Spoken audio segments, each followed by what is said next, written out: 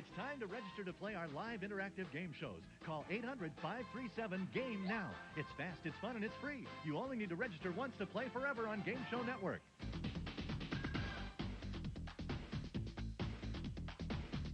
You're watching Game Show Network.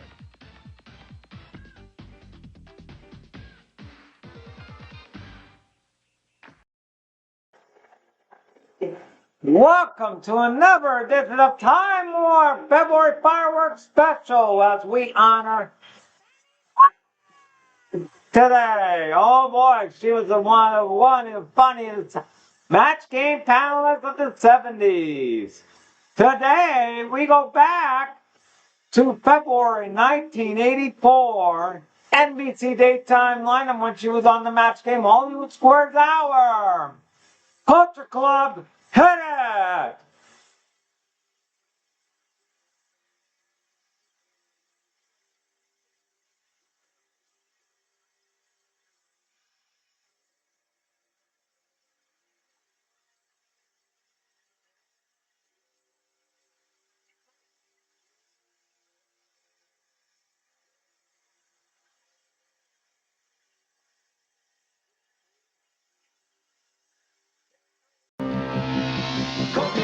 You're reaching for the finish line. You dig down deep, decide to find You've really gotta want it. the strength that you need, the will to succeed. This is it, it's for him and for you. Hey, I'm proud of you, really proud. A Coke. The biggest taste in China. Great race. Who's your coach? My dad. Coke is it.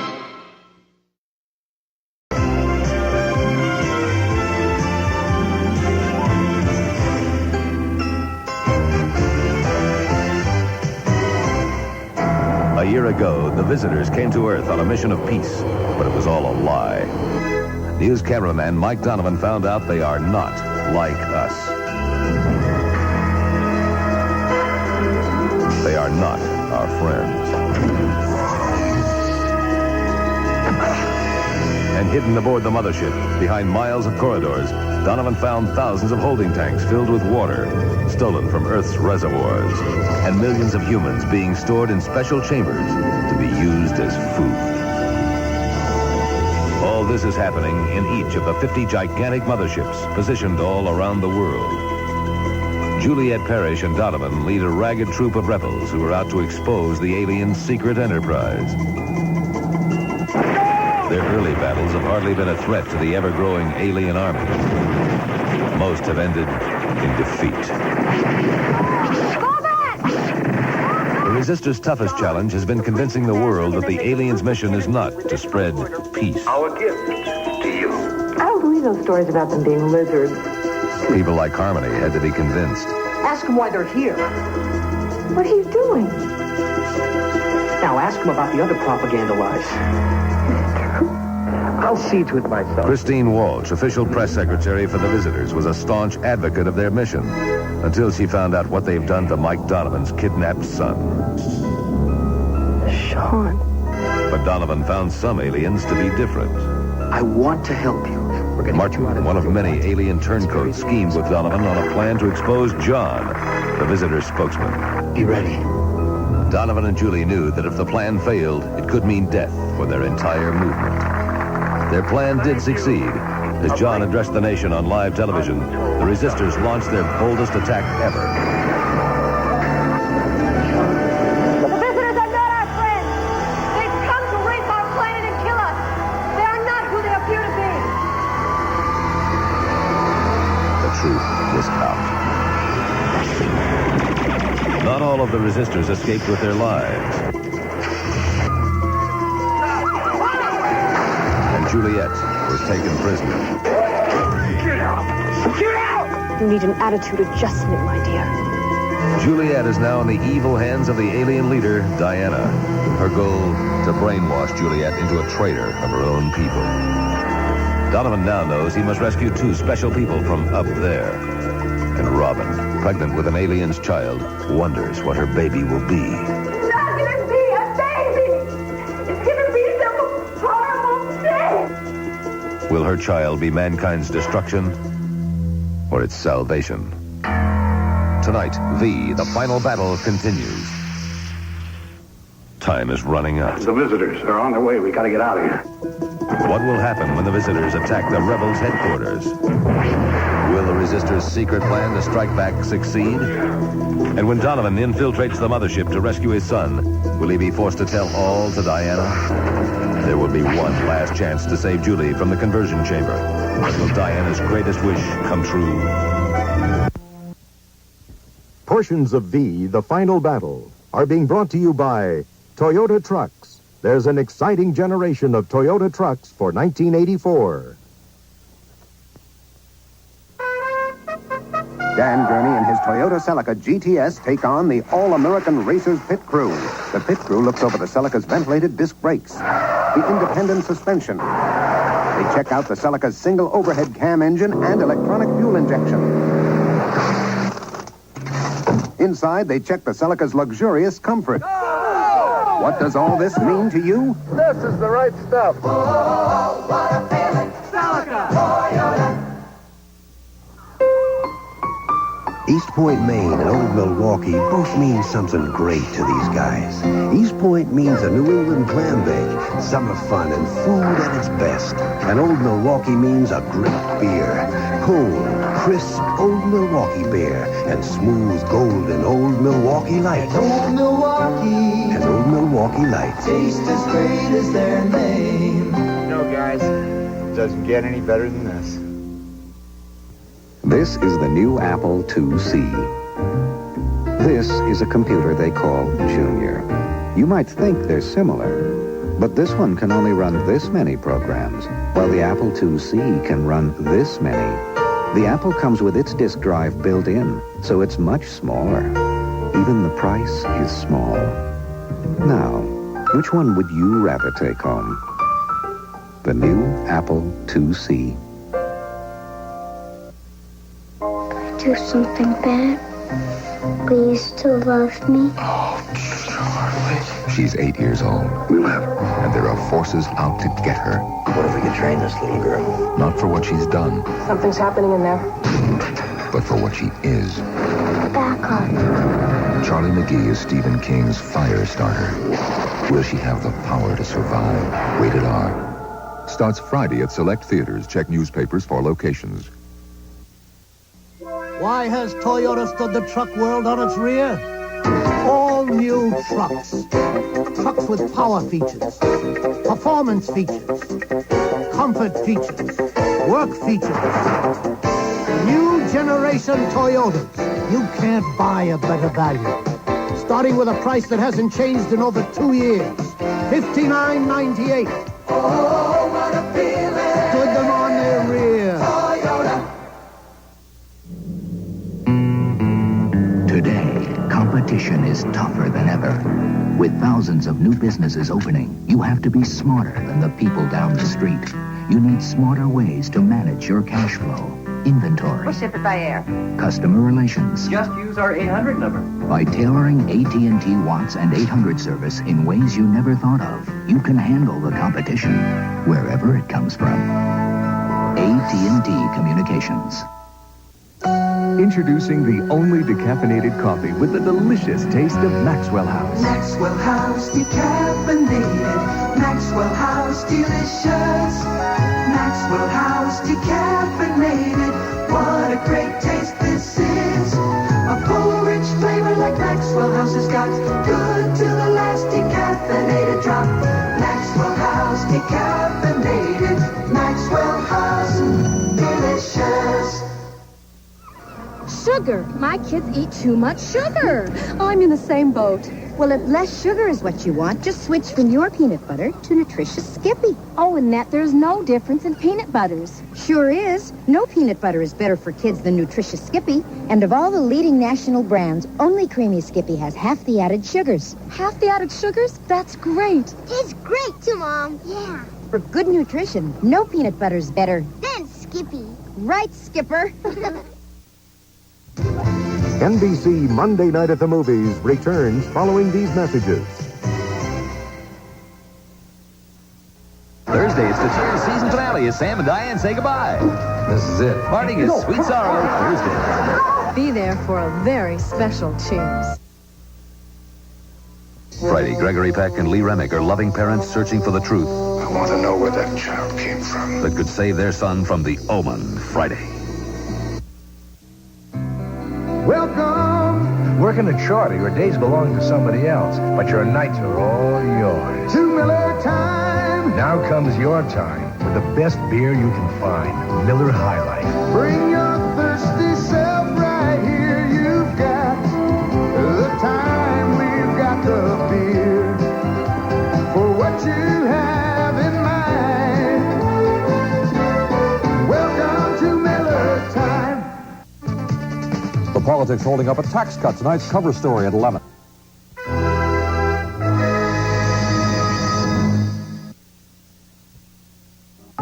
Behold the Doubting Thomases. They don't believe anything you tell them about cars. No way.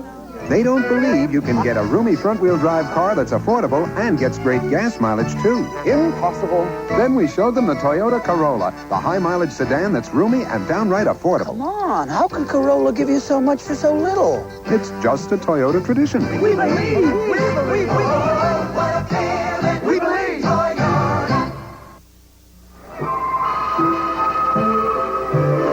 In 1923, when my great-aunt Caroline made the grand tour, she took 4 steamer trunks and her Aunt Isabel. Come along, Caroline, my dear. And the first thing she did in every city was find out where the American Express office was. That's where young ladies of refinement could cash traveler's checks, or, having overspent their allowance, send for more money. It was like a home away from home. Personal service from American Express. That's the way it was then. That's the way it is now. Today, American Express employs over 8,000 people devoted solely to customer I service have your account in front of me, Mrs. Taylor. How can I help? and operates more than 1,000 travel service offices Here are your replacement traveler's checks. We're happy to help. to serve you at home and abroad. I got that message off to your daughter, Mrs. Hayes. Oh, thank you. No one else has anything like it. American Express. Don't leave home without us. Nothing's messier than making a meal, but no matter what you splash, splatter, or spill, there's no better way of cleaning up than with SOS, because absolutely nothing cleans messy stoves, greasy utensils, oven doors, even salad bowls, faster and easier than a super quick, super grease-cutting SOS soap pad. SOS, it cleans a lot more than pots and pans. Tuesday on an all-new A-Team. Just that natural drive. The A-Team takes on some backwoods bozos in their own special way. We shall dance them into submission. Tuesday. This is NBC News Digest. Here is Chuck Scarborough, NBC News. Good evening. Tomorrow, the Democrats hold 4 state primaries that choose 368 convention delegates. Voters in Ohio, North Carolina, Indiana, and Maryland cast ballots. Gunfire erupted tonight in Panama City during the vote count for Panama's first presidential election in 16 years. At least 6 people were reported wounded. Well, Pope John Paul arrived in Papua New Guinea today. Tribal drums and native dances punctuated his visit to a world-famous area for its history of headhunters and cannibals. And quite another trip was begun today when the Olympic Flame started its journey from ancient Olympia to Los Angeles. It arrives in New York tomorrow, then on to the Summer Games in L.A. I'm Chuck Scarborough in New York. More news later on this NBC station. It's a widely held belief that men who wear Le Tigre sportswear get widely held. A lot of airlines can take you from New York to Los Angeles.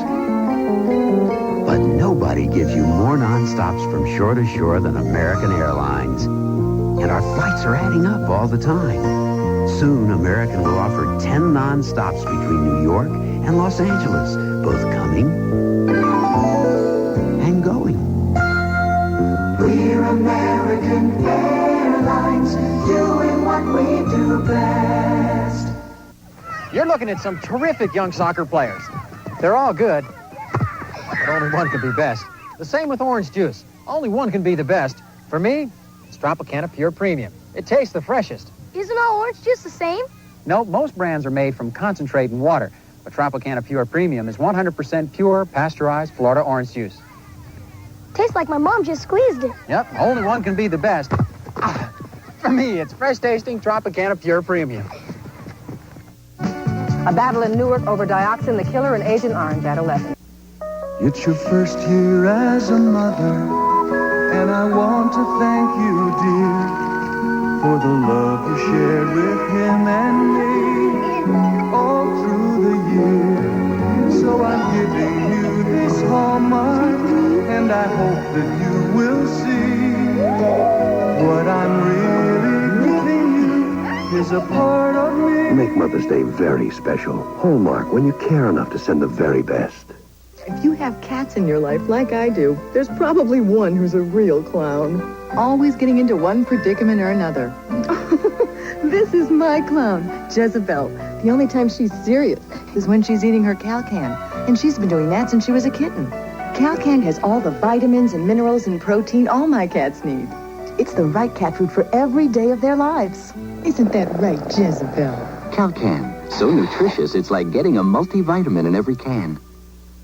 Dear Xerox, I want to thank the memory writer for making my job a pleasure. Everything I type looks like $1,000,000. The secretary who sits next to me will have to get her own. I don't like to share them. These are actual letters from secretaries all over the country. It's cut my workload in half and doubled my productivity. When we have to use another machine, it's like going from a Rolls Royce to a mule. And that's why no electronic typewriter sells better than the memory writer.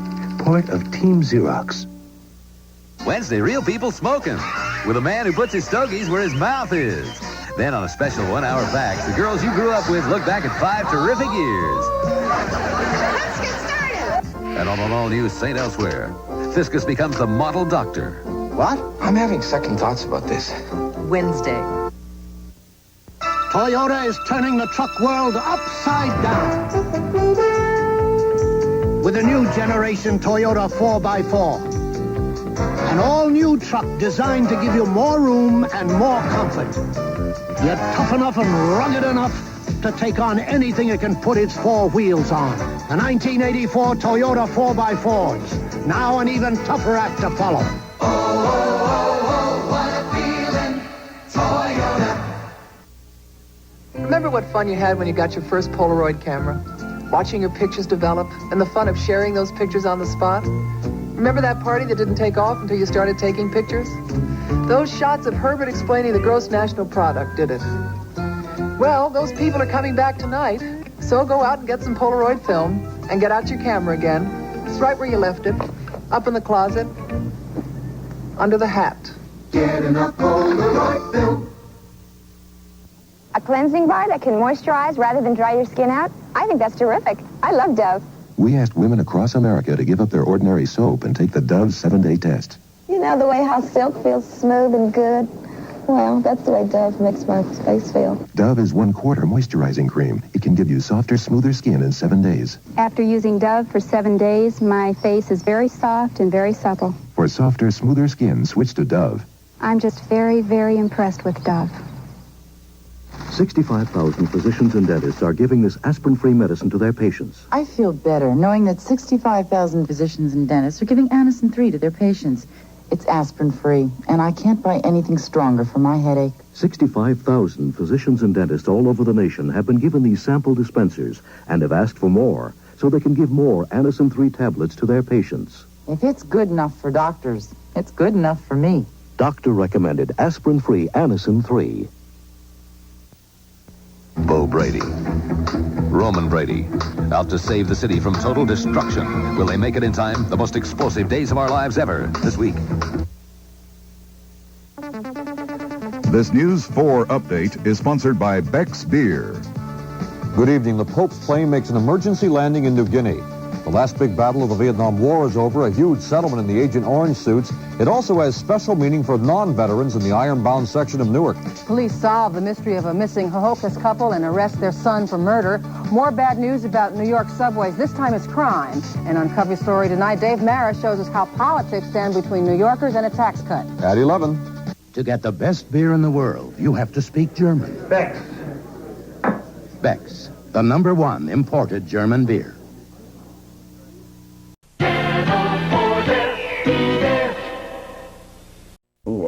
more than a little upset with you. Well, I think they were upset with me. I think they have more of an understanding now about the disease and also about Arch Lister that they didn't have before. And I can't say enough about the people that I've dealt with. They've been very good and been understanding, and the rapport has been excellent, and I would hope that that would continue, and that I can make a comeback and pay the people off that I owe, and be able to live a good, clean life without having any regrets and worries. You were referring to the bookies, weren't you? Sir? Weren't you referring to the bookies when you asked him that question? People out there that were... Bookies, yeah. He passed over that.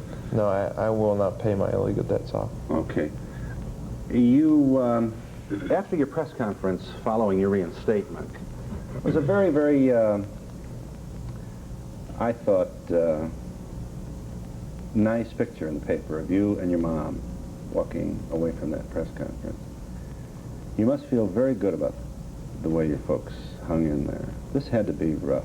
Well, my folks have been with me through all the hard times and through all the good times. It's great to be able to have a family and never have anything wrong happen, but we've had some severe adversity in our family over the course of the years, with sickness, with finances, with problems that, gambling, and problems that farmers have. Sure. That they can't anticipate. Or, yeah. Yes, and it's been very difficult. My parents are two of the strongest people that I've ever met, and they've hung with me through it all, and I would say that last Friday, or 2 weeks ago Friday, was probably one of the highlights of my life, to be able to stand up there and knowing that I have made a certain amount of recovery, and they were with me the whole way. How did you know he was snowing you, Gil, when he came to you? Well, he'd been referred to me from other people, and I thought it was a simple cash flow problem based on the way that it had been explained, where there was money not available because he wasn't playing football under his contract because you get paid during the season. So I thought it was a gap in what he needed. Was this during the strike? No, this was before the strike. Okay.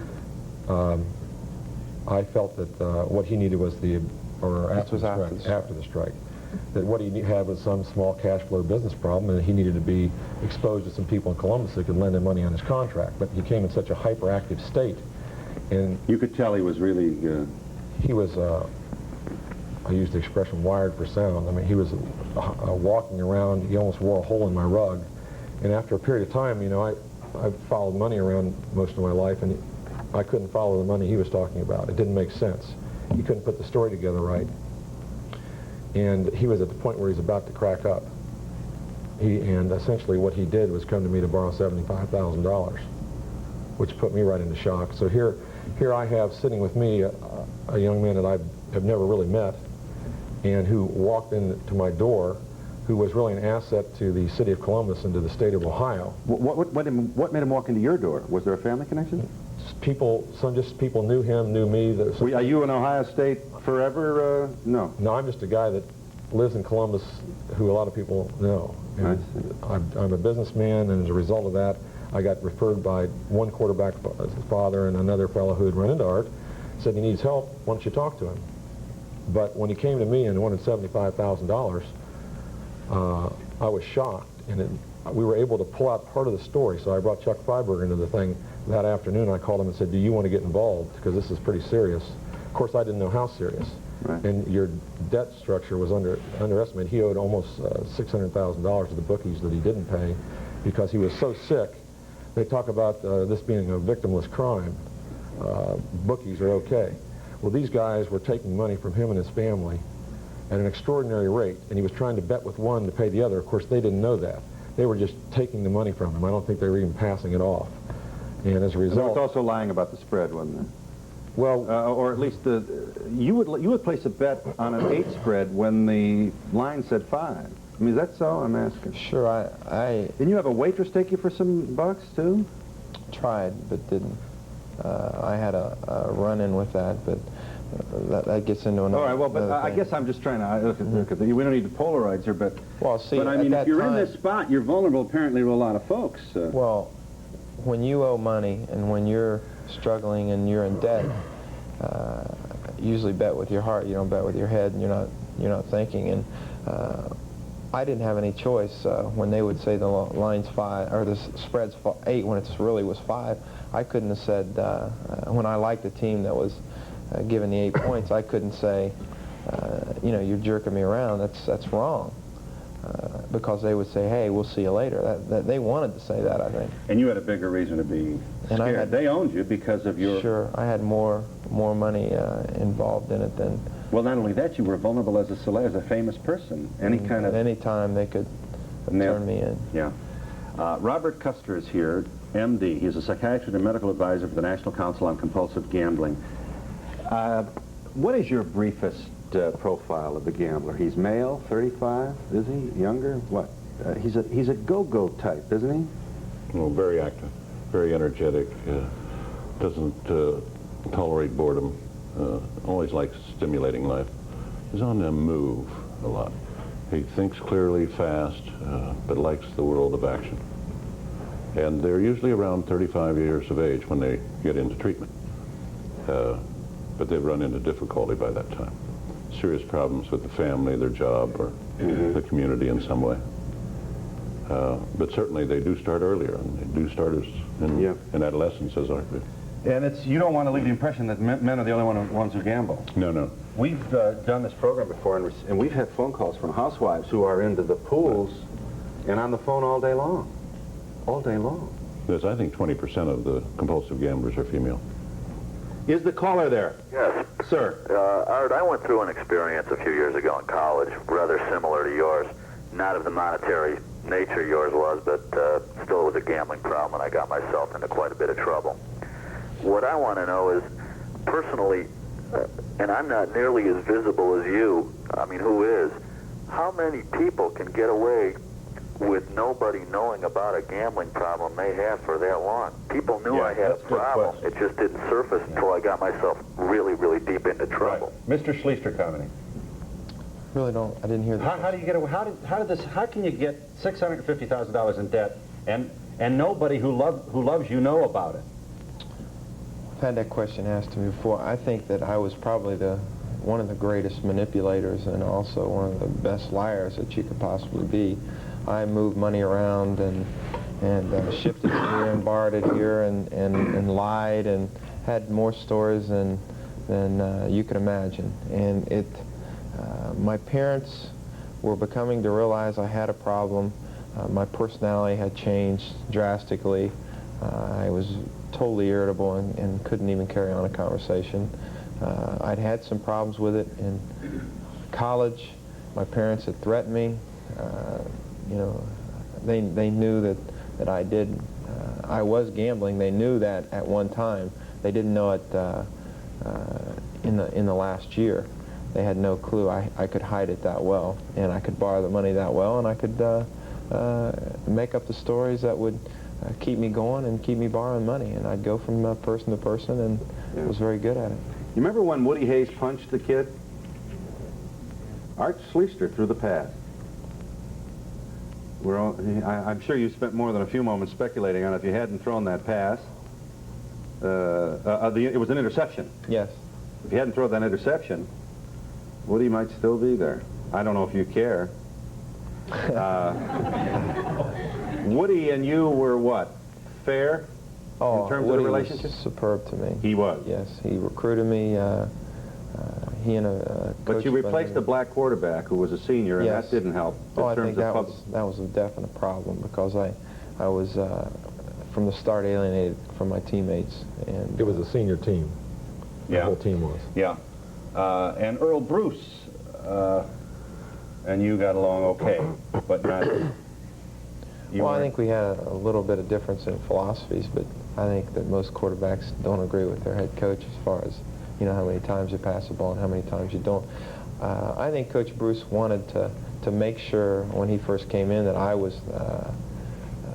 was just like any other player, and it was very difficult on me because I felt like I was not appreciated in a certain way, and I carried a certain amount of resentment for that.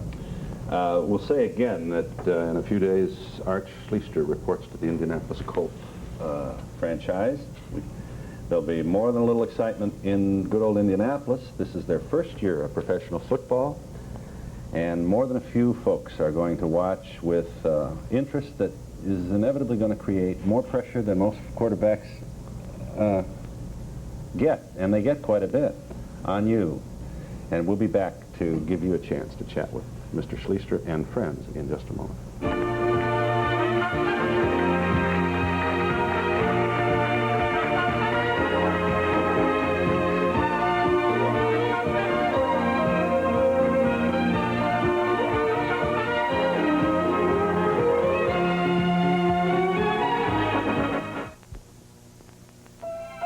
The first time ever I saw your face. Keep the look he first fell in love with. Let Oil of Olay replenish the precious fluids that help your skin stay soft and young-looking. Discover how cool, light, and greaseless Oil of Olay feels. How much more radiant your skin can be. Your face, your face. Oil of Olay. It can help keep you looking younger, too.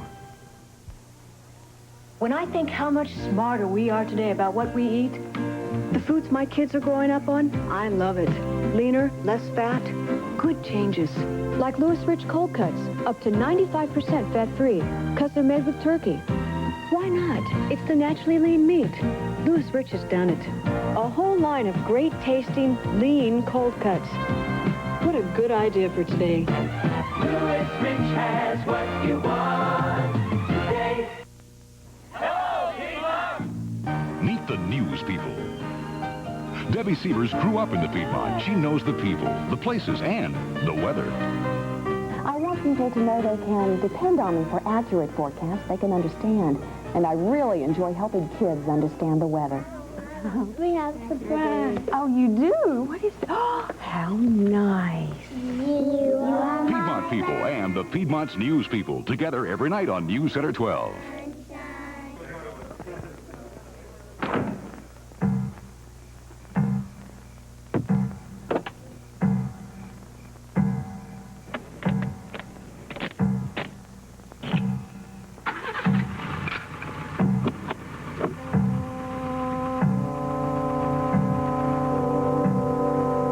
Not only playing Russian roulette with his life, but with your life also.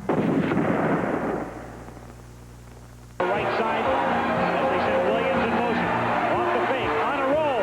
Schleister trying to get a block. Keeping and into the corner of the end zone for the touchdown. There's young Art, who goes into the Buckeye scoring in himself. Incidentally, he set all kinds of yardage records for Ohio State. Not an easy thing to do with this most exceptional Big Ten football tradition. Are you there? Hi. Yes, hi. Go ahead. My son is 19 years old, and he has been a addicted gambler. This is all very new. We are just in the throes of this right now. On what does he bet, and how do you know? We don't have a lot of time, so Okay, he bets on the races, and I know because he's gotten involved in stealing and, you know, criminal charges have been placed against him. Yeah. Now, my question is, he is convinced that his gambling's over. With the help of a psychiatrist and Gamblers Anonymous, you know, I'm just totally baffled. Yeah. What can I do? Yeah, I got some free advice for you. Let's get Dr. Custer. Oh, I think the first thing that you must do is you must get him into Gamblers Anonymous. He feels he's got the problem under control. Let him talk to some experts and let him prove to them that he has it under control. But it isn't at all unusual that they feel they have it under control, because you have to remember they want to continue gambling. And that's what he wants to do, even though he's been hurt by it now. I think one other thing that's very important for you to do is to go to Gam-Anon, which is for the families of compulsive gamblers.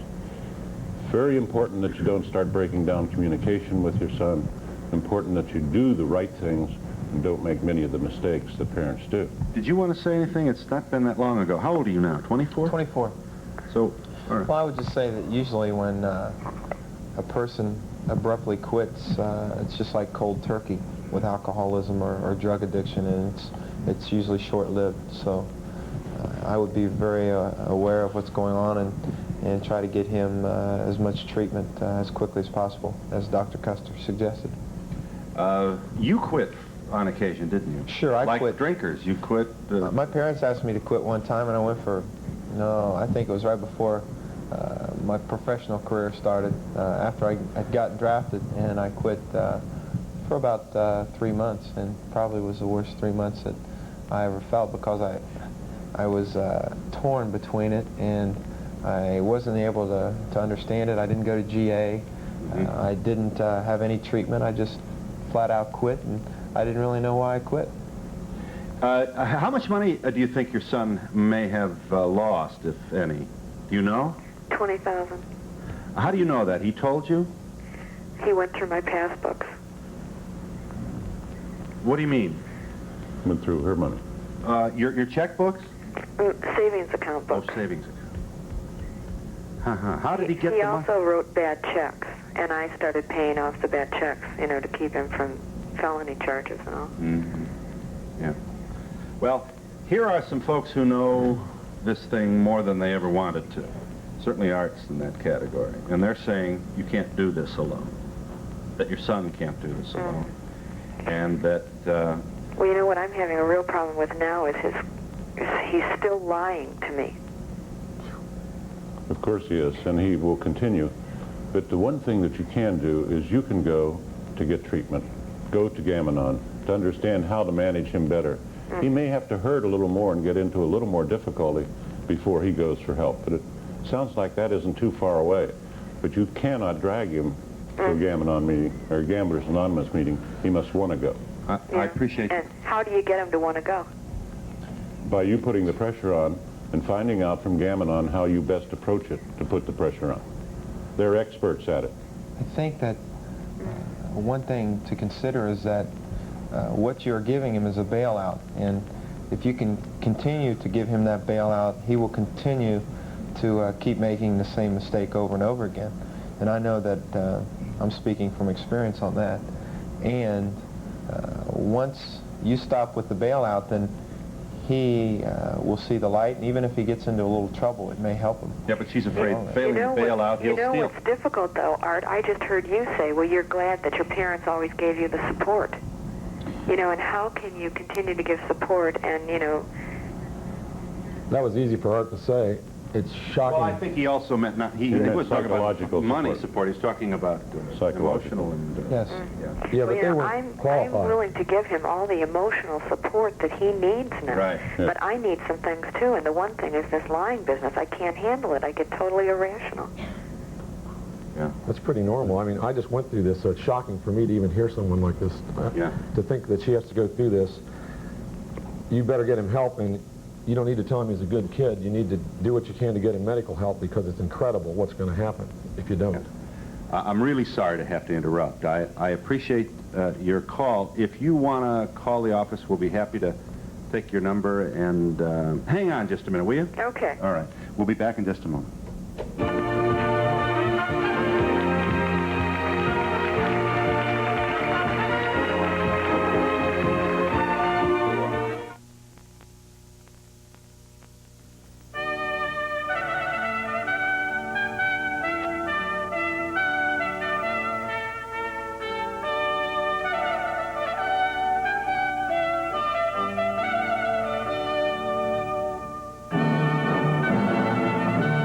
Creative Fashions, a professional and complete bridal service.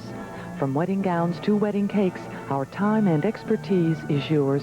Creative Fashions, because we make your dreams come true. We're about to make these other salad guys green with envy. Announcing the creation of Taco Bell's new taco salad. Sure, we start with garden fresh vegetables. Oh, yeah? Seasoned ground beef. Oh, yeah? Served in a light flaky flour bowl you can eat. Eat the bowl. Oh, no. So try our new taco salad, the envy of all those other guys. Taco Bell, it's just made for you.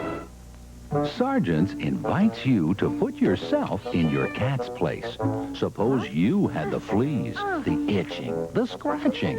You'd want relief fast. You'd want your cat to give you Sargent's flea and tick collar. Sargent's has 2 ingredients. It's the only flea collar that works both like a powder and a spray. And Sargent's keeps working for 5 full months.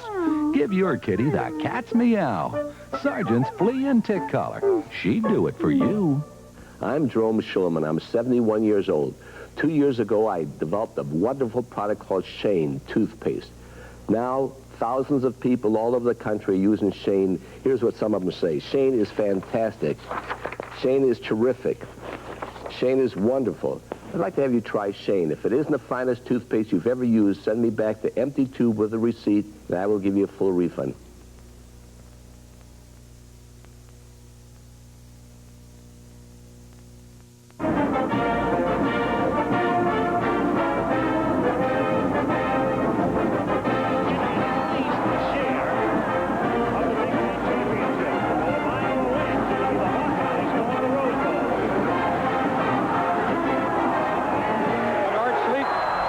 The Michigan game. That is Earl Bruce, the man who succeeded Woody Hayes, and this was one of Art Schleister's moments in sun. This is a man who broke all the records at Ohio State. No small achievement when you consider that Archie Griffin and others were the record holders prior to his arrival. And this is the man about whom you've read so much, having worked himself into gambling debts exceeding $500,000. What did you want to say? I just felt badly for the lady who called because it wasn't as if Art's parents were easy to get along with during this time. She's doing the right thing. Her reactions are natural, and she needs to know that. I mean, she don't want to get angry. I mean, if somebody continues to lie to you, I mean, it must be enraging. It's not as if Max and Miles sat there and said, gee, this is okay. But get some help from people who are lying to you. There's ways of handling it. Yeah. Art, you said earlier that you were still addicted. I'd like you to elaborate on that. And secondly, how do you not pay bookies? Well, it's very easy to not pay them now that you have help to not pay them. Well, she means without consequence. Well, I don't think the people I dealt with were bookies. I think they were more or less con artists for the most part, and they completely drained me of everything I have. So it's very difficult to once you have borrowed to your limit, and also you've given every dime you have, plus every dime you could find. There's just no way to pay.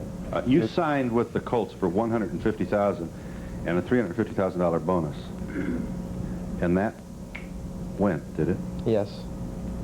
All of it. All of it. I want to answer that the first part of that question. I'm a compulsive gambler, and I will always be a compulsive gambler. I always will have that disease inside of me, and that disease is only one bet away.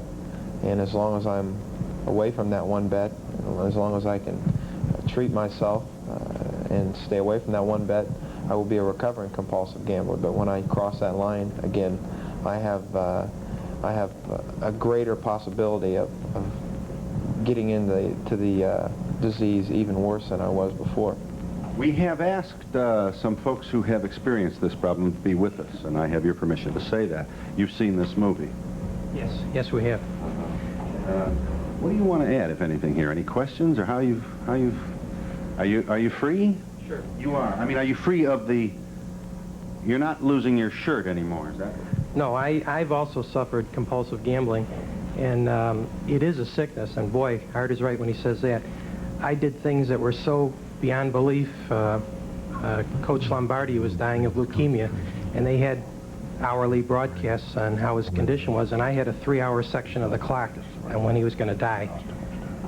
Money on it? Money on it. I gambled. With odds? No, just a section of the clock. You do sick things, you do things that you can't possibly control.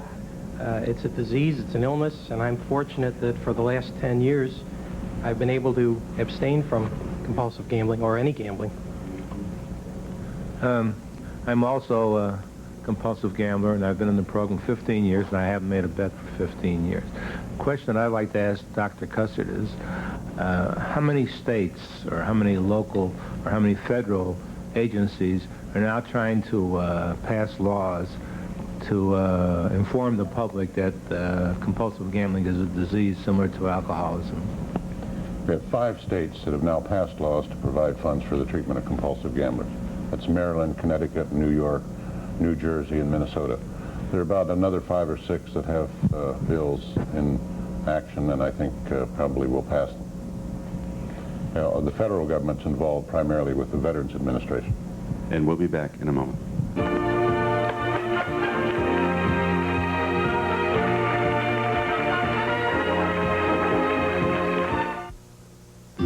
Sometimes laxatives can catch you off guard when you least expect it, but Doxadan is different.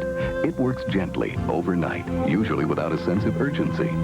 Each capsule contains 2 medicines, one an excellent laxative, the other an effective softening ingredient. Together, they help relieve constipation and the discomfort that may accompany it. So why let a laxative take you by surprise when you can take Doxadan? Doxadan, no surprises, just gentle relief. It seems like every time I turn on the TV, an AT&T commercial tells me to relax. I'm relaxed. I use MCI, the nation's long-distance phone company. I can call any other state from coast to coast and save money on every call. So you can relax and pay more to AT&T. Or get MCI and relax something else. Your pocketbook. Call MCI now. Join Burt Lancaster and nearly 2 million others saving up to 30, 40, even 50% on their out-of-state calls.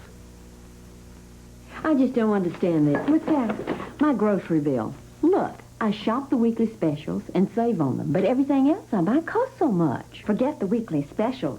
I shop Food Line. See?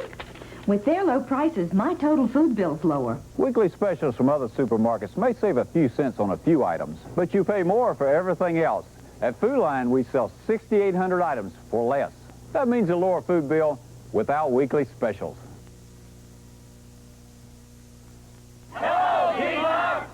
Meet the news people. Society Humane Society is pleased to welcome Rick Amey.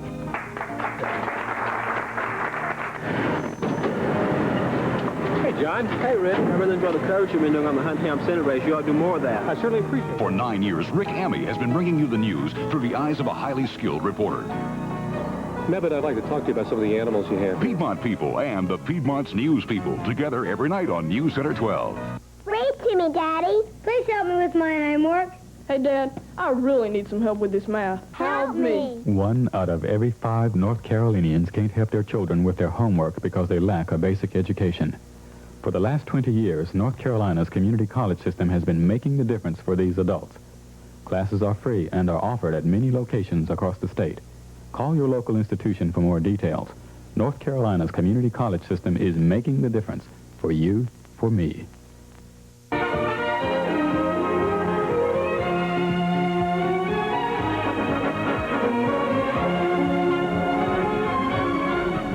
This is Art Schlichter, having just been told or informed that he has been reinstated by the NFL. Are you there? Hi. Yes. During Art's year of recovery and suspension from football, there were some reports in the Chicago papers that he indeed fell off the recovery program and had been seen at some tracks and was using an alias with the bookie. There were those reports. Was there any truth to that? Yeah. And just how hard was this early recovery process? Well, there was no truth to that, number one, and I think he can, Dr. Custer. One thing that you can count on is I would think that within the next week there are going to be 25 reports of Art gambling and gambling here in Chicago. What is it about Chicago? No, I mean, since we're in Chicago and they know we're in Chicago, but it's just the idea that it's typical, particularly with somebody that's prominent, that somebody's going to say he must be gambling. Well, but we do have this is a little hard idea to sell at this time in our national life, but we do have a reasonably responsible press that is not about to report something that isn't true. This is not to say that Art has fallen off the wagon. It is rather to say that we still have checks and balances, some very powerful ones called lawsuits, to ensure that somebody doesn't publish something. Who needs a lawsuit? We had enough problems without lawsuits. I'm talking about the press. I'm saying it's not likely to get into a major newspaper if it isn't true. You believe that? But I don't. I'm saying that if it can't be confirmed, I don't want to appear to be arguing that You know, I believe him when he says he hasn't fallen off the wagon. If there's anything that this man conveys, it's the fact that he really has developed into a very honest human being as a result of what, incidentally, we should have established that you spent a month in a hospital.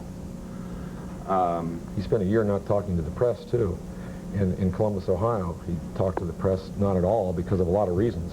Yeah. And obviously, that's no way to get along well with the press.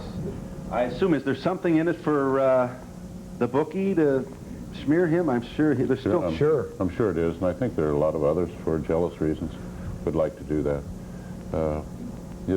Some like to pull down their heroes, I think. But all I'm really saying, Phil, is if there is a charge with it, substantiate it. Just come out with facts. And that's all I think that we're concerned with. It's the unsubstantiated ones. I know people that I would categorize as compulsive gamblers, betting 4 or 5 baseball games a day, but they would never bet what they couldn't cover. Can you remember the first bet that you made where you didn't know where the money was going to come from to pay for it if you lost? I can't remember the last bet I made when I could remember where the money was coming from, because I went for so long with chasing money and moving money. I can't honestly remember the last time I made a bet knowing I had money to pay for it. So you spent most of your gambling life betting with money that you didn't have? Well, the last 6 months was so intense with just being involved in the disease itself. I didn't recognize anything else going on around me, and I had blown all my money. So I spent the whole time manipulating people to try to find money. And I would bet hoping I wouldn't have to go out and find money, feeling that I could win. And that went until the end, that type of an attitude.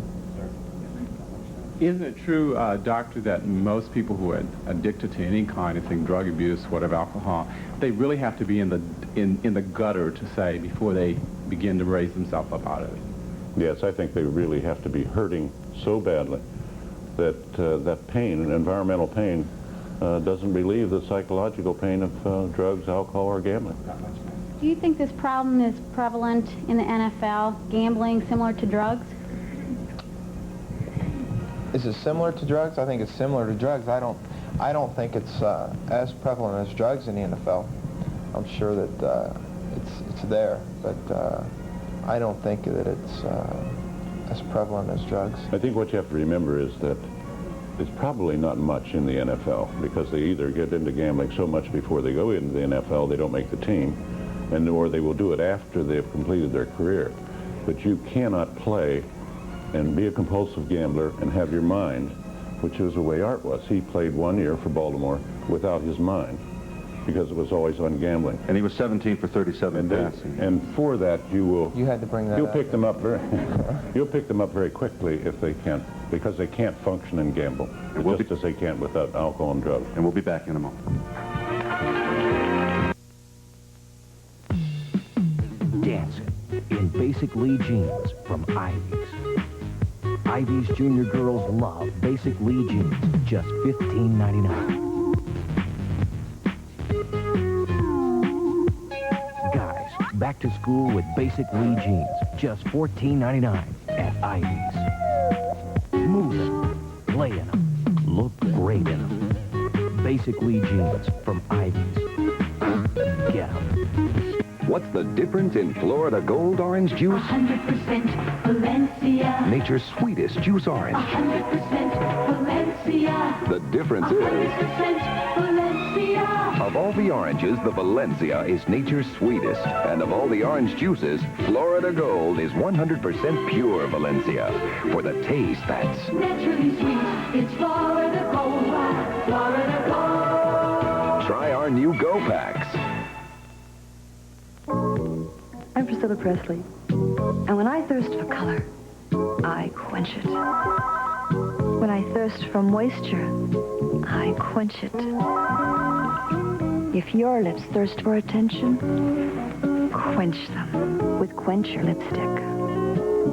So rich with moisturizers, so drenched with color, your lips will shimmer.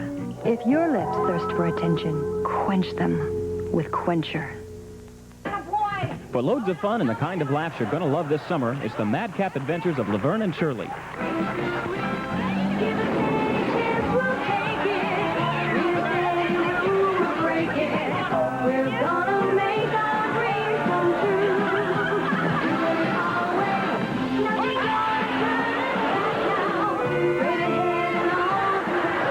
Don't miss it. Weekday mornings at 10:30 here on WXII TV 12.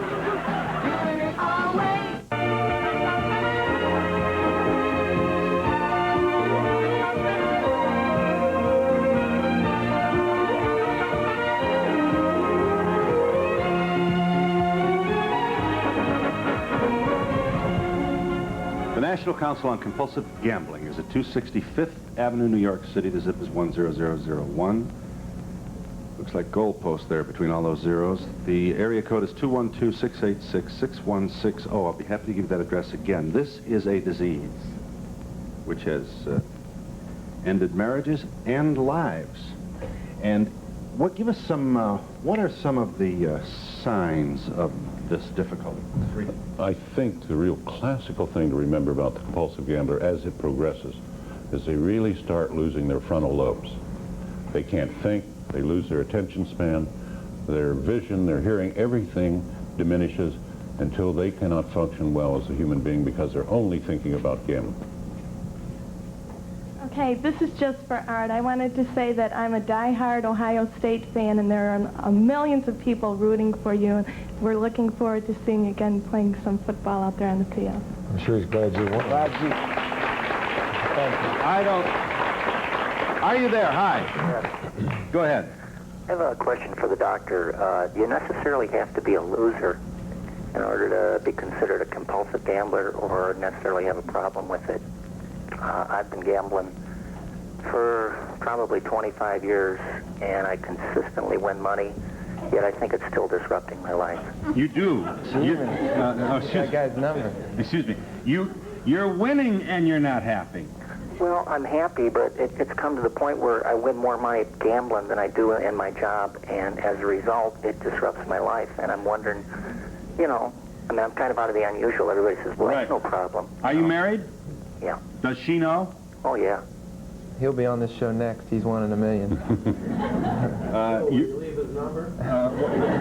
Why? What is the point? You don't believe him? I don't believe They don't believe you. They think you lose. Well, they ought to see my bank account.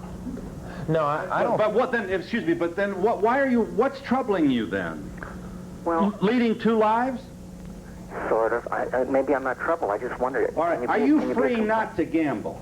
Pardon me? Are you free not to gamble? I want to. You could. You think you could not gamble if you chose to? I don't know. I've never done it. All right. Briefly, I'm not. I've never. I think that I would speak with it for a lot of people in the group therapy that I've never met a winner that's getting therapy for gambling, but maybe, you know, he may need help. I don't know. The Green Giant brings you the freshness of stir-fry. Green Giant stir-fry entrees, complete with shrimp, chicken, or beef. Meals that taste fresh cooked, because unlike other frozen entrees, you stir-fry them yourself in minutes. Only stir-frying brings you this crisp, fresh cooked taste. And only the Giant brings you stir-fry frozen entrees. Ho, ho, ho. Green Giant. Hi, I'm James Arness. And if you're between the ages of 45 and 74, could I ask you a very important question? Have you ever stopped to think of the financial hardships that could result from your death or the death of your spouse? No one wants their death to create a financial burden on their loved ones. And yet, it nearly always does. Most folks know that they need more life insurance, but feel they just can't afford it. Well, Academy Life's Family Security Life Plan now makes it easier than ever for anyone who's 45 to 74 to get the extra protection they need for only $5 a month. You see, this plan combines term life insurance with accidental death coverage to provide big dollar benefits at rates nearly everyone can afford. For example, a 45-year-old can buy over $41,000 of initial insurance protection for only 67 cents a day. But price isn't the only way they've made it easy. Right now, you'll receive your first 2 months of coverage at no cost to you. That's right. Your first 2 months at no cost. See what I mean when I say they've made it easy? Big dollar benefits, affordable rates, and no cost for the first 2 months. Honestly, with Academy making it so easy, is there any reason why you shouldn't give your family the security they deserve? This free information kit will only take you a few minutes to read. But what a difference it could make in your family's future. Here's how to get it.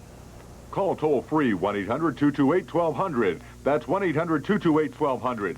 The information kit that Mr. Arnett spoke of will be mailed to you free with no obligation. That's 1-800-228-1200. That's 1-800-228-1200. This is a free call.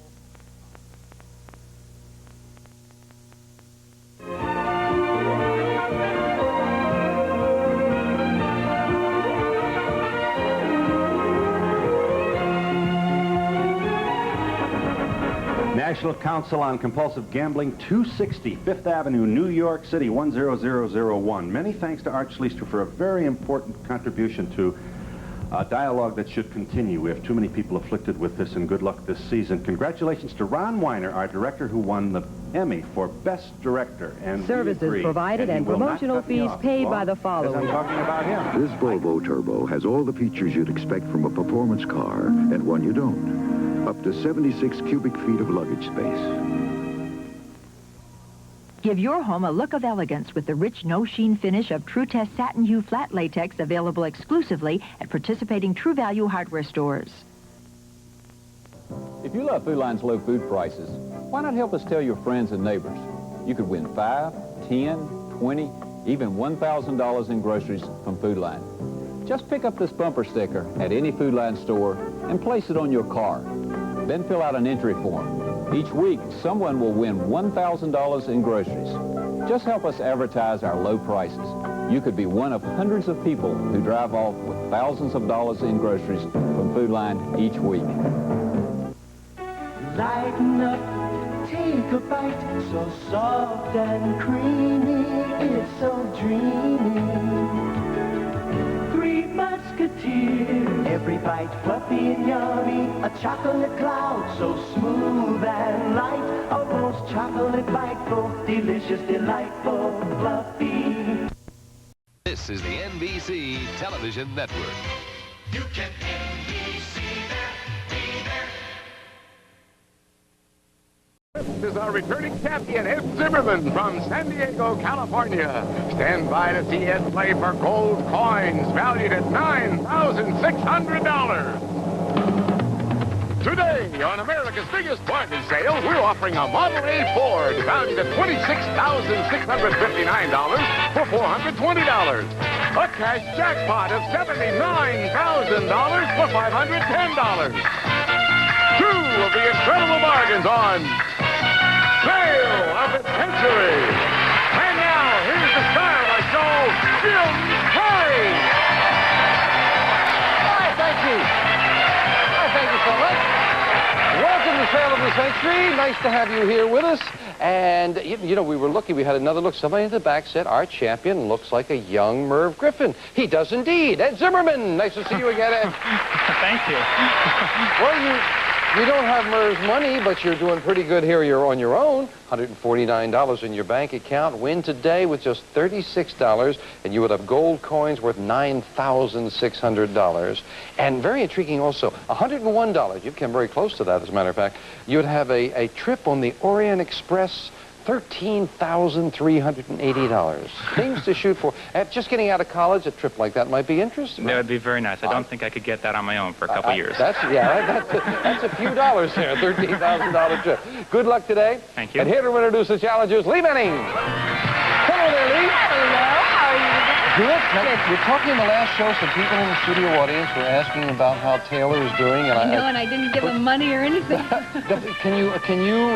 going to bring Taylor out for the next show? Sure. Okay, could you bring Taylor on the next show, and we'll all see how Taylor is doing? I would love to. Could we get mail? People are interested.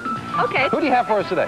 Our first contestant has a baseball to thank for her marriage, originally from Richmond, Virginia. Let's welcome Vicki DeAngelis. Hi, Vicki. And our next contestant once struck it rich.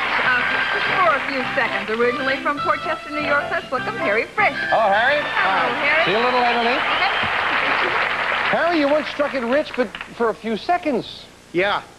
I went to deposit $50 in my savings account, and the very friendly teller marked $50,000. $50,000? Yeah. Who caught the mistake, you or the teller? She caught it just as I was about to run out the door. Nice to have you here, Harry. Thank you. Vicky, a baseball to thank for your marriage. I was hit on the head by a foul ball in a baseball game at college. Next thing I know, I'm in the infirmary. I wake up. The guy who hit it is there to apologize. Next thing I know, I'm married to him. Oh. Getting back to the old caveman era there, right? Right. Good to have you here as well, Vicky. Thank You all know how to play the game, I'm sure. Sure. So we'll start you off with $20, and we'll get into the game with this. What popular TV soap opera takes place in the fictional town of Port Charles? Ed. General Hospital. General Hospital. He's sounding like a fan on that. $5 for the correct answer, up to 25. Who is the boyfriend of the Barbie doll? Vicky. Ken. Ken. Barbie and Ken, you've got 5 up to 25. The Vicky DeAngelis fan club is out there. They're applauding that one. In chess, what is the only piece that, on a regular basis, can jump over other... Ed. The knight. The knight. That's the one. Ken, you're up to $30 in the lead. In what ocean are the news-making Falkland Islands? Ed. The South Atlantic. Yes, indeed. The Atlantic, South Atlantic. Very specific on that and very correct, up to 35. What type of alcohol is the basis of a screwdriver? Vicky. Vodka. Vodka it is, and Vicky gets another 5, just getting Harry to the buzzer. Time for an instant bargain. Player in the lead can buy bargain merchandise. Ed, you have a $5 lead over Vicky. Now, we have had some strange instant bargains and some wild and wonderful outfits, but would you believe right now, friends, joining Lee is a living, life-size lobster. Take a look at this. And now we're going to play Let's Put David in the Pot. It's a real live New England clam bake for you and 15 of your hungriest friends. Your fishy feast will include live Maine lobster, buckets of steamers and clams, and lots of napkins. Compliments of Sale of the Century. And this clam bake is normally priced at $500, but it can be yours today for just $6 on Sale of the Century. I think you need a bigger pot. What a silly person you are, David. A New England clam bake, Ed, it is a $500 clam bake, a whole bunch of friends, and it's $6. I'll knock $1 off the score, Ed. I'll sell it to you for the value of one question. You can have that clam bake. I promise you the living lobster will not come for just $5. Going once. Going twice. No sale. No sale. And everybody wanted you to buy it, especially the contestants who might have to face you if you kept on winning. Ed is at 35, Vicky at 30, Harry at 20. What character commanded the ship known as the Jolly Roger? Ed. Oh, no. Did you say Sonny Bono? No. No, it was defeated by Peter Pan. That was Captain Hook who that was. And you lose 5 for the incorrect answer, down to 30 and a tie with Vicky. In the popular expression, when you're having a good time carousing the night away, you're painting the town... Red. Red, that one he knows. You've got that 5 back up to 35. Leslie Caron played the title role in the film version of a classic musical by Lerner and Loewe. Vicky. Gigi. Gigi it is, and Vicky keeps a pace with Ed, also at 35. Time now for the fame game. Not for dollars, but you're playing for a pick of the board. Buzz in when you know this famous place. I am a village originally established in 1917 by a Roman Catholic priest and incorporated in 1936. Ed, taking a chance? Vatican City? That is incorrect. Out of the rest of the question, no dollar value, as I said, but I will continue for Harry and for Vicky. I was founded out of concern for the welfare of homeless and underprivileged boys. Harry. Boys Town. Boys Town is exactly what it is. Harry, behind 8 famous faces, we've got prizes. Behind one of them is a $10 money card. Who do you want? Ted Coppell.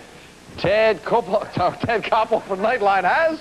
Golf clubs, a set of Pinseeker custom-made golf clubs, including the bombshell stainless steel woods with matching irons and a professional staff bag, furnished by Pinseeker. That is over $1,000 worth of golf clubs, and yours to keep no matter how you finish in the game. And Ted Coppell will come down and play golf with you, Harry. We'll be right back after this. Next to my big kitty, I adore the big taste of chocolate in this little Hershey's kit.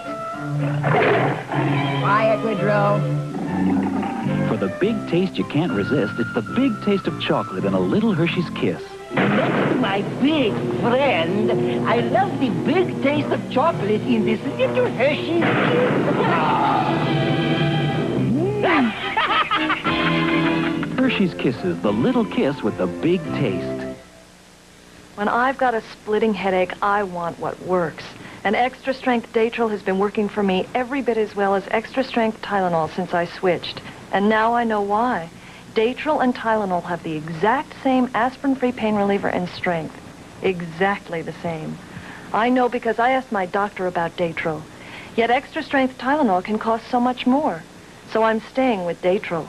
Why would I pay that much more for the same relief? Why would anybody? If you live in Los Angeles, or you're planning to visit the L.A. area and would like to become a contestant on Sale of the Century, please call area code 213-557-3555. And now back to Jim Perry and Sale of the Century. We would love to have you down here and joining us on the show. Really, I've said this before, but it's so true. People often sit at home and say, you've got to know somebody.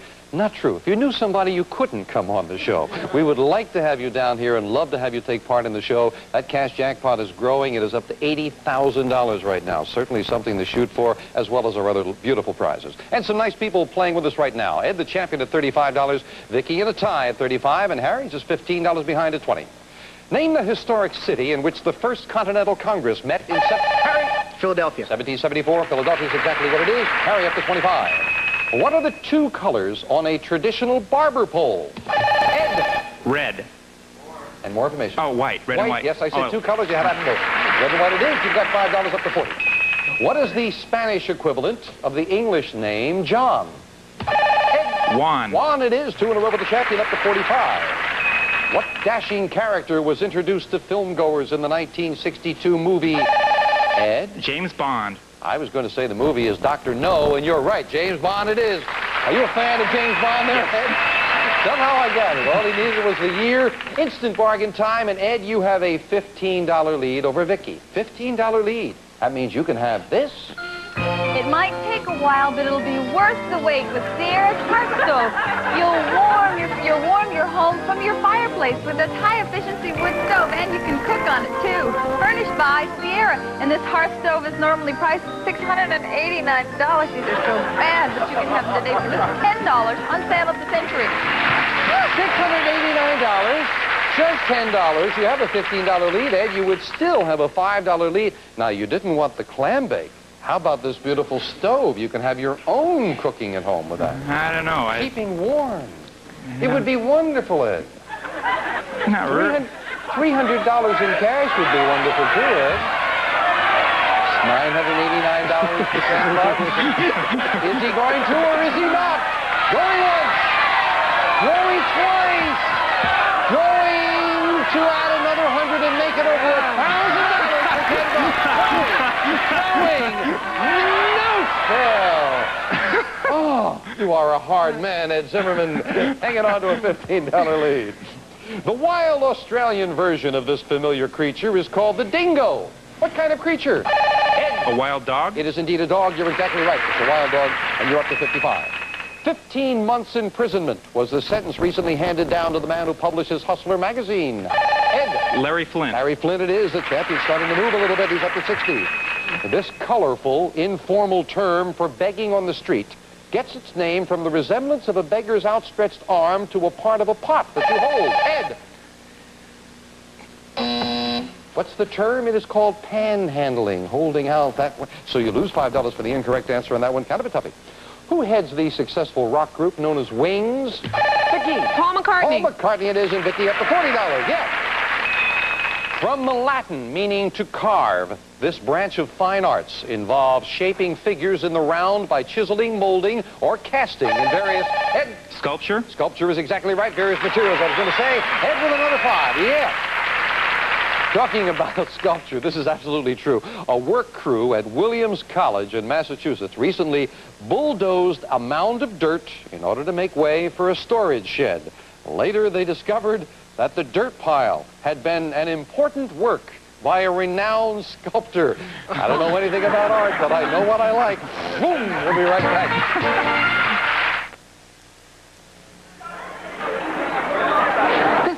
another commercial. You should listen to this. See, I'm not just any kid. I'm the kid that's tasted the difference. Because this isn't just any snack. It's nacho cheese Doritos. And it's not just nacho cheese. It's 3 kinds of cheese. And it's not just 3 kinds of cheese. It's corn, tomato, onion, and spices. And it's not just corn, tomato, onion, and spices. It's delicious. And it's not just delicious. It's the greatest. Because it's not just any snack. It's Doritos brand. And I'm not just out of Doritos. I'm out of time.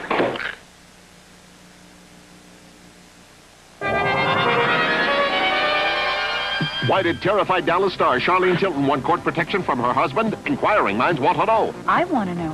What new book blows the lid off the government's secret UFO files? This week's National Enquirer tells you. How does talking faster influence people? What new hairstyles are cropping up for spring? It's in the Enquirer. How do top psychiatrists explain Michael Jackson's rise to the world's biggest superstar? Find out in the Enquirer. Over 100 features for people with inquiring minds. Like me. See this ugly yellow stain? That's what comes from cigar or cigarette smoke. Just think what smoking a pack a day, every day, could do to your teeth. But look, here's Topol, the smoker's tooth polish that helps remove all kinds of superficial tobacco stains. Topol starts to work immediately to clean your teeth and to help remove these stains. Just use Topol week after week and watch your teeth get brighter and brighter. Topol, the smoker's tooth polish, regular or with fluoride.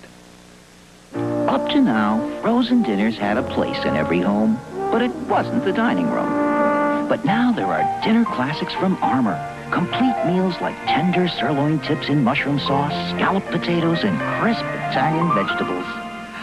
Harold, tonight we're eating in the dining room. Dinner classics from Armour. Frozen dinners so good they belong in the dining room. So, this is the dining room. Before we get back to business, a small clerical error. I said that the cash jackpot was at $80,000. It right now stands at $79,000. And if no one hits it today, and there's a very good chance that no one will, since you got to get to $510 to get it, there's a good chance it will be $80,000 on our next show. All right? Ed's at $60, however. Vicky is at $40, Harry's at $25. And the fame game now with 2 money cards on the board, 15 as well as the 10 from before. A famous thing. I am a beverage that began as a food, became a wine, and then was a medicine. According to legend, I was discovered in Ethiopia when goat herds noticed their flocks staying awake all night after feeding on my leaves and berries. Brazil produces more than 25... Coffee. Coffee is exactly what it is, yeah. A food became a wine and then a medicine. Very fascinating with coffee. And Ed, now a pick of that board. John Schneider. John Schneider from Silver Spoon? $50! I have the wrong place. Sorry about that. John Schneider from Dukes of Hazzard. Got him on the wrong show, but you got the $15, Ed. You are up to $75 as we add that 15. Very nicely done. All 3 players now. In the title of the stirring song, what is referred to as the gem of the ocean? Ed. Columbia. Yes, Columbia, the gem of the ocean. You've added another 5. Ed goes up to $80. $40 lead over Vicky. What are the 4 famous nonsense words which precede the line, I smell the blood of an Englishman? Vicky! Fee, fi, fo, fum. You got them all, by George. Vicky up to 45. Yes. In the title of Alfred Hitchcock's classic film, what letter are you supposed to dial for murder? Vicky! M. M. Dial M for murder. Vicky with 2 in a row up to 50. However, with an instant bargain, it is Ed with a $30 lead over Vicky. All by yourself. Oh, look at this, Ed. Ed, some products are simply too exciting not to own. And for example, one of the finest integrated audio systems from Sweden, elegantly designed with fantastic sound, turntable, cassette recorder, and AM/FM receiver, furnished by Beverly Stereo. And this fabulous prize is normally priced at $1,200, but you've got to have it today for just $14 on sale of the century. Oh, Ed. Single fellow, recent college graduate, just starting out in life. Some young lady would come over and visit, and you'd put on the music. Well, I don't want to say any more, Ed, but music is the food of life. $1,200 stereo for $14, Ed. Going once, going twice. He's going to take it. Enjoy the stereo, Ed. It's beautiful. Of course, we knock $14 off the score. Ed still has a sizable lead as we knock off the 14, and we will be back to a very good game with some nice people right after this.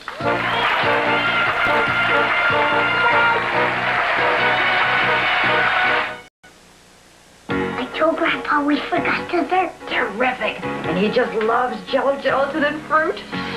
Make it Jello, gelatin, create a sensation. Grapefruit desserts are easy, like this one with fresh oranges and any 2 flavors of Jello brand gelatin. Delicious. Well, I knew what you were up to all along. Oh, you didn't. Make it Jello, gelatin, create a sensation. J-E-L-L-O. Nivea hands, feel the magic of your loving touch. Nivea hands, feel the magic that you love so much.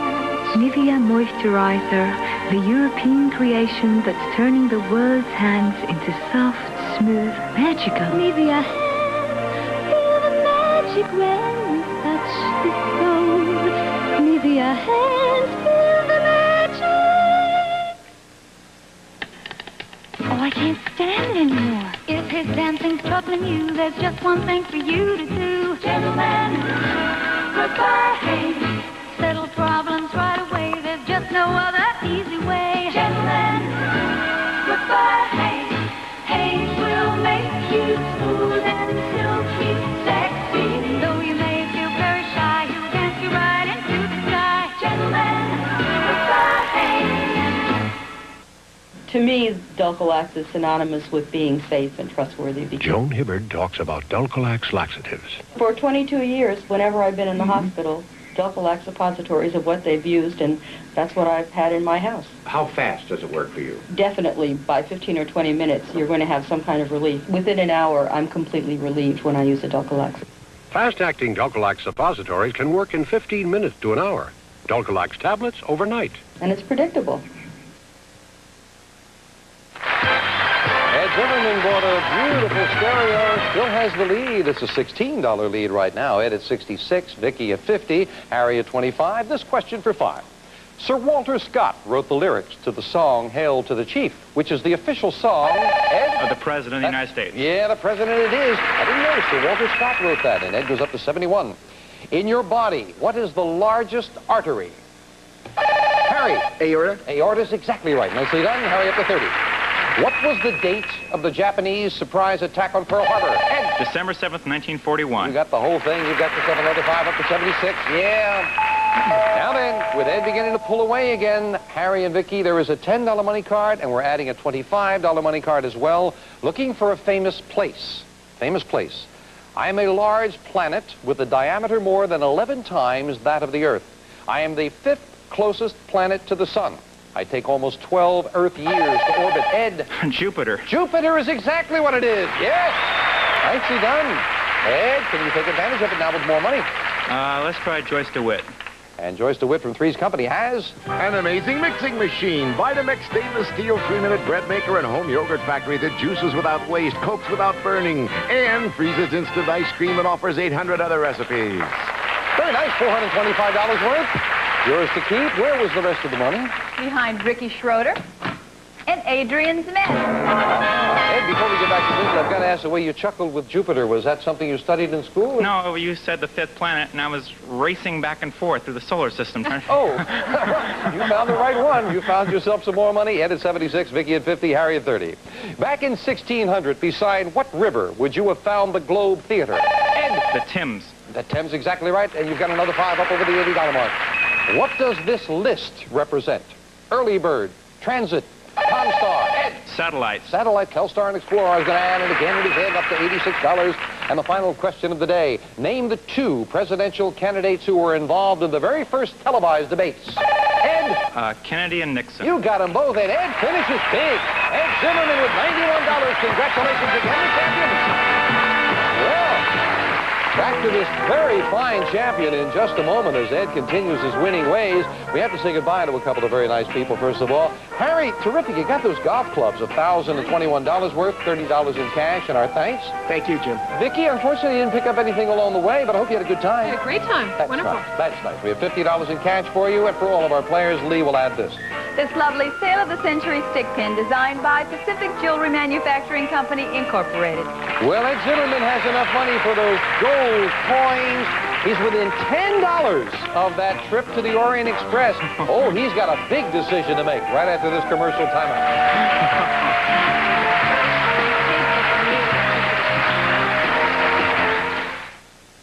There's nothing like waking up to my fresh-baked cinnamon rolls. Oh, that poppin' fresh dough. Hot cinnamon rolls. I can see them rising in the oven. Oh, that cinnamon. I see nothing in that poppin' fresh dough. Pillsbury cinnamon rolls. Oh, I can taste them. Poppin' fresh dough. Gosh, you got great stuff in your refrigerator. Yeah, here's the ketchup and the brownie. Here's the bologna. Here's the butter. Here's the parquet margarine. Butter. Your parquet. Butter. Well, taste it. This tastes great. It is great. It's butter. Parquet. Oh, brother. Taste parquet margarine. The flavor says butter. Back with a very fine champion, Ed Cinnamon. Again, congratulations. Thank you very much. Well, you've been back here in our silent film theme before. You ready to go back again? One more time. Let us one more time go back and do some shopping. And we'll find out whether it's going to be the last time or not. That's going to be your decision, Ed. If this is where you stand, adding the money you won today to your previous total, you have a very big total. You have $240 in your bank. $240 means that very easily, all you have to do is say yes, and you can afford this.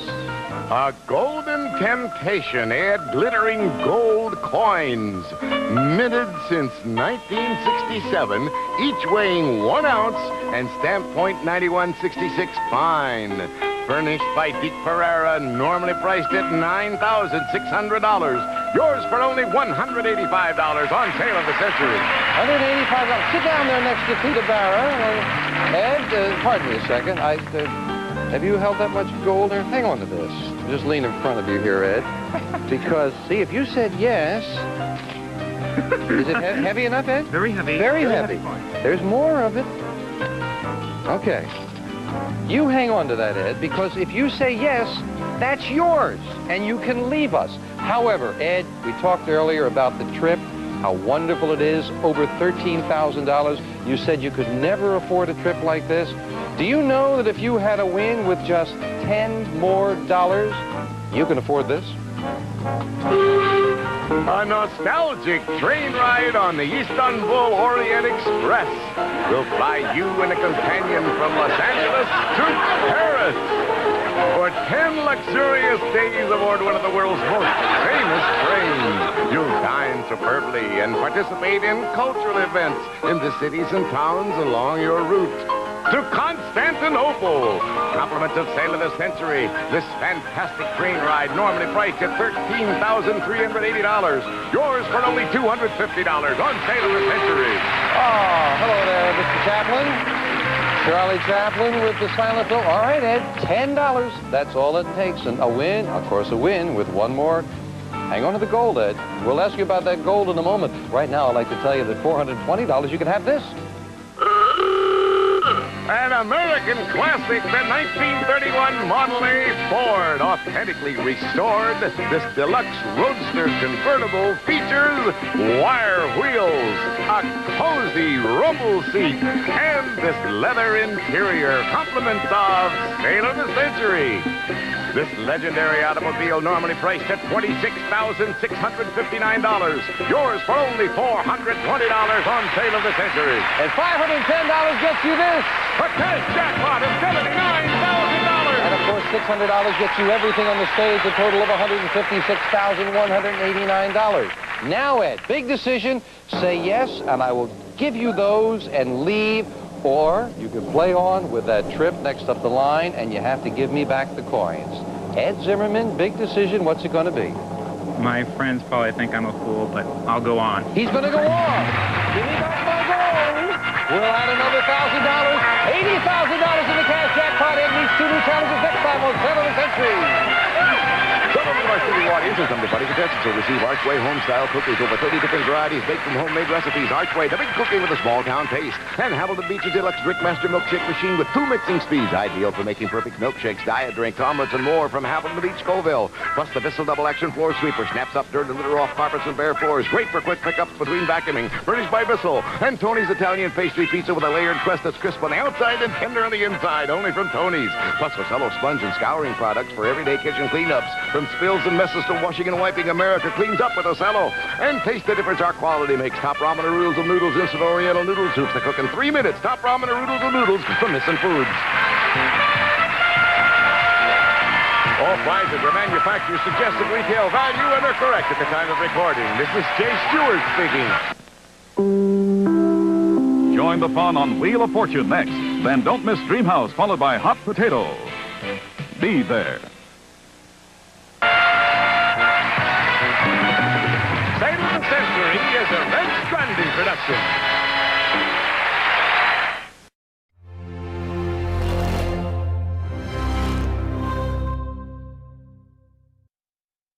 This is the NBC Television Network. You can NBC there, be there. Oscar nominee Linda Hunt today on the 4th anniversary of Live at 5.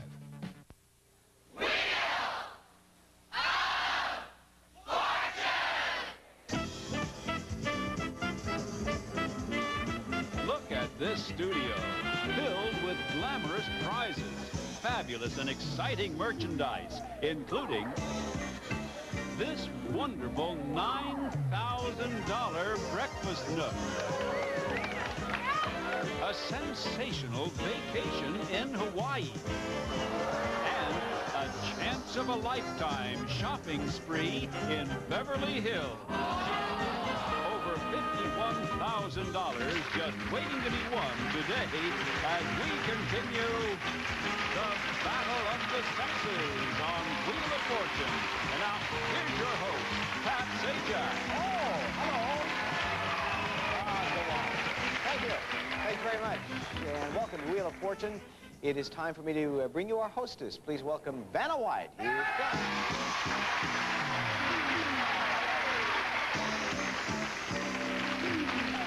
Well, by golly, it is the Battle of the Sexes week here on Wheel of Fortune. Each day, 3 gentlemen and 3 ladies will be competing for a variety of prizes with the top 2. That's one of each of those sexes. Returning on Friday for an exciting head-to-head competition. The big winner will get a chance to face the puzzle board alone on Friday for a great bonus, $5,000 in cash. That'll be fun for somebody. Maybe one of these gentlemen. You all having a good time here? Look like a jury here. Come on, let's lighten up. Ron, how are you? Ron McDonald is with us. I'm not going to say it, Ron. Ron provides in-home patient care for his uncle. Is that keeping you busy? Also enjoys martial arts, dancing, acting? That's correct. Anything you'd like to add to that? Nothing else. How's the acting coming? Pretty good. Yeah? Pretty good. Landing a role or 2 here? No, not I see. Well, it'll happen. Just keep at it. Nice to have you here. Ray Long is a firefighter by trade and also a student. What are you studying? Well, I'm studying fire science, but I'm also starting languages, so I can travel someday. Yeah, tell me about fire science. Fire science is the courses that we study that apply to the fire department. It helps us be better firefighters and Sounds like a good idea to me. Volleyball, tennis, and hiking listed among your interests. And Rick Armaw, I get that right, Rick? From San Antonio, Texas. What do you do back in San Antonio? I'm a corporate attorney. And archaeology, world travel, and foreign languages you have listed here. We have a lot of interest. So it's Ron, Ray, Rick, and Rat right here to get down to business. $750. Top dollar value for this round. Try not to hit bankrupt. If you do, you lose your cash, but not your merchandise. Because once you buy a prize, it's yours to keep. Here's our first puzzle. It's a phrase, and it contains an apostrophe, which will now be confirmed. Thank you very much. There it is. Just before the show, we drew numbers to see who would start the game. It's you, Ron. Let's go. Come on.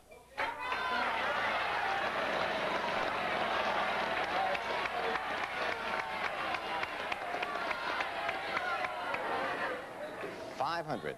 May I have a T, please? And I'm happy to tell you there are 2 T's. That's a quick $1,000. That'll cheer things up. I'll spin. All right, go ahead.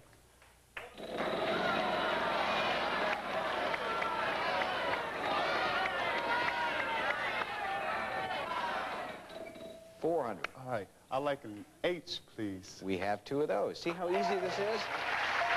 $1,800, Ron. I'll spin. Go ahead.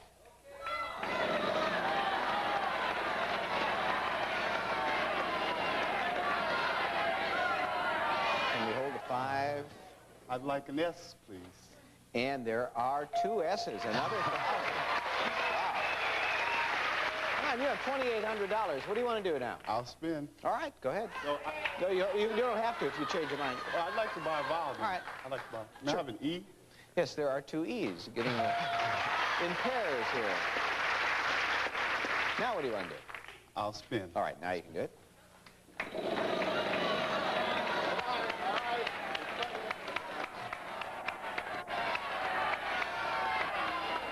$150.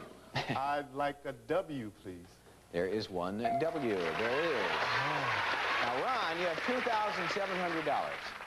I'd like to solve it. All right, for that money, what's this phrase? Who's minding the store? Yes, sir.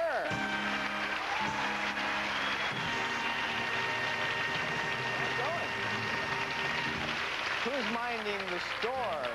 You have $2,700. That was very quick. Breakfast Nook, yeah. For You want to go to the Bahamas? The hot tub? $23.95. I like the hot tub. Okay, you got it. And that leaves you with $305.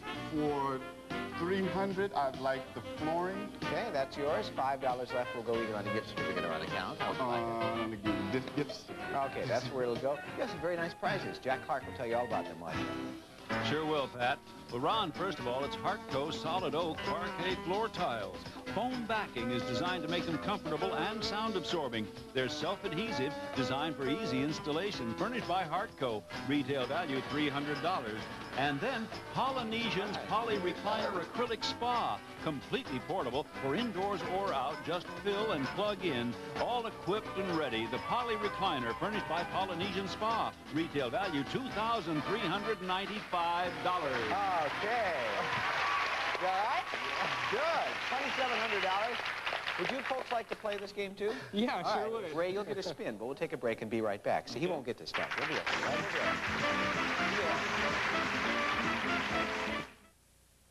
Combination skin? What do I use? A dry skin lotion for my cheeks, a cleanser for my oily nose, an antiseptic, or all 3?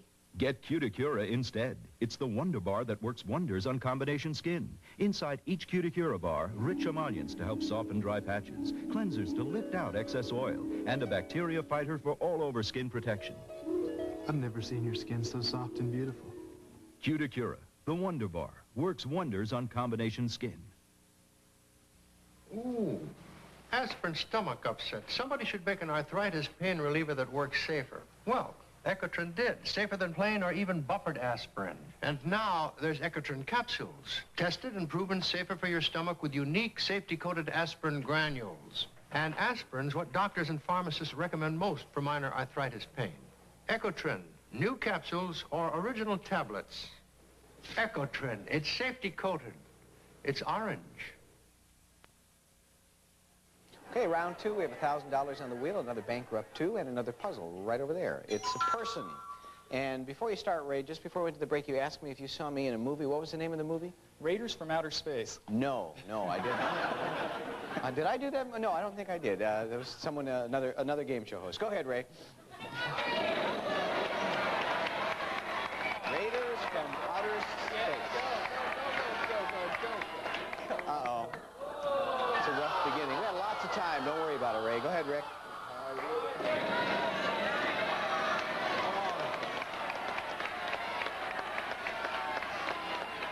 It's a close call, too, but you made it. $450. Could I have an N, please, as in Nancy? I'm afraid not. There's no N. And Ron, we go back to you.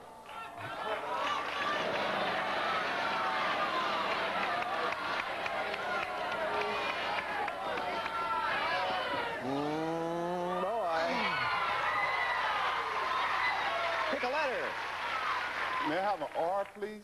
You'd like an R. There are 2 R's. $2,000. I'll spin. I'll bet.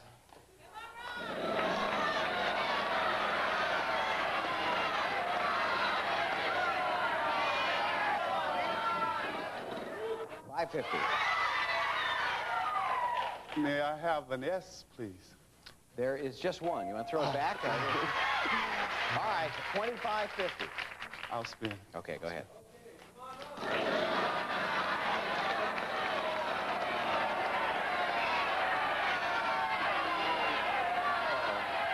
boy.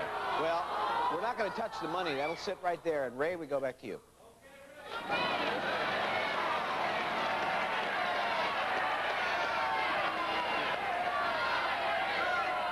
200. Okay, I'd like a tea, please. Nope, afraid not. No tea. Rick?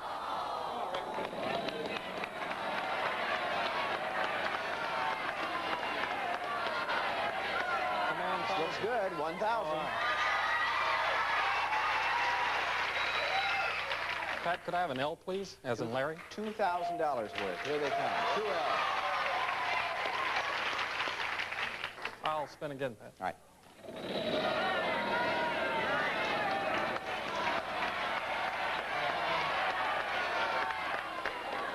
$150.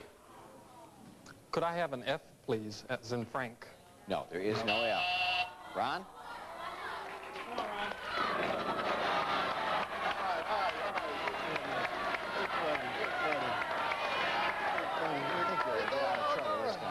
$150. May I have an H, please? Yes, sir. 1H. $2,700. I want to try and solve it. You want to try and solve it for $2,700. Who's this person? Sarah Purcell. From Real People. That's the link. You guys look so surprised. I love the way he does this. He just looks so surprised by the whole turn of events. $2,700. The Den. Here you go. All right. For $1,895, the wall unit. Okay, and you still have $805. For $800, I'd like the stereo. Well, at least another $5 on a gift certificate. Gift certificate. That gift certificate adding up, you're up to $10 here. Here's Jack with your prizes. Right, Pat. Well, Ron, this time, you'll enjoy big sound from this little mini component stereo system, a space saver with AM/FM tuner, amplifier, mini cassette deck, speakers, and turntable, $800.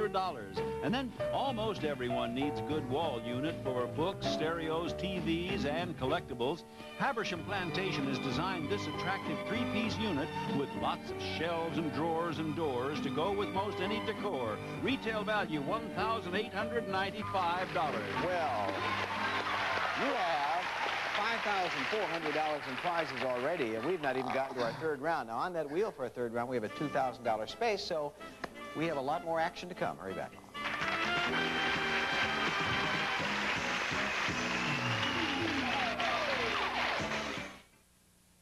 Stephanie Leslie has had psoriasis for years. This is how bad it was before the test. Then we asked her to use Oxipore Psoriasis Lotion to prove how effective it is against psoriasis. Just 3 weeks later, you can see the clinical proof. Oxipore effectively relieves the major symptoms of psoriasis: redness, scaling, itching. I can't believe the difference Oxipore made. Oxipore relieves major symptoms of psoriasis. I'll never use anything else. 8 minutes. That's all the time I get in the gentle wash cycle to get clothes clean. So every second of cleaning really counts. That's why I use Woolite Gentle Cycle brand powder. It's specially made to dissolve fast in the gentle cycle. So my gentle wash cycle clothes get clean fast. Fast dissolving Woolite Gentle Cycle powder cleans fast in the gentle cycle when every second of cleaning counts. Okay, we have three single gentlemen here as we continue with Battle of the Sexes Week, round 3, $2,000 on the wheel. Here's our next puzzle. It's a thing. And Rick, you'll start. Okay.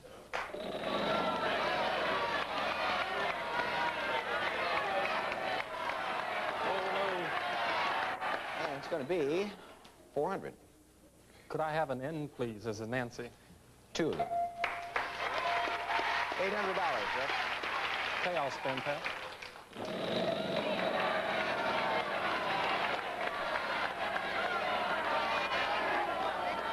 Another nice one coming up here. 800.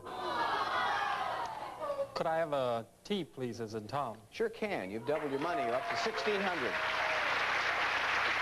Okay.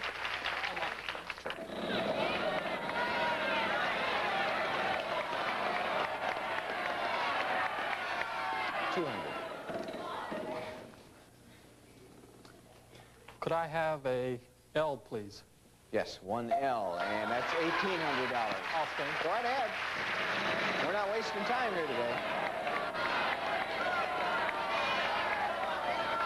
I don't think he's got the big one. 300. Pat, is there an S in the puzzle, as in Sam? No, afraid not. No S. Ron? All right.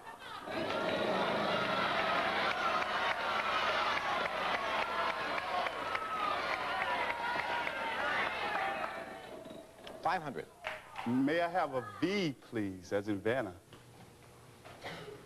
Is there a V? No, I didn't think so, despite that. No, there's no V. Sorry. Ray, thank you.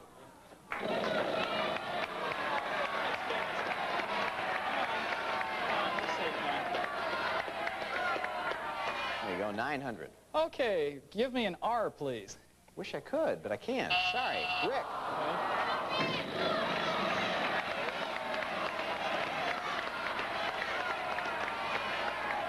Well, you've been close to that, but can't quite do it. 300. Is there an M, please, as in money? Yes, Talk about nice bucks. $2,100 now. I think I'd like to buy a vowel, please. Which one? Is there an I, please? There is an I. In fact, we have two of them. Okay, you have $1,850. I'd like to spend again. Oh, no. No. Oh, boy. You just did make it. That was close. 600. Is there a D, please? No. No D. No D. Ron.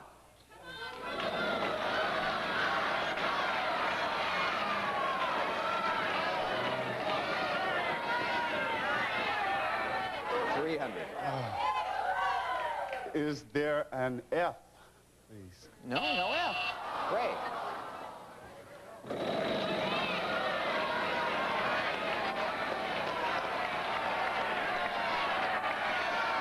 Can't do it. 300. Is there a G? I'm afraid there's no G. Rick, the only one with any money here. It's your turn. You going to buy a vowel or spin? I think I'd like to buy a vowel, Pat. Okay. Can I buy an O, please? You can. In fact, there are 3 O's for your $250. Here they come. You're down to 1,600. I think I'd like to spin, please, Pat. Go ahead.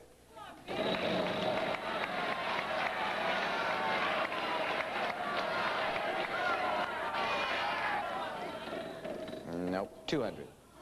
Is there a C, please? I think you'll find 2 C's. That'll get you up to $2,000.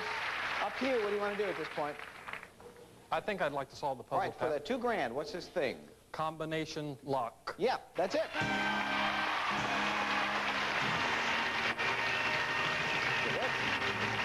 Combination lock, you have a nice round number to spend. $2,000. Discover America. Go to it. I think for 1834, I'll take the Hawaii trip. Nice part of America to discover. And now you have $166. One choice. For $150, I'd like the telescope, please. All right, $16 will go on a gift certificate, and Jack Clark will tell you about your trip and other stuff. Thank you, Pat. Be happy to, Pat. Well, Rick, first of all, it's Bushnell Astronomical Telescope. See the stars with the official sports optics for the '84 Olympic Games. Brings heavenly bodies 155 times closer. It's furnished by Bushnell. Retail value $150. And then we'll fly you and a guest from Los Angeles to Hawaii. And that's for a week stay at the Maui Surf Resort Hotel on the sands of Kahanapali Beach in Hawaii. Golf and tennis facilities available, quality guest accommodations, dancing and island entertainment furnished by the Maui Surf. You'll fly via Western Airlines spaceship.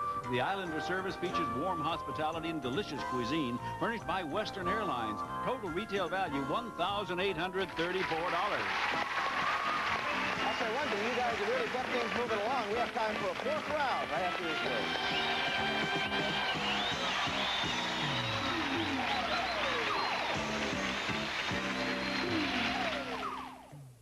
Don't you know that it's worth every treasure on earth to be young at heart? For as rich as you are, it's much better by far to be young at heart. I healthy life is a happy one. Make Mazola part of your healthy diet. Mazola is 100% pure corn oil, low in saturated fats with no cholesterol. You have a head start if you are among the very young at heart. Hello, Jean. Sorry to call so late, but I'm worried about Mike. I don't like the sound of his cough. It's very congested. Formula 44D? Thanks. Take strength from this. Vicks Formula 44D is now twice as strong to loosen worrisome chest congestion. It also quiets coughing and helps drain nasal congestion. And it's the only leading formula that can do all that. See, honey, nothing to worry about. Vicks Formula 44D, made stronger to take the worry out of congested coughs. What kind of day is your hair having? Will it need a light shampoo or a really deep cleaning? Sometimes you need a little finesse. Sometimes you need a lot. Finesse shampoo is specially formulated to clean deeply on the days you need it, gently on the days you don't, without drying, without over-cleaning. Sometimes you need a little finesse. Sometimes you need a lot. 16 glasses of Florida orange juice, please. Orange is smart for drinking orange juice, for that clean and sunny taste. Hey, orange is smart for drinking orange juice, pure refreshment any place. Hey, orange is smart for drinking to your body's content, the taste that only nature could invent. 100% pure from Florida. Hey, birthday girl, orange is smart.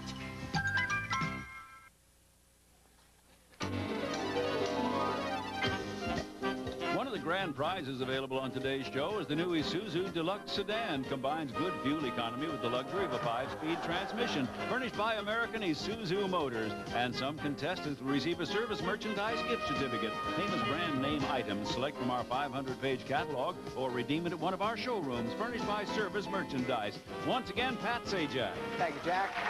All right, we do have time for a fourth round, but not a whole lot, so we're going to play it for a Giorgio gift certificate, and I'm going to give the wheel a final spin. Then I'm going to ask you to give me a letter. It's in the puzzle. You will have 5 seconds to solve it. Vowels worth nothing. Every consonant worth $350. So we are going to start with you, Ron. Let me tell you, we're looking for a phrase. Give us a letter. May I have an I? Yeah, there's no money for the I, but there's your I. And you have 5 seconds.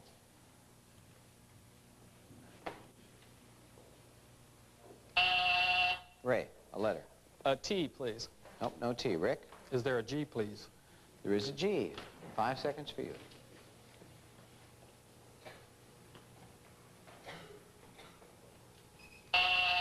Ron? May I have an N, please? There are 2 of them. No fishing? No. No swimming? No.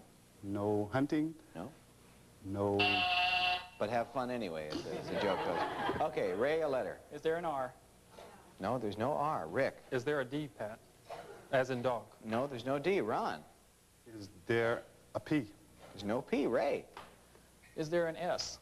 There is an S. 5 seconds. No swimming? No. No shooting, no starring, no singing. A lot of rules around here. Rick, a letter. Is there an M, please? There is an M. No smoking. Yeah, that's it.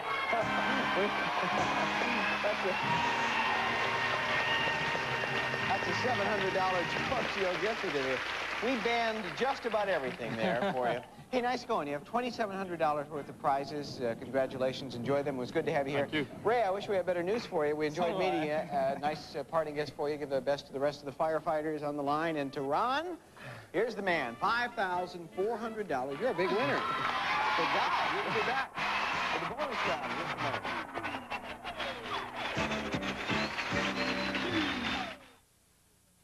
We asked minor arthritis pain sufferers why they depend on Bengay. Here's what they said. The Bengay gives a lot of relief, and it lasts for hours. Because it brings relief. And that's the most important thing, is relief. This is my pal. I go to sleep with him every night, kid. It takes away the pain. The warmth takes away the pain. Until there is a cure found for arthritis, I will keep right on using the Bengay. For arthritis pain, feel better with Bengay. When I was a baby, Mom used Baby Fresh on me. But Baby Fresh isn't good enough for my brother. Not Jason. He gets new and improved softer Baby Fresh. Looks and feels softer. Baby Fresh is thicker than the pop-ups, bigger than the other leading folded wipe. The combination, Mom says, cleans Jason better. So tender, loving, clean is even more tender. New and improved Baby Fresh, now even softer. They're spoiling him rotten. It's a nice gentleman here. He's racked up a lot of prizes, and now it's time to rack up some more. What are you going to play for in the bonus round? The camper. It would be a nice addition to the list. Here's Jack.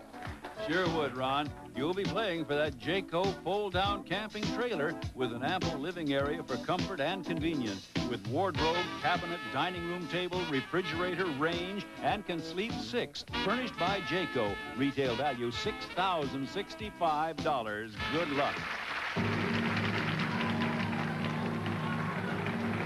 All right, we're looking for a thing. This time, give us 5 consonants and 1 vowel. I'd like an S as in Sam. That's 1. I'd like an N as in Nancy. 2. I'd like a C as in caper. 3. That's okay. I'd like an L. 4. And I'd like a T as in Tom. All right, now a vowel. I'd like an E, please. E it is. And Van, there are some letters up there, and you'll see them here in a moment. No help from our audience, please, as we play for that beautiful camper and over $11,000 in prizes. That would very likely bring him back on Friday. That's all you have to work with, though. Like you did up there, though, earlier, talk it out. You have 15 seconds. A thing. Good luck.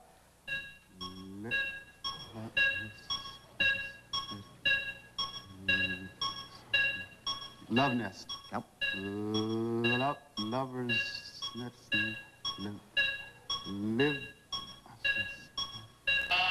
Well, you got on the trail, and I'll bet you would have, with another 10 seconds, it was not a lover, it was a liver. Liverwurst, yeah, that's what it was. Hey, you have $5,400 in prizes. Great meeting you, Ron. Congratulations on that. We'll be right back in just a minute. Liverwurst.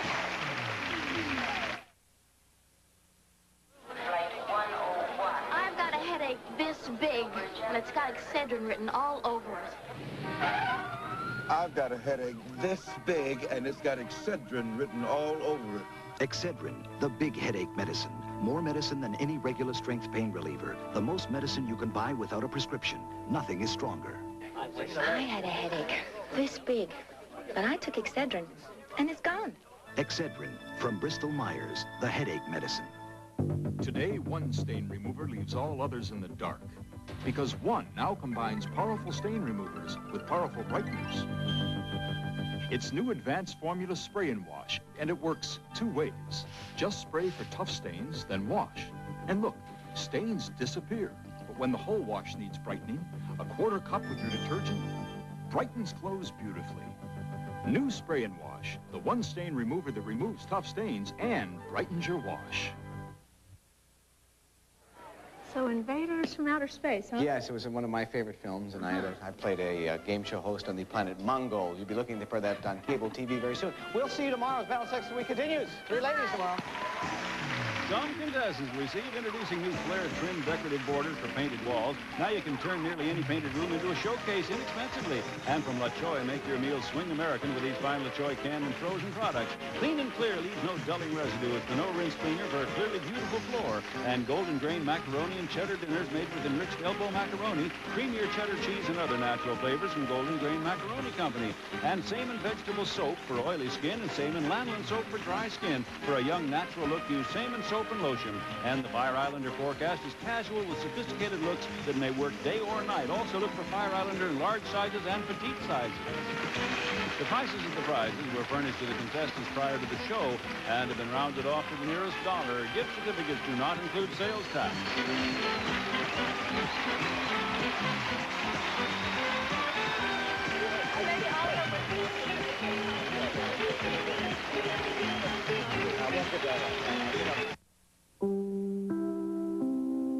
Tonight on The Facts of Life, Blair punts out. Then don't miss Night Court, followed by St. Elsewhere. What do grandparents mean to their children and their children's children? I'm Jane Pauley. Tomorrow morning on Today, we begin a 2-part report on grandparenting. Join Bryant Gumbel and me together again in the morning on Today. Wheel of Fortune is a Merv Griffin production. Tonight, it's a hot race when Sarah becomes a dune buggy mama. And catch a peek of the latest in exotic dancing on Real People. Well, this man turned someone into a murderer. He's had 7 people killed. He wants Roman Brady dead. This week on Days of Our Lives, find out who's behind it all. Wednesdays live at 5, we're going to have a special 4th anniversary celebration, and we'll also talk with Academy Award nominee Linda Hunt. Do join us. You have no right to say that. He looks fine. He looks terrific. We just told Beryl Brooks if she's got cotton, she could do better for her family wash. My fabric softener makes his shirts come out the way that they should. Compare these all-cotton shirts. One done in your fabric softener, the other in Final Touch fabric softener. Which is better? They're both soft. This one is whiter. I agree. This one is whiter. It's Final Touch.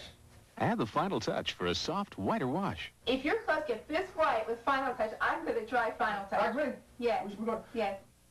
After 17 years in the news business in New York, I've watched journalism walk the tightrope between the public's right to know and people's right to privacy, between the need to analyze government policies and the reflex to criticize politicians' pronouncements. So, can the news be trusted? And what is the news today, and how does it get that way? I'm Dave Maris. Join me as news people examine the news business. News, the inside story, this week at 6 on News 4 New York. This is the NBC Television Network. you can NBC there, be there. The New Jersey Bureau for News 4 is headquartered in Newark. Welcome to Dream House, where in the past 10 months we've given away over $3,300,000 in houses, cash, and prizes. And today, these 2 couples will add to that incredible total as they compete for homes offered by our family of builders.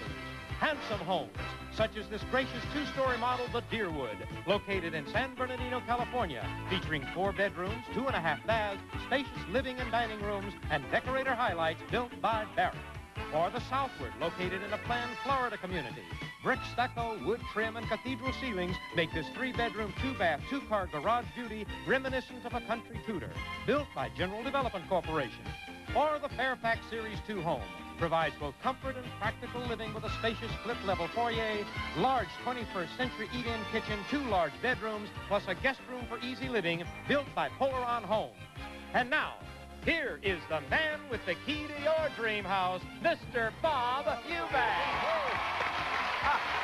Thank you very much. Hello, everybody. Welcome to Dream House. What fun we're going to have today, because one of our 2 couples will have a chance to open those golden doors back behind me and maybe win their dream house. Who will it be? Our returning champions, engaged to be married in August. In fact, they set the wedding date forward a little bit or back a little bit or whatever. This is Gladys Domingos and Julian Montoya. Welcome back to our show. How are you again? I don't want to frighten you. I mean, you're not even married yet, and so far the 2 of you have won over $18,300 in cash and prizes. Isn't that nice? Now, that includes a bedroom and a dining room and a living room. You're kind of building the blocks here, getting all the furniture and ready to win the house, right? Definitely. Well, see, I know how that works. How many kids are you going to have? 3. 2. She's going to have 3. You're going to have 2. She's going to have 2. Oh, she's going to have 2. 2. All right. Boy and a girl. Whatever. Doesn't matter. No. Are you from a large family? No, I'm not. Are you from a large family? 7. 7. Whew. That's why she only wants to have 2. You see? All right, I want you to meet your new challengers. This is Karen and Mike Nosker. Welcome to our show. Nice to see you. How are you? Oh, who's this? That's Eric. You have started. Oh, this? Yes. Both of them the same? No. 2 different ones. We have 2 little guys. Eric and who? Ryan. Ryan? Ryan's the baby. Ryan's the baby. And Eric's Eric. 3. Poor little underfed kids. Yeah. Yeah. They're cute. Now, where do you folks live? Newberry Park. And out in the west end of the San Fernando Valley. Right. Okay, what do you do? I'm a woodworker. Great. Now, I heard a story that you met. You're both working in a restaurant? Right. And he was the busboy? Right. You were the waitress? Mm-hmm. And he was going out with all the waitresses? Yes, he flirted a little bit with all the waitresses, so I didn't really care for him right in the beginning. What changed your mind? Oh, he was such a nice guy that finally... She decided she wanted me. Quality wins out, right? Right. All right. Now, welcome to our show. There's 2 ways that a couple can win a brand new home here on Dream House. Either they win it instantly at the end of our show, or if they play our Dream House game, win it 6 days in a row, the house is automatically theirs. And every day, they're competing for cash in a beautiful room of furniture. Here's the pretty Debbie Bartlett to show you while John tells you about the room that one of our 2 couples will win today. Here it is. It's a Dream House home gym. valued at $5,380. Nice room. Plus, let me tell you, the couple with the highest score at the end of the first round wins a pair of professional tennis rackets and his and her sportswear. That's for the winners of the first round. So we have nice prizes ready to go. We're going to begin with a true or false question worth $50. If you get it right, you get the $50 and a chance to pick a category. If you miss it, the other couple gets the money. They pick the category. You ready? Good luck to you. Here we go. $50 worth. After 8 otherwise successful space shuttle missions, NASA still hadn't come up with an onboard toilet that works. True or false, Julian? That's false. No, it's true. It's true. They still haven't had that problem. Oh, we won't talk about that. Anyway, it's true. You have $50, a chance to pick a category. These are the categories in round 1. Top resolution, boy meets girl, all in good taste, or time on their hands. Which one? Boy meets girl. Okay. Boy meets girl for $100. Here's the question. According to a survey by the Roper Organization, of these 3 things, which is the first that men notice about a woman upon meeting her for the first time? Is it her hair, eyes, or smile? Smile. Go ahead. Smile. You think a guy notices the smile right away. Let's see if they want to challenge. Each couple gets a chance to challenge twice in the first round. Do you want to challenge that answer or not? Yes. You are going to challenge. And what's your answer? Eyes. You say the eyes, they say the smile. For $100, the first thing that men notice about a woman upon meeting her for the very first time is her smile. You were right about that. $100 over here, $50 for the incorrect challenge. We'll be back in just a moment to complete round 1 of Greenhouse in just a moment from now.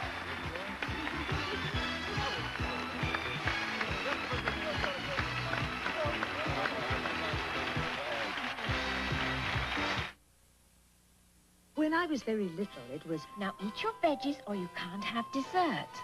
When I got craftier, it was, I'll eat your spinach if I can have your dessert. then after 18 indulgent years, I had to say a sad goodbye to desserts and diet. But now I can eat Weight Watchers cheesecake studded with ripe red strawberries, moist Weight Watchers carrot cake jammed with raisins, and all the other divine Weight Watchers desserts, without having to make a deal about veggies and without a fat stress. As a little girl, calcium was important for growing bones. Through your teens, calcium helped make bones strong. As a woman, bones still need calcium to stay healthy. If you don't drink enough milk, a prime source is gone. Add new Caltrate to your diet. Caltrate, with nature's purest, most concentrated form of calcium. More pure calcium per tablet than a half quart of milk without the calories. Caltrate, calcium for healthy bone. Welcome back to Greenhouse. We're right in the middle of round 1. Now, our returning champions, Gladys Dominguez, Julia Montoya, engaged to be married. You've got to get married in August. They've yet to win any money today, but we have lots of time. Over here, our new challengers, Karen and Mike Anosker, have $200. 3 categories remain in the first round and 3 toss-up questions. Let's go right to it. True or false? At the Chairman Mao Memorial Hall in Peking, you can buy souvenir Chairman Mao chopsticks. True or false, Mike? False. That's true. You can. Over there, they have this hall, Chairman Mao Memorial Hall. You can buy these chopsticks, Chairman Mao chopsticks. Who cares, huh? I can tell you're really interested in that. You got the money, you want to run, don't you? Pick a category. Time on their hands. Time on their hands. For $100, here's the question. A recent Ladies' Home Journal survey revealed that given a few free hours alone with their husbands, women under 35 prefer spending that time making love. What would women over 45 rather do? Is it talk, watch TV, or also make love? Probably also make love. Also make love is your answer. Let's see if they want to challenge. Mike and Karen, do you wish to challenge that answer? No, I don't think You don't want to challenge? No. Oh, dream on, big guy. Women over 45 would rather watch television.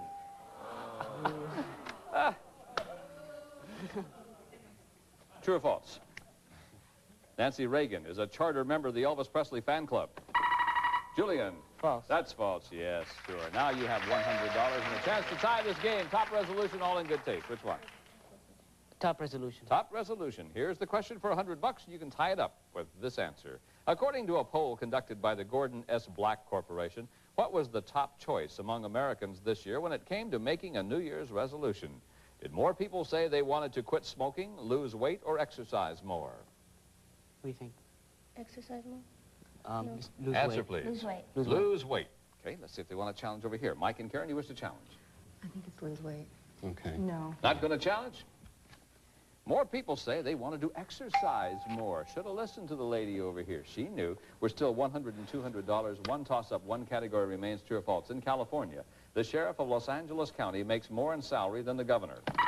True or false, Karen? True. That is true. In fact, the sheriff makes almost double of what the governor makes.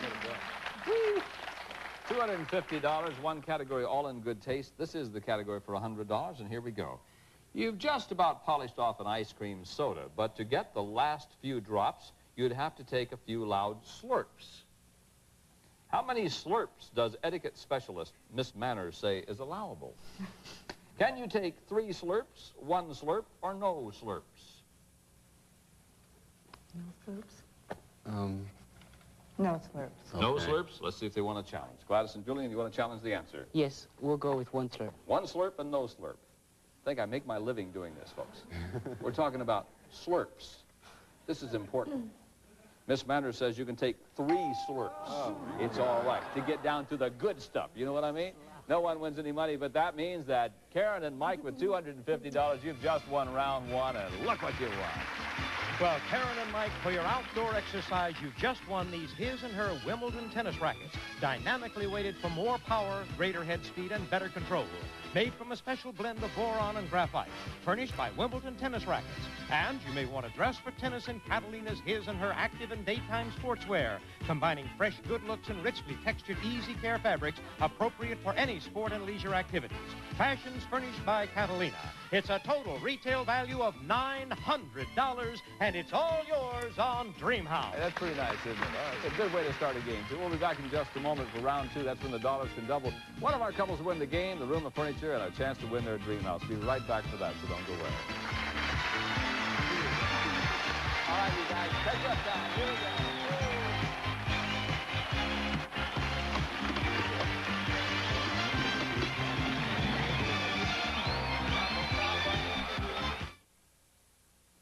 Hope you like sugar, because this box contains not 1, not 2, but 6 added teaspoons. This has 10, and this 18. And spoon-size shredded wheat? None. When you shred the wheat for better toasting, it tastes great naturally. So it goes against our grain to add sugar, or even salt. Nabisco shredded wheat. 0 added sugar or salt. 100% whole wheat. Nabisco.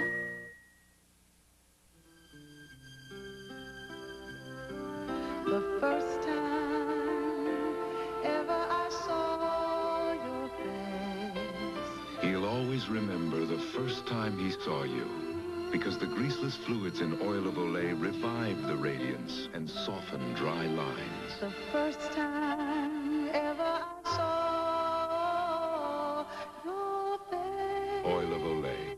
It can help you look younger, too. They just perked up Perk, so now your no-wax floor can shine more than ever, sparkle more than ever, glimmer and glow more than ever before. Perk is specially made to clean and shine no-wax floors. Now new Perk cleans better, shines brighter, without any buildup, so your floor can shine more than ever, sparkle more than ever, glimmer and glow more than ever before. Perk up your no-wax floor with new Perk. My mother didn't have much choice when it came to pain relievers because there was only aspirin. But I have a choice, and I choose Tylenol. I remember being in the hospital, having my daughter Christy, and being given a pain reliever. And the pain reliever turned out to be Tylenol. And it worked for me because it didn't upset my stomach and it relieved the pain. It so happens Tylenol is the pain reliever hospitals use most. So I know I can trust it for my family. For relief you can trust. Trust Tylenol. Hospitals do. Tylenol in regular and extra strength. Welcome back to round 2 of Dreamhouse. Remember the drawing for our home viewer sweepstakes. That's going to be held on March the 8th. We're giving a home away to one of our home viewers. Isn't that something special? And here's Johnny to tell you about the house that some lucky person is going to win. John? Well, have you ever dreamed of a Florida vacation home? This is General Development's Difference Home, located in a planned Florida community, and it could be yours. Okay, bye. Thank you, Johnny. And by the way, if you're a married couple planning to be in the Los Angeles area for at least 2 weeks, Well, we'd like to give you a chance to be a contestant on Dream House. All you have to do is write for details to Dream House, Post Office Box 7801, Universal City, California, 91608. Who knows, maybe you could win the house of your dreams right here on Dream House. Now, in round 2, we give our couples a chance to double their dollars in one of these categories, and here they come. The categories Life in L.A., Box Office Draw, Test Tube Nation, McDonald's Debut. And once again, each couple gets a chance to challenge twice. Now, let me set the scene for you, if I may. Our returning champions, Gladys Dominguez, Julia Montoya. They're engaged to be married. They have $100. Our new challengers are Karen and Mike Nosker from Newbury Park, California, with $250. We're ready to begin round 2. So here it is. True or false? Albert Einstein always insisted upon cutting his own hair. True or false, Julian? That's false. That is false. You're right. And now you have $150. Pick a category, 4 to choose from. Box office draw. Box office draw. Remember, you can double your dollars in one of these categories. According to a poll of movie theater owners across America, who was the #1 male box office draw for 1983?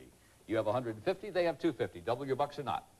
No. Don't want to do it. No. Who was the #1 male box office draw for 1983?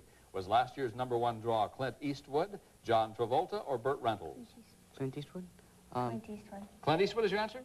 Let's see if they want to challenge. Mike and Karen, do you wish to challenge? Want to challenge? Do you have an Challenge idea or who not? it might be? John Travolta. You want to challenge or not? Yeah, we'll challenge. You are going to challenge, and your answer is? John John Travolta. Let's find out, then. Last year's #1 draw was Clint Eastwood. $100 for the correct answer, $50 for the incorrect challenge. True or false? He's excited, isn't he? Yeah. He didn't think you knew that answer, did he? I thought you was wrong. wrong. I know, I can tell. True or false? One of the favorite kinds of dishes eaten in South Korea is hot earthworm soup. True or false, Mike? False. That's true. You're going for a little soup and salad? Well, you know, you can have hot earthworm soup. Great. You listening to what I said? No. What did I just say to you? I don't remember. I'm talking about earthworm soup. This is important. Pick a category. You want to win a house. That's the only reason you're here, to win a house. Yeah, I don't blame you. Try Life in L.A. We'll try Life in L.A. You want to try Life in L.A. Here it is. Remember, you can double your bucks. Every working day since October the 4th, 1979, something has occurred somewhere in the city of Los Angeles. What would that something be? Double your dollars? What do you think? No, no thank you. I want to do it. Okay, something has occurred in the city of Los Angeles every working day since October the 4th, 1979. What would that something be? A bank robbery, a smog alert, or the purchase of a Rolls Royce? Bank robbery? Okay, we'll go with bank robbery. A bank robbery is your answer. Do they challenge or not? Mike and Karen Nosker, do you wish to challenge that answer? No. No. You do not want to challenge. For $100, every day in Los Angeles, there's been a bank robbery. Yes. $450. Now, we have 2 categories, 2 toss-ups remaining. Neither couple has used their double dollar. Here it is, true or false. The famous Blarney Stone that everyone goes to Ireland to kiss gets scrubbed with Lysol 3 times a day. True or false, Gladys? False. That is false, sure. Now, you have $500. He's starting to believe in you, isn't he? Yeah. Every time you give an answer, he says, my gosh, how'd you know that? Pick a category. Test Tube Nation. Okay, Test Tube Nation. Test Tube Nation. Remember, you still can double your dollars. You have not done so. The world's first test tube twins, triplets, and quadruplets were all born in the same country. What is this nation that's cornering the market on multiple test tube births? Double your bucks? No. Okay, what is this nation that's cornering the market on multiple test tube births? Would it be England, Australia, or the United States? England? Okay, we'll go with England. England is your answer. Mike and Karen, you want to challenge? No. Isn't it the United States? No. Don't want to challenge? No. Not going to challenge. For $100, the nation that's cornering the market on multiple test tube births is Australia. No. Any money. Still $500 to $250. 1 toss-up, 1 category remains. True or false? All Bell telephones ring in the key of C. True or false, Karen? True. That's false. Different styles have different tones. $550 over here with 1 category McDonald's Debut. Here's the question. These days, you can hardly go anywhere across the USA without seeing those familiar golden arches. But where in this country was the first McDonald's hamburger ever sold? How about it? Want to double your bucks? No. Don't want to do it. Where was the first McDonald's hamburger ever sold? Was it in San Bernardino, Akron, Ohio, or Tinnick, New Jersey? Tinnick, New Jersey. Tinnick, New Jersey is your answer. Let's see if they'll challenge. Noskers, you wish to challenge? Sure. Answer. Go ahead. Let's say Akron, Ohio. Akron, Ohio. The very first McDonald's hamburger was sold in San Bernardino, California. That's the end of the game. Gladys and Julian, you've just won with $550. Well, you got off to a good start. You won the first round, ended up winning a little over $1,100 in cash and prizes. Thank you so much for being with us. We'll see you again. Bye-bye. Say hi to those little ones for us. All right, champions, got another room, and this is a dandy. Take a look at it. It's a Dream House home gym. And after all of your exercising, you may want to use this. It's a massage table. The Massage table offers a full body massage from head to heel for relaxation. Designed for easy storage and portable. Furnished by Massage. Next, for your exercise convenience, the Americ 610 Precision Rowing Machine. Padded seat, pivoting foot pedals, and dual hydraulic resistance furnished by Americ. And you may get in shape with Excel's Brutus Bench Squat Rack and Leg Developer. Quality-made exerciser for the home, designed to make exercising a pleasure, furnished by Excel. Next, you may enjoy riding on this, the Tunturi Americ Home Cycle Family Fitness Aid. Features include speedometer, odometer, timer, resistance control, and 30-pound flywheel for smooth riding, furnished by Americ. And you may watch your favorite program while exercising because you'll each receive one of these. It's Tote Vision's 5-inch black and white personal TV with AM/FM radio. Small, lightweight, and under 5 pounds for your home, car, boat, or travels, furnished by Tote Vision. To complete your home gym, West Bend's Total Gym Home Exercise System. More than 70 exercises can be performed at your own level on the Total Gym, furnished by West Bend. It's a Dream House home gym worth $5,380. How about that? You got exercise. Let's go take a look at your exercise room. Come over here. You got all of this wonderful exercise equipment. You need the weight table. I mean, this is a. Pardon me? Pardon me? Little bird just told me something. He told me you're going on a trip. He told me you're going on a trip to Mexico City. Yes, we'll fly both of you from Los Angeles to Mexico City for a week stay at the Maria Isabel Sheraton.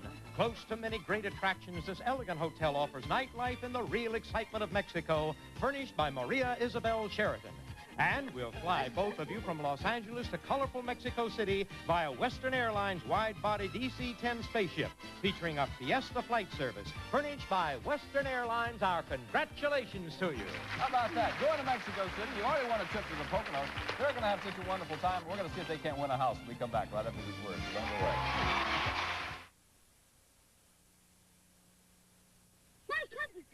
What? When you play telephone, if you can't hear everything, that's part of the game. But when you pay for calls, it's no fun. AT&T thinks that every long-distance call should sound as close as next door, and isn't that why you call? Want to try it, too? Calling anywhere, anytime, long-distance operators over a century of commitment. That's AT&T. The more you hear, the better we sound. Reach out and touch someone. Bronchial asthma sufferer Ronnie Phillips can't get enough air into her lungs to blow out a simple match. For occasional attacks, try Primatene Mist. In the lungs, Primatene Mist opens clogged breathing tubes, relaxes bronchial spasms, and in as fast as 15 seconds, restores free breathing. Well, it's a nice feeling to be able to take a deep breath. Primatene Mist, the fastest type relief known. Primatene tablets contains the asthma reliever doctors recommend most.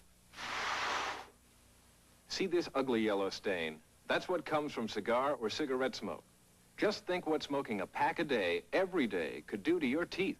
But look, here's Topol, the smoker's tooth polish that helps remove all kinds of superficial tobacco stains.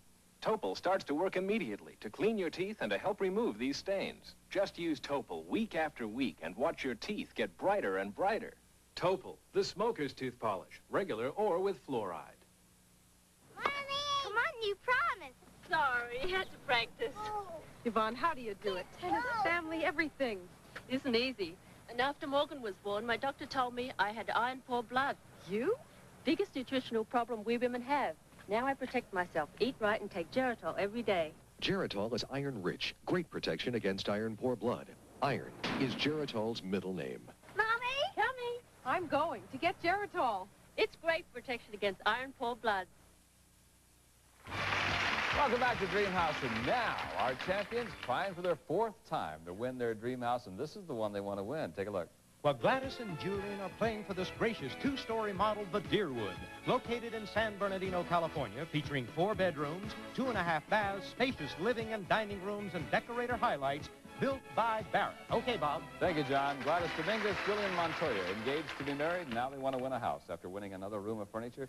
Here we go. Take a look again at our electronic lock. Programmed into it a combination of 3 numbers that will open the golden doors. 1 number in the top row, 1 number in the middle row, 1 number in the bottom row. Today's winning combination is right here, sealed in this packet. Now, every day you return to the electronic lock, we take away 1 number that's not in the combination. This is your 3rd return visit. That means we're going to take away 3 numbers. First from the top row, then the middle row, and now the bottom row. And now a chance to take 3 more numbers off by answering some questions in one of these categories. Famous trials, Andrew Jackson, New Jersey. Pick one, please. Andrew Jackson. Andrew Jackson. Every time I ask you a question, you get it right, a number comes off. Good luck to you, and here we go. After leaving the presidency, Andrew Jackson retired to his famous plantation home. Is that home the Hermitage or the Monticello? The Hermitage. That's correct, yes. From the top row comes a number, and now there's just 2. What well-known political slogan is associated with President Jackson? 54-40 or fight, or to the victor belongs the spoils? To the victor belongs the spoils. Got that one right, too. From the middle row, we'll take a number. One more question. Andrew Jackson was victorious in the presidential election of 1828. What candidate did he defeat? John Quincy Adams, Henry Clay? Henry Clay. No, I'm sorry, it was John Quincy Adams. You got 2 out of the 3. Now it's time to try for the winning combination. As you know, it takes a 3-number combination to open the golden doors. The first number is either the 6 or the 2. Which one? The second number is the 5 or the 6. Finally, the 3rd number, the 3, the 9, or the 1. There you have it, the 2, the 6, the 2. Now locked into our security system, it cannot be changed. And now I'm going to ask you to press the time release bar. If the golden doors light up and open, you will have won your dream house on your 4th attempt. Good luck to you, and push the time release bar. Oh,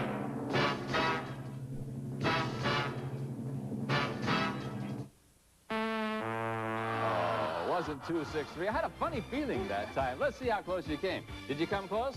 Well, you missed it by 1 number. Reset the lock if you would, please. We were looking for the 2, the 6, and the 1. Had you chosen those 3. Push the time release bar. The doors would have lit up and open. You would have won. Be back tomorrow? I knew you would be. You won 4 games. You win 6. It's automatically yours. We'll add up their winnings and tell you about it when we come back after these words.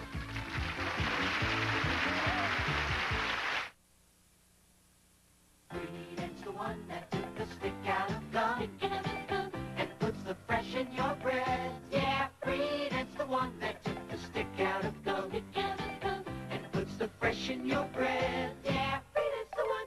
Freedent gum not only won't stick to your dental work, it helps clean in between to freshen your breath while you chew. Freedom's the one that took a stick out of gum and puts the fresh in your bread. Freedom's the one. Freshen your breath with non-stick Freedent. Since when does he eat soup with a fork? Leave him alone. It's Chunky's sirloin burger. It says soup. You ought to use a spoon. Yes, but Chunky's got real sirloin burgers and chunks of vegetables. That's a meal you eat with a fork. Soup is soup. Aha! But Chunky's the soup that eats like a meal. Campbell's Chunky Sirloin Burger, the soup that eats like a meal. Now he's got his elbows on the table. Welcome back to Dream House. Today, it's leap year. Sadie Hawkins Day. You're supposed to chase him around the set. You can do that in a minute. We've got to go. They won over $24,200 in cash and prizes. They'll be back tomorrow. We hope you will be, too. I'm Bob Eubanks, Debbie Bartlett, Johnny Gilbert, and the entire Dream House gang send the welcome mat is always out for you to join us. So long, everybody. We'll see you tomorrow. Our departing Greenhouse couples will receive Golden Grain macaroni and cheddar cheese dinners made with enriched elbow macaroni, creamier cheddar cheese, and other natural flavors furnished by Golden Grain Macaroni Company. Qualifill, the luxury pillow, is non-allergenic, scrunchable, pumpable, washable Qualifill, the modern alternative to down. No-nonsense pantyhose with a knit-to-fit design. Look and feel terrific in any style. When fashion sense makes good sense, that's no nonsense.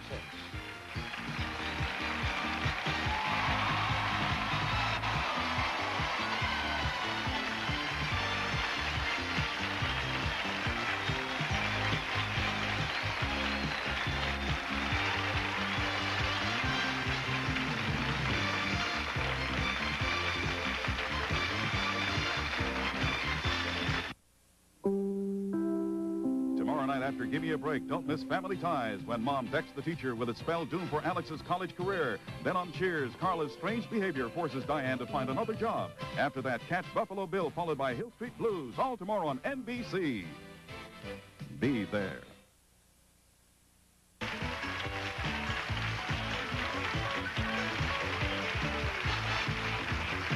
This is Johnny Gilbert speaking. Dream House is a Don Reed production in association with Lorillard. Sunday, Carol salutes Lucy in an all-star extravaganza. Join your favorite stars and TV's greatest legends in the Television Academy Hall of Fame, Sunday. This week, play along with that crazy clan from Too Close for Comfort. It's a great crowd. You just can't beat the laughs on the Match Game Hollywood Squares Hour, weekdays. The Grand Union Price Finder helps you find the best regular prices. The Grand Union Red Dot helps you find the best weekly prices. This week's Red Dot specials include Rosa Italian Plum or crushed tomatoes, 28-ounce can, 59 cents. Arm & Hammer liquid laundry detergent, 64 ounces, $1.99. Kennel Ration dog food, 6-pack, 15-ounce cans, all varieties, $1.79. The Grand Union Price Finder, Red Dot weekly specials. Grand Union helps you find the best prices. Why can't Johnny read? Dot. Diglycerides, Johnny. Oh. Cellulose gum, Johnny. Poly. Polysorbate 80, Johnny. Unlike most ice cream, the Breyers ice cream label is easy to read because we use only all natural ingredients. Milk. Yes, milk, Johnny. Cream. Right, cream, Johnny. Strawberry. Yes, Johnny, strawberries. Breyers. Yes, Johnny, Breyers, the all-natural ice cream. Johnny can read. Can you?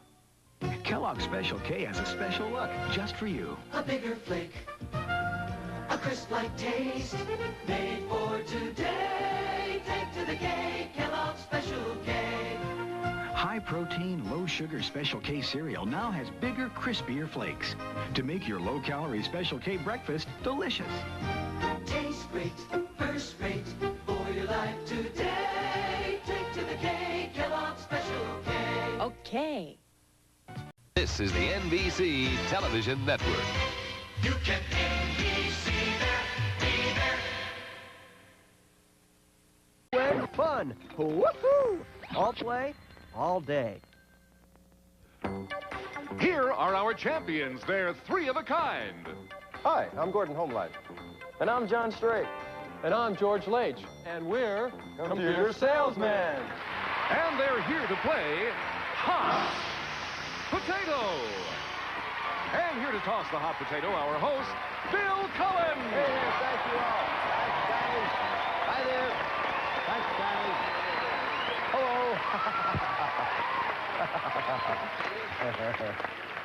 Welcome to our London fog. This is Hot Potato, and we are starting our show today with our bonus round worth $10,000. And Gordon, John, and George, we wish you all the very best of luck. For the people at home who might be new to us, because this is only our third week, let me run through the rules for you, or rather tiptoe through the rules.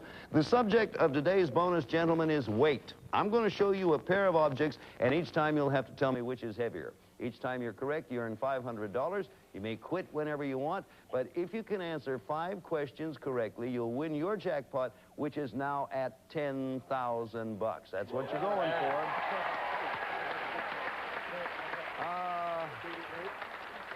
I will say now, as I usually do, you may pass a question, but only one pass per bonus game. If you use it properly, it can be a big help. George, you're the captain, and you will confer before you answer, and confer out loud, because that's the whole idea. We like to listen in. Ready to go, all? Yes. Okay, first question. Which is heavier? Is it a Greyhound bus or a 747 jet? Talk it over and tell me whether you want to play or pass. Do you need help, George? If you're sure of it, well, you just come flying in or driving in, however you do that. Didn't want to give a clue there. George, what have you decided? We'll play this one. You're going to play, okay. Is it a Greyhound bus or a 747 jet? We're going to say a 747 jet. Well, now, a Greyhound bus weighs 26,800 pounds. A 747 weighs 775,000 pounds. And you're that first spot. Okay. You now have $500. Do you want to go for 1,000? Okay. You know what happens? If you miss, you lose everything you've won. Okay, you're going to risk your money now and go for $1,000. Good luck to you. Which is heavier? Is it a chicken or a cat? Talk it over and tell me whether you want to play or pass, gentlemen. What do you guys think? What size cat? That's right. What size chicken?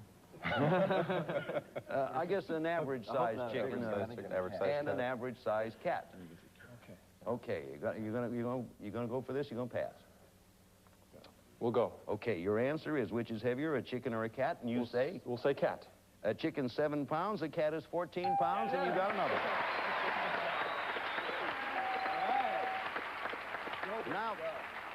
Now going for, you can take your $1,000 or you can go for $1,500 or nothing. What do you want to do? Going on?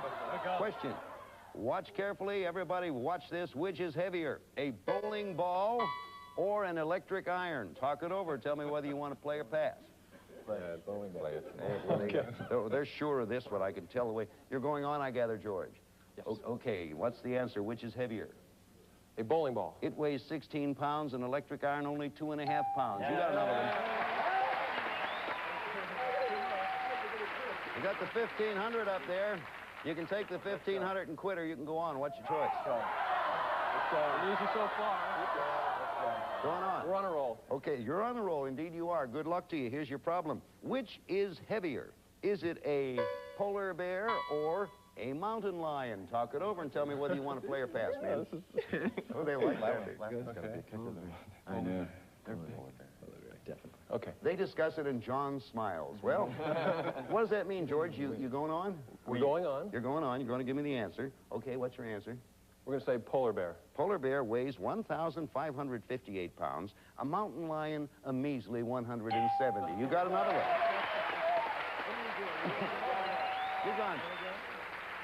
You've gone flying through here. You've gone flying through. You have $2,000, and now, of course, at stake is $10,000 or nothing. What do you want to do? Let's go. Okay. We're going to play. You're going. Okay, you have a pass in case you need to use it, because and you can only pass once. Gee, I hope you do it, because right now, if you get this one, that's the $10,000. Here's the problem. Which is heavier, a football or the heaviest dinosaur?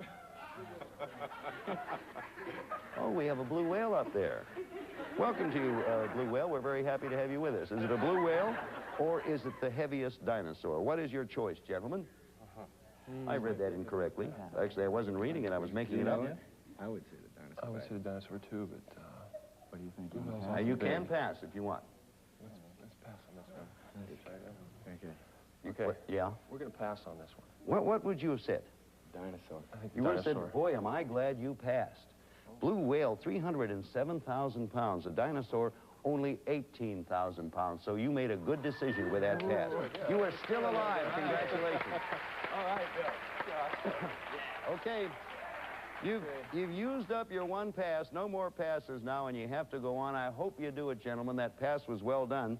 Okay, I think you know what's going to come up, but you have no idea what's right. I ask you that which I asked you earlier. Which is heavier, a football, there you are, you little devil, or an ostrich egg?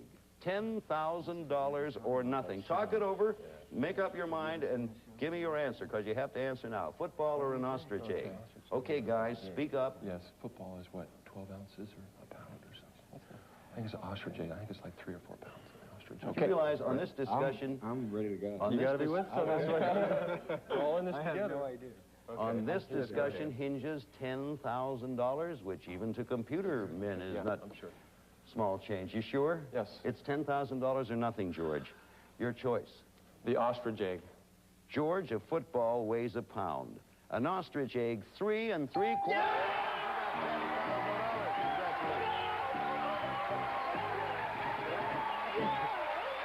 There you go.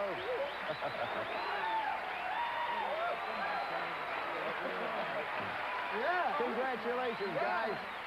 Boy, not only did you come up with the right answers when you needed them, you used that pass to perfection and saved your lives. Your total winnings, gentlemen, now $13,500. And we'll be back there in just a moment. Right now, we got a word for you. See you.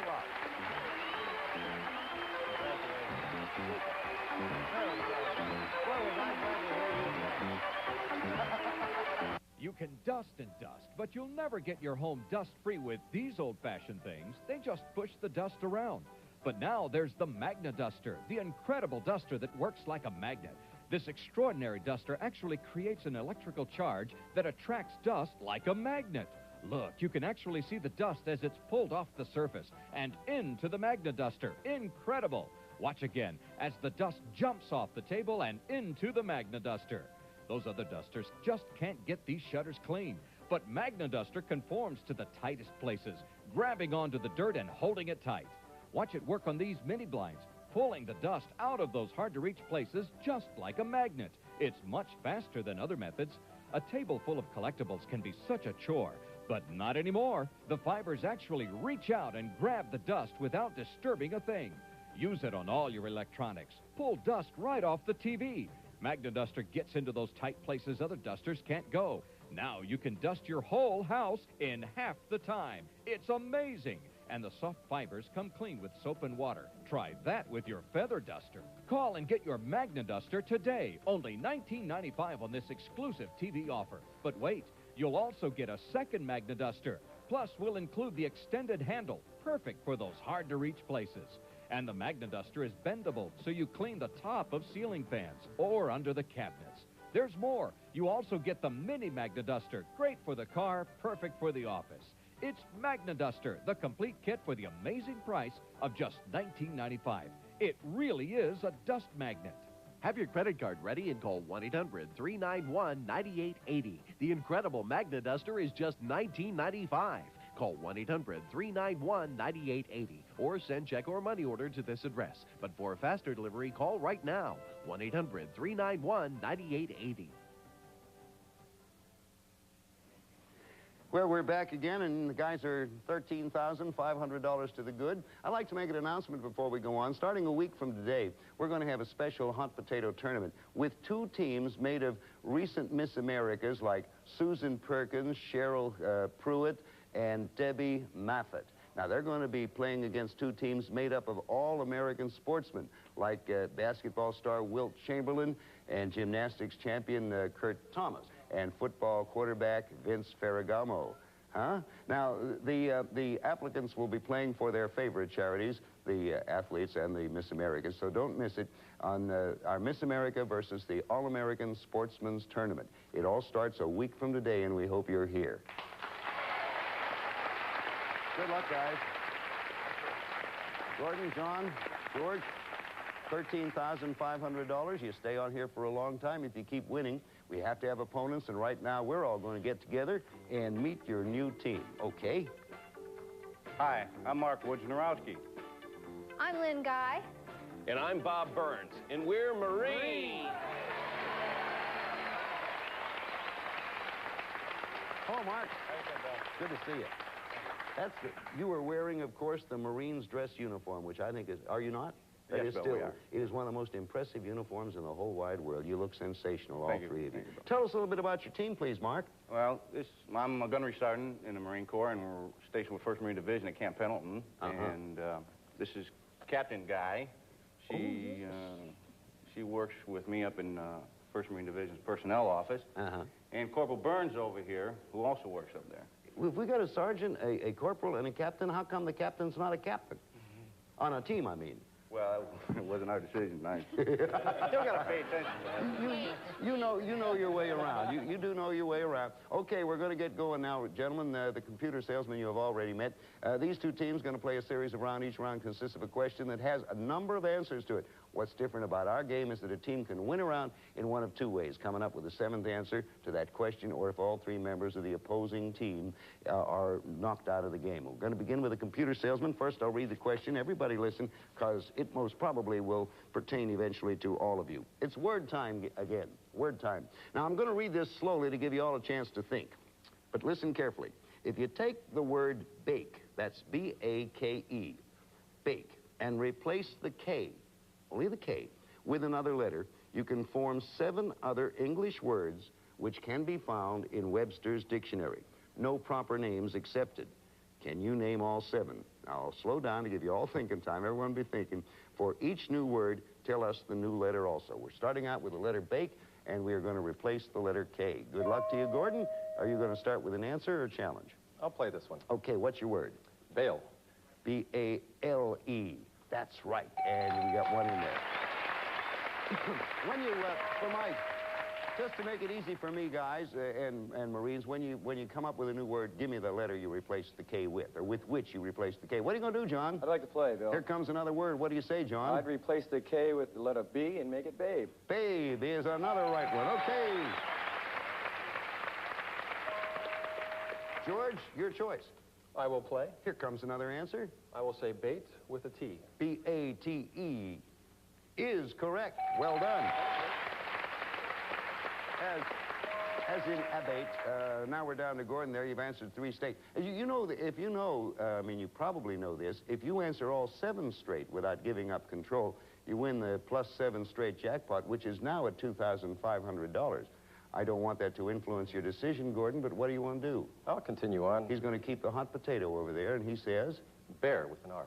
B-A-R-E. B-A-R-E is another right one. We have 4 correct answers. Marines, I hope we get to you. So far, we have bail, babe, bait, and bear. We started out with the word bait. John, it's up to you. You can keep the hot potato or toss it. Bill, I think I'm going to pass it over to Bob. Okay, Bob, you have been challenged. Wrong answer, you're knocked out of the round. A right answer knocks your challenger out. What are you going to do? You have to come up with an answer. Now, good luck. Bill, I'm going to answer Bane with an N. Bane. B-A-N-E is another right one, and the Marines have gained control. John, out of the game. Take your place on the bench. You have, well, the Marines are getting a new start right now. And, Mark, we're coming to you. You have 3 of your players, 2 of theirs. What do you want to do, Mark? Well, it seems the other team's a little stumped, so I'm going to pass the hot potato, Hot Bill. potato going back. To whom? I'm going to pass it to Gordon. Gordon, you have to come up with the right answer to stay alive. Get it and he's out, miss it and you're out. Base. B-A-S-E-S. Marine base. E. Base. You are absolutely Marine base. Right. And Bob, or Mark, that does it to you. You're knocked out of the game. Go sit in the brig or whatever. Just right back there and make yourself as uncomfortable as you can. We now have 6 correct answers. 1 more right answer will do it. So, George, for the round, takes 2 rounds to win a game. For the round, George, what do you want to do? I'm not sure on this one, so I'm going to have to challenge. All right, you have 2 Marines. I will challenge Lynn. Lynn, it's up to you. Need 1 more answer. This would be for the round if you're right.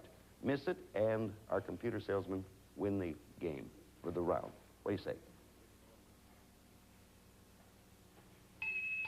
Answer. Oh. Time is up, and our computer salesmen are still in that game, doing a good job. We still need that 1 answer. Lynn, you go join Mark, if you will, please. And it's back to our computer salesman. Gordon, you are now in control. There's 1 player left over there. For the round, what do you want to do? Well, that's a tough one. I think I know the answer, but... If you think you do, well, I can say nothing. I think I'll answer it. All right. This, then, certainly is for the round. Good luck. Your answer, please. Bade with a D. B-A-D-E is correct. Computer salesman. Come on back down, all. Come on back. Bade. Very well done. That is a good job, and so far our computer salesmen have $13,500. They're leading this game 1 round to 0, and we'll be back in a moment. But right now we pause because we have that usual word for you.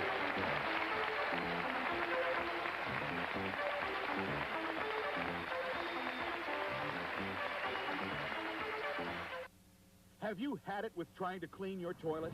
Restore it. Is the shine from your tile and grout on your floors and countertops gone? Restore it. Tired of trying to clean your shower and chrome faucets over and over? Just restore it. Introducing Restore 4, used by contractors for years, now available for the first time directly to you through this TV offer. I hate to clean, but this product restored my sink, my tub, my shower, my toilet, my grout, my chrome, like new, made cleaning easy, smelled great, didn't burn my eyes. Restore 4, with its minty scent, is specifically formulated to restore surfaces back to their original new shine in just minutes. Porcelain, chrome, tile, hard water stains, fiberglass, rust, grout. I have tried everything on hard water stains, rust. This works on everything. I have tried so many products, and I put this on, I walk away, I come back, and it's clean. It is the best product. And Restore 4 isn't just for indoors. Use Restore 4 on your outside tiles, RV, or boat. Restore 4 is 100% guaranteed to restore surfaces back to their original new shine or your money back. This one bottle will do everything. The tile, the chrome, the glass. Not only does it save money, but time. It's easy on the hands. It doesn't burn the eyes. It's fabulous. In fact, one bottle of Restore 4 is so concentrated that just one bottle replaces $40 worth of cleaners. When you order now, you'll receive the Restore 4 Concentrated Restorer, the Restore 4 Spray Cleaner, and 2 industrial pads. And when you order in the next 5 minutes, you'll receive a third bottle of Restore 4 Cleaner absolutely free. For rush delivery, call this number right now or send $19.95 plus shipping to Restore 4 at the address on your screen. Order now. Why would anyone want to use a cleaner when you can restore everything with this?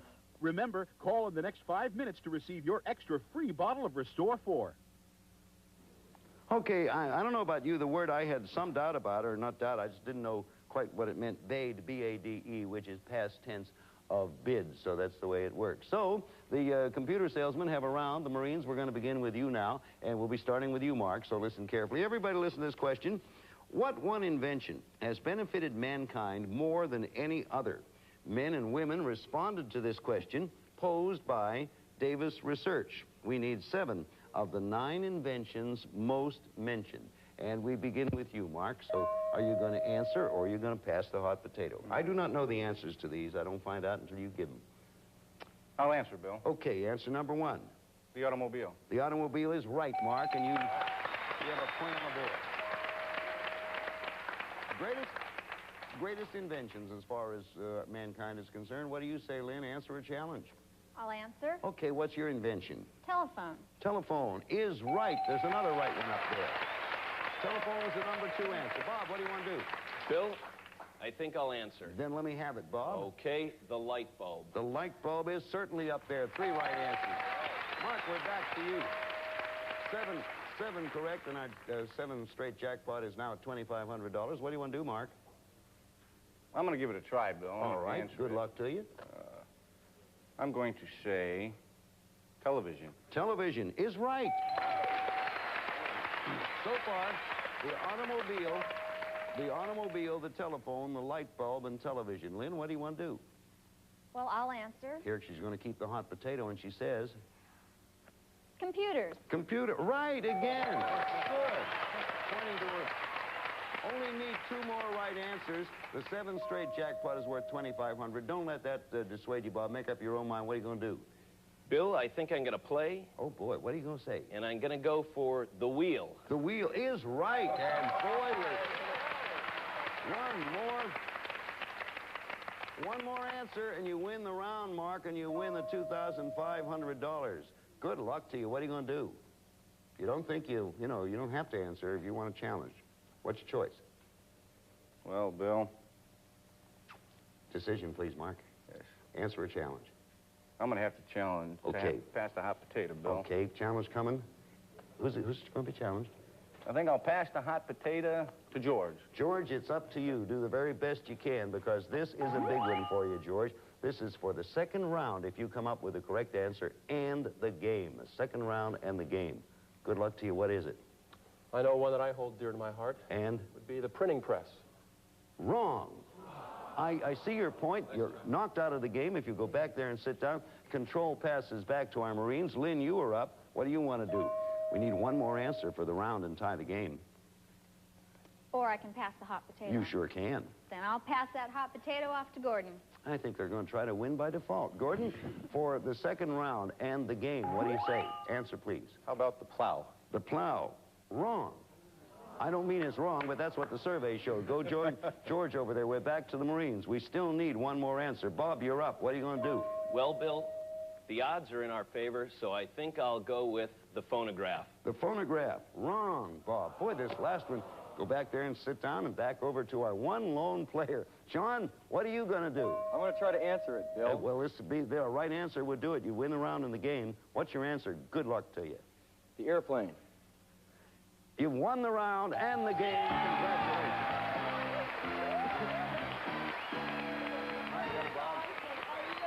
Boy, oh boy, that was a chocolate. We'll be back here in just a moment. Right now, we have a word for you. See you in a little while.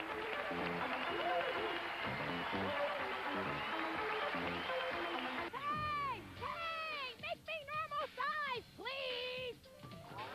Whoa!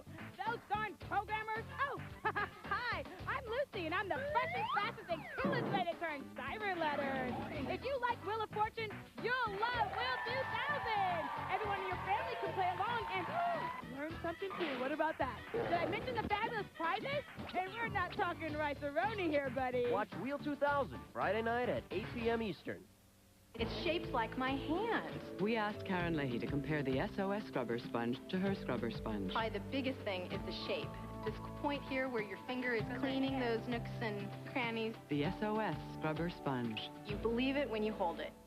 If there be any reason why these two should... He's too young. She's too good for him. Reason not to get married. Survey says Families don't get along. Electronic Family Feud with 1,600 provocative questions. Let the family feud begin. Worst wedding gift. twin beds. Cuckoo clock. Good answer. Most popular answer is lava lamp. Favorite honeymoon. What turns family feuds into family fun? Survey says Electronic Family Feud. How much butter does it take for mouth-watering mashed potatoes?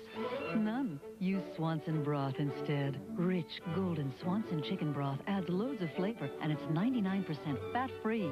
Put in Swanson broth instead of butter for delicious mashed potatoes that are light, fluffy, and low in fat.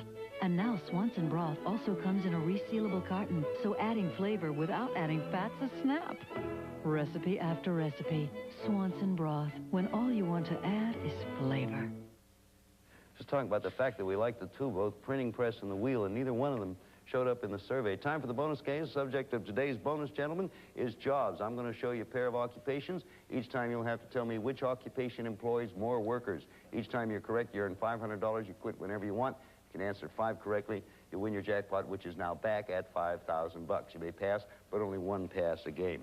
Ready to go? Okay, Yeah. Get all set there. Which occupation employs more workers? Would you say it was bank tellers or dentists? Talk it over and tell me whether you want to play or pass, men. Bank tellers. Okay.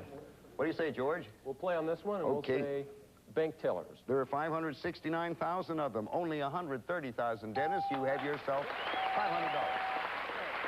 Go for it or quit, George. Go. You're going. They are going on. Here's your question. Which occupation employs more workers, accountants or chemists? Talk it over and tell me whether you want to play or pass.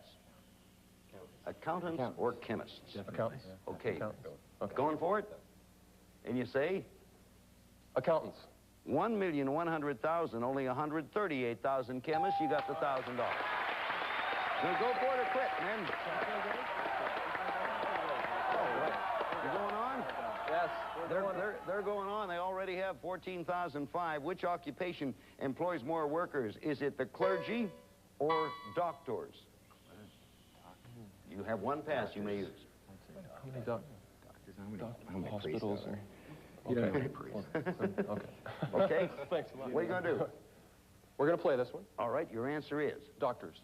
There are 282,000 members of the clergy, 454,000 doctors. You're right again. You're up to $1,500. Oh, boy. They're working on 1,500. They already have 14,005. We'll be back in a minute right after this for you, too. Warning, don't try this at home. Now, for the first time ever, the world's funniest practical jokes are together on one incredible video. It's Just Kidding, the international collection of hilarious pranks, gags, and practical jokes that will leave you and your friends laughing for days.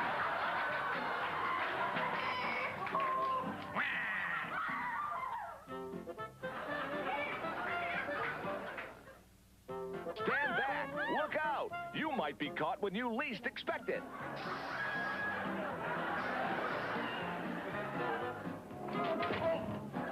Just Kidding is chock full of 35 hysterical, uncut, uncensored practical jokes collected from all over the world. And now through this exclusive TV offer, you can own this international hit for only $19.95. But that's not all. If you call right now, we'll also send you Just Kidding Volume 2 absolutely free. That's an additional 35 of the world's funniest and most unexpected practical jokes that you will ever see. you'll get Just Kidding, Volumes 1 and 2. That's 70 side-splitting gags and practical jokes for only $19.95. These are guaranteed to be the funniest home videos ever. But if you think these gags are good, just wait till you see the ones we couldn't show you on TV.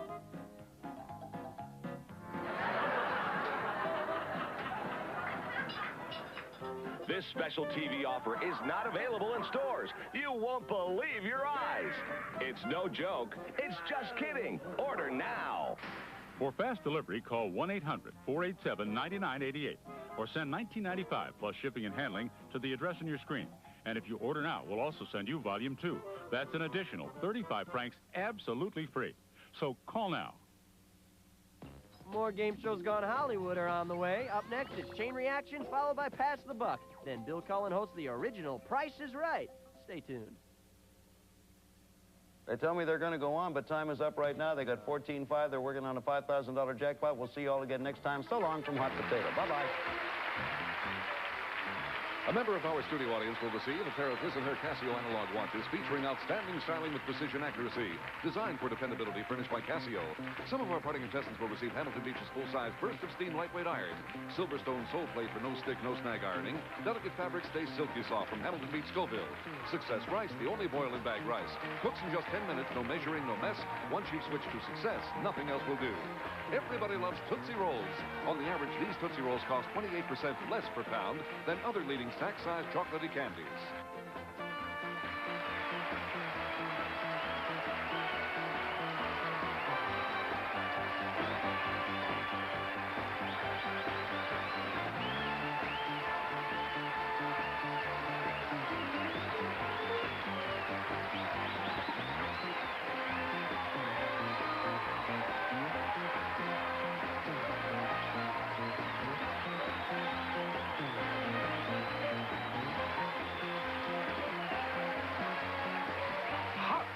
Potato. You want 3 good reasons to watch?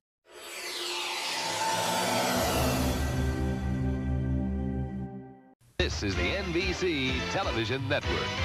You can NBC there, be there.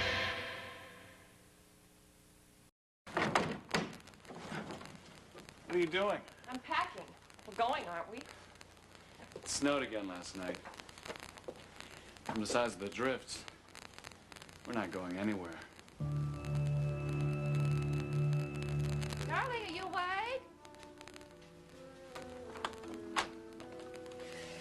Ooh.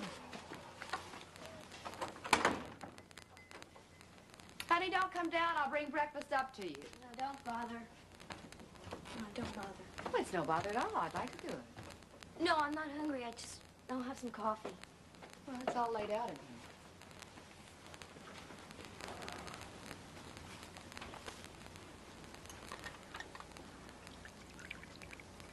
There you go. This will make you feel a lot better. Really? I doubt it.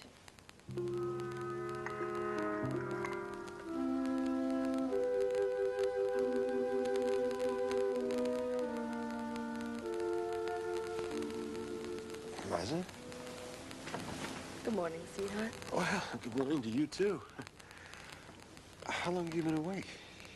I don't know. I didn't look at the clock. Did the baby wake you? Well, yes. You go back to sleep? Oh, Turner didn't make a sound. I was thinking about Elan. Rusty. I want to make a home for her.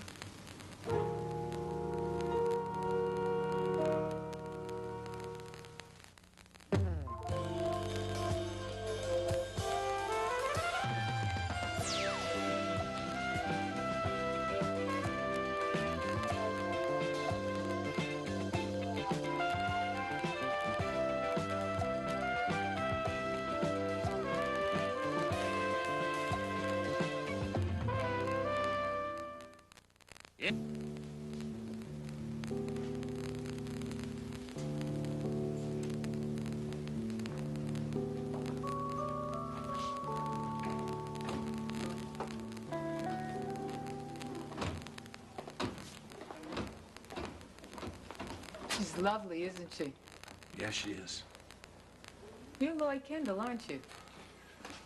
Yes. Oh, I'm happy to meet you, Mr. Kendall. I subscribe to your paper. Well, I always don't agree with your editorial policy. I always find it a good read. Yeah, I enjoy your columnists especially. Oh, thank you, Miss... Wolf. It's Mrs. Mrs. Wolf. Yes. I'm the social work on the case. The baby? Case. It sounds so impersonal, I know. But every profession has its language, you understand? Yeah. It's good to see that you've taken a special interest in Alon. It's an unusual name, don't you think? It is. Speaks well for the mother. In what way? She bothered to name her. We'll still have difficulty with the records, provided, of course, she was born in a hospital. Mother hasn't identified herself yet. Unfortunately, no. But the baby's in very good health, I'm pleased to report. I was just speaking with her doctor. Oh, that's terrific. Yes, indeed. You know, there's always a chance of an abandoned baby suffering from exposure. It's a good thing the Centels found her when they did. She's going to be released soon. So now I have to find her a foster home. Oh, you're familiar with the process? Somewhat. Of course, you're a newspaper man. I want you to know that the paper is ready to assist you in any way possible. I mean, don't hesitate to call me or my editor, Laura McCarthy. We'd like to help find the real mother, if possible. Oh, thank you. But you've done enough already, Mr. Kendall. I mean, some members of the press would have sensationalized a story like this. You didn't. You stated the facts, which makes our job much easier. Well, if you excuse me, let me go and find our baby a home. It was nice chatting with you, Mrs. Okay, Wolf. thank you. Bye-bye. Bye-bye.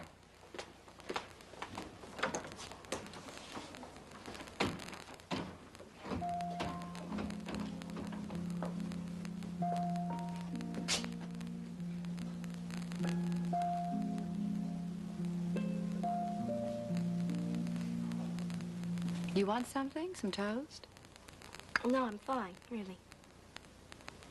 Oh, honey, I wish there was something I could do or something I could say. Oh, Mom, there's nothing to say. I just don't like seeing you like this. Well, it's my own fault. You've been terribly hurt, dear. I've done my share of hurting other people, haven't I?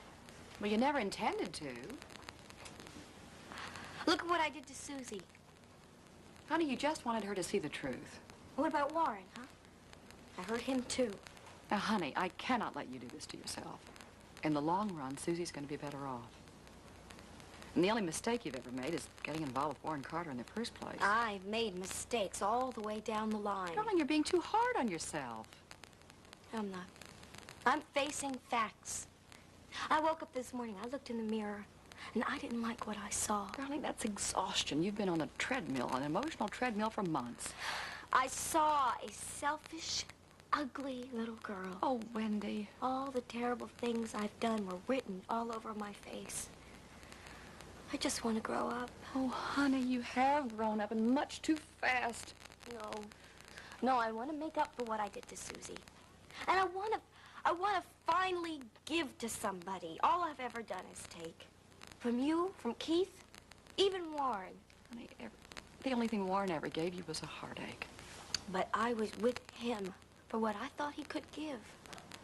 Now, Kristen is right. I've been flitting through life, expecting everything to come to me. No purpose, no direction. That's probably why I got involved with Warren in the first place. But when I was pregnant, I finally cared about someone other than myself. Oh, honey, I'm so sorry you had to go through that. Brian helped me. Told me he loved me. Well, of course he loves you. He's your brother. Oh, honey. And I love you. I love you more than anything else in the world. Now, we've all made mistakes. Your brother's made them, and your mother's made them.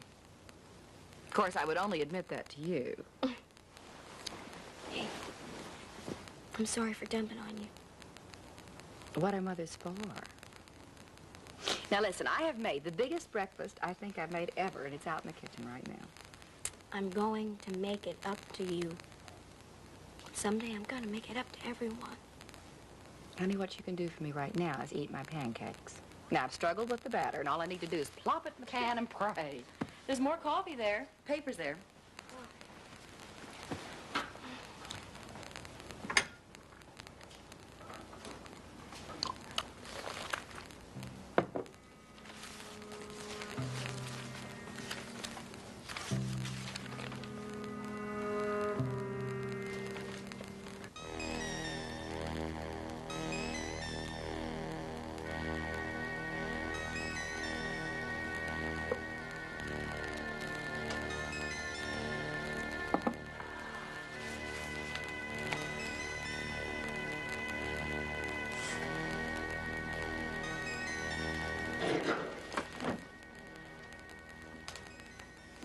Where have you been? Thought it was coming. She needs a foster home. Why not us? Liza, you already have your hands full with Turner, with the television station, with the runaway shelter. Darling, I'm very serious about this. I could see that. Keep thinking about her mother. I want to help her as much as I do the baby. You already have. Oh, but not enough. She asked for our help. She chose us. Darling, you don't know that for sure. Well, you heard what Mrs. Wolf said. This was not a random thing. Oh, Rusty, she's probably no more than a child herself. Babies having babies, isn't that what she said? You care as much as I do. I want things to work out for her. I'm just certain that Mrs. Wolf and the authorities are going to find the right foster home for her. Then why not us? Darling, I'm not sure that we should take on that responsibility. I'm not as certain as you that it's ours to take. Do you disapprove? I'm just trying to keep a clear head about it. Look, I've given it a lot of thought. I even talked to our attorneys. Well, then if you want it as much as I do... Sweetheart, Mr. Conklin called because he had seen the article in the Herald. He advised against it. Well, how dare he? I mean, since when does a lawyer do that? That's not what you pay him for. He called as a friend. You remember the pain we went through with Sissy's baby when we had to give him up. I don't want you to have to go through that again. Look, all I can think about right now is that little baby over in the hospital. She needs a home. I don't want to see her placed with strangers. I think we can make a home for her until we can find her natural mother. Darling, I'm not talking about a lifetime commitment. I just don't think we should race into a decision that we'll regret later. We need to make sure we know what we're doing, and we need time for that. Oh, Rusty, there is no time. They're going to place her as soon as they can.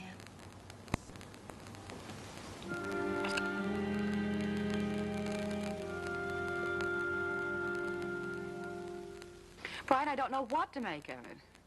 Well, I came back from the kitchen and she was gone. I am trying not to panic. Look, maybe she just needs some more time to herself. Hold on. That may be her. Hold on.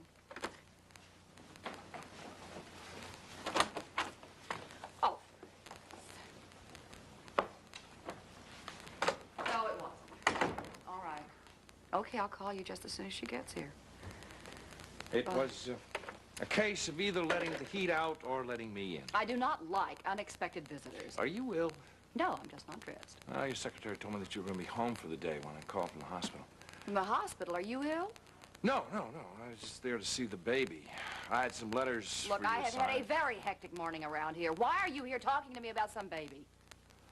Don't you read the newspapers? I've had one or two other things on my mind this morning. Oh, obviously you don't know that the Santels found a baby, How very nice for them. Now, if you will excuse me, they what? abandoned child, little girl on the doorstep. Oh, no. Oh, what a way to start out life. Oh, it's just awful. But then when little girls grow up, it doesn't get any easier. You all right, Stephanie? Will you just go away? Can I get you anything? I'm fine. You don't look fine. Is there anybody home with you today? Wendy, Rose? No. Well, I'm sorry. I'm not going to leave here with you like this. This hasn't got anything to do with you. Well, there may be something that I could do for you. I would like to help. Well, I wouldn't ask. This is not business. Besides, you don't have any idea what it's like to raise a daughter. Well, maybe not. I just wanted you to know that I'm here for you then.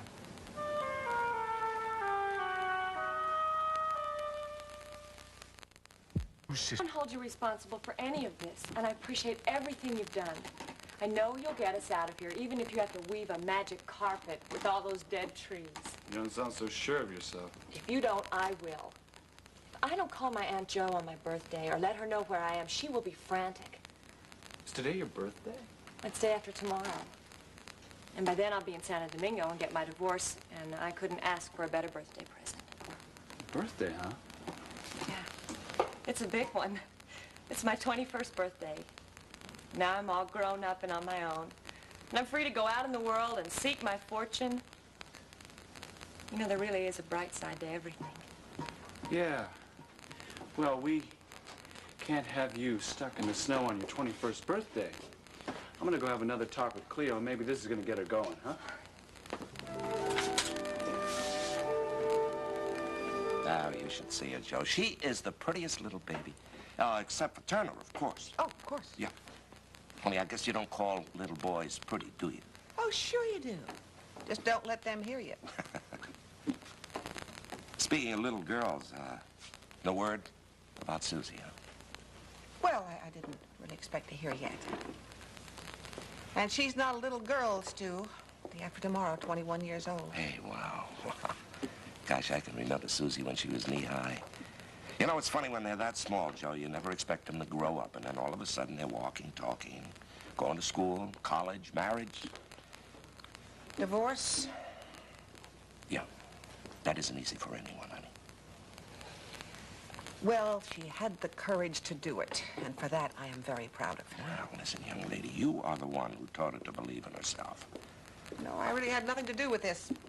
She did it all by herself. I'm still surprised you haven't heard from her. Oh, I will. When she wants to talk to me. Man, Joe, I was wondering if you had heard anything from Susie. No, she hasn't. Anything else? Well, yeah, as long as I'm here, I would like to set the record straight about something. Brian accused me of making her miss her flight. Oh, I'm sure she caught another one. Well, I want you to know that I did try to stop her. I did go to the airport. Now, Warren, Joe isn't interested in whether you went to... Stu, that's okay. Matter of fact, since Warren's here, there are a few things I'd like to say to him. I'll be in the kitchen if you need me, honey.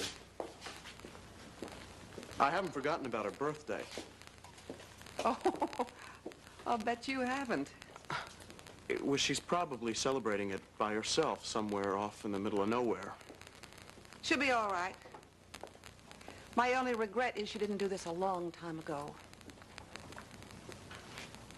You really blame me for this, don't you? Yes. I do hold you solely responsible for the whole mess. Okay, fine. Go ahead. Blame me for the ills of the world. Why not? Everybody has been lately. Poor Warren. You know something? It is possible to do more than just bodily harm. It is possible to kill a spirit, trust, love. And you almost did that to Susie, but not quite. And when she comes back, she's going to be free of you once and for all. I can't tell you how glad I am about that. And you who pretended to be my friend. Your friend? No, Warren. I was never your friend. Not for a minute. Oh, I'll admit, I may have put my own feelings aside for Susie's sake. She did love you. I wanted her to be happy. I even hoped you'd make her happy. But you couldn't. Or you wouldn't. And now I don't want you to ever see her again. If you're on the boat, stay downstairs in your own club. I don't want to see you either.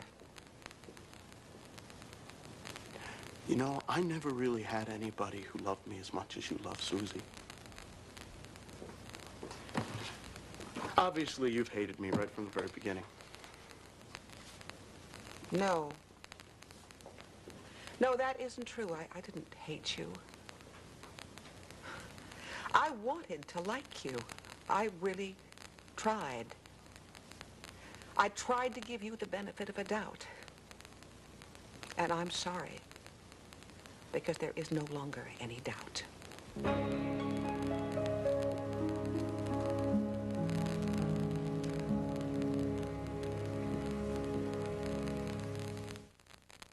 Why did you come here?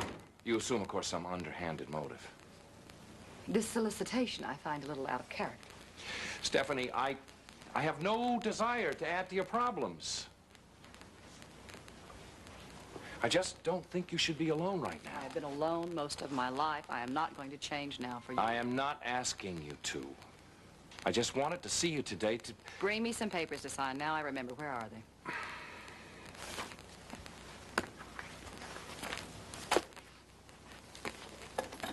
Well, I do have some experience as a parent, remember? Not much. May I borrow your pen? I can't find mine. Well, it's nice to know that I'm useful for something. Thank you. You're a very strong woman. Even the strongest of us need to lean on somebody else every once in a while. I will ask your opinion in matters of business. This is personal. We have an agreement, remember? Our relationship is strictly professional. Nothing in this life is strictly anything. Things go on. Things happen to us. Well, what goes on in my life is none of your business. I think that concludes our business.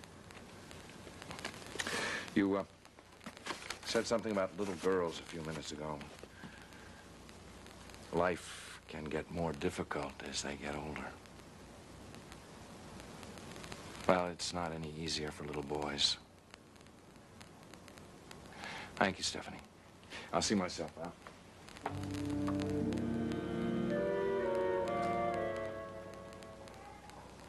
Do you think they'll let me hold her? We'll insist.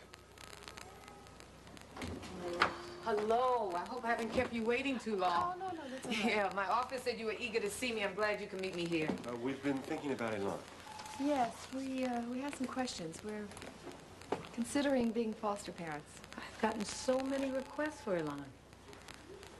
Well, certainly, since we're Miss found her Mattel, when we I considered... know exactly what you're going to say. You'd be very likely candidates, I assure you, but the decision is not up to me. You see, the commissioner has Mrs. to Wolf, approve. there's Yes. a young lady outside inquiring about the baby.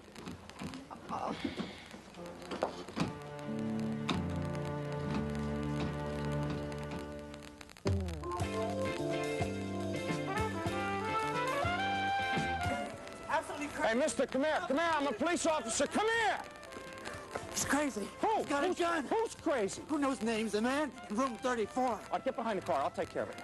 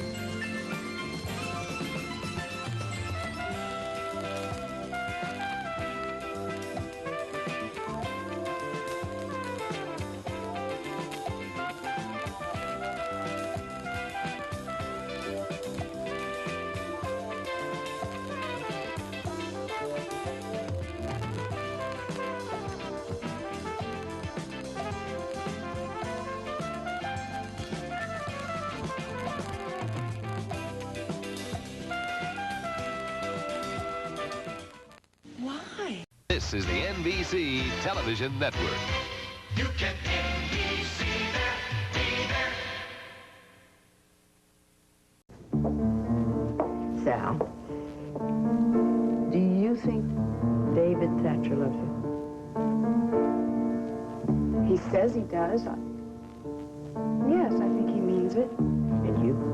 I told you I'm not in love with him anymore, but maybe I could learn... Oh, darling, if people could learn to love, there'd be a lot fewer divorces and a lot more of those happy families you talk about. We could build a family. No, not by yourself. You can't. David isn't a bad man. I mean, he has some weaknesses, but I'm hardly perfect. We would have to work, that's all. But I would have Kevin, and he would be my son the way he should be. Oh, boy. I see the choice. I wish there was something I could do to make it easier for you. I do too. But I have to decide, should I be Kevin's friend and just see him every now and then, or should I be his mother?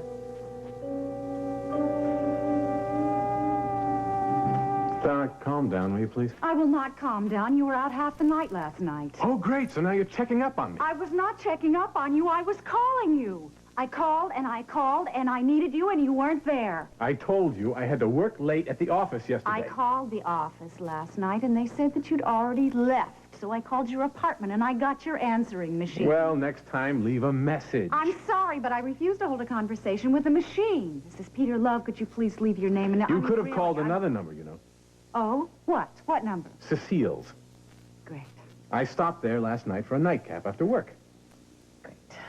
No, thanks. I'd rather talk to a machine than the Countess, what's her name? All right, Donna. What's the crisis today? It's all right. Just be as sarcastic as you want to. Perry had dinner with his father last night, and he has disappeared into thin air since then. Hmm. Well, that's not like Perry. Now you see why I'm so worried. All right. I'll make a few phone calls and see if I can track him down. Well, don't call Carl. His father doesn't know where he is, and neither does that woman Maisie who slings hash at the diner. Well, then I'll call Jamie, unless you have some objections to that. Yeah, he and Perry are good friends, I think. Call Jamie, by all means. And when you're finished with that, you and I have something very important to discuss. Oh, what's that? Your precious Cecile. I think it's time I told you the truth about her, Peter. I get it. Hello. Hi, Peter. Listen, if this is about business... Oh, all right. Thanks, Vivian. Boy, this tea is going to hit the spot.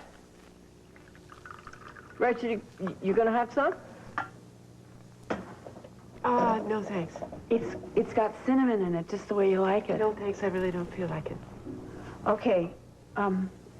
Mrs. Corey, there's something I'd like to ask you. Yes, what is it, Vivian? Well, Amanda's been asking me questions all morning, and, like, for instance, she doesn't understand why she isn't going to school today. And she keeps asking where her daddy is.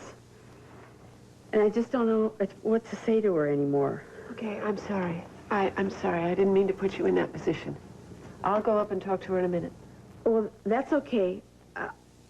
If there's anything that I could do, I'd like to help out, you know? I know that.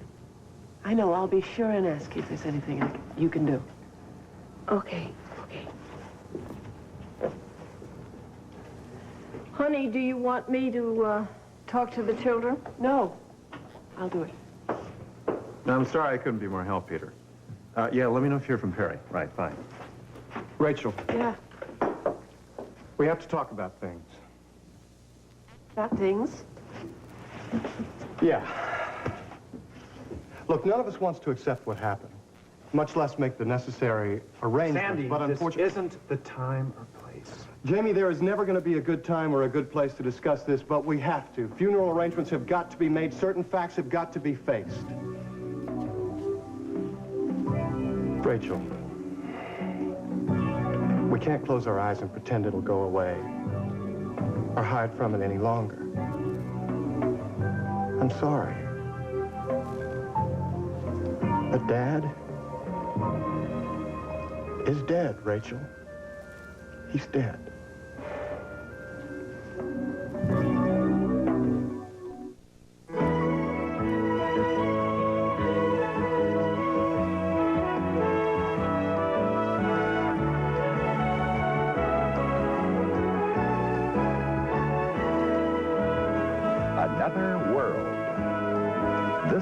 is brought to you by Ivory Liquid, the mild dishwashing liquid with rich, soft suds to gentle your hands.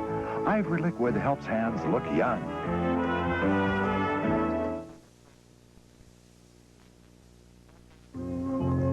All right, Sandy, that's enough.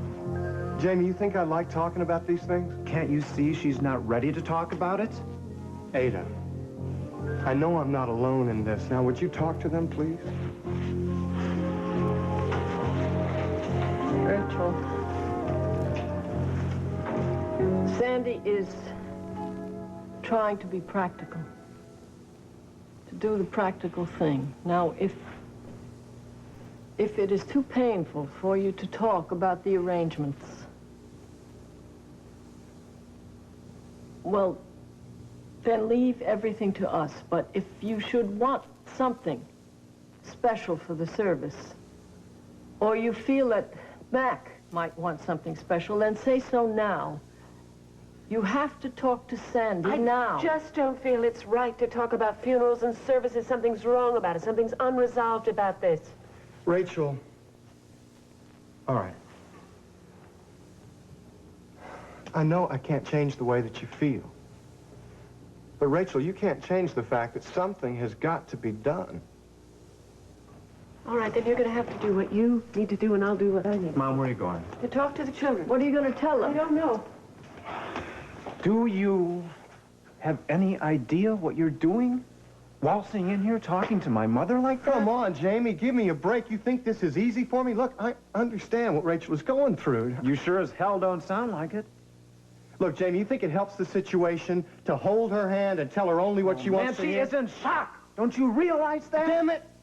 The man was my father. Don't you think I'm in shock, too? Don't you think I want to believe all this never happened? I do, but it did, Jamie. And if you keep encouraging Rachel... I am not encouraging her. I am trying to help her. So am I! Okay, that's enough! Now stop it, both of you. I will not have you fighting in this house. Not today, not ever. I didn't start this, Grandma. I don't care who started what. Now, Jamie, you cool that temper of yours. Just cool it. And Sandy... Yes, Ada. We would all be very grateful if you would make the funeral arrangements for us. Grandma. Jamie, I told you to cool it.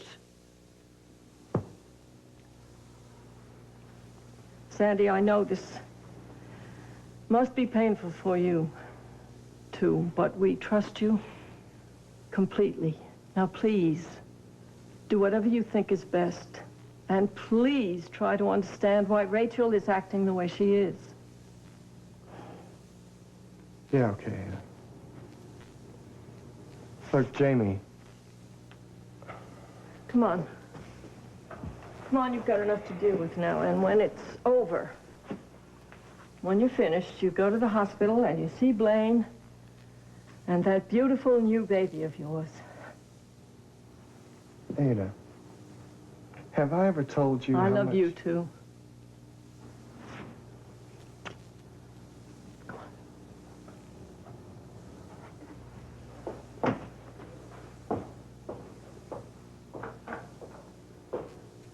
Now, you listen to me, Jamie Frame. I have known your mother a lot longer than you have. And she has always refused to believe what she doesn't want to believe. Sometimes it isn't important, but this time it is. Grandma, I'm sorry, but I know exactly how she feels. Something is wrong. Something is unresolved. Now, I can't help it, but I feel it, too. Donna, I gotta get to the complex. Peter, don't walk out on me while I'm talking to you. If it's about Cecile, You've look, got to listen to me. Now, I realize that she's pretty, if you like that type, and she has her charms, even though they may be a bit desperate. But, darling, she is not who you imagine her to be. I don't imagine her to be anything. I know who and what she is. A scheming, untrustworthy, bitterly destructive woman? You know, that's funny, because just last night I was telling her how much she reminded me of you. You really love to hurt me, don't you? Donna, you know, it's a good thing I don't take you very seriously. But I'll tell you, this role you're playing, this jealous sister business, it's wearing a little thin. Now, why don't you find another part to play before you begin to make me angry? Spare me the psychoanalysis. I would much prefer to think of you as a little overly protective, maybe, but determined not to interfere with my life. That's what happens when you love your family. If you show that you care, then they say you're interfering. If you don't show them, then they say that you don't care Donna, about listen to them me. at all. Just listen to me. Now, look. When I look at Cecile, my eyes are wide open. All right? I know her just as I know you. But I love you, don't I? As ridiculous as you may be sometimes, I do love you very much. Why is it so impossible that I love Cecile, too?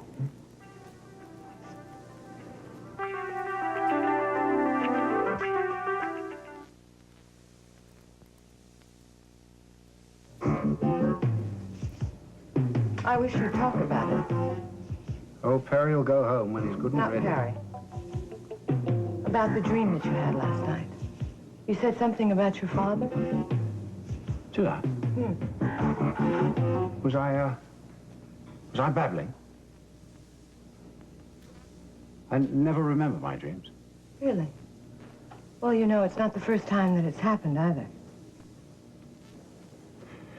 Well, the muttering, the incoherent muttering of a tired man whose son had given him indigestion at dinner. I suppose. Well, I suppose I should call Donna and find out if she's heard anything. Do you suppose that this is the part of the book where the heroine, who is madly in love with the mysterious stranger, finds out that he's really just a cold and distant man, Felicia. and that he doesn't give a damn about her or anyone else?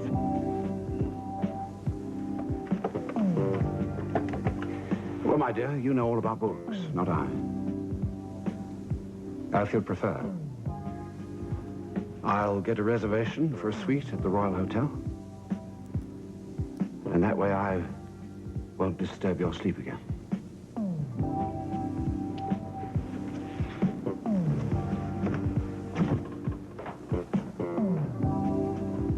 Waiter, could we have a cup of coffee for the lady, please?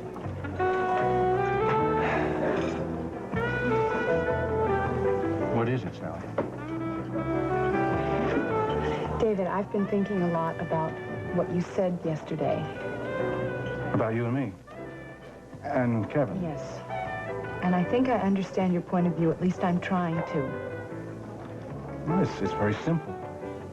I think we can be very, very happy together. All three of us. Well, I think that you really mean that, which is why I'm taking your offer seriously. Does that mean? That means that I'm not going to keep you on a string, but I would like some time to think about all of this, some time without any pressure. Fair enough. Would it be pressure if I were to court you? Nothing overwhelming, mind you, just a quiet dinner, perhaps, or a trip to the roller rink with Kevin? Before you start making plans, I have to be honest with you. I don't love you. Look, this is very new to both of us, I know. Let me finish, okay? I don't love you now, but I still can see a life for us, for all of us, together.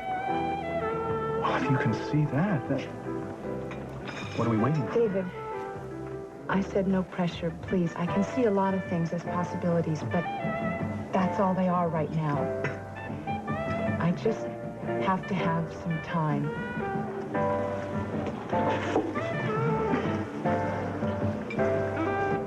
Sally, since we're talking about courtship, I was thinking maybe we could get away for a while. You and Kevin and me.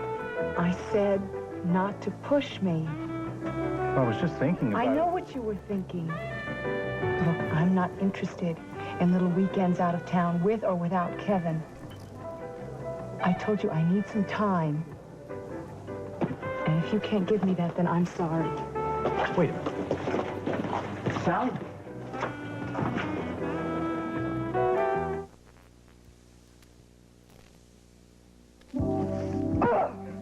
Devin, please, can't we just handle the correspondence tomorrow? I'm in no mood for details right now.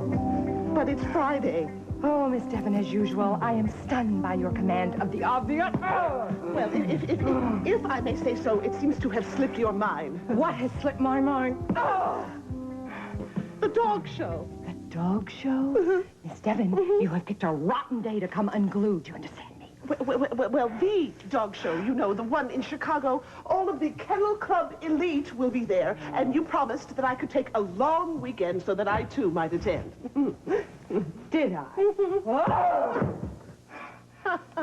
There's a certain Lhasa Apso that I'm pulling for to be best of show. Well, it's thrilling stuff, Miss Devin. Thrilling. However, then the correspondence will all pile up, and come Monday, we will be hopelessly behind. All right. All right. I don't want to come between you and your little lassie. Lhasa. Whatever, Miss Devin, whatever. Let's just get on to the mundane matters, shall we? Right. Come on. I have everything organized so that we can expedite the process. Thank you. All right. I cashed that. I paid that. Oh, and this? This I haven't received yet. So you can just call my business manager and tell him this had better not be in the mail because I want it in my hands by tomorrow. Do you understand? Absolutely. Ah, look. A little package just for you. Package? It's from Paris, from that wonderful hotel where you and Mr. Hutchins, well, you know, where you shared accommodations. Yes. The Hotel de Fleur. Wonder what they're sending me. It's probably your own personal key to their wine cellar. Or better yet, a bronze plaque Please, commemorating... Miss Devin, you're starting to get unglued again. What is it? Oh, isn't that wonderful? That's really wonderful. What is it? It's my bracelet. Ah. The one I thought I'd lost on my trip home. And they say that old world service is long gone. There seems to be a note attached to it. Oh, there is. Well, let's see. Oh, it's from the concierge. A darling man. He adores my novels. So, of course, he always writes me a very personal little... What is it? You were talking about the darling little concierge who likes your novels. That'll be all, Miss Devin. I beg your pardon. I said that will be all. Yes, that's what I thought you said. She says that I'm becoming unglued. The dates, reservation, it's all wrong. I mean, Carl couldn't possibly have done... Unless he planned our encounter long before we ever met.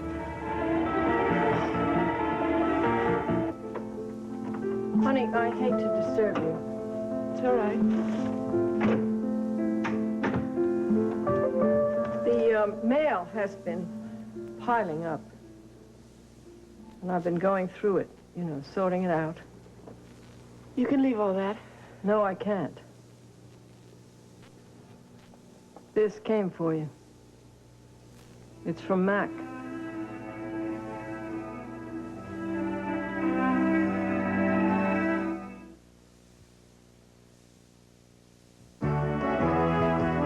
Stay tuned for the next part of Another World. And now, the next part of Another World.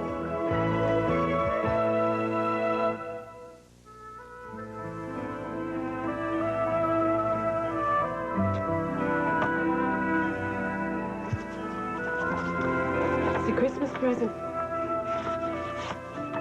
A sonnet I've always loved. So he's gotten it for me in a first edition from London.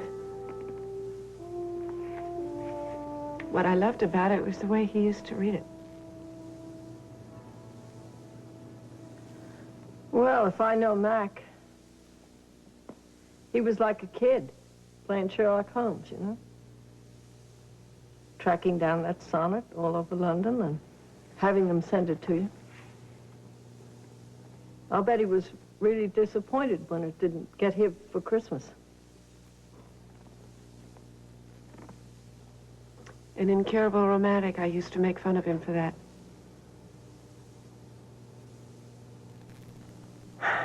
I miss him so much. Oh. Honey, I know. This is such a nightmare. I just keep thinking I'm going to wake up and he's going to be right next to me telling me everything is all right. Have you, talked to the children? Yeah, just a few minutes ago. What did you tell them? That everybody's very worried about their daddy. And that Amanda wouldn't have to go to school for the next few days. Didn't you tell them that he was dead? I don't think he is. Rachel? I just don't think that's what's happened. It's just so unreal to me. Honey, we have had people very close to us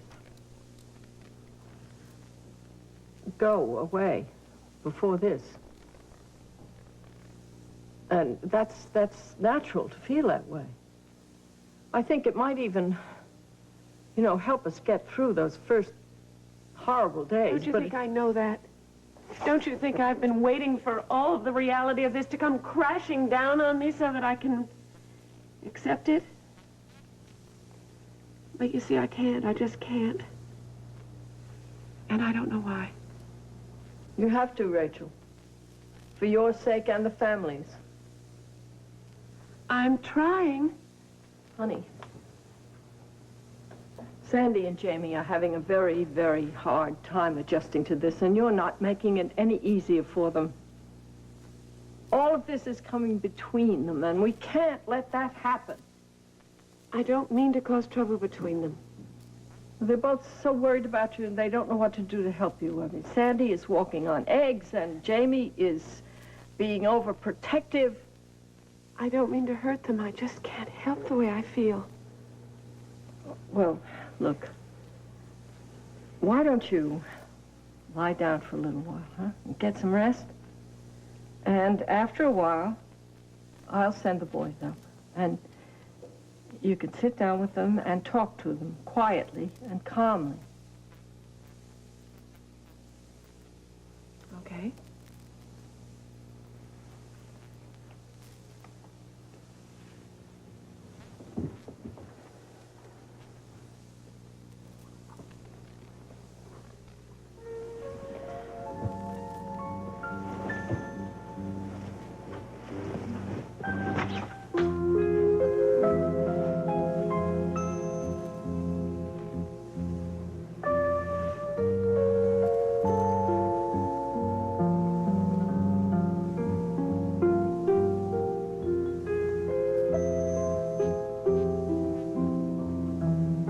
Stacy's told you that we're leaving Bay City, Yes, hasn't she? she has. I suppose congratulations are in order. I understand it's quite a job you've got waiting for you in San Francisco. It's a job, that's all. Actually, I would prefer to stay here in Bay City and practice law with Stacy right here. But we all know that we can't always get what we want. No, I guess we can't. We also know something else, too. Jamie, this move is the best thing for all of us. Mark, you don't have to explain. I want to. I owe you a great deal. There was a time when you put your neck on the line for me, no questions asked. And I realize now that you and Stacy never meant for what happened to happen. But the fact is that it did. And if our marriage is going to have a chance, we have to look things square in the eye and move on.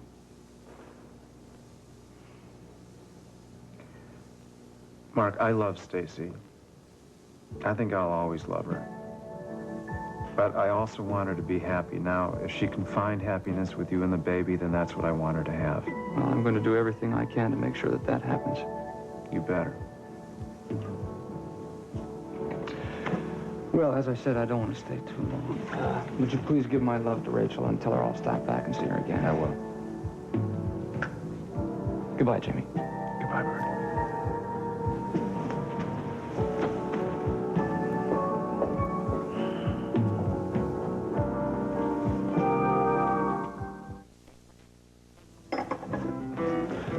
I've been watching you, and do you know that's your 4th cup of Joe? Were you talking to me? You ought to think about drinking that much caffeine. Okay, when I get the chance, I'll think about it. And while you're at it, you should think about switching over to herbal tea. Because you see, Regular tea has caffeine in it, too, and a lot of folks don't know that. Well, I guess I know that now, huh? Excuse me, but don't you have some other customers? Oh, I don't really work here. I'm just helping out. You know, I've been watching you. Yeah, I got that impression. My name's Josh. And, what do they call you? I don't want to be rude, but... I don't think you're rude. I just think for such a pretty thing, you hold a lot of tension on that forehead. I what? You see, I knew this lady once. She taught this adult education course at community college. It was called Attention, the Enemy Within. It was all about massaging your troubles away with yoga and that type of stuff. Yeah, I know all about tension, so... Oh, of course you do. But you see, this lady friend of mine, she said facial tension is a sure sign of inner turmoil. And you have inner turmoil written all over that pretty face of yours. Not that it's any business of yours, but I'm trying to make a very difficult decision right now, and a little stress is inevitable. It doesn't have to be. Heck, I could get rid of that tension. Excuse me. No reason to get all riled up. I was just trying to help. Well, if you don't mind, I'd prefer to be alone right now. Oh, sure, if that's what you prefer. It just bothers me to see a customer so tense and nervous. Well, I'm sorry I disturbed you. You know, man, that tone doesn't suit you. In fact, I think you'd act a whole lot different if you didn't have this tension problem. The only problem I'm having right now is that I can't seem to end this conversation. Oh, is that what you're trying to do? Well, I know when to hold them and when to fold them.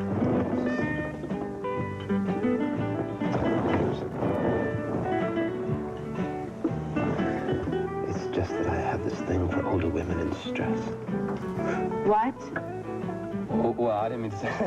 I didn't mean it the way it sounded. Just that, you see, I'm just a little past 21 myself. And so to me, you have this older woman charm.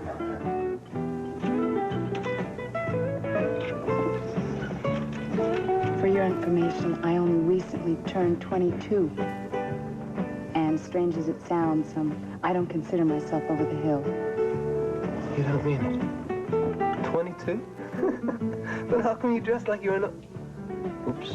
There I go again. What's wrong with the way I dress? Nothing. It's fine. I think it's wonderful. That's Do you know what you are? Do you have any idea what you are? Yes, ma'am. Embarrassed. I hope that this covers my endless cups of coffee. Now, with your permission, I'm going to hobble back to my car so I can go home to my rocking chair and my knitting. Nice talking to you. You come back now. Anytime. Jamie, I'm standing in front of that glass window, watching the baby sleep. I know this sounds silly, but I kept seeing Dad. You know, his eyes, chin. Mac would have been very proud. Yeah, I think so, too. Look, Jamie, well, I stopped by the funeral home and the church on the way back.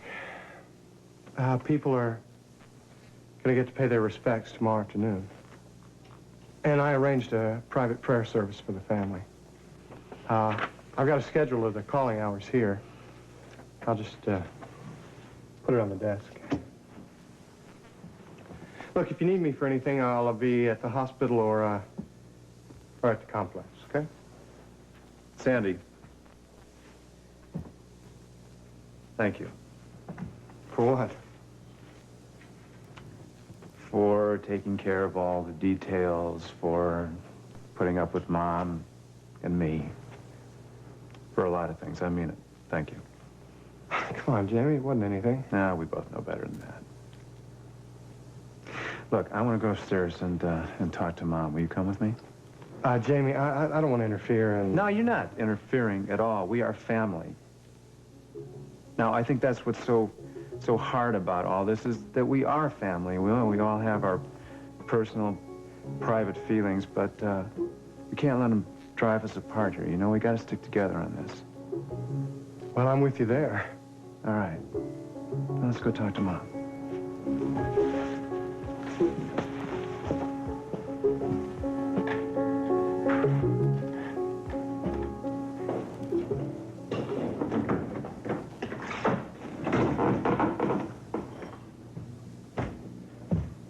What's been going on here?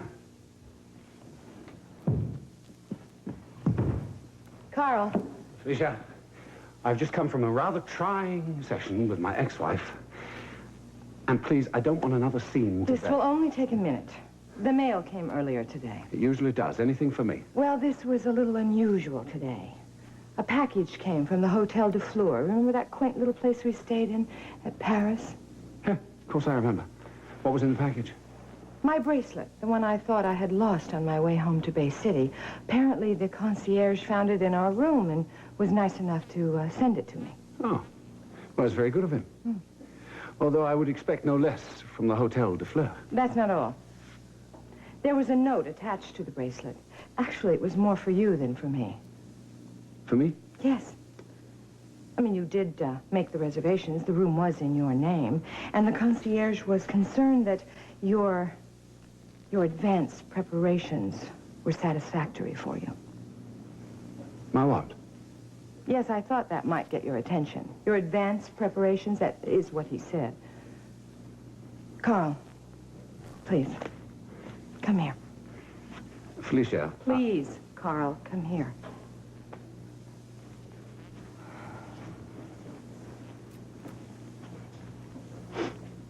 I think it's time we start being honest with each other.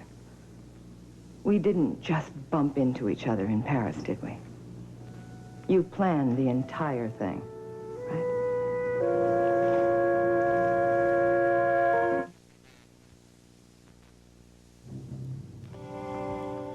What is going on today? Everybody's treating me like some kind of Machiavelli. There's really no point in hiding it, Carl. I'm not trying to hide anything. See, this note from the concierge, he talks about the reservations that you made, the ones you told me we were lucky to get at the last moment. Apparently, you made these reservations 2 months in advance. Well, I can explain that. I'm not finished.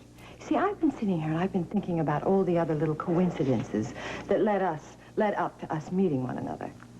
The conference, for instance. I wondered when you'd bring that up.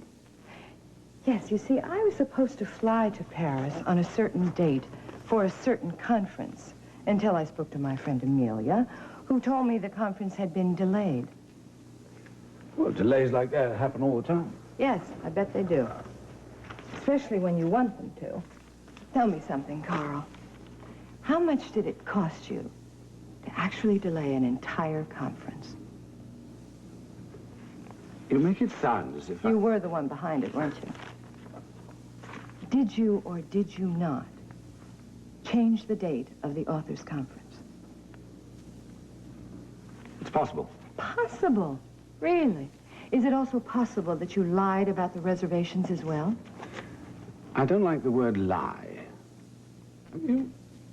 If anything, it was a sin of omission. I just didn't tell you all the details. No, you certainly didn't. You didn't tell me that you had set up the entire meeting for you and I. You didn't tell me that you had made reservations well in advance. You didn't tell me that you had planned the entire thing. I'm sorry. I'm sorry.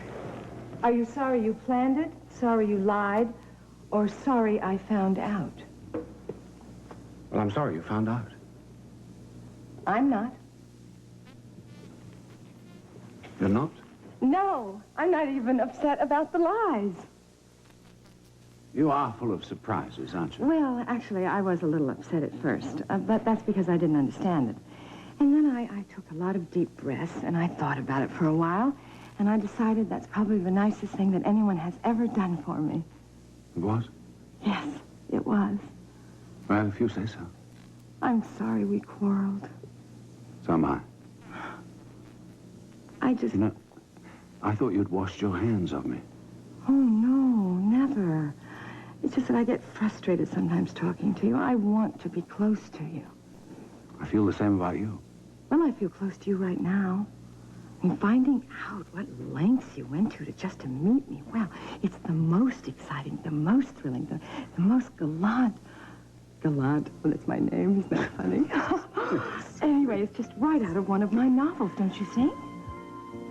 Does that then make me the tall, dark-haired, sinister character who falls passionately in love with the heroine? No. That makes you the romantic lead. You see, you're cold and steely on the outside and very warm and loving on the inside. Oh, thank you. You're welcome. I'd prefer to be your lover than one of the characters in one of your books. Yes, I would prefer that myself. So, I've decided to take you as I find you. No more questions. That's an excellent idea, Felicia. Yes, that's first class. First class. I know you mean well, Jamie, but I don't know. I know that right now it all seems incredible and impossible, but I think later when you've been able to accept it, you regret not taking part in the services. Maybe you're right. I don't know. I'll do the best I can. Rachel, you know, you won't have to go through this by yourself. I mean, we're all going to be there together. You've done so much already, Sandy. I know it can't have been easy what you did today. Well, no. It wasn't easy. But I kept thinking that Dad would expect me to take care of it. So funny, Rachel. You know, I kept seeing Dad all day long. Everywhere I went, everything I did, he was right there with me. I don't think I could have gotten through it without that. He'd be very proud of you, of both of you. You know, I remember coming in here on Sunday mornings, and we just lie on the bed here with the paper.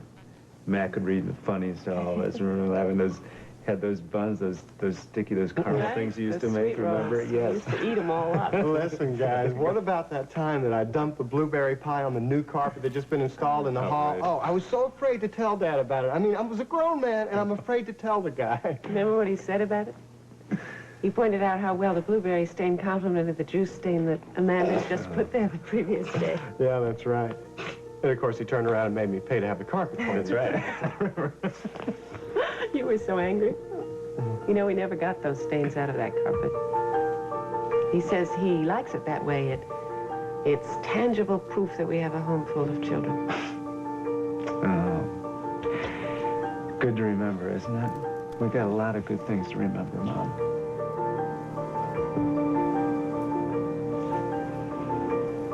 I'm sorry. Hey, Rachel. It's okay. We're going to get through this. All of us. Together.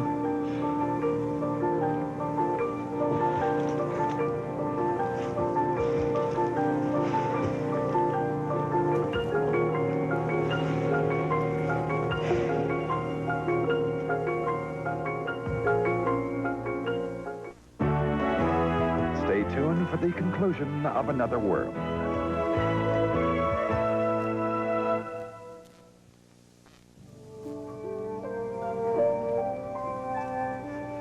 I just don't want to fight it. I just can't accept it.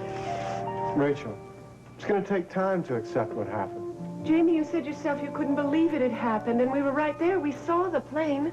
I haven't wanted to believe it, Mom. I still have trouble accepting it, but we have to make the effort. Things have to be done. Life has to go on. I know that's just it. I can't go on. I can't do the things that I know should be done, not while I can't believe he's gone.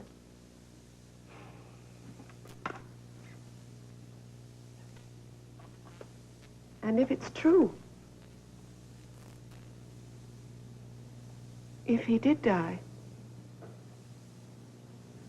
I never knew when it happened.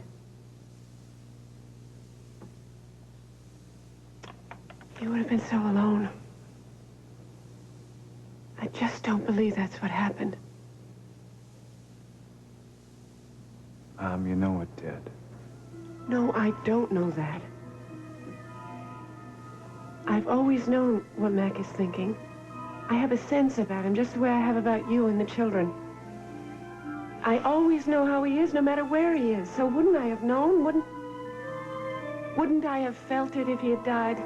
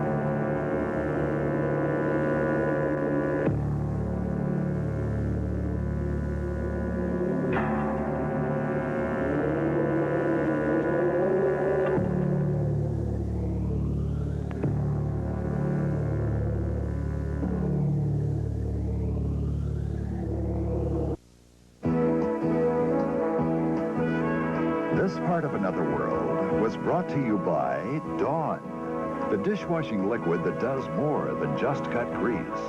Dawn takes grease out of your way.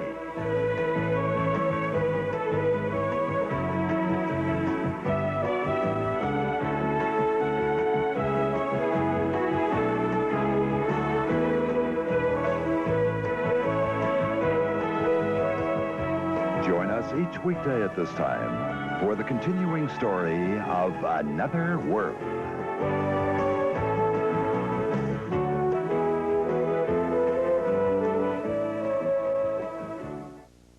This is the NBC Television Network. You can NBC there, be there.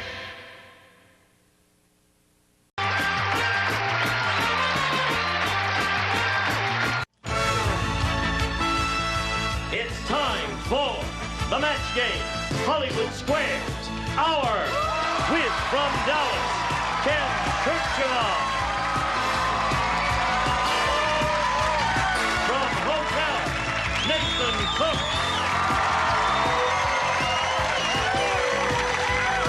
Miss America 1983, Deborah Sue Maffett. Fannie Flagg.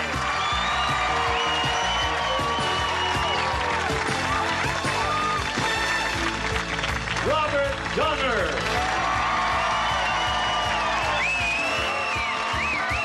And the stars of the match game, Hollywood Squares Hour, G. Rayburn and John Bowman.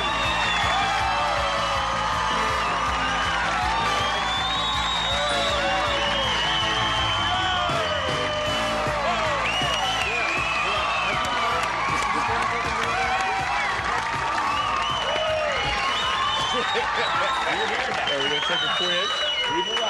Nice to see your body once again. Oh, good to see you. Always a pleasure to see your body. You've never done this before, have you? No, I'm a rookie. Really? Have you done many types of shows like this? Oh, a couple. Really? All right. Yeah, looking forward to it. Nice to have you with us here. Nice to have you with us. Thank you so much. I'm thrilled to be here. Ken Kirchhoff. Hello. You know what we discovered when he walked in the makeup room a little while ago? We were in the same acting class in New York. That's right.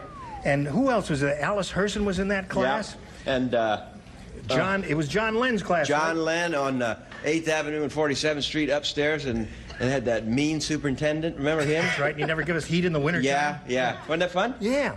So you wanted to be an actor. Whatever happened to you? I just, I had a flat. I had it right outside. Listen, we had Fern. Fern?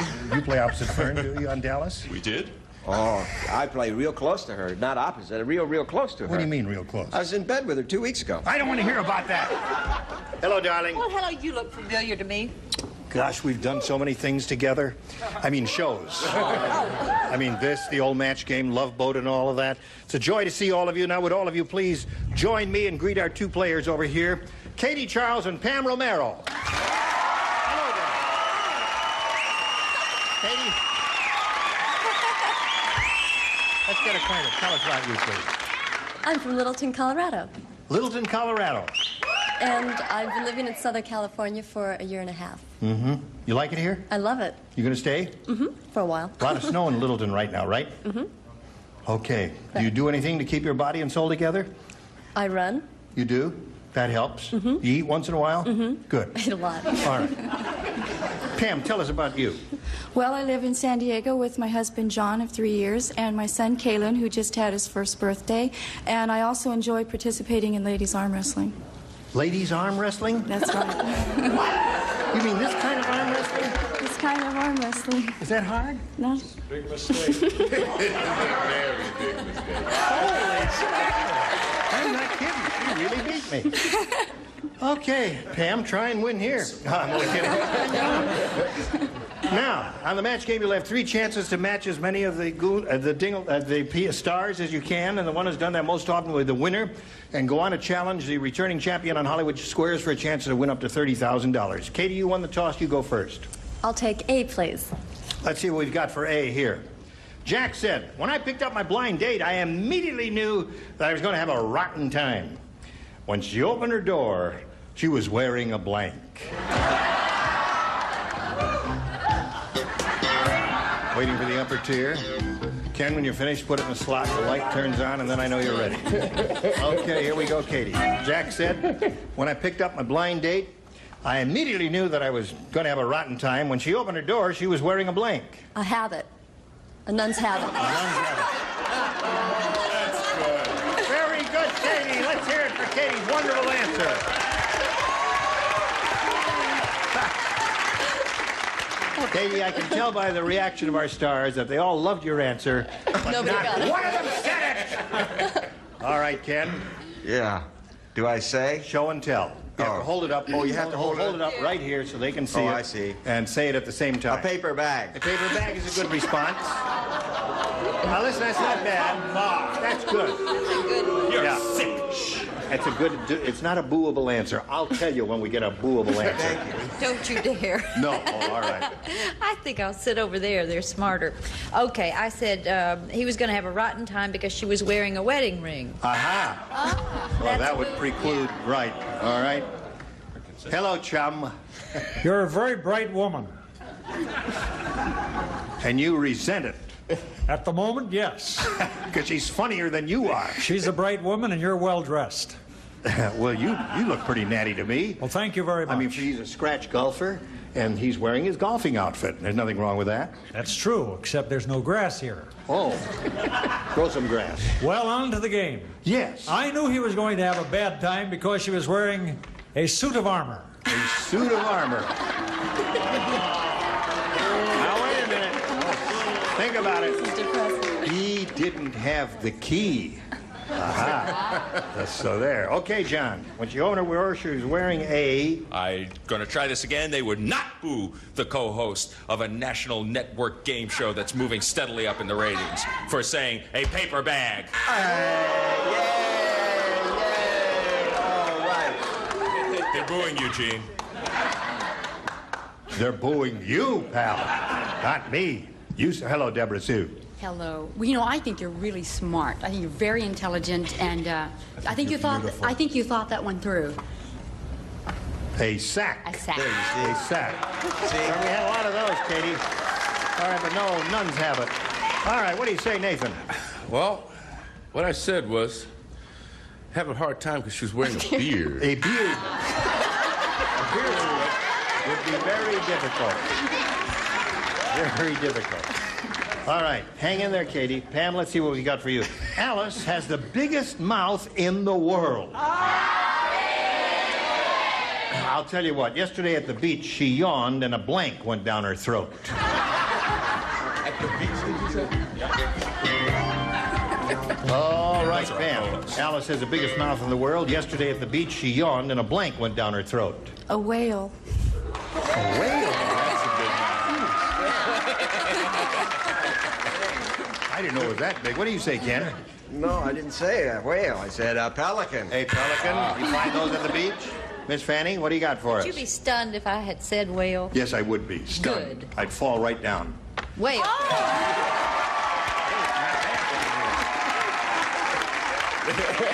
Fell down like I said I would. Thank heavens the pressure is off the back row. I said beach ball. Hey, beach ball. Good. Anything you find at the beach is okay. John, what do you got? Sorry, I said a shark. A shark is good. Deborah Sue? I said a seagull. A seagull. Another thing you find at the beach, Nathan? A whale, of course. A whale. That's two. All right, 2-0 the score. The end of round one. Round two coming up right after this.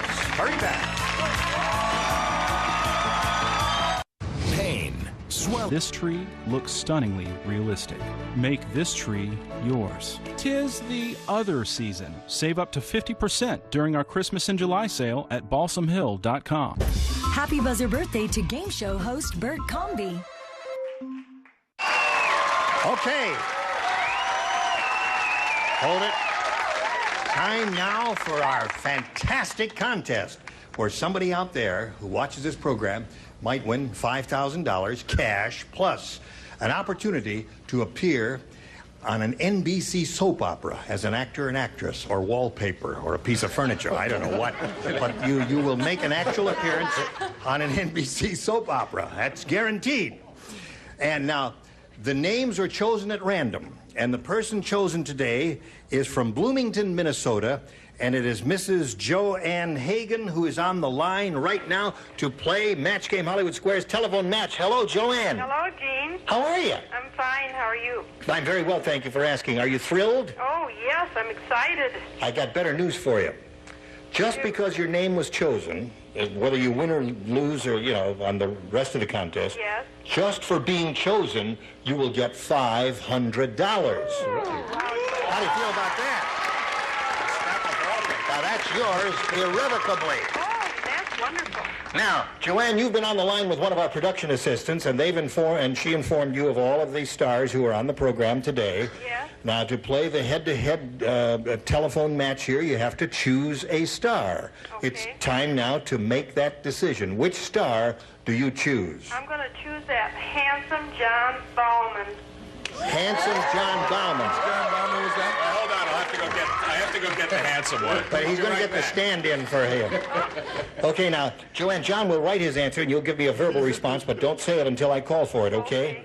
All right, and good luck to you. It's $5,000 and a chance to appear in an NBC soap opera. All you have to do is match John. Here it is. Blank cubes. That's blank, C-U-B-E-S. Blank cubes.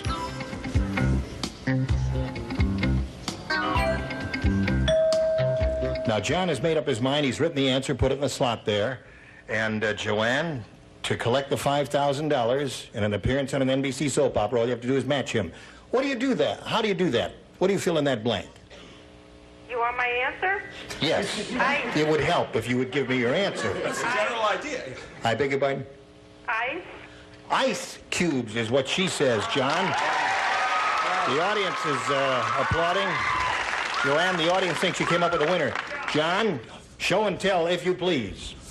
It's awfully cold in here, Gene. Ice cubes, Joanne, you won the money and the appearance on the NBC soap opera. Congratulations to you, Joanne Hagan. What are you going to do with all that money?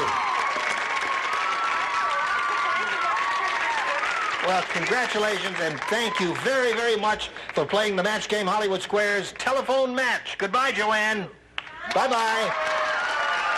Okay.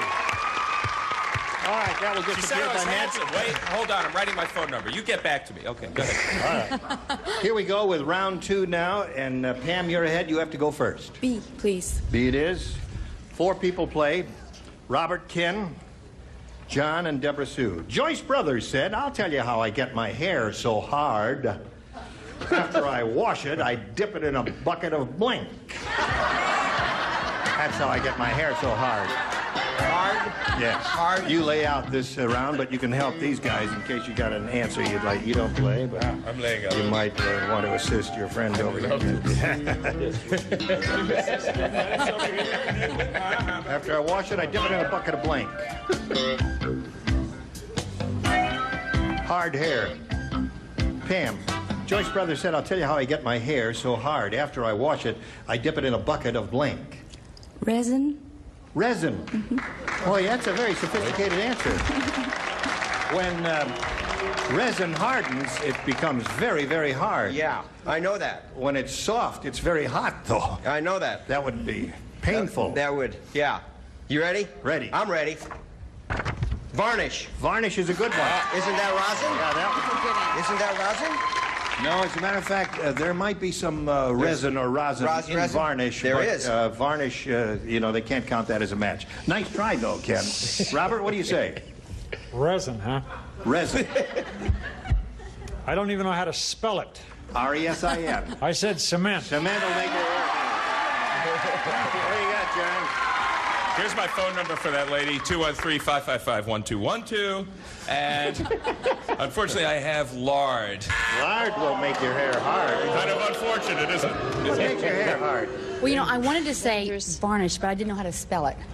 So I put paint. Paint will make your hair hard and Put it gooey. lies. Well, Pam, you didn't score on that one. And now, Katie, let's see if you can catch up a little bit here. Ugly Irma is so ugly.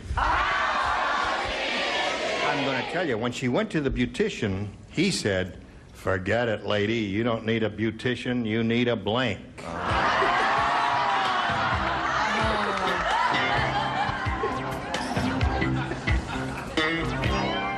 Okay, the bottom tier is ready. And the upper tier is ready. Katie, Ugly Irma is so ugly that when she went to the beautician, he said, forget it, lady. You don't need a beautician. You need a blank. Facelift. Facelift. It's pretty bad. Yes, it is. It's kind of disappointing for me. Such a brilliant answer like Nun's Habit, and then come up with facelift. It's not bad. No, facelift is not bad now that I think of it. There are a couple of others here that might be a little more euphonious. What do you say? Embalmer. Embalmer is good. Mortician. Yeah. You don't need a beautician, you need a mortician. Fannie? Undertaker. Undertaker. All right, that's two of those. Robert? I said magician. Magician is another good one. Very good. That's terrific. What do you got there? I might have been barking up the wrong tree, but I said veterinarian. Veterinarian's another good one. A lot of good answers over here, Katie. You know, Yes, ma'am. I thought mine was really bad. I thought I had a bad answer. I said mortician. Mortician is good. What do you got, Nathan? I said she needs a mechanic. A mechanic. All right, so there we are at the end of round two, and the score remains the same, 2-0 in Pam's favor. Third and final round right after this.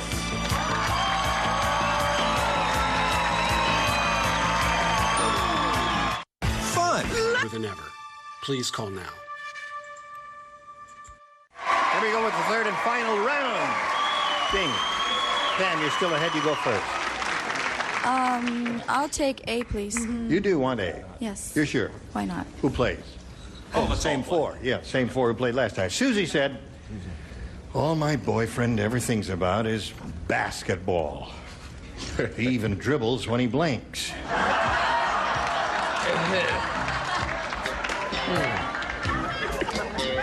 Okay, Bob, here we go with Pam. Susie said, all my boyfriend ever thinks about is basketball. He even dribbles when he blinks. Goes to the bathroom?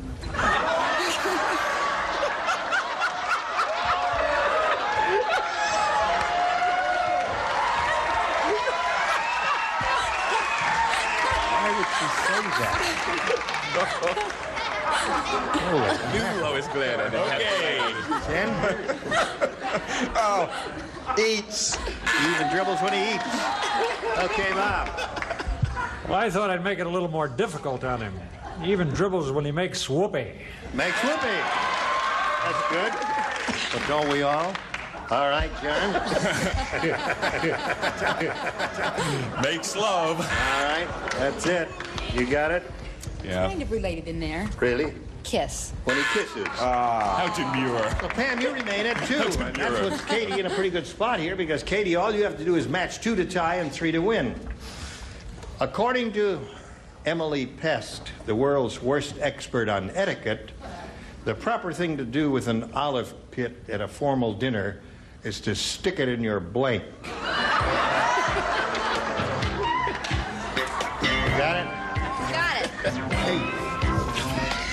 Here we go. According to Emily Pest, the world's worst expert on etiquette, the proper thing to do with an olive pit at a formal dinner is to stick it in your blank. You're going to hate this. Ear. Ear. Good. I think that's good. I like that. The audience like ear. We need 2 ears to tie, 3 to win. Ken? Okay, mashed potatoes. Mashed potatoes is good. You can hide them at least. Well, hey, that's a match if you happen to have mashed potatoes in your ear. Wow. They didn't like mashed potatoes. They didn't like it at all. I did. You did. Well, I've had experience, and You have? Yes, I've been at formal dinner parties, and I always just put them in my bra. Very good. Gee, I wouldn't have thought of that. Right. That's very good. I thought it. Robert? That's a very bright young lady. Yes, she is. I'm a very bright young man. 1 ear. Okay. 1 more to tie. Okay, John. Stick it in your ear. Tie. Number 3. Well, my first reaction was to say bra, but I went with ear. That wins the game.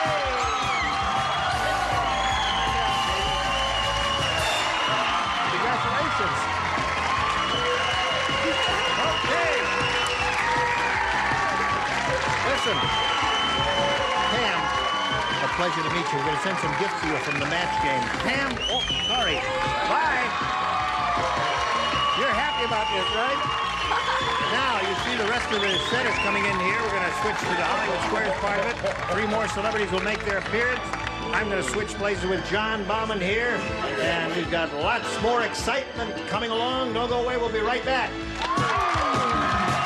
A member of our studio audience will receive Quasar's new 13-inch portable television. Features Customatic tuning, high-tech styling, in a simulated walnut grain finish, and super color system furnished by Quasar. It's time for more of the match game. Hollywood Squares, Hour with Nidra Bowles.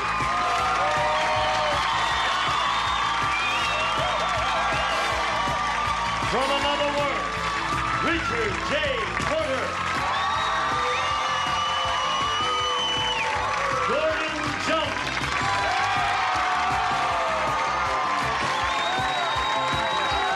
And taking over, the star of the Hollywood Square, John Bauman. It was so hard to say goodbye. I just didn't. Okay, I gotta say goodbye to you for a couple of minutes, then we'll be back with Hollywood Square. Having trouble planning a family trip this... Let's play. Let's play. Let's play. Let's play. John Bauman and the Hollywood Square. Yeah, sure. But the real question is, can she arm wrestle? We may never find out whether Katie Charles can arm wrestle or not, but we do welcome you to the match game Hollywood Squares, our second half. This is the Hollywood Squares portion. We also welcome Nidra Bowles, Thank you. Richard J. Porter, and Gordon Jump. Great to have you here, Richard J. Richard J. from our erstwhile lead-in, Another World. For those of our viewers who may not watch your show, I'm sure there are very few, but just tell us a little bit about the character that you play. Well, Larry Ewing, one of the first Ewings before Dallas. I got with a woman about 6 years ago. I've been one of the only faithful men for 6 years on television. I'm really proud of that. Ever been faithful to a man for 6 years? Yes. Congratulations. Okay, ready to play Hollywood Square? Here we go.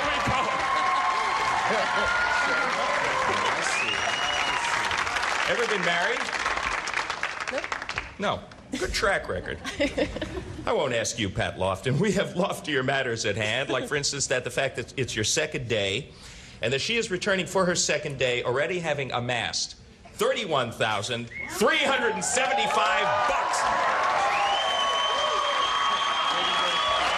Now, what that means, for those of you who missed our Friday show, is that she won the $30,000. She won the big one. The question was what?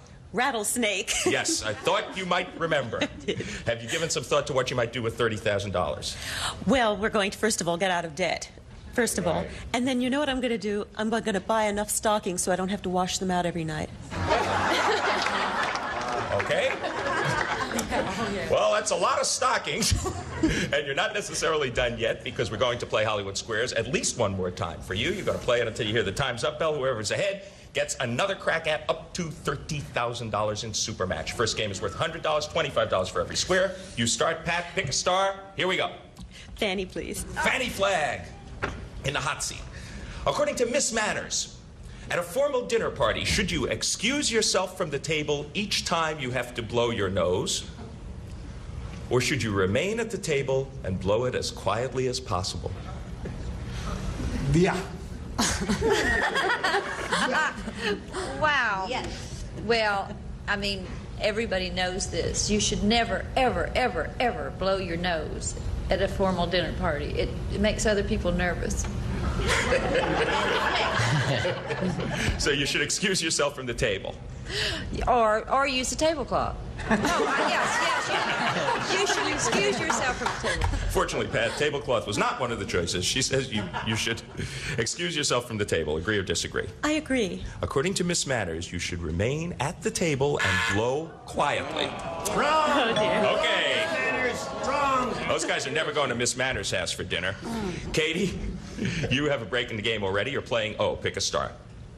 Deborah Sue, please. Deborah Sue Maffett.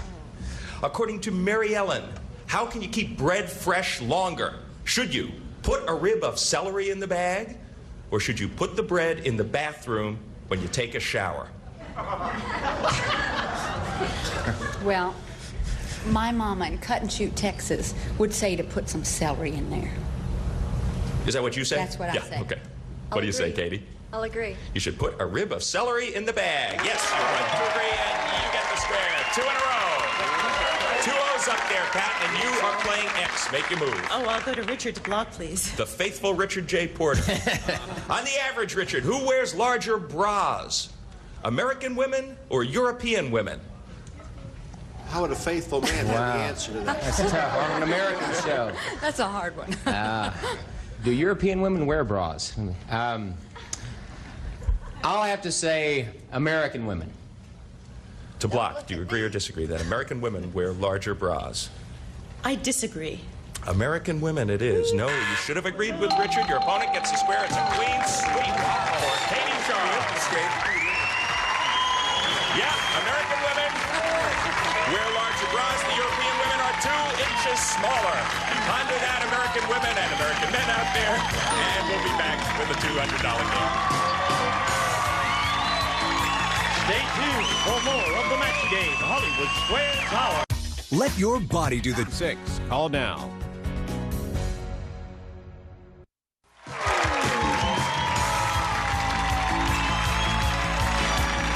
Now back to John Bauman and the Hollywood Square.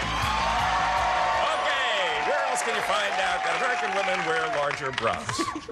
And it's your move, Pat. You are behind, 175 to nothing, but it's early yet. It's a $200 game. Well, I'll try Fannie again, please. Oh, Pat, thank you. Oh, dear. You're an average woman, Fannie. Yes. Yes. Yes. Whose brain is larger, yours or the average man's? Larger? Larger. Whose brain is larger? Right. Apparently not yours, Fannie. Well, I hate to give the answer to this. I just hate it. Particularly, I say the average woman's brain is larger, and it hurts men's feelings, I know, but... Good answer, Fannie. Agree or disagree, Pat? She says the woman's brain. The average man's brain is larger than the average woman's. No, you should have disagreed. That surprised me. Okay, your opponent gets that square. You have got 4 O's in a row so far, Katie. Pick a star. Ken, please. Only one of them in this game, of course. Ken Kercheval from Dallas. Which travels faster, Ken? A rattlesnake striking its prey, or a Nolan Ryan fastball striking out a batter? A rattlesnake, or Nolan who? Nolan Ryan. Are we in trouble here? Boy, that's good. She won with rattlesnake, didn't she? She did. Well, let's But that was another day. I'll bet. Oh, is he a ball? I'll bet it's a rattlesnake. He says a rattlesnake is faster than a Nolan Ryan fastball. Katie, agree or disagree? I agree. A Nolan Ryan fastball is much faster than a rattlesnake. Much, much, much faster. Your opponent gets that square rattlesnake strike at a speed of only 5.5 miles per hour. Nolan's about 96, 97. Pat, pick a star. I'll try Jean, please. Gene Rayburn. You'd like to try Jean For would an you? X. All right. Many women have tried Jean, Pat.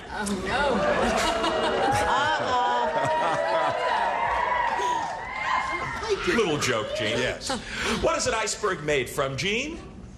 Frozen fresh water or frozen seawater? Oh, quite obviously frozen freshwater, because as the snow melts, you see, it packs down real hard, and snow is fresh water indeed.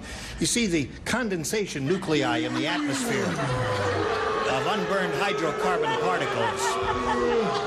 Agree or disagree, Pat? You're annoying me. You agree? Frozen fresh water. Yes. Frozen fresh water it is. Right, you agree, you get the square. 2 X's up there. Okay, Katie Charles, you are playing O. Make your move. I'll take Nidra to block, please. Nidra Voles. All righty. You and your husband do not want to have any more children. That's for darn sure. Now, okay, this could help you out. Listen carefully. Will jumping up and down after making love help you avoid getting pregnant, or will you be jumping up and down for nothing? Well, I don't really need to jump up and down anymore, if you know what I mean. But I would say, gee, that's almost ancient history, isn't it? Try to remember, Deidre. Very old question. Let me see. Jumping up and down, will that help? I don't think so. Agree or disagree, Katie? I agree. You will be jumping up and down for nothing. Yes, you're right to agree. You get the square, and you do block. And O goes up there. We're going to be back to complete the $200 game and straight into an exciting match right after these messages. In the 21st century, a shopper will exist like no other. The Sweepinator. Only on Supermarket Sweep, weeknights at 9. WireUberBeats.com. That's 800-804-5590. Act now.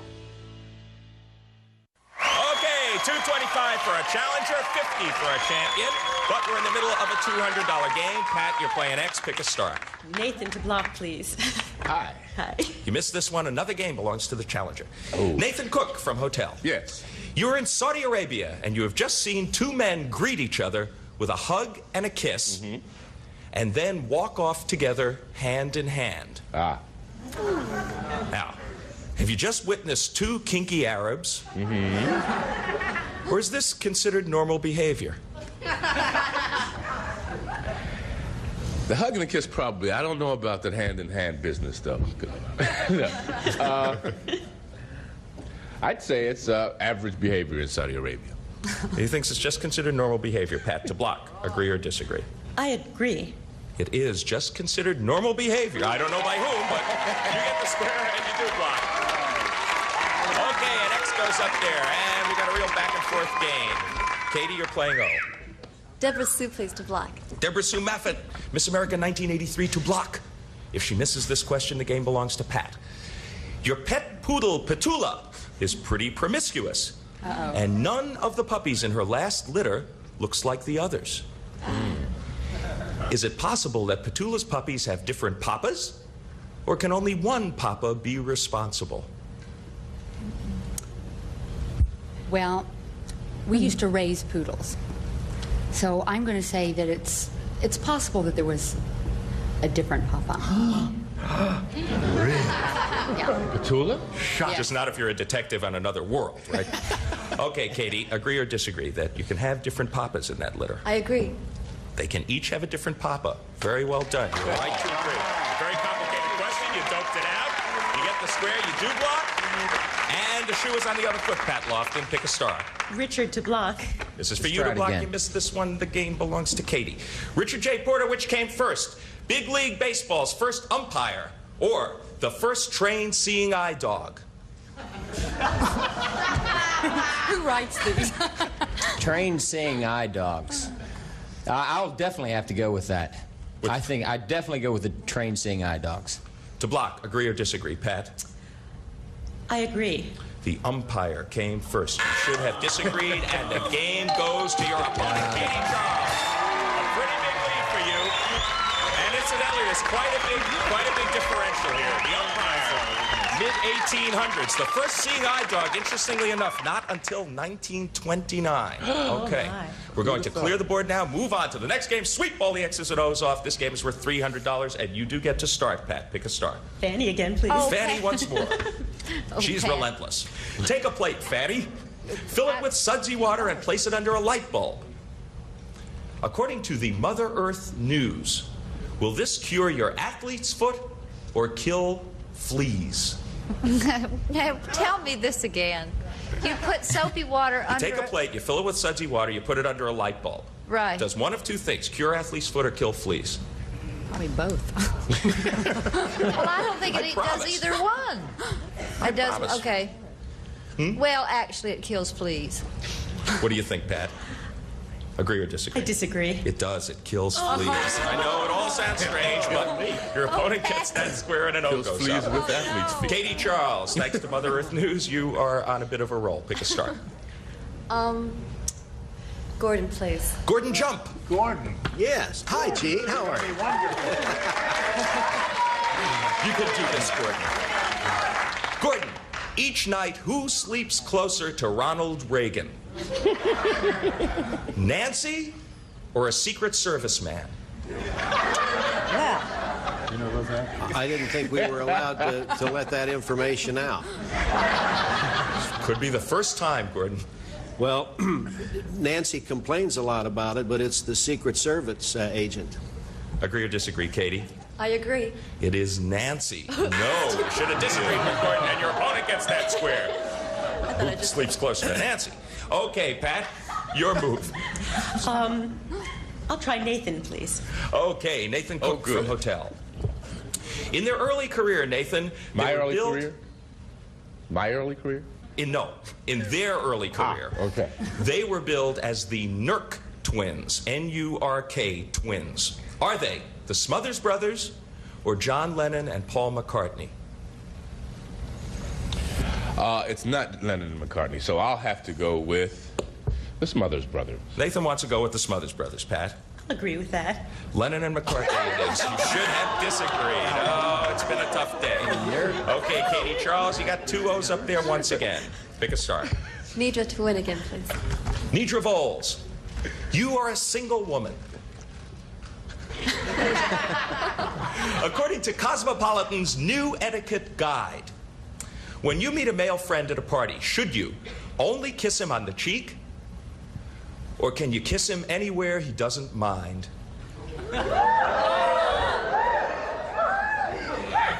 Well. Oh, boy. Well, at my age, I could kiss him anywhere and nobody would give a darn. But I don't think... Can you kiss him on the... Only on the cheek or anywhere that he says is okay. I don't know this guy, you know. I think if you just had met him and you were a normal person, not like myself, you would probably kiss him on the cheek. Okay. Agree or disagree, Katie? I'll agree. No, you can kiss him anywhere he doesn't mind. Okay. Your opponent gets that square, and that really keeps her Sorry in the game. about that, Pat. Oh, the bell means that time is up. $525. She has done it. Katie Charles, new champ. It was a $300 game. You wouldn't quite have made it anyway. Okay, Katie. Congratulations. Do you know where you are now? Here's where you go. Join Gene Rayburn. Jump up and down over there for a little while. Get set for your shot at the big money. You were catching up there at the end, but I don't think even the $300 game would not have quite done it for you.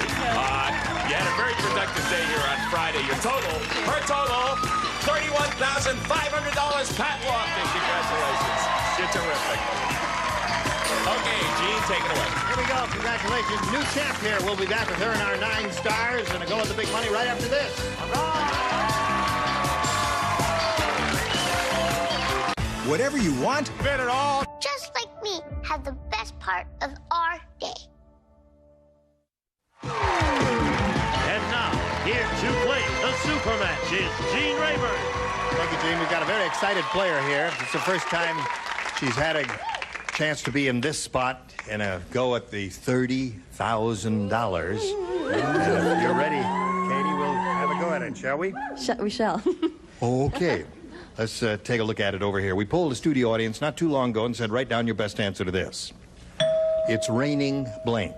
Now, if you give us the answer that studio audience came up with most often, you get $1,000. For choosing the second most popular answer, $500. And for the third, $250. Any 3 of the 9 stars can offer some assistance here. Whom do you call on? John, please. John Bauman, what do you say? Okay, I have 2 that I like. I'm going to say it's raining cats and dogs. All right, you've got 1 now. Mm-hmm. It's a good one. Nathan, please.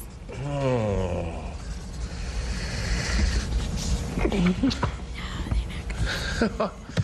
Yeah, it's raining, it's pouring. It's raining, it's pouring. Now you have 2, 1 more. Robert, please. Robert Donner, you're up. Third position is tough. Gene? You know that. I'm paying attention. Okay, I thought you dozed off there for a second, Robert. It's raining violets. Ah. Very good. Would Thank you like to do 8 bars? It isn't raining, rain, you know it's raining violets. I want to see clouds.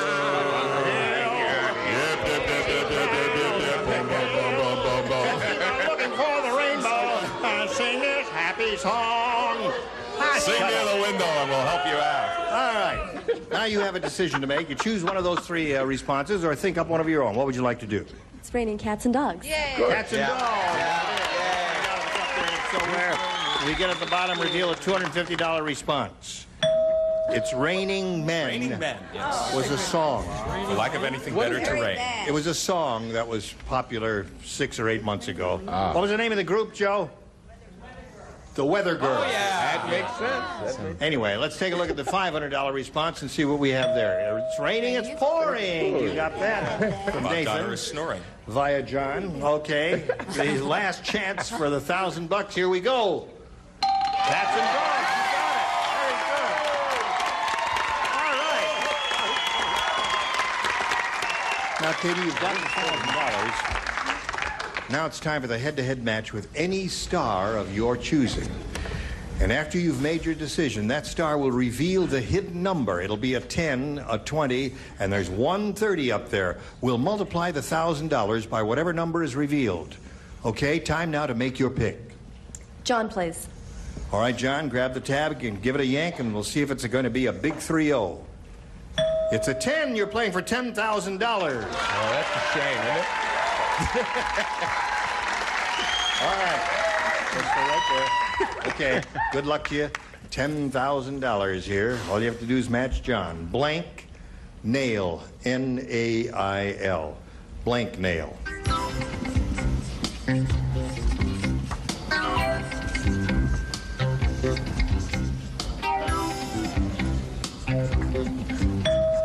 Okay, John's ready to collect the $10,000. You have to match him. What do you say to this? Fingernail. Fingernail? Okay. Okay, John, she says fingernail will match you for the big money of $10,000. Have you got it? He's got it!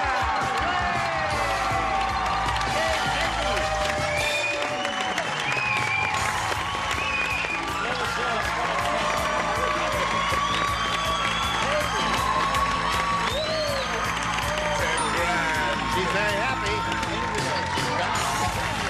Katie, you have a grand total of $11,525. Congratulations. Congratulations to you, Katie. We'll be back with you right after this.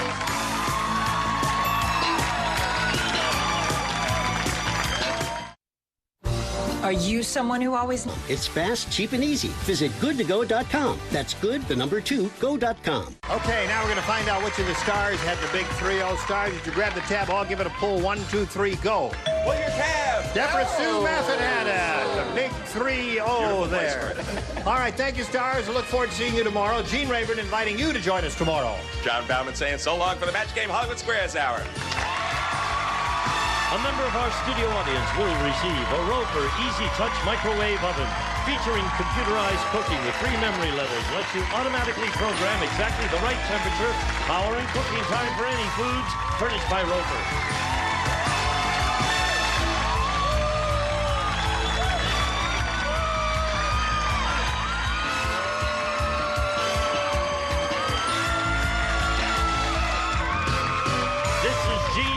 Speaking for the Match Game Hollywood Squares Hour, a Mark Goodson television production.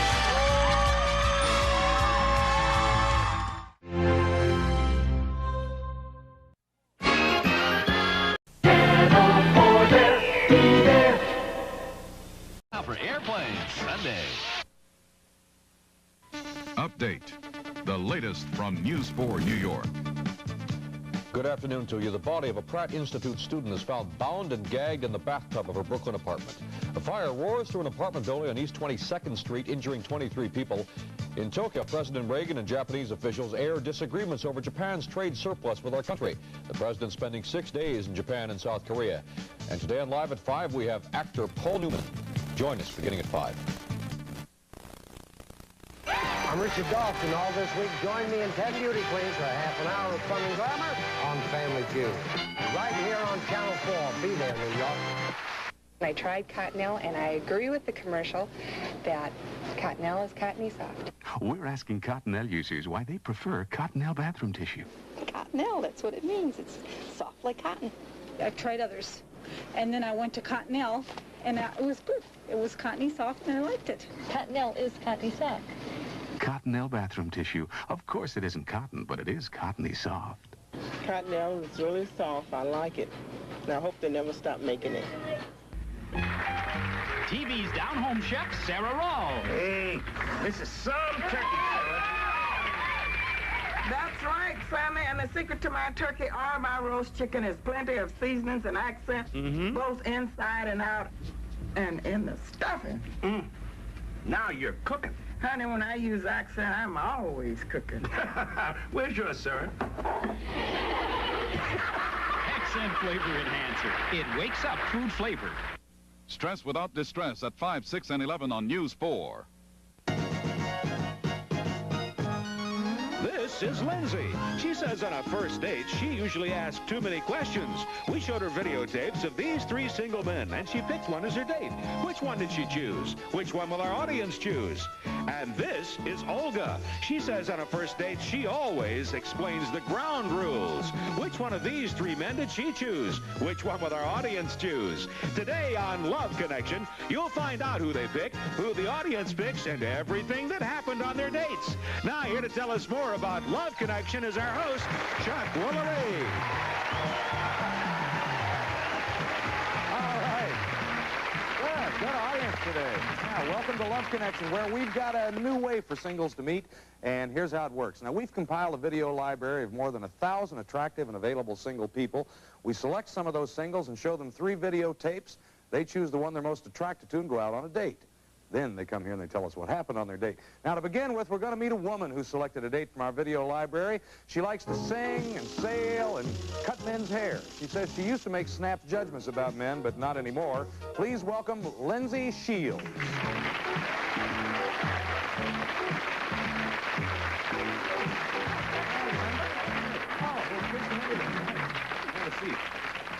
What changed your mind, Lindsay, about making snap judgments on people? Oh, well, you know, you meet a lot of people and a lot of guys, and there was one who I said, oh, and they said, oh, I really want you to, my friend said, I really want you to meet this guy, and I went, that guy, ugh, no thanks.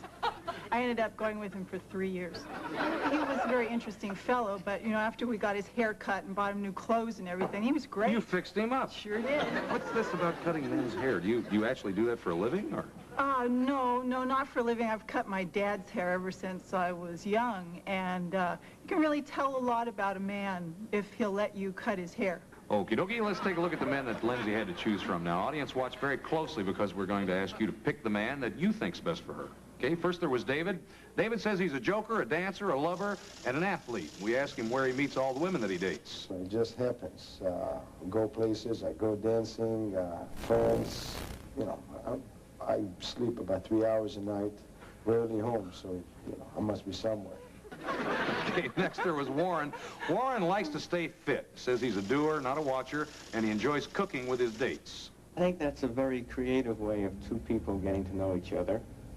The cooking doesn't have to be complicated. It's rather an activity to share that's fun and a way of two people conversing over doing something together. That's fair enough. Finally, you watched William. Now, he likes to keep active. Says he's warm, independent, and strong-willed. He had a brief marriage, and he's a single parent now. I was married for all of about 2.5 years. Essentially, I married when I was very young and dumb, and now that I'm older and dumber, I've hopefully learned something. We had one boy, and it was agreed upon between us that since he was a boy, you know, I should do the raising. All right, now Lindsay selected one of those men as her date, and we're going to show you all three men again before you vote. First, there was David. He's 39. He's in computer sales. Then Warren, he's a clothing buyer, and he's also 39. Finally, William, he's 41, and he's a parole agent. Okay, audience, it's time for your voting machines. Now, you've met Lindsay. You've seen her choices. Please make your choice now. All right, we're going to take a break. When we come back, we'll meet the man that Lindsay selected and hear everything that happened on their date. And we'll do that in just a minute. Stay with us. For more than a century, we make Lou cookies one way, the best. So when we make butter cookies, we use only real butter. And when we make chocolate cookies, we use only real chocolate. At Lou, we also insist on real eggs, real raspberries, real brown sugar, real milk. You see, to end with the best, it helps to start with the best. Berry Lou cookies, a taste of the old world. September, October, November, have a time you'll always remember at beautiful Mount Airy Lodge. Make your fall fabulous at Mount Airy Lodge or Pocono Gardens. Do all the things you've wanted to do all summer, all day, all night. Winter, spring, summer, fall. Call 966-7210 for reservations at Pocono Gardens and beautiful Mount Airy Lodge. You make a choice when you're young, and for too many women, that choice becomes a kind of life sentence. That's what Elizabeth Forsythe Haley's new bestseller is all about. Life sentences shocked me, fascinated me, comforted me, and it helped me make a tough decision about my own life. Maybe it won't change yours, but you'll never look at your friends, your marriage, your life sentence the same way again. Everybody's flipping over my greatest deal ever. I'm WHT, the Fat TV, and now you can have me at half off the installation price. You've waited long enough to see gigantic hits like Porky's, Young Doctors in Love, and The Verdict, plus action-packed sports like Islanders hockey and nightcap films. Okay, I'm ready. Call toll-free today. WHT is half the price, but I'm as fat as ever.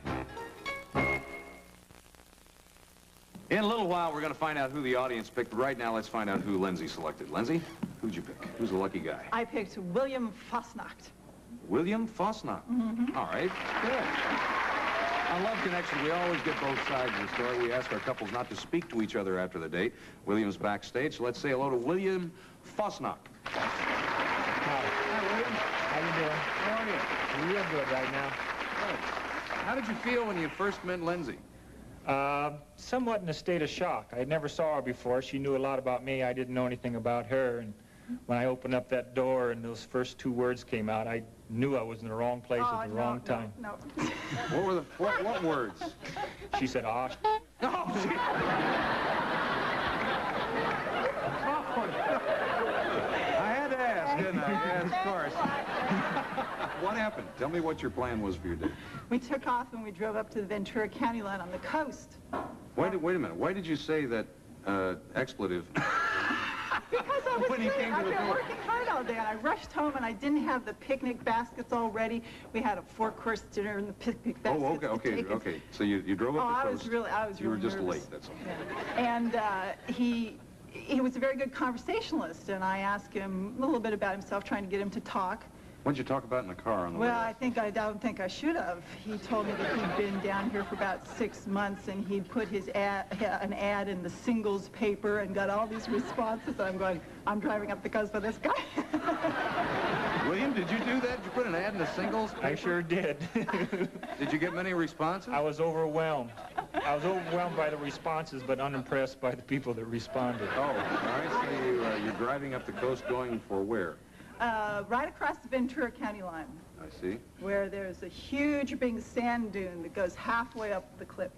Oh, I know where that is, the sure. cliffs, you know. I didn't know where it was, and she kept stopping every so often and saying, is this the right spot? And I looking at her and saying, I don't know. I don't even know where we're going. Along for the ride, yeah. Yeah, so when we got there, he knew exactly where it was, and he looked up and he said, I know, and then he took out had the picnic baskets inside these big cardboard cartons, and we walked up the hill, and he's in much better shape than I am. I had my hair up. It was very beautiful, and I thought very elegant for this 4-course, and he It's very said, nice. take it down, take it down. So I took my hair down and poured the champagne, and he kept spilling the champagne. He said, I didn't spill it, but every time he moved on the blanket, as soon as we were on a slant, the champagne would spill. I only spilled half the bottle. I think she drank the other half. That's what. You get through the picnic and you load everything up and go to the car, or what? No, we were going to, the reason we had these things, the picnic baskets and the big cardboard cartons, I mean, they're huge cardboard cartons, Yeah. was that when I drive down the coast going someplace, I see kids sliding down this huge sand dune. Oh, yeah, I've And it seen that, looked sure. like a bunch of fun. On these cardboard things, yeah. So the idea was to hold the empty picnic baskets and slide down the hill. Great idea to get back to the car. It was good in theory. Why didn't it work? Good in theory, but not in practice. Why didn't it work? Well, I'm 5'10", he's 6'4", and we're a little over 100 pounds each. A little too much weight in the sand. We rolled half the way. I can believe it. I'm anxious to see who the audience voted for. Are you? Yeah. Let's take a look and see. Oh, my goodness. Warren. 63%. They picked Warren. What? Hey, they did it. I didn't do it. Now, Lindsay, we picked up the tab for your first date, as you know, and we're happy to pick up the tab for your second date if you want to follow our audience's advice. That's how it works here. You want to do that? No way. Go with Warren? No? No. What do you want to Oh, no. What would you like to do? I want to go out with William again. You do? William, is that okay with you? I've been waiting a long time for this. Yes. Maybe you guys can get a great big cardboard box this time. Come on out and join us, William.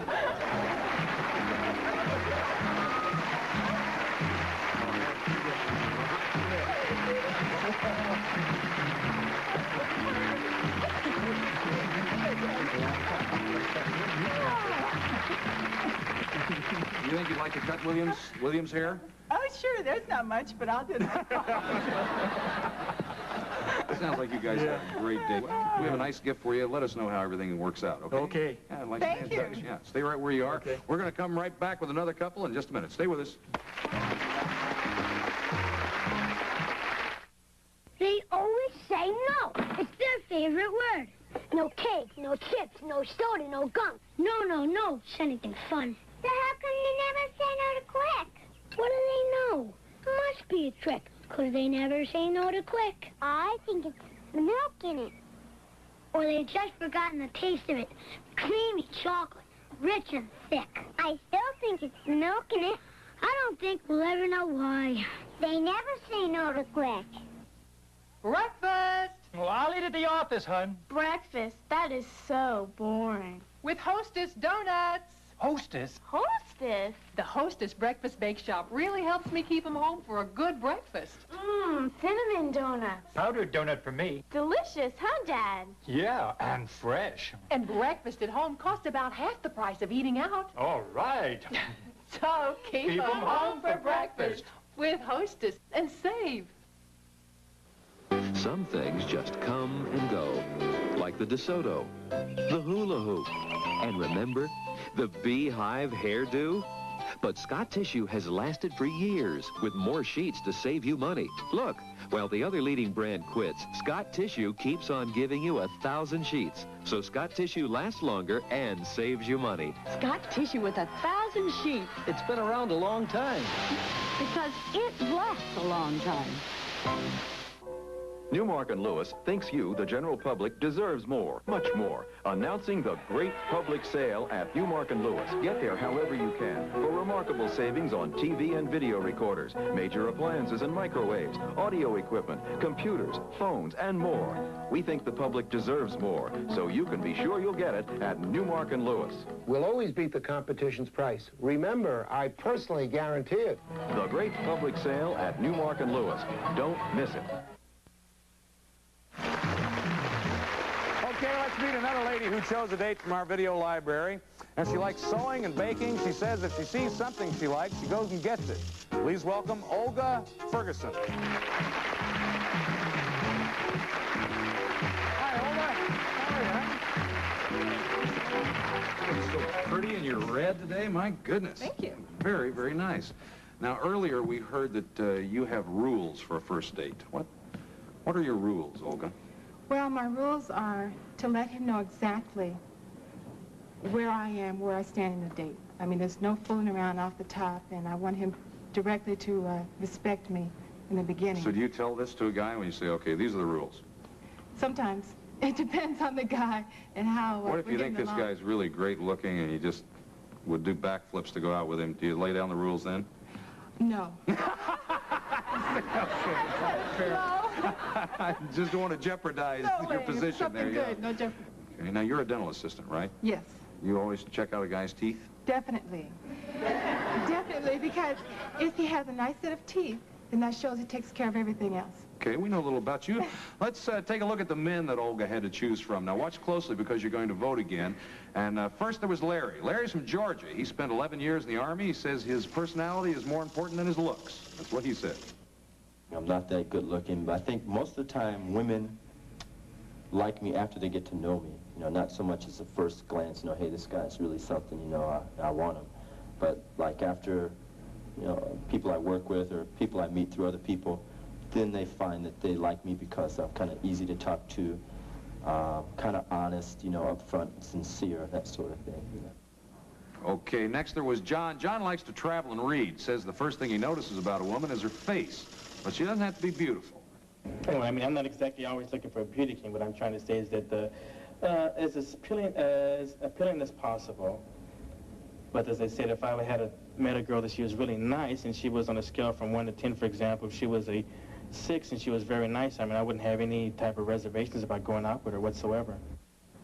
Okay, and finally you watched Anthony. Now, Anthony says he can do anything and make it fun, and he's learned that it doesn't pay to be too aggressive.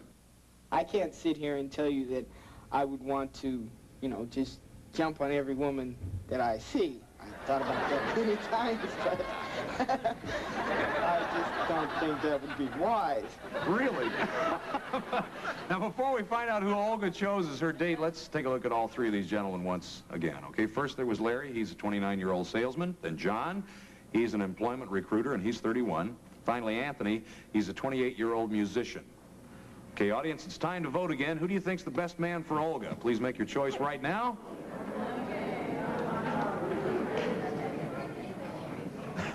We'll get the results of the audience vote a little later, but right now let's find out who Olga picked. Okay, Olga?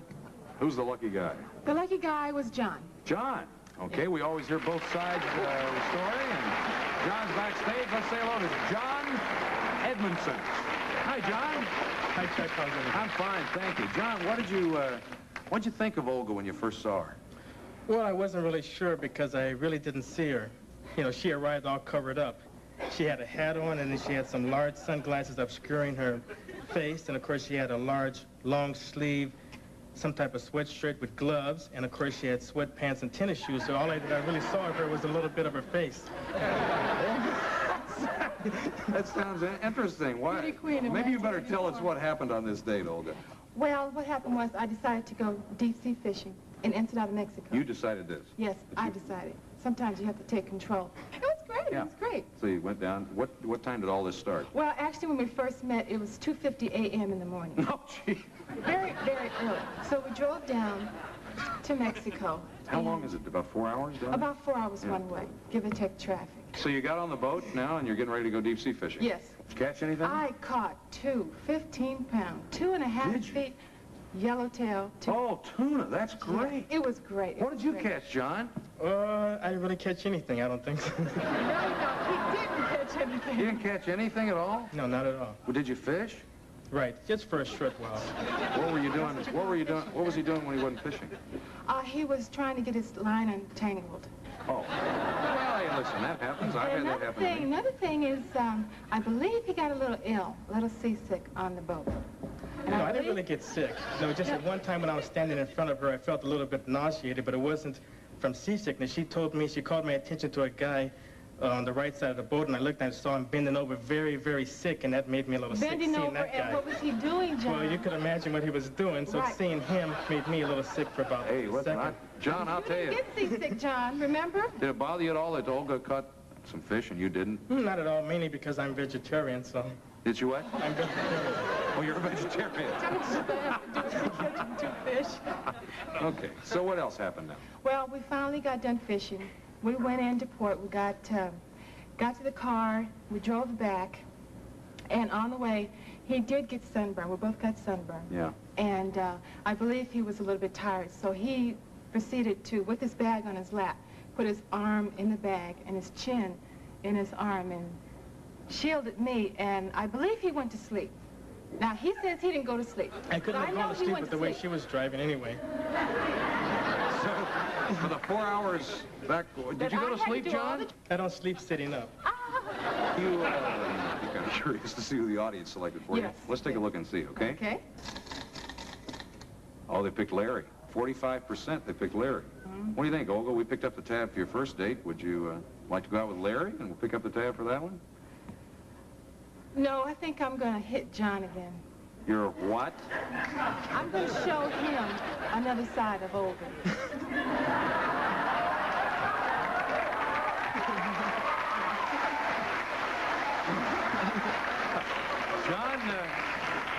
John, you ready to see another side of Olga? Well, I guess I really didn't see the first side, so I might as well see the other side. Well, come on out and join us, John.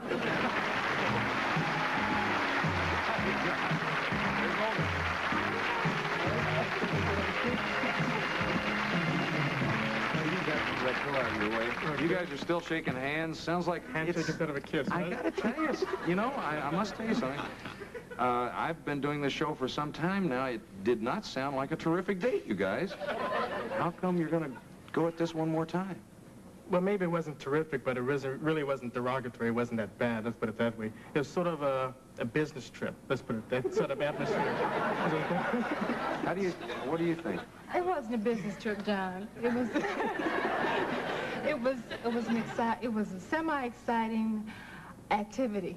Well, we have a nice gift for both of you. Thank you very much for being on the show. Thank you. And we'll be right back with another couple in just a minute.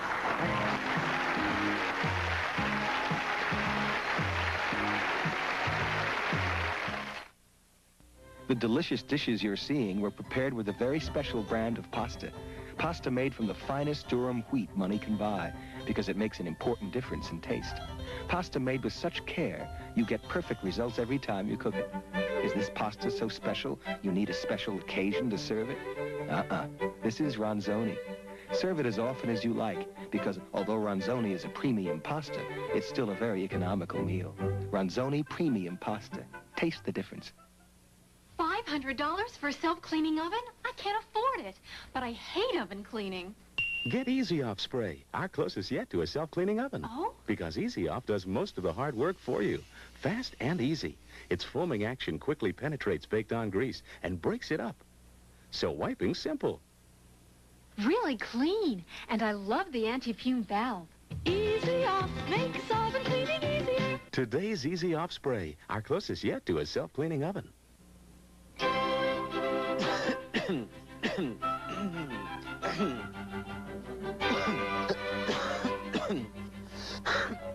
you.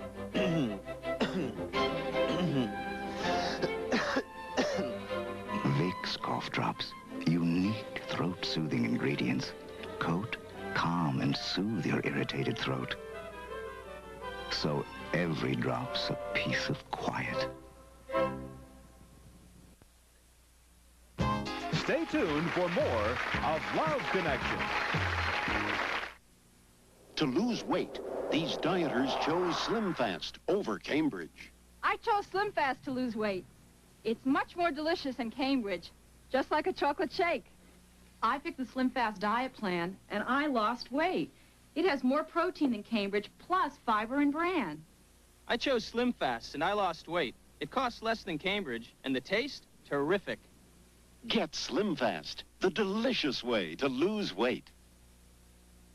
Honey, do these socks go with this shirt? Oh, static cling again. Get the only lemon-freshened detergent for a clean that breaks the static barrier. Fab with full-strength fabric softener.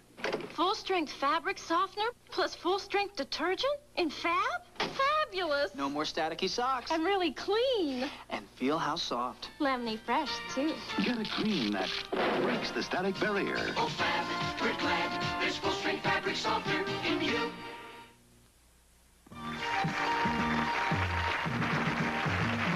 Let's meet another woman who chose a date from our video library. She likes to play French horn and paint eggs. She says that she may never settle down. Please welcome Jennifer Ball.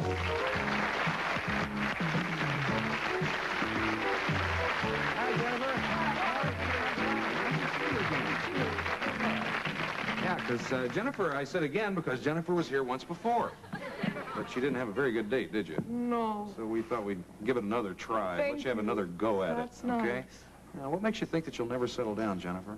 Oh, men have a hard time accepting my personality, I think. Younger men. Older men like me a lot, though. Older men and me are like this, I think. No, I didn't mean that badly. They just, they like my personality that maybe younger men get threatened by, or they don't believe that it's real or something. Yeah. How old do men do you think they have to be? How old do men have to be? Honestly, you want me to say, well, Yeah, like sure. 50 or 60? Really kind of older bracket then. Well, I do see some that are a little bit older. You seem to be a very open person. I am. I'm compulsively intimate. Compulsively? No, really, I am. What does that mean, compulsively intimate? It means I'll tell anybody anything about myself. I just lay all the cards out on the table, you know, and they either like me or they don't. They can pick whichever card fills their hand. Yeah. Yeah. Sure. Well, I'd just like to stay out here and talk to you all night, but we don't have time. Okay, we're going to take a look at the portion of the tapes that Jennifer saw this time. Now, don't forget you're going to vote again. First, there was Anthony. Now, Anthony's from Chicago. He smokes cigars, and here are his thoughts on the single scene. Nobody, in the single scene today, nobody wants to get married. It's all common law. I mean, it's like doing your laundry. You get tired of a partner, and then you can throw in a shirt away. You can just get a new one. You know, it's like a rotation. Okay, next, he enjoys speaking in politics. I don't like to use the word ladies' man. I like to class someone who as well. At least I try to. Because I usually put them first if it put them first. Okay, and finally you watch Michael. Now, Michael's from Maryland. He likes to ski, and he's been a big 10 years, and he only dates one woman at a time. I prefer to be with one girl and get to know her and experience her and what she enjoys, and it's vice versa. You can't do that if you meet one girl and then go to another girl and then go to another girl. And before you know it, you're calling one girl another name, and things just get messed up. Okay. Before we find out who Jennifer chose as her date, let's see all three men once again. Okay, first there was Anthony. He's a 26-year-old car salesman. And Mark, he's a law student. He's also 26. Finally, Michael, he works as a meat cutter, and Michael's 29. Okay, audience, it's time to vote again. Who do you think's the best man for Jennifer? Please make your choice right now. I can't wait to see. The audience has made its choice. Let's find out who Jennifer picked. Okay, Jennifer, who'd you choose? Mark George. Pick Mark George. All right. Well, I got to tell you, I know you're anxious to tell us what happened on your date and everything, but we're out of time. Oh. We don't have time to hear about it. Can we hear about it tomorrow? Can you come back and tell us then? Oh, sure. Good. Okay, well, that's our show for today, and we'll be back tomorrow to hear Jennifer's story and even more, and try to put some singles together right here on Love Connection. I'm Chuck Woolery. We'll see you then. Bye-bye, everybody. Thanks for coming.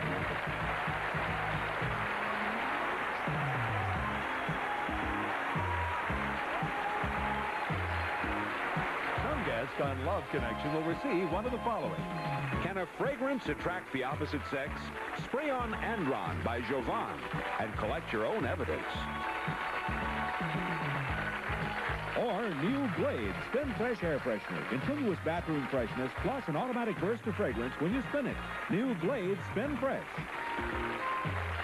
Or Wood Scent Pledge for a clearly more beautiful natural shine. A fresh natural fragrance too. Wood Scent Pledge for all your wood furniture. Or Capri Bubbling Bath Oil. A little vacation from every day where fragrant bubbles soothe your spirit and silken water softens your skin.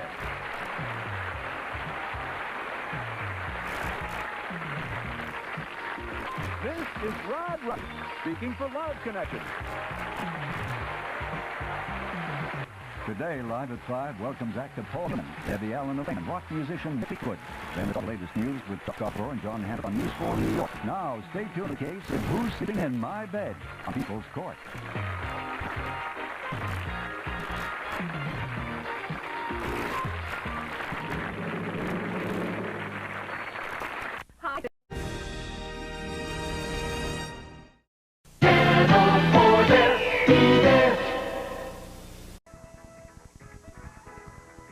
You're watching Game Show Network.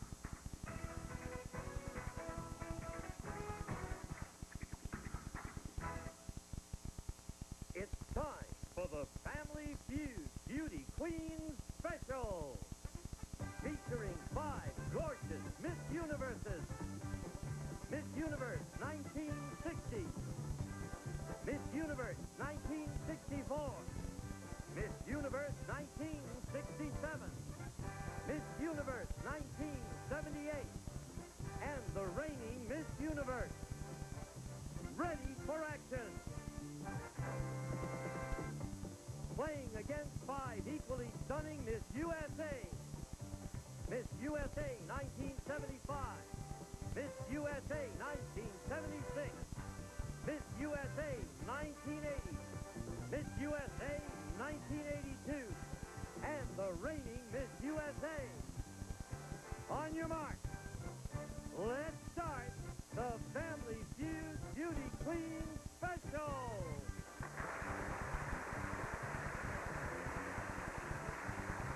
With the star of Family Feud, Richard Dalton.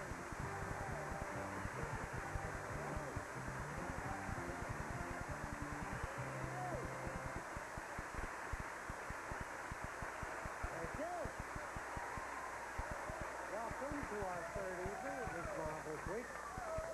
Listen, we've got over $50,000 up for grabs for charity. We got 10 of the most beautiful women in the world. So far, Miss Universe playing for the American Lung Association has won $1,395. Congratulations.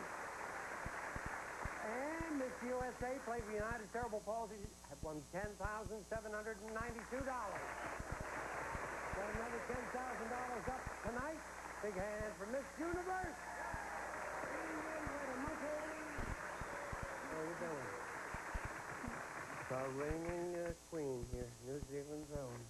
May I meet everyone, please? I know how much you enjoy saying all of their names. Next to me, I have Miss Universe 1964, Karina Sope Fields. Karina. Welcome. Miss Universe 1978, Margaret Gardner. Sweet Margaret. Hey, hey, hey. Miss Universe 1967, Sylvia Hitchcock Carson. What a smile. There you go. And lastly, Miss Universe 1960, Linda Beeman Ukaza. Nice big hand. Linda. Welcome. Richard? I'm going to come right down there. It's a hard job. You did it very well. We're going to see Linda. We have a special present for you. You already Park gave City, me a nice Utah. black one. This one you won't be able to resist. they're swearing this way. Let me hold it to our cameras this morning. There's nothing rude here. Beautiful. RD from an oldie but goodie. Miss Universe night. Oh, look at that. Ain't that is beautiful. See you got fun and Steve. Thank you, darling. Thank you. Eddie, please catch it for me. Nice big welcome from Miss USA. Now meet everyone, please. Our reigning queen right here will introduce everyone. Next to me, I have Miss USA 1976, Barbara Peterson Burwell. What a crowd. Miss USA 1982, Terry Utley. Yay, Terry. Miss USA 1975, Summer Bartholomew. Come on. And Miss USA 1980, Mean Ford. Our bride today. Good day. Okay, this could be the day when one of the teams gets a chance over $10,000. Let's find out who's going to do it to play you. Let's go!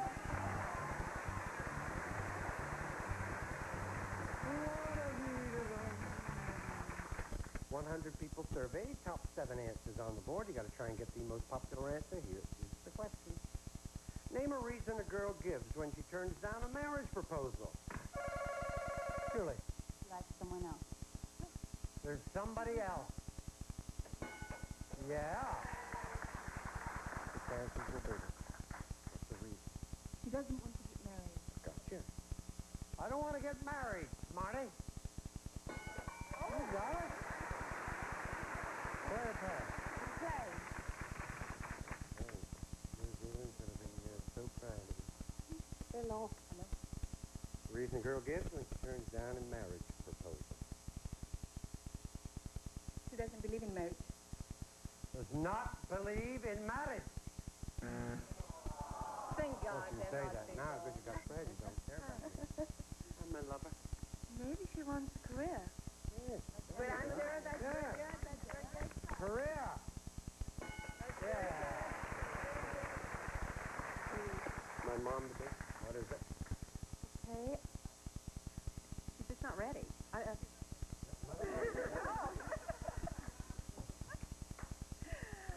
You've got to be tolerant because you know, they don't have their finances in she's order. playing for two this week, so give her a chance.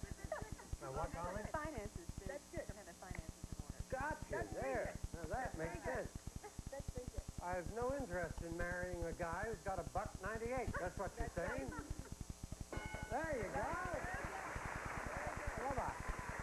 What's that reason? He or she would like to finish their education. The girl would lie like that. Want to finish her education. Not there. No, I did think that was a good one. Sweet Lorraine. All seems to be working quite well. The head's turned. Going up on her toes. Now the hand has gone to the throat. This all seems to be going. 3 seconds. Hello.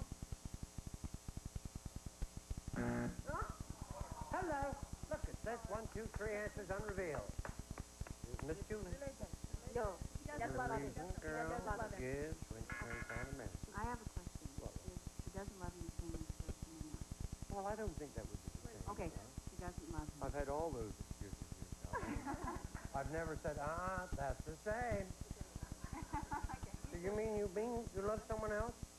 No, I just don't love you. Okay. So you get $51 in this now? Sweet Lorraine. I just don't love ya.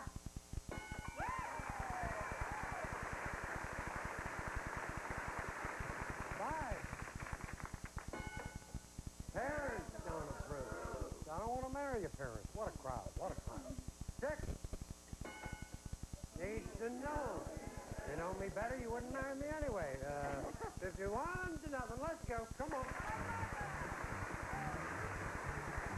Good luck. 100 people surveyed. Top 5 answers on the board. Here's the question. Name something some women wear and some don't. Yes. Underwear. Be more specific, please. Panties. Wait, Panties. you don't actually... Panties. Panties. Don't point to them. Just don't get me aroused. Just say the word. Pancake. No. A bra. A bra. There you go. Play a pass. Play or pass? Play? We're going to merge so we play. Okay. Question was, are you going to play? Or answer was? Yes, we are going to play. Good. It's easy. Some women wear, some women don't. Makeup. Make it.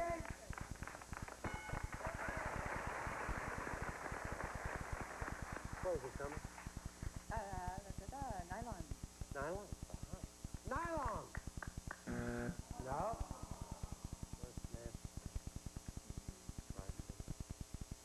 Some women wear, some women. Okay. Let's try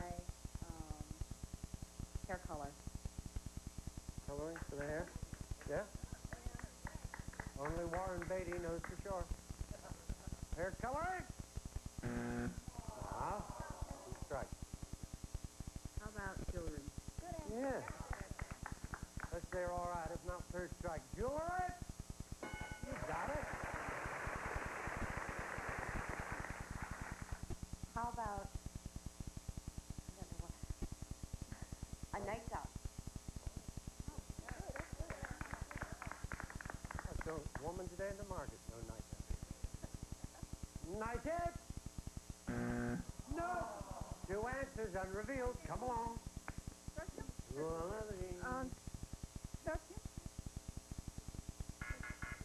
Well? Perfume. Yeah. So you get the $81, if not Julie and Miss USA got it. Hoist you! You got it? McQueen. Third. Fourth. Hat. Just remember where I left my grandma. We'll be back. Here at the National Geographic Society, Betty White. Miss USA in their customary league, 132. Miss Universe, nothing.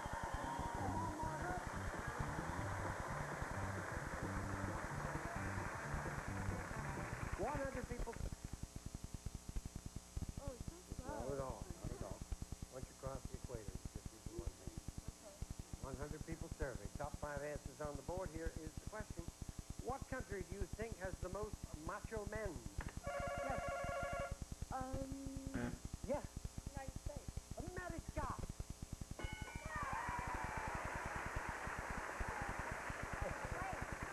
All right. Going back to explainer amnesia. Well done. What country do you think has the most macho men? Italy. Aha. Italia. Yeah. Let's try Spain. Yeah. Spain. Very good. How about Greece? Pardon? Greece. Yes, exactly. Greece. She knows. No. I thought that would have been there. Mucho macho.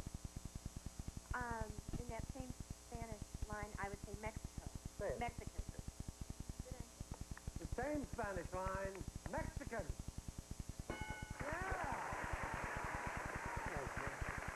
France. Hey, huh? France for all the money. France.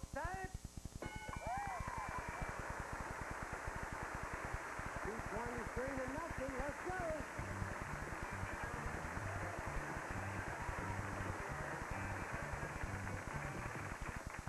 Kind of surprised Iceland didn't make it again. Dollar values are doubled. 100 people surveyed. Top 4 answers on the board. Here's the question. Name something that makes a restaurant intimate. Yes, light. Light. Light! Got it? Okay. Very proud of you, Mom. Very good. Something that makes a restaurant. Atmosphere. Atmosfero. Yeah. Sorry.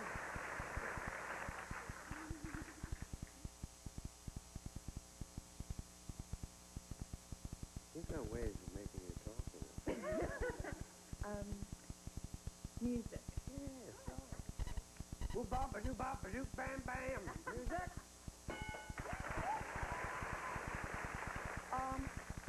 The size. Size of it.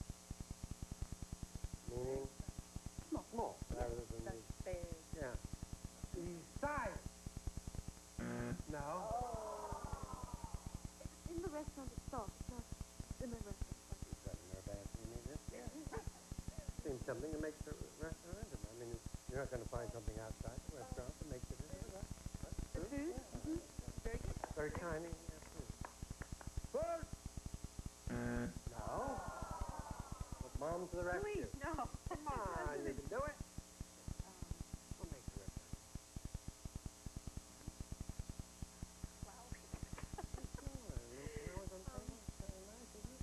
I think that's nice. We'll see if it says that. There you go. If not, third strike. Flowers! Knocked out. Give me number 3. You'll play for $10,000. Romantic view. What makes the restaurant intimate? Well? Romantic view. View. The view. The view. You got to play 10,000 if it's there. If not, the game goes on, or you'll get to 188. View? You got it?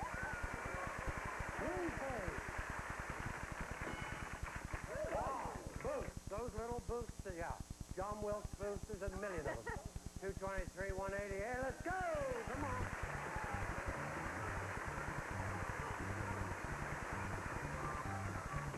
We should decide it. Dollar Valley's the triples. 100 people surveyed. Top 4 answers on the board. Here's the question.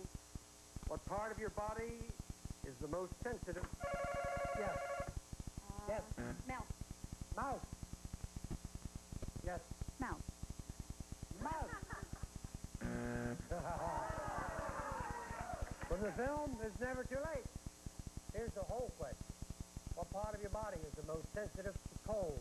Julie. Your neck. Pardon? Neck. Your neck. All right. What's the question? Ah, I'm sorry. My fault. I said it in English. I've only read this 3 times. What part of your body is the most sensitive to cold? Hands. Hands. You got control. What will you do? Play a pass. Talk it over.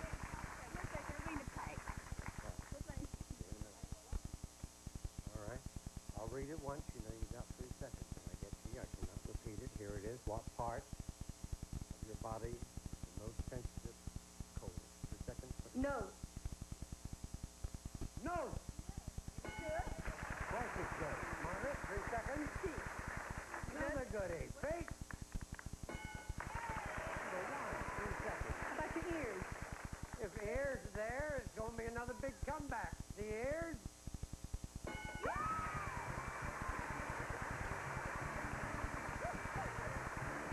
Let's stay here with Irma. I need 2 people. Who? Come. Come. Thank you, Steve. Did very well. Mom's gone off. We'll stand here. Be back for $10,000. Cool, now. You are playing for the American Lung Association. What a comeback. Miss Universe going for $10,000. Wish you luck. 15 seconds, please. Name something people examine very carefully before buying it. A car. An airline. United. The best day of the week. Sunday. Something a man takes to work.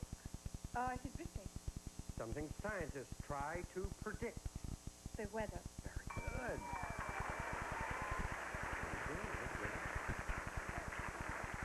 What do people examine very carefully before buying it? You said a car.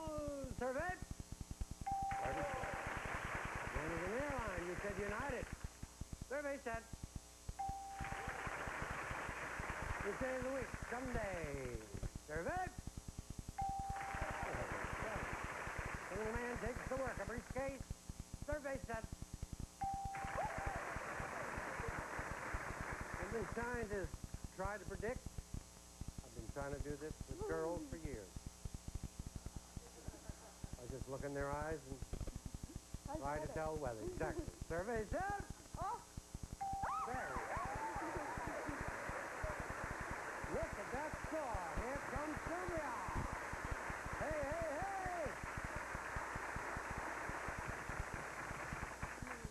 You know, the last time we were up here, we didn't do that well. I know. time we're going to win the money, because all you need is 18 points. These remind everything. Those great answers that Garver gave us with 20 seconds on the clock.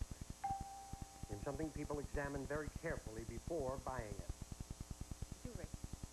An airline. Delta. Best day of the week. Sunday. Try again. Monday. Something a man takes to work. Briefcase. Try again. Wallet. Something scientists try to predict. The future. You want anything more? All right, turn around.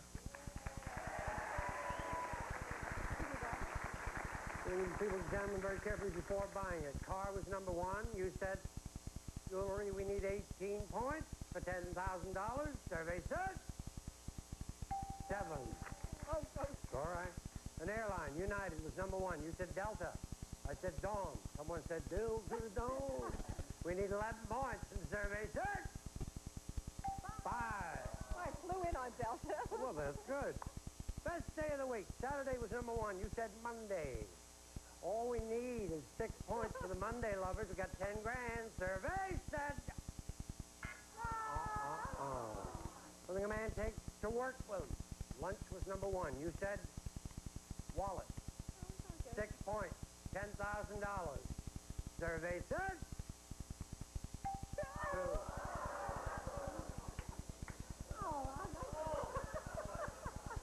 Suddenly, I feel like I'm 7 months pregnant. I can't believe it. Something scientists tried to predict. The weather was number one. You said the future. We just need 4 points. Survey said...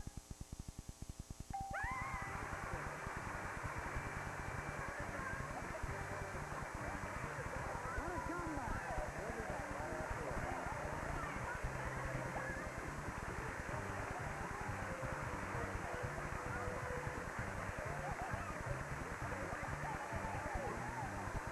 Free 1-800-249-1900.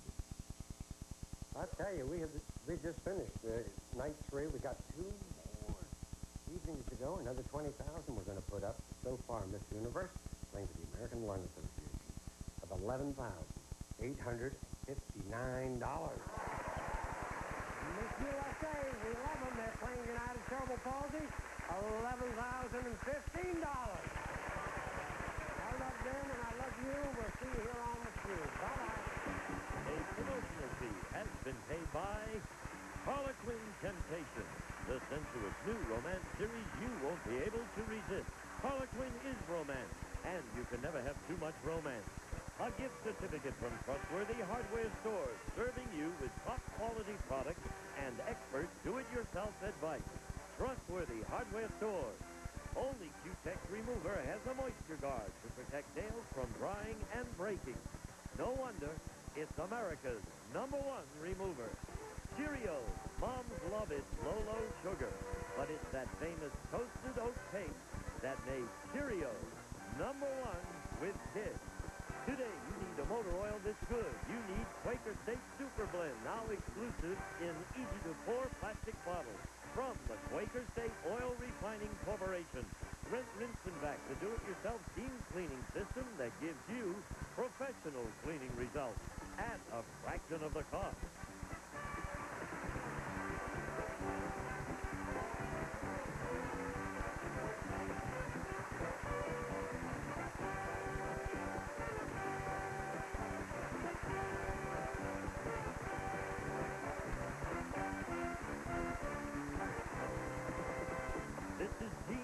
Speaking for Family Feud. Joe Garagiola separates fact from fiction on To Tell the Truth, next on Game Show Network.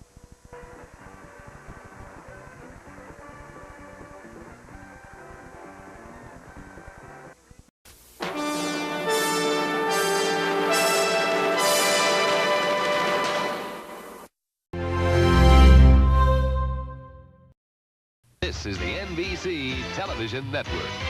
You can NBC there, be there.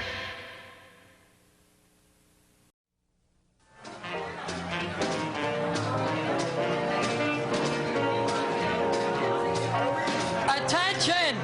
Attention! Greetings, ladies and and gentlemen, this is Larry Bud Melman. Welcome to the second anniversary celebration of Late Night with David Letterman. We're all geared up for a spectacular evening of music and memories. But before we begin the festivities, I'd like to perform a toast. Here's to you and here's to me, but you're not here. So here's two to me. Now let's get back to the studio and let the games begin.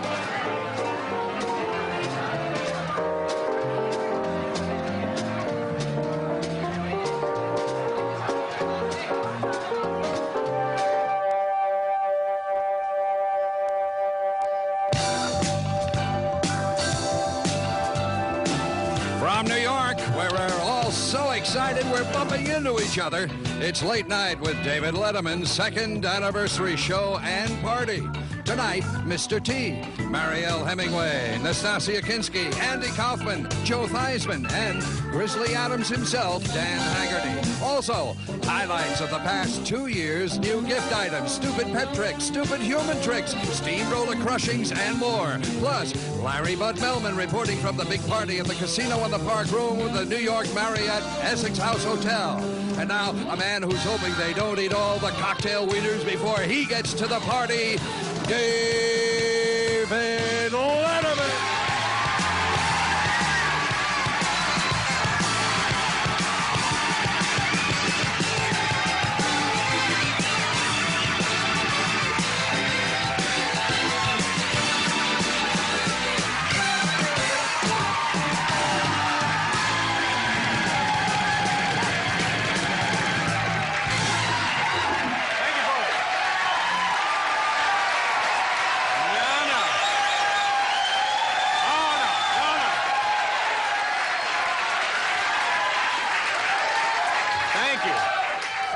Thank you very much, ladies and gentlemen. Welcome to our gala second anniversary special tonight, and what a show we have packed into a scant 90 minutes for you. I got to tell you, I'm very proud. People say to me, Dave, you've been on the air now 2 years. What are you most proud of? And I'll tell you, frankly, we have done a show in this studio every night of the week for 2 full years.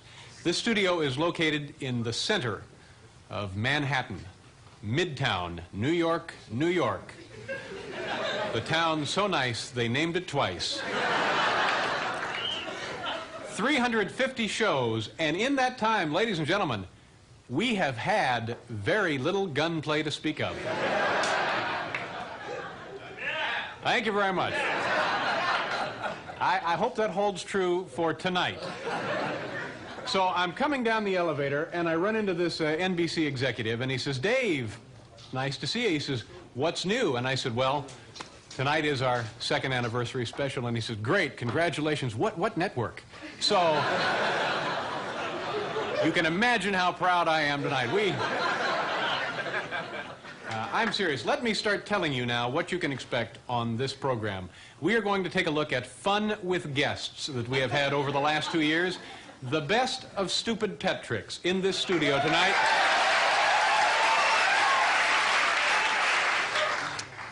We are also going to have remote highlights, you know, when we visit little areas around this great town of ours.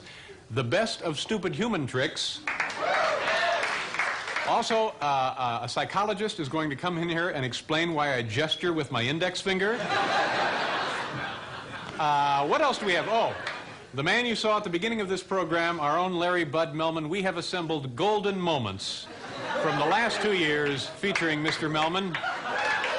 We will be taking a look at the after-school special, They Took My Show Away.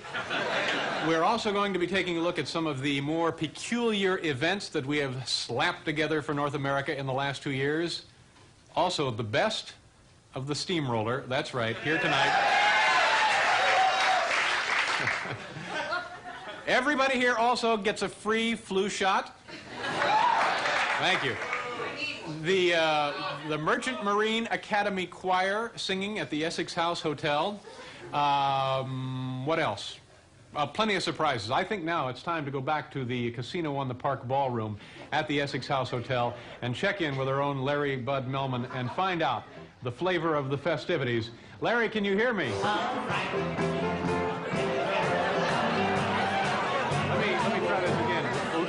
Larry. David, Yes. how I wish you and your hundreds of home viewers could be with us here as the party gets underway.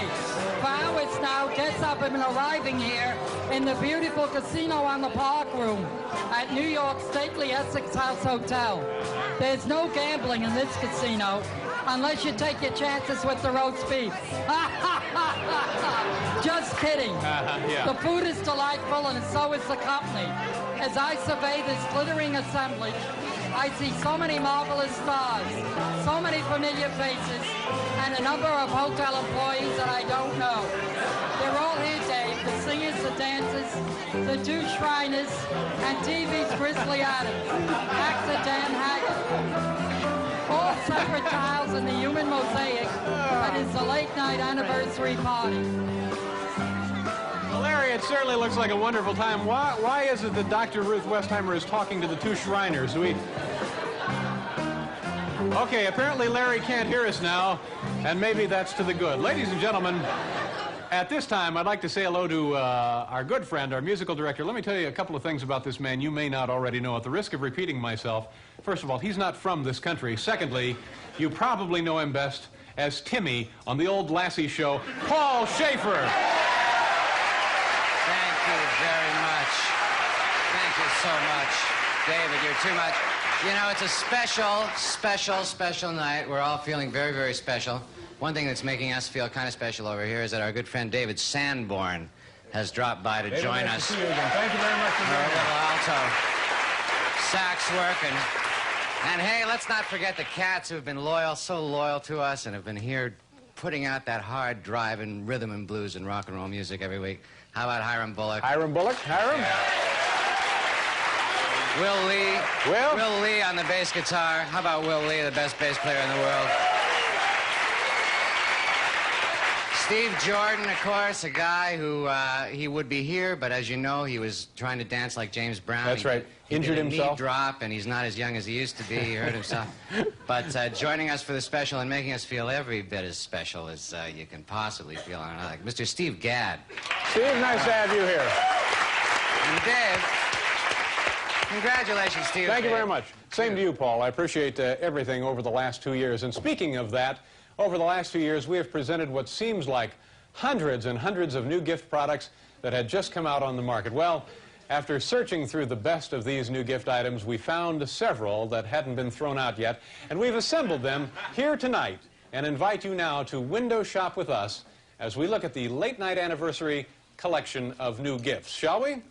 First of all, some things just seem to go together. Soup and sandwiches, brushing and flossing, and now, of course, Jack LaLanne and ear hygiene. That's right, it's the Jack LaLanne Q-tip dispenser. It's so gosh darn cute, you'll want to scream.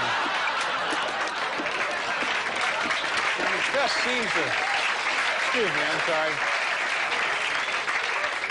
You know, for centuries, women have known that nothing smooths and softens skin like lotion.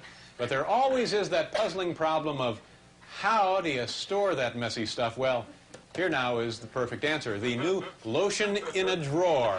Yes, it's all at your fingertips. There's the lotion. Here, of course, is the oil.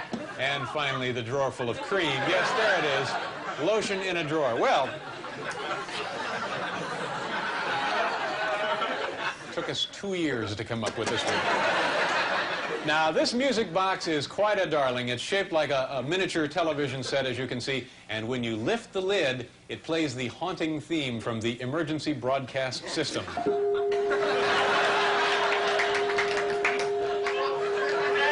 That's lovely, isn't it? All right, now, you know, everybody knows that the little light in your refrigerator goes out when you close the door, of course. Or does it? Well, now at last you can be sure with this. This, of course, is the refrigerator periscope. Yep. Yeah, it's off.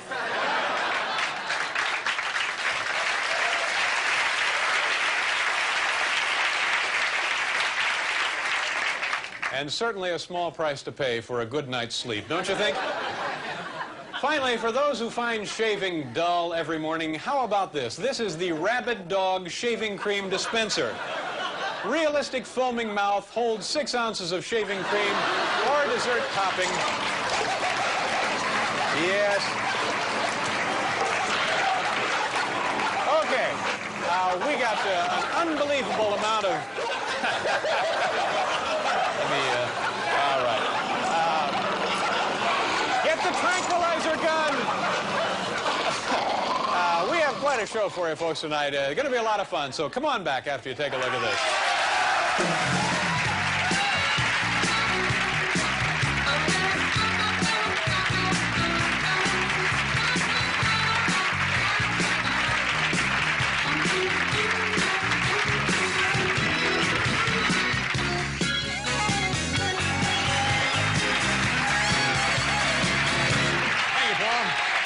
Welcome back to the show. Ladies and gentlemen, if you're familiar with our program, you know that every Thursday evening we devote some time to answering our voluminous viewer mail. And over the last 2 years, we certainly have received quite a variety. And we thank everybody who has sent letters to us, and we certainly appreciate your kind support. We thought tonight we would give you an example of how that particular segment works. We have a letter here we received a couple of months ago, and we'll show you how we answered this particular letter and give you an idea how this thing goes. Dear Dave, I suppose that you think of yourself and other entertainers as being important. Ha! Let me put it in perspective for you, Dave. You are one of 10,000 billion living organisms that have inhabited this planet since the creation of life itself. The planet that you live on is a small, ordinary rock sphere orbiting a common little sun tucked away in an obscure corner of a plain old spiral galaxy. Assuming that you weigh 1,000 pounds, which, by the way, is pretty close, your mass would be 1 billionth of the total mass of the known universe. Important? Not hardly. And it's signed John Campbell, Lansdale, Pennsylvania. Well, John, your perspective is very interesting, but I think you failed to perceive the full scope of this very complicated subject. Perhaps this clip from the award-winning science film entitled The Universe and You, produced by Bell Laboratories in cooperation with the Smithsonian Institute and the National Aeronautic and Space Administration, will help clear things up. Your mass would be 1 billion, the total mass of the known universe. Let's go a step further and look at a contrast, not of size, but of significance. For example, entertainer David Letterman has an average viewing audience of well over 6 million people. He makes use of the National Broadcasting Company, which has over 500,000 employees across the United States. And his salary, although not yet known, is believed to be such that he could quit his job right now and be a wealthy man for 100 years. By contrast, John Campbell of Lansdale, Pennsylvania, has no job, no friends, and interviews with his parents suggest that he soon will have no home. Yes, John Campbell might as well be an amoeba to such a man as David Letterman.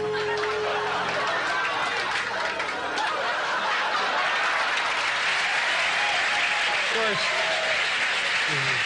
just an example of some of the viewer mail that we answer every Thursday night. Now, we're going to be going back to the Casino on the Park at the Essex House Hotel in a few minutes, but before we do that, let me show you something. Over the past 2 years, we have welcomed many hundreds of guests to our show, and we've had a good time with dozens of them. So we've put together some of the memorable moments that we have had with these people, and we would now like to share those occasions and events with you. Watch closely. We're going to now take a look at some of your 200 shoes. Oh, God. And as we see the parade of shoes before us, ladies and gentlemen, please remain seated, too. What's in the front there? What would that be? That first one I never wore. You've never worn those? No. That second pair I wore in Frankenstein, Andy Warhol's Frankenstein. That pair I wore, I was mugged in those blue... What kind of jobs were you like secretarial work, I'm guessing, is out. That's you know, just a joke. Yeah.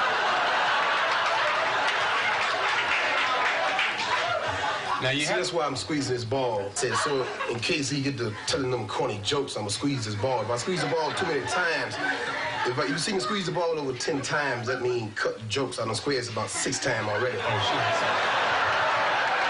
shit.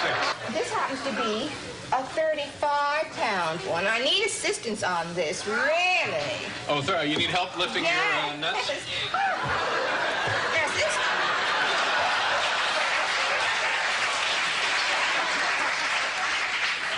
I'll just be in the next room if you need me. When you're working in a theater, are the audience nice people? Nice.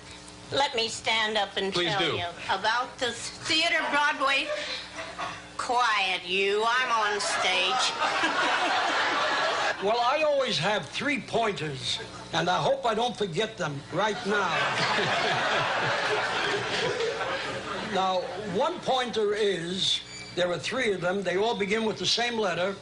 It's a mnemonic device, and I'm trying to recall what they are. And this is certainly an embarrassing moment. I know what you're talking about. They begin with the letter O. That's right.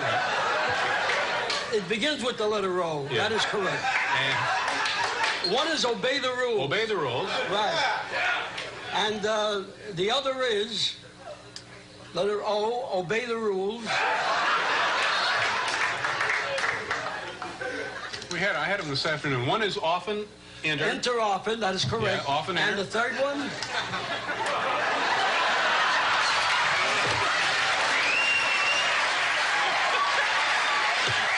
Slipped my mind. You didn't do your homework.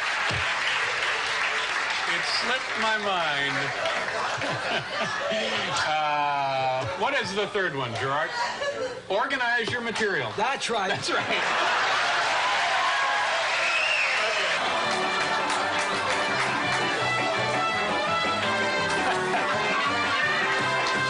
And your name is? Mariel Hemingway. Mariel Hemingway. And what do you...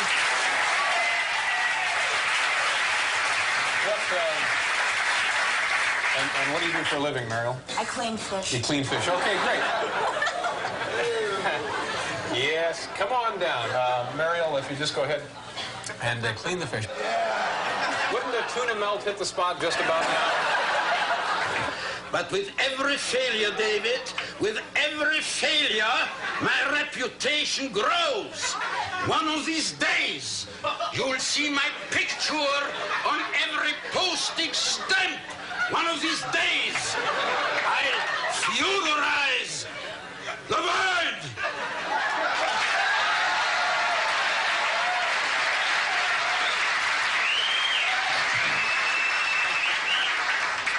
Is that a Ban Lawn shirt? Your hair is a little different than... It's a little different, isn't it? A little, or maybe it's not. No. You don't normally, or maybe you do you? Of course I do. I don't know. You normally have... Now, why is that? What happened there? What's the matter with you? Well, no, nothing's the matter with me. Well, maybe there is. I could have sued you for everything you're worth. Well, no, I didn't, because I'm not that kind of a guy. Yeah. Now, you know what... what kind of a guy are you? I'll just be over here. We're going to pause here for station identification and get the hoses out here.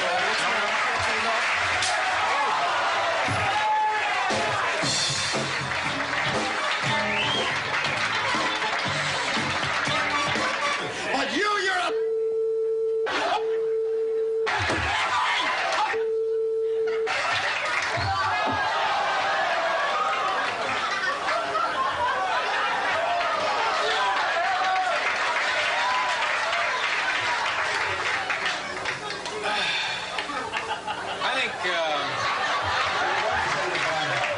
I think you can use some of those words on TV. I'm not...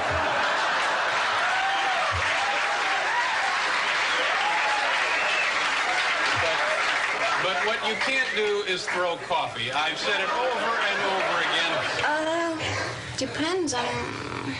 God, I look at myself up there and I look awful. See, that's what I was talking about earlier.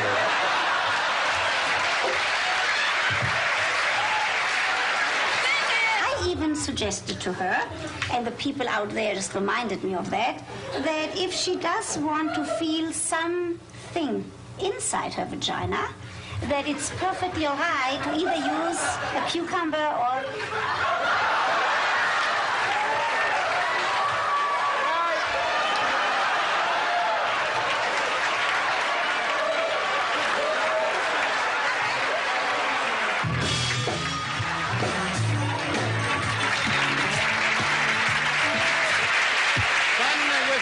we got to go away for a commercial.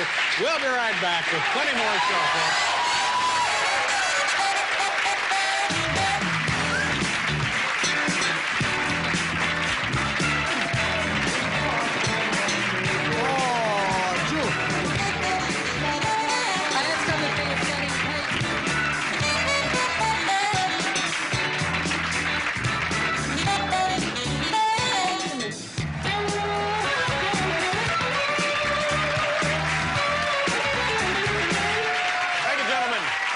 Over the last 2 years, we have presented many, many stupid pet tricks. Tonight, we are going to show you a representative sample. Let me remind you now, ladies and gentlemen, this is only an exhibition. This is not a competition.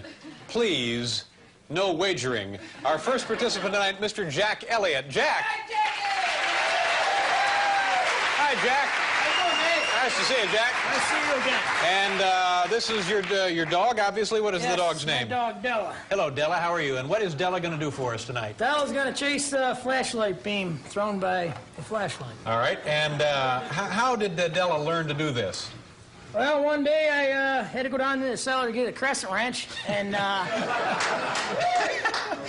and the light was burning out down there. I grabbed the flashlight, turned it on, and magic. That was it. Okay. Do we need to turn the lights down for you, Jack? That would help. Okay, Hal. If you turn down the lights, there we go. Here comes Della chasing the beam of light. All right. Come on. Dog seems to be a little confused. You don't keep this animal in a cave, do you, Jack? Oh, no.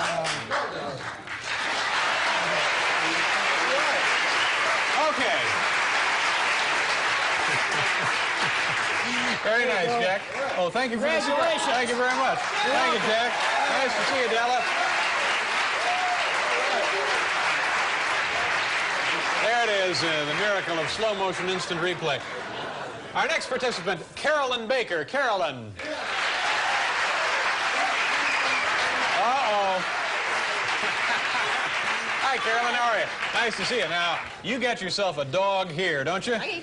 What kind of an animal is this? He's an English bulldog. English bulldog, and his name is? Rocky. And, Rocky Rollo. And what exactly is he? Rocky. That's all right. Just stay. What exactly is Rocky doing there, Carolyn? He's breathing. He has a difficult time. Okay. And what is his? What a lovely disposition this animal has. Hi, Rocky. How are you? All right. What is Rocky going to do, Carolyn? Rocky's going to, he may have done it already. Rocky's going to jump for his toy, pull it, and he then obviously I'm going is, to yes. swing him. Rock. Okay. You're going to jump for the toy, and you're going to... And he's going to pull it. Rock. Rocky, not yet. In a minute. Oh, my. And then he's going to swing on his ring. Okay. Go ahead. Carolyn and Rocky is swinging on the toy. You ready, Rock? Where's he jumping? That was What a jump. mild-mannered animal. Close. One more time. You ready? I like how the saliva sort of flies all over my suit. Okay.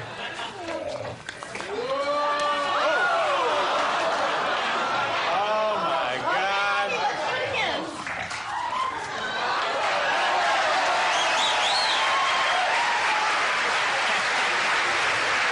Okay, Rocky. Very nice, Carolyn. Thank you very much. Carolyn Baker and Rocky. Here they are. Oh, nicely done. Nice to see you. Okay, Rocky. Okay. Rocky, let's go. Okay. Good night. See you, Rocky. Our next participant, Mary Kazian and her poodle, Randy. Come on out, Mary. Mary. Here she is.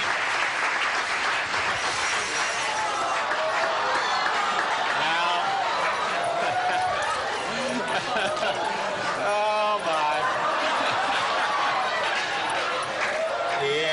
Yeah. It's, Mary, it's just too bad you didn't have time to think up a trick.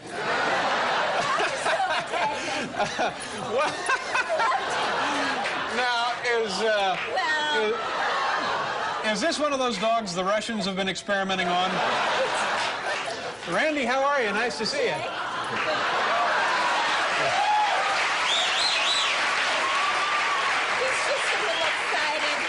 All right. And what will Randy do for us tonight, Mary? Well, aside of trying to pull pull the toy. He's going to carry his little basket and go up the stairs. All right, Randy will now walk upstairs, ladies and gentlemen. There's something wrong here. Randy? Nice to see you. Mary, thank you very much. Okay, there they are. In slow motion, instant replay. We got to go away for a commercial. My thanks to everybody who's helped us out with Stupid Patrick. Thanks again, Mary. We'll be right back. We're going to the party with Larry.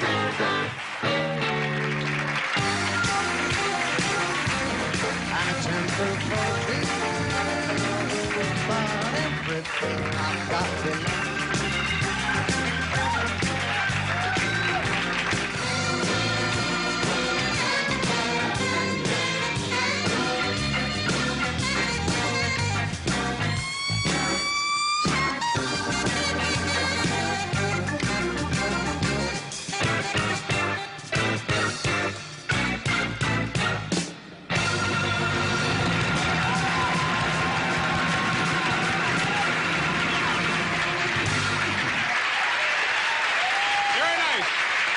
In the band and David Sanborn.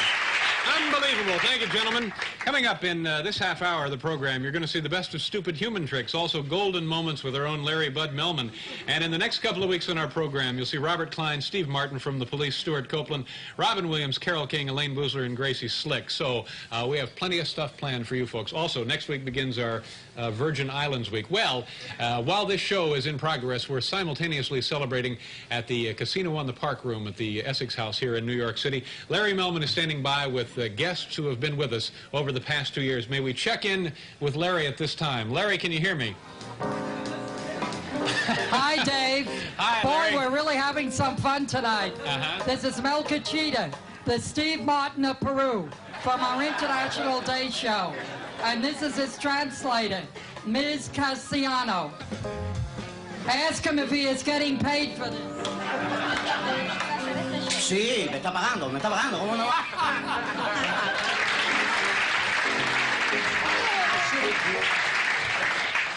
That's part of our show? Is that it? Are we okay? Well, that gives you kind of an idea of the flavor going on there at the party. Also kind of makes you want to pick up something and throw it, doesn't it? Well, you know, often on this program, we venture out of the studio to visit many of the shops and the sites and events that can be found right here in the New York area. The result of these excursions we call remote broadcasts. Here now, a sample of the last 2 years of remote segments. In the last several years, much has been said and written about Alan Alda, the TV star and the film star, the motion picture director, writer, humanitarian, champion of minority causes, but surprisingly enough, we know very little about Alan Alda, a guy who likes Chinese food, and that's why we're here at the Hunan Park restaurant. What kind of food does he enjoy? He likes string beans, and he like cold noodle with a sesame sauce, fried dumpling. Most food we have, he like it very much. One of the great things about being in the theater district, you never know when you're going to run into some of the top stars. For example, there's James Coco. James! How you doing? Nice to see you. Celebrities and their dry cleaning. Special problems, how do they handle it? That's why we're here at the DuPont Dry Cleaners. Now, this was pretty exciting. Paul Newman. He don't come in here, but the two ladies that are with him do. They're two... Janet and Louise Arters. Yeah, and they appeared in a film with him, and they bring in quite a bit of cleaning also. Frank, what can you tell us about celebrities and their auto body repairs? Let's, I guess, just start with this gentleman here, Mr. Frank Sinatra. What kind of work has he had done here? Mr. Frank Sinatra I've never met in person. I have corresponded by mail, and I have received what photographs and communications with the mail from his office. You've never actually worked on Frank's car? As far as I know, no. We're very lucky today. I just saw the First Lady of the American Theater, Miss Helen Hayes. Helen! Helen! Excuse me, Helen! I thought it was Helen Hayes. I noticed you had photos of our president, Ronald Reagan. Has he ever been in here? No, but he hasn't been in here yet. Frederick Seldman, better known as the Mattress King. Is there a Mattress Queen? Yes, there is. There are also 2 princes. Lumber Boys, very popular Saturday morning kids program. Henry, you're one of the Lumber Boys. What's the funniest thing that's happened to you since you've been with the company? Last week, my boss used that high-low to take off some particle board off that same identical truck, and the particle board came off into the street. My boss went up in the air and came down.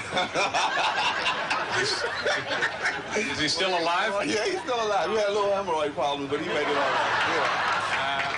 And you're proud to be one of these Lumber Boys. No comment.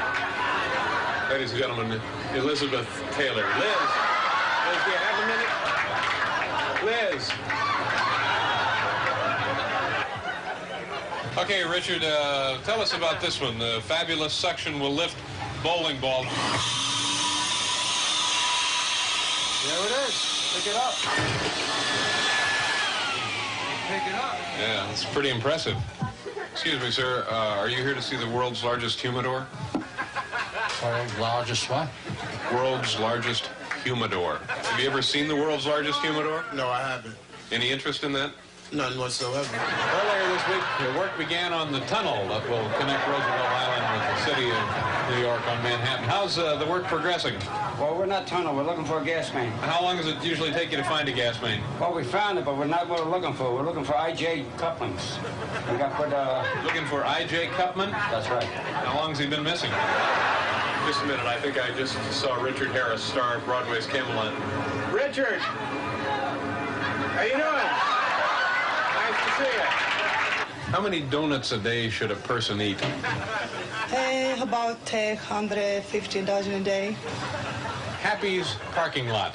The happiest parking lot in town. You Happy? No, I'm Eddie. If you're Eddie and this is Happy's parking lot, where is Happy? Happy's about 6 feet under. He died about 10 years ago. The name of the store is Just Bulbs, and that's exactly what we sell, just bulbs. Okay, so besides bulbs, what do you have here? Nothing. How about shades? Could you get shades here? No, we are just bulbs. If you want shades, maybe go to a place called Just Shades. We sell nothing but lampshades at discount prices. What is the name of the store? Just Shades. And what can you get in here? What can you get in here? Only shades. That's why our name is Just Shades. But seriously, what can you get besides shades here? You know who that was? The First Lady of the American Theater. Ladies and gentlemen, Helen Hayes. Helen? Helen? Now a chance to meet a man who is just as famous in this country as he is, of course, in the Orient. Your friend and mine, Mr. Egg Roll. Yeah. What's a typical day like for Mr. Egg Roll? Thursday, Friday, like paydays.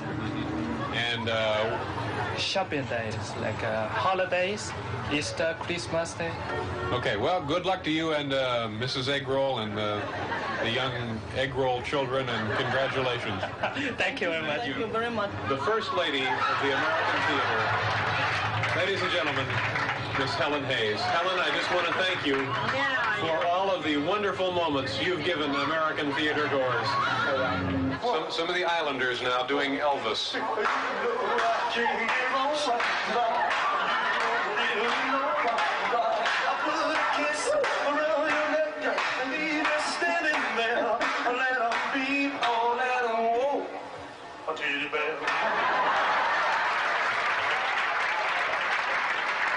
That's some tune, isn't it? Takes your breath away, doesn't it? And so we leave Staten Island with only a few beads, a few trinkets, but a lifetime of memories. It's a good time to be going. The crew and I are all a little restless and itching to get back to sea. Thank you. Good night. Drive safely.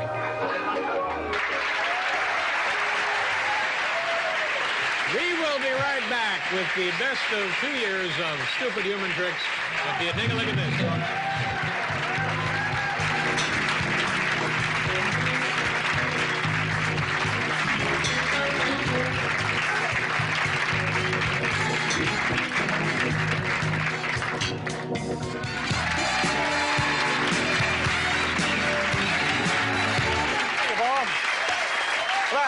6 months ago, after doing stupid pet tricks pretty much once a month for the last 2 years, we decided that if people are teaching their animals to do stupid things, chances are they're teaching themselves to do stupid things. And so we put together stupid human tricks. Once again, 3 representations of the accumulation of those. Our first participant tonight, ladies and gentlemen, please welcome Mr. Dan Sexton. Dan. Hi, Dan. How are you? Nice to see you again, sir. Pleasure to be back. And Dan, remind myself and the viewers what your event is. What are you going to do for us here? I'm going to put this dime in that glass without touching it. And how would a guy go about doing that? A lot of pressure. All right. Where did you learn to do this? I picked it up in a bar about 10 years ago. Hustling people. Yeah. And made a lot of money doing this? Yeah. All right, Dan. Anything? Nothing to get by. Anything I can do to help here? Nah. You want a drum roll? Yeah, that'd help. Can we have a drum roll? Dan Sexton will now put the dime in the shot glass without touching it.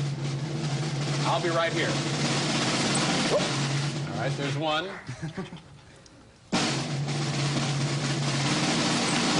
Two. Very close. Yeah! Thank you very much. Very nicely done. Thank you. Dan Sexton, ladies and gentlemen. There it is in instant replay. Whoa! You betcha. Thank you, Dan. Good night. Take care. Ladies and gentlemen, isn't that what makes America great? Neil Greenstein. Mr. Greenstein, come on out here, sir. How'd I do on your name? Did I get your name right, Neil? Yeah, sure did. All right, and what are you going to do for us tonight, Neil? I'm going to levitate ping pong balls with a hairdryer. All right, and obviously you have a lot of free time. Now, Neil, how did you learn to do this? Oddly enough, one night I went down in the basement for a crescent wrench. Now, wait a minute here. All right, Neil. Hand in the hairdryer, if you will. There you are, sir. Is that all you need? That's all I need. Standard hairdryer? Yes. Standard hair, standard Yes. ping pong balls. All Yes. right. Anything you want? Not right now. Okay, Neil. Go right ahead. Going to levitate ping pong balls here with the hairdryer. Oh, there's one. Nicely done. Now he's going to try for 2.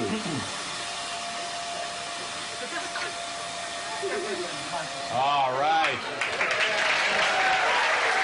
Very nice, Neil. Certainly a thing of... No, that's right. Maybe a little rinse after the show. Fine, Neil. Let's take a look here at Neil's event in slow motion instant replay. Thank you very much, Neil, for being on the show. And there it is. Nicely done. Thank you, sir. Next, Mr. Stephen Paul. Stephen. How are you? Nice to see you again, sir. I remember this trick. It's pretty impressive. Tell the folks what it is. All right, I'm going to set that tray on top of these glasses. This tray right here, sort of a pizza tin. Or a cookie sheet. Or a cookie sheet. Well, what is it? A pizza tin or a cookie sheet? It's a pizza tin. Okay, all right. Beginners at home maybe use a cookie sheet. Put it on top of the tumblers. All right, now I'm going to put eggs on top of these little cardboard holders. Now these are not hard-boiled. Those are match covers, aren't they? All right. These are regular eggs, not hard-boiled. Why don't you crack it? Because after it goes in, it's going to be hard to get out. Well, I don't know what to do with it once I've cracked it, but... Put it in your pocket. Oh, I see. Your idea of a joke, huh? Okay. Well, I watch this show a lot. All right, Stephen, you're all set? It's really great to be here. I just had to say that. Well, it's nice to have you back. Okay, thank you. All right. I understand there's talk of a special. All right. Okay, there's... and these are raw eggs, not that it makes any difference. This is your broom, okay? I use these eggs in rehearsal, but they might be cracked a bit. Let's use some of these. All right. Notice the we're running desperately short on time, Stephen. Okay. Okay, everything's loaded up. Here's your broom. Here we go. All right, I'll be in the bunker. Okay. Get it, you and Andy Kaufman. All right. Yeah, you want a drum roll? Yeah. All right. Here we go. All righty.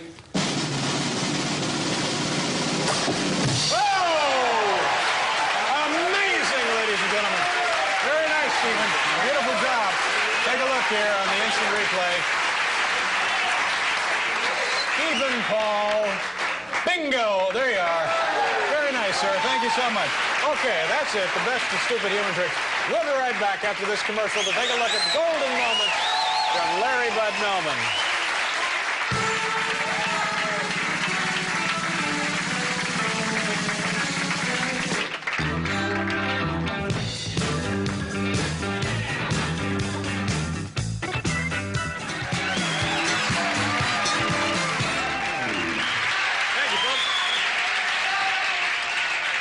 back to the Essex House Hotel now and chat briefly with our own Larry Bud Melman before we take a look at some of his highlights. Larry, is it any way you could hold that microphone a little closer to your face? No, that's all right. Larry, you know what we're going to do now. How long have you been on this show? 2 years. That's right. And we've had a lot of fun, haven't we, Larry? Yes. All right. What we're going to do now is we're going to show the folks some of the highlights of your career on this show over the last 2 years. Oh, that sounds good. All right, I'll let you get back to the party. Thank you very much. Thank you. Now, what can I say about Larry Bud Melman that hasn't been said already? His precise timing, his smooth delivery. Now, those things have never been said about him. But I think if you watch this tape, and I think you'll agree that once you've seen him, you won't forget him. Now, ladies and gentlemen, Larry Bud Melman in action. Great exercise to get rid of your pop. Give me that. You got the other side of it. Just sit. Take your time.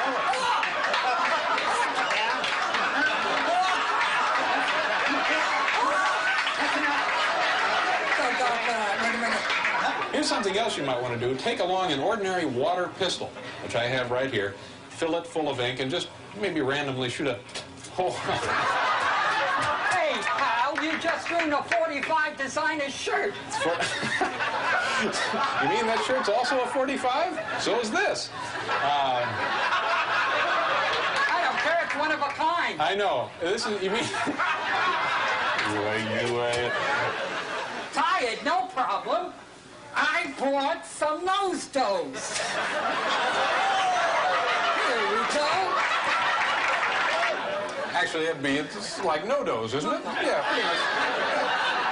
Is it too late to change my order to steak tartare? And Dan, by the way, I like it rare. The hell was that? It's the hippest thing to come on the scene since Inagata Davida hit the charts just 14 short years ago.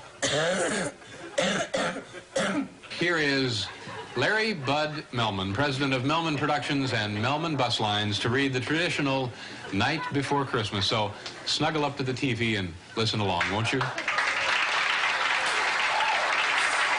Oh, God. It was a night before Christmas. Not a creature was stirring, not even a mouse. Oh, now I gotta read Spanish. Je pourquoi avez-vous?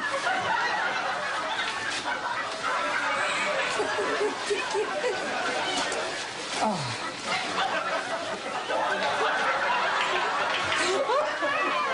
Not a creature was stirring, not even a mouse. And, oh, God.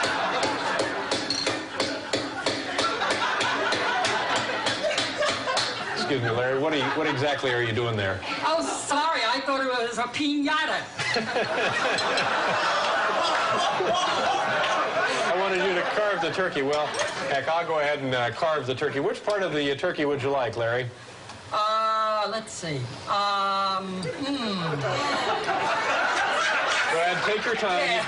Welcome to New York, sometimes called Fun City. How is your... And where are you from? From the Eastern Shore of Virginia. Oh, do you have any questions about New York? Well, it isn't easy, that's for sure. Did you have a snack on the way? Well, won't you please... Mr. Larry's toast on a stick, the simple, natural snack. Just bread and wood, and that's it. And some cardboard. Now, all you need is your pack in the sky, the clean, fresh air, and your toaster. All right, toaster. Oh, we'll have it eventually.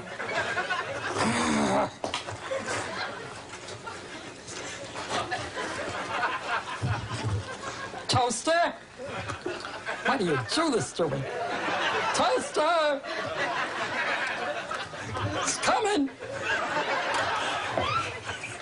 Coming! Oh, we We got it! Okay.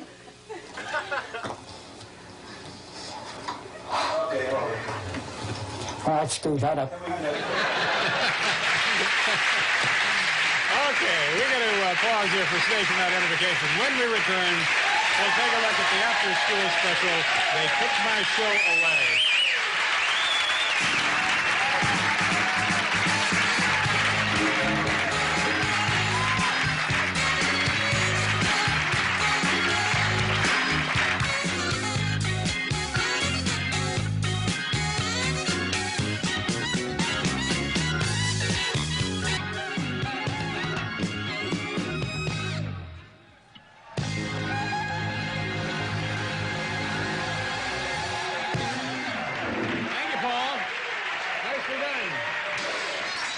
Folks, you know, this program, during the week, we are on so late that we don't reach many preteens. So when NBC offered me a chance to star in an after-school special, well, frankly, I was ecstatic to reach this age group. The program was aired a few months ago and received so much critical acclaim, well, we decided it was worth repeating tonight.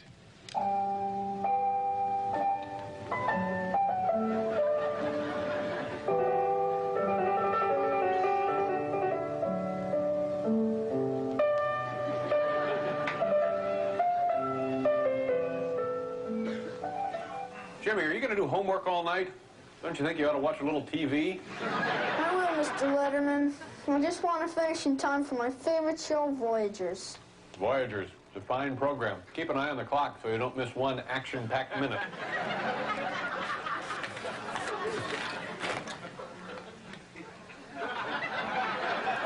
Jimmy, what do you say we go for a little walk, all right?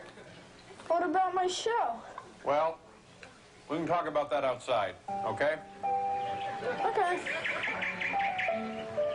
Do you know what it means for a show to be canceled, Jimmy? No, I don't think so. Well, it's when a bunch of executives at a television network decide that a TV show shouldn't be on the air anymore. And then they take it off and replace it with something new. Sometimes that's a good idea, you know, because the show is filled with bad acting and bad writing. And sometimes it's the executives who have been bad. This cancel business, it could never happen to Voyagers, could it? Yes, Jimmy? And I'm afraid it has. Jimmy! Jimmy! Hey, Jimmy!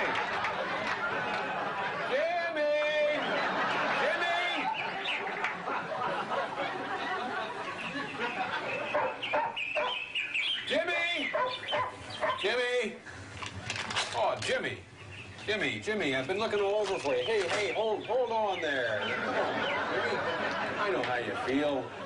You hurt at first, but believe me, you're going to get over it. You don't understand. Nobody does. Jimmy, just because a show is canceled doesn't mean it goes away forever. It can live on through reruns, syndication. You mean I might see Voyagers again? Well, yeah, maybe in some form or another. You know, Jimmy, I remember when they canceled $6 Million Man. Boy, I thought my world was going to end. But then The Fall Guy premiered, and my prayers were answered. Sure, it was a different time, slightly different format, but I adjusted. And you know what? I grew a little in the process, too. I know what you're saying, Mr. Letterman. The Voyagers, it was different. It was really special. I don't think I'll ever watch TV again. Jimmy, don't ever say that. Not even as a joke. What should I do? I tell you what, I'll show you the NBC fall schedule. Come on.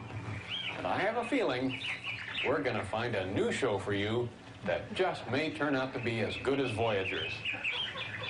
It'll be a lot of fun. And here's a show called Manimal. This one's about a crime fighter who can turn into a snake and a bird. This one This one is about a chimp who lives in Washington. You know that'll be good. Jimmy, I don't think we have anything to worry about. And to think I was sad they canceled Voyagers. This is going to be the best TV season ever. Maybe it will be, Jimmy. Maybe it will.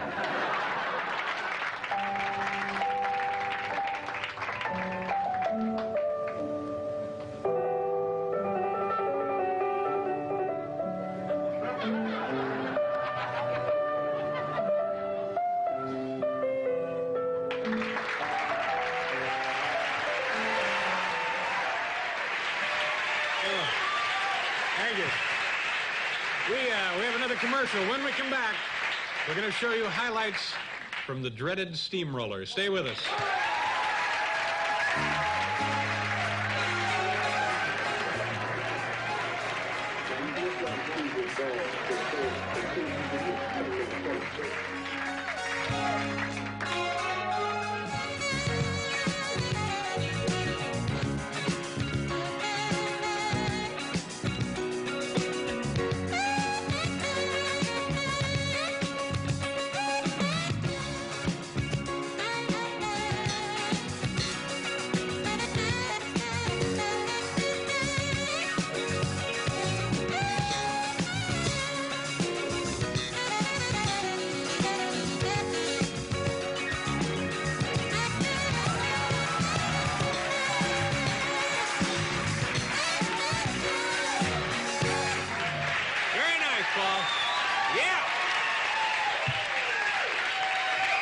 America's premier rock and roll band, Paul Schaefer and the gentleman, and of course David Sanborn, who is with us tonight to help us celebrate our second anniversary. You know, early on, we here at Late Night were fascinated by the scientific principle of crushing things.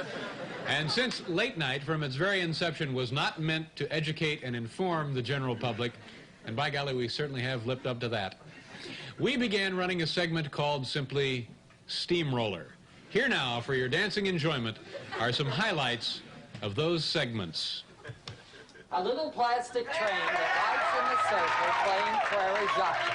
Oh, you mean the cute little lovable choo-choo train that plays everybody's favorite tunes? The Tooниeville Choo-Choo? What kind of a sick society are we?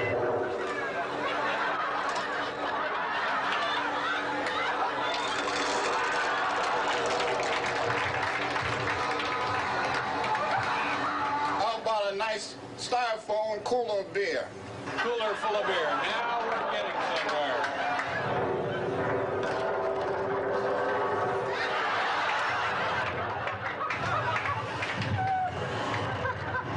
Yes, sir. The one beer to mash when you're mashing more than one. One of those lovable little cartoon characters, a Smurf.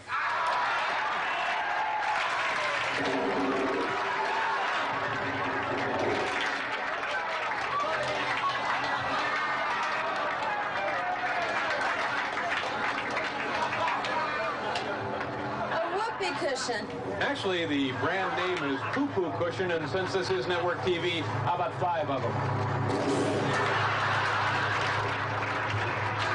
The microphone? Yeah. Sure, no problem. Thank you very much. Take the microphone, put it down, right?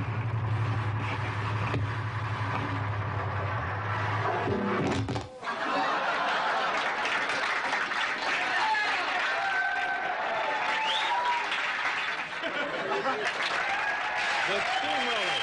We're going to go away again for another commercial. We'll be back to take a look at some peculiar show events right after this.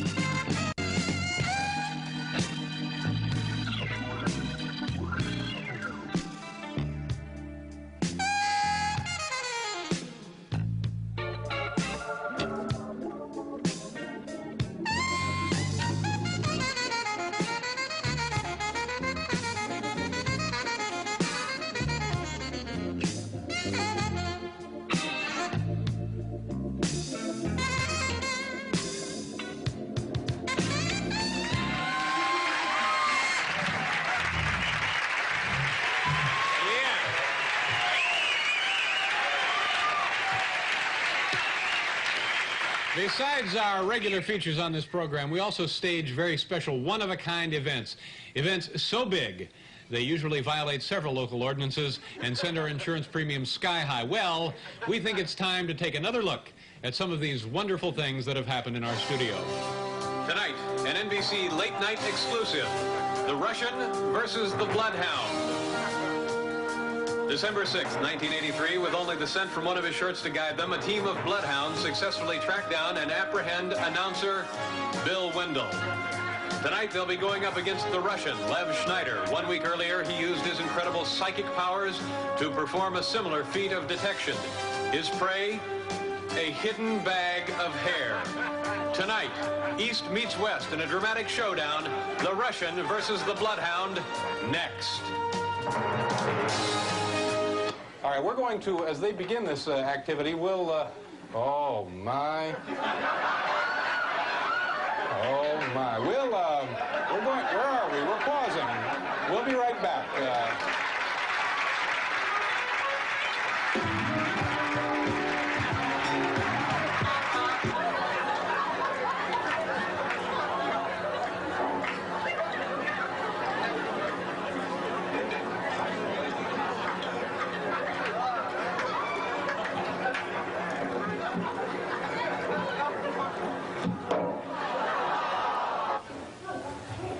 Let me tell you what's going on. A couple of years ago, it seemed like a couple of years ago, I signed up to have cable television installed here at my home. And as you know, if you've ever had to deal with cable TV people, they make you stay in your home all day and wait for the guy to hook it up. Well, this is my fourth pass at getting it hooked up, and I really didn't want to screw this opportunity up. So that's where I am. That's why I'm here. And as soon as the guy comes and hooks me up, I'm going to race right into New York and be there in the studio with you. Did you ever work for CBS Sports? No. I saw that cap and I thought, well, if CBS Sports guys are hooking this up, I would have asked for Brent Musburger, but I guess that doesn't apply. This just in, we've got a pizza coming down the hall.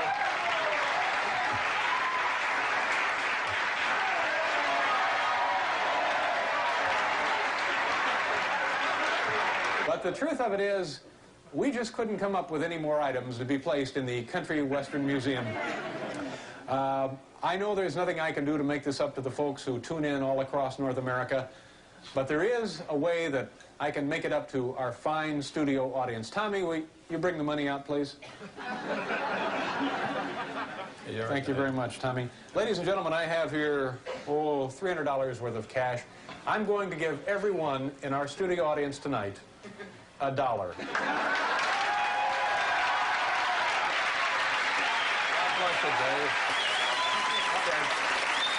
One, just pass them on down if you will. 2, 3.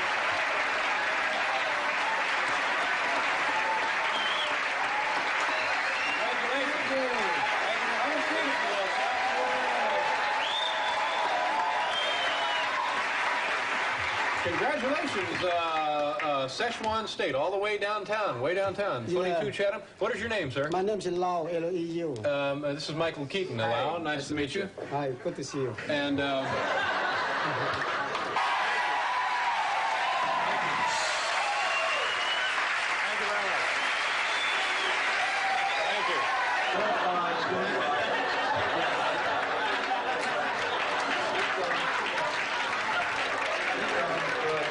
when you work here at NBC, one of the things you do a lot is ride in elevators. And since a lot of sports originated from real-life activities, there is no better sport for this building than, of course, elevator races.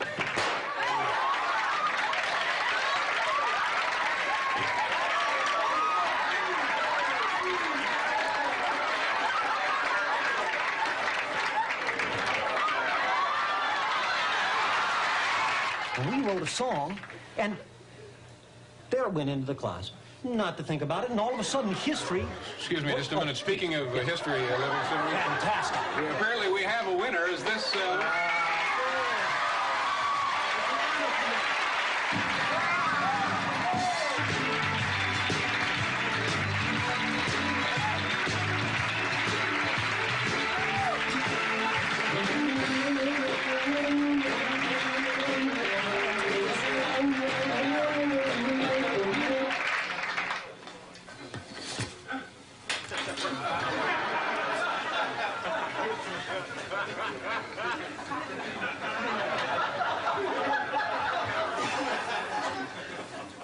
Here, kid. Thanks, Joe.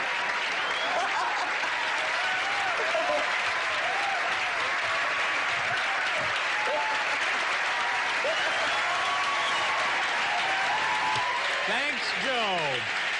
Okay, we're going to go in a couple of minutes here, the Merchant Marine Academy Choir in action. So come on back, folks.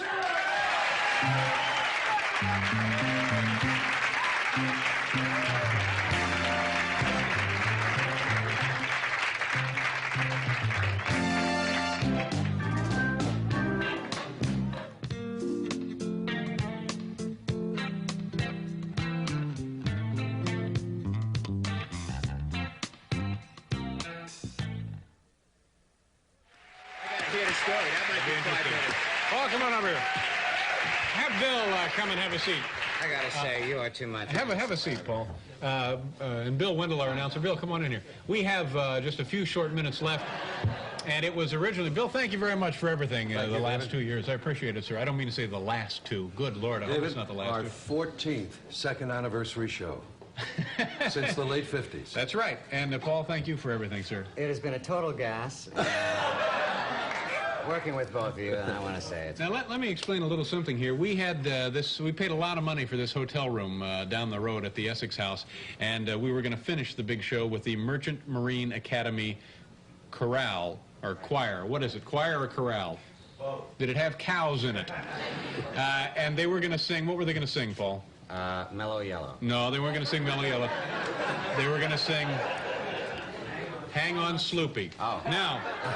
Sorry, I was wrong. That's how we were going to end our big second anniversary show. We have just been informed here, our producer, Mr. Barry Sand, tells me that the choir has apparently taken a powder. Is this?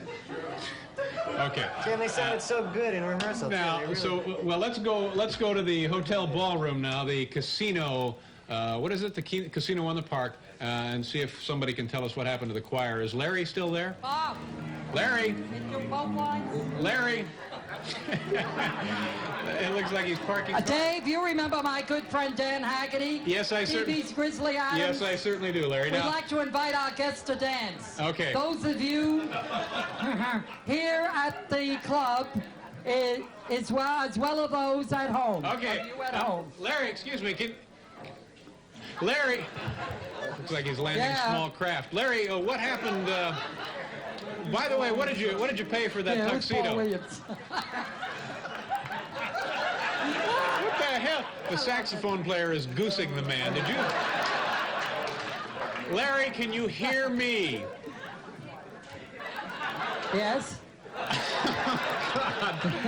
I'm listening. What's going on? What, Larry? What happened to the Merchant Marine Academy? What happened to what? What happened to the choir? I don't know. What happened to the choir? They're not singing now.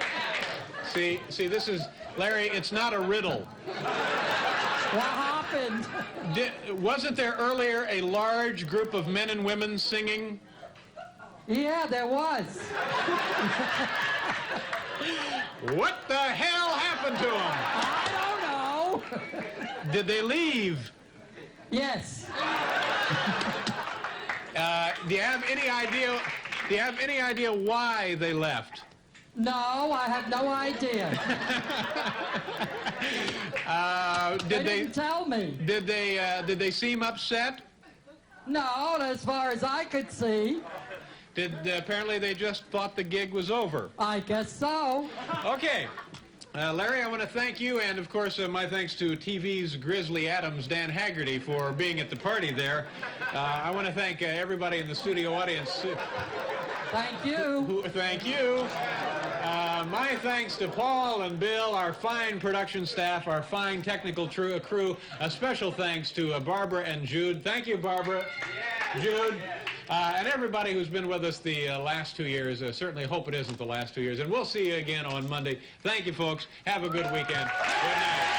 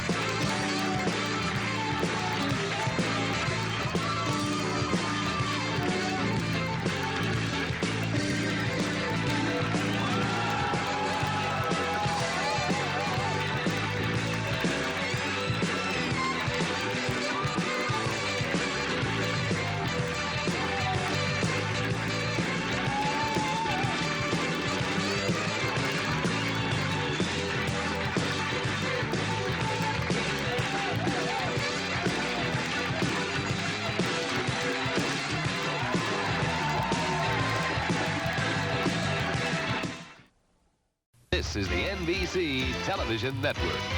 You can NBC there, be there.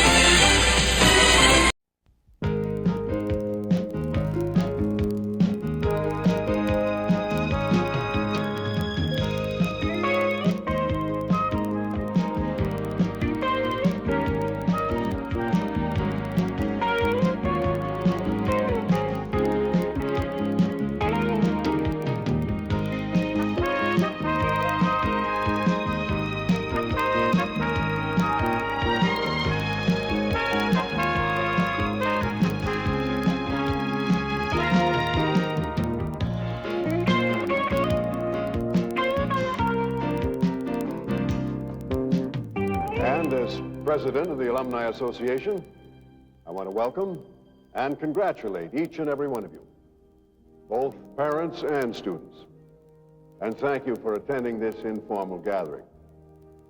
I know that some of you haven't even checked into your dorms yet, but your presence here means a great deal to us. I address myself now to the scholarship winners. You have not only been accepted as freshmen to a university rich in tradition, but you are doubly honored in that your academic records have entitled you to the coveted Roger T. Moorhead Memorial Scholarship. And so, I speak directly to each and every one of you. This is your freshman year at Brighton University. What will you make of it?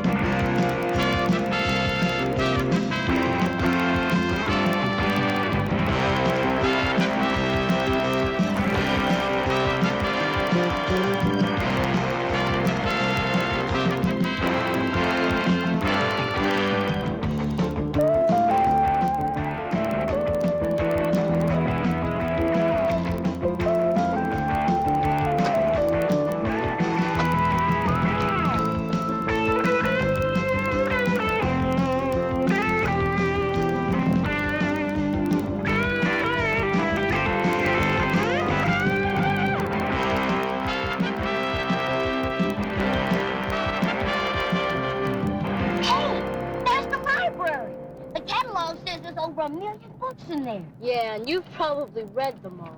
Oh, come on, Camille. That's impossible.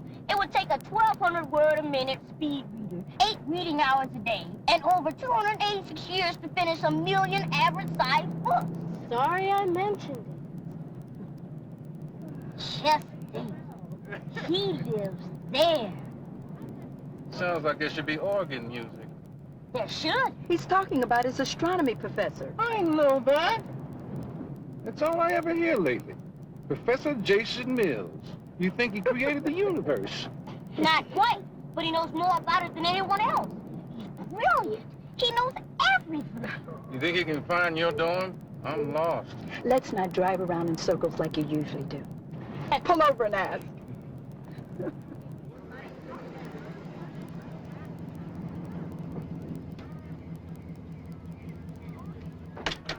Excuse me. Excuse me. What's the matter, kid? You lost? No, I'm looking for Hollis Dormitory. Hollis, sure. Just go straight, take your first left. Thanks. If you're visiting somebody, just check in at the desk in the lobby. Oh, I'm not visiting. I'm going to be living there. Really? Yeah, I'm a freshman. You're a freshman. I'm here on a football scholarship. Linebacker.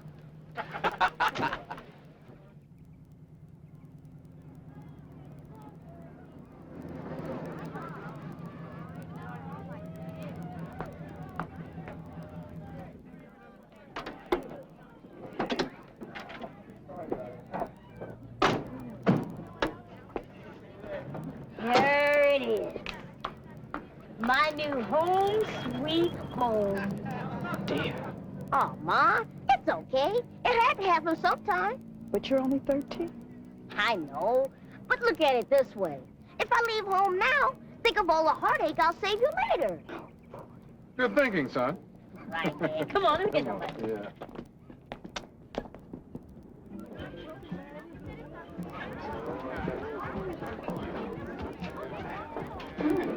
Girls and boys living in the same building. Ma, we've been through this before. All the dorms at Brighton are co-ed. Boys and girls on the first floor, girls and boys on the second floor. I got the picture. What's this world coming to? The next thing you know, they have co-ed showers. Too bad I missed all the fun. Walter. Ma, your anxieties about sexual relationships are so outdated. You're too young to be thinking about the opposite sex. It's the only other sex there is. You just stay in your own room, do you hear? Now, Ma, how am I supposed to get out of the building, sir? You're the genius. You figured it out.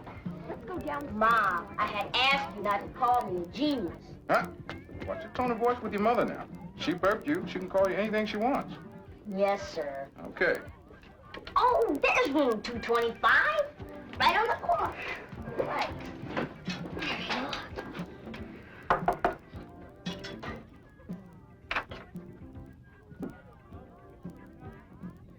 Can I help you? Yeah. Are you Steve Binsfield? That's right. I'm Nick Newell. You're Nick Newell. That's me, Nick Newell.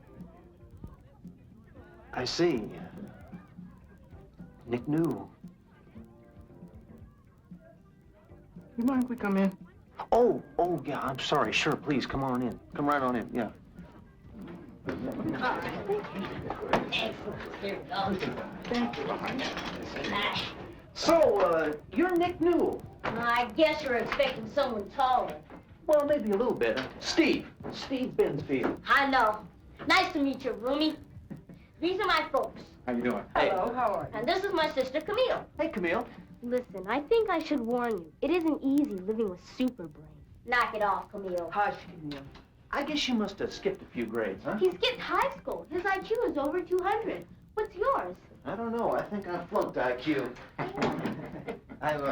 I'm here on athletic scholarship. You still had to have good grades to get into Brighton. Yeah, sure, but it was a struggle all the way, you know. How'd you do it? Oh, my son scored so high on his college entrance exam that he got in here without a high school diploma. You are a real genius. Actually, they call it severely gifted, but it's no big deal. My teacher said that when God was issuing parts, I got in the brain line twice. Trouble is, by the time I got over the bodies, they were really running short. Funny, son. Come on, Nick. I'll help you unpack. All right. The bedroom's right in here. Let me get this for you. Oh, dear. You better move that bed away from the window so you won't get caught in a draft. Ma, quit babying me. Nick, now you listen to me. These kids are a whole lot older than you are. A lot older. I mean, 18, 19 is different from 13. Maybe so, but my brain's not 13. No, but everything else is. I don't want you to get hurt. Lots of times, kids their age don't want someone younger hanging around. Maybe not at first, but once they get to know me, I bet they will. I hope so. Nick, you are so special. And we're so very proud of you. Thanks, Ma. And I won't let you down. I'll do great in college just like I've always done in school. Now you listen to me. If anything goes wrong, if you just feel like you want to come home, you get on the phone and call me. Right, Ma. Give me a while.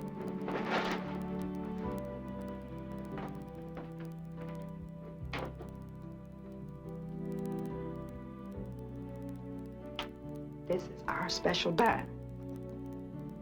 You keep it there, in case you need to call me.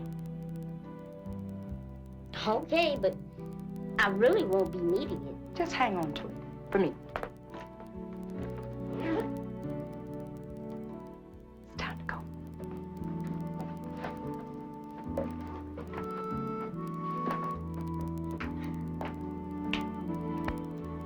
All set? Got a long drive home. Well, Just think how soon we'll see each other again. I'll be home for Christmas vacation. Hey. Take care of yourself, son. Right on, Dad. Nick, I'm really gonna miss you.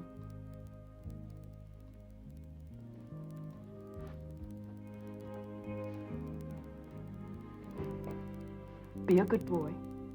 I will. And remember what I said.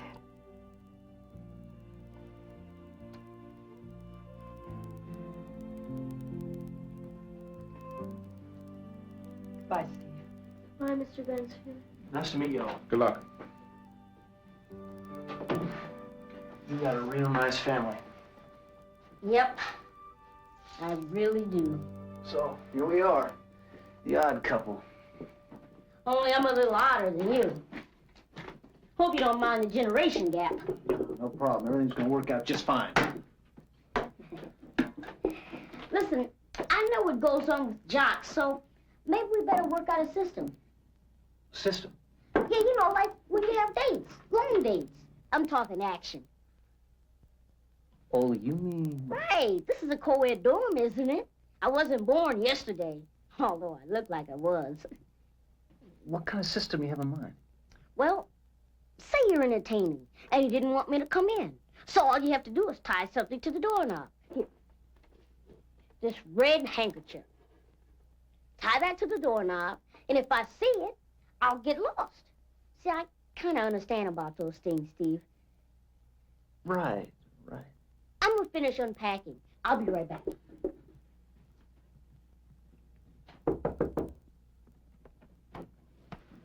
Yeah, come in.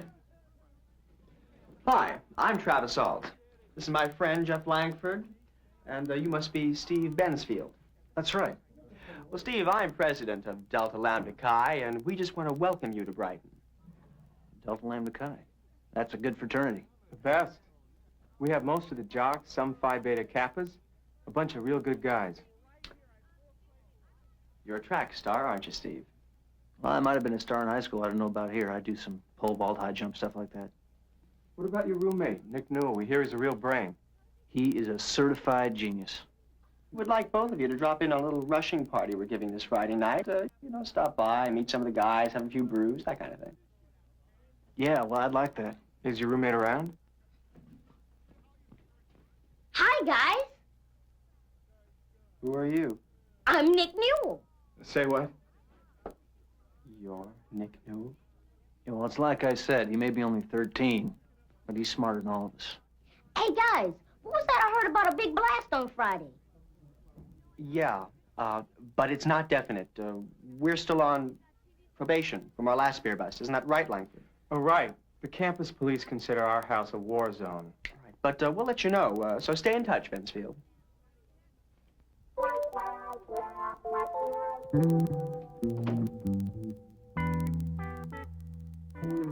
Oh, well. Who wanted to be in a fraternity anyway?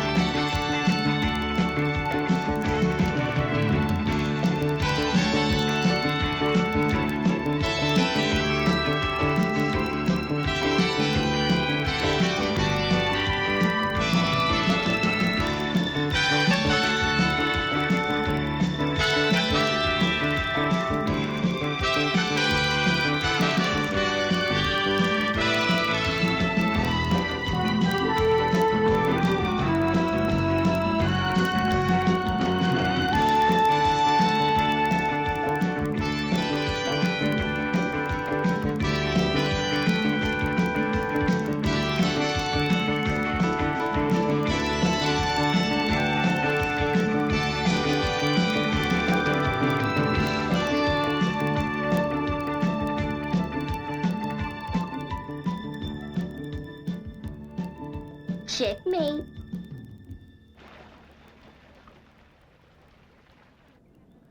So how many astronomy classes are you going to take? They'll only let me take one my first semester. At least it's with Professor Mills. Oh, yeah, he's that guy you say is so terrific.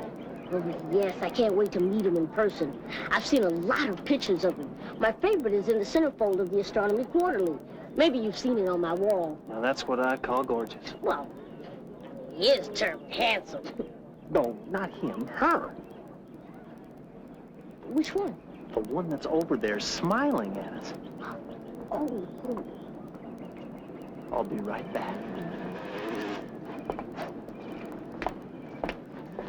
Hey, how you doing? I think we're in the same dorm. My name's Steve Bensfield. Hi, I'm Dinah St. Clair, and this is my roomie, Julie Gordon.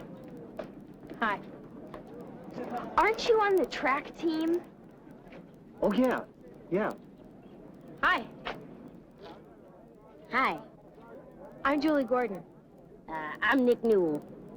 I noticed you around the dorm, and I really wanted to talk to you. Really? If I had known that, I would have made it easy for you. How do you like Brighton so far? It's terrific. I can't wait for the classes to start. You must really be smart to be here so young. 13's not that young. I read about a kid who graduated when he was 12. Now he's in med school. How would you like to have a doctor whose voice hasn't changed yet? What are you majoring in? Astronomy. How about you? Journalism. Oh, you want to be a writer? Yeah. I just made reporter on the school newspaper, and I'd sure love to do a story on you. Forget it. I'm trying to keep a low profile. I know. My profile can't get much lower. I seem to have already attracted enough attention. Publicity is the last thing I really need. I understand. Is that why you wanted to talk to me? To see if you could get a story on me? Oh, no. I wanted to talk to you because I think you're an interesting person. I just love intelligent men. Really? That's me. It must be hard to keep up your grades and spend all that time practicing. Testing 1, 2. Oh, sorry. Forget it, she hates jocks. But on the other hand, I don't.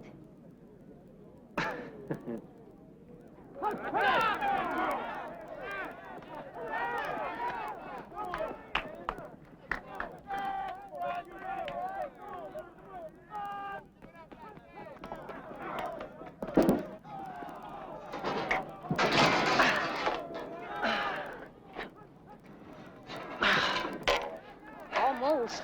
Almost doesn't count when you're trying to make the team. I think I know what's wrong. What? For someone your weight, you're coming in at too acute an angle to convert your kinetic energy to potential energy by means of the elasticity of the vaulting device. What does that mean? It means plant your pole higher. Gotcha. Okay.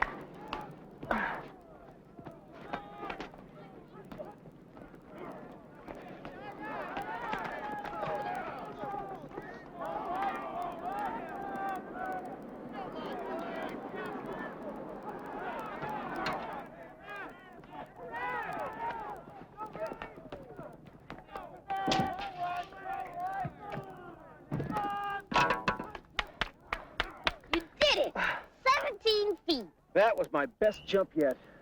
Thanks a lot, Nick. Just a simple question of physics. Now all I gotta do is add about 4 more inches to it, and maybe I got a chance. Boy, competition must be tough. Yeah, and if I don't make the team, I lose my scholarship. Now that's my problem. I'm pretty good at a lot of events, but I'm not great at any one. You don't have a problem. You're going out for the decathlon. The decathlon? I don't think I'm strong enough in a lot of those events. Just leave it to me. I'm going to turn you into the next Bruce Jenner. You know, after I'm an astronomer, maybe I should sunlight as a coach. You know something, Roomie? You're okay. Well, I'm off to Professor Mills' party. Wish me luck. You got it. Wow, I can't believe it. I'm actually going to the house he lives in. Easy, Nick. It's not a national shrine. Maybe not to you, but remember, this is the man whose theory on interstellar dust nearly brought me to tears.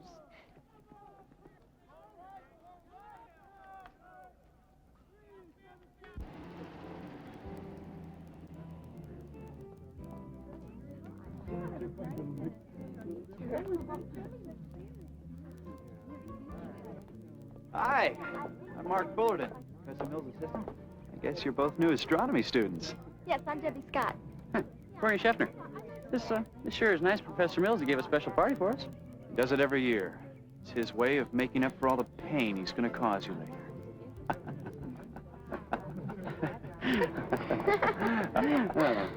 Thank you. Hi, you're Hi. Nick Newell, aren't you? Right. Mark Fullerton, Professor Mills' assistant. Nice party. He does it every year. It's his way of making up for all the pain he's going to cause you later.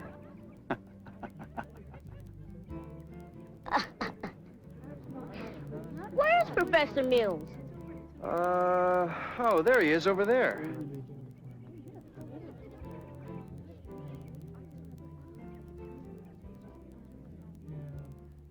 Go on. Introduce yourself. I've got to steer the troops back here. Thanks.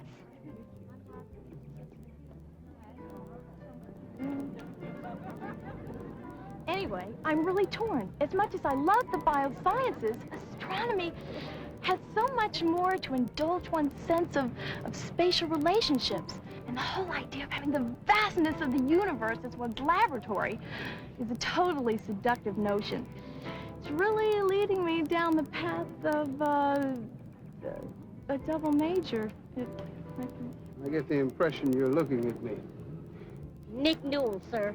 And I have been an admirer of yours ever since I read your paper on Alpha Centauri, not to mention your treatise on Magellanic Clouds. So, you're the celebrated Nick Newell. I particularly appreciated your support of Shipman's theory on evaporating black holes and the redshift controversy. I'm overcome. I fully believe the X-ray galaxies and quasars need a more thorough examination. Well, listen. Why don't we save some of this for the course?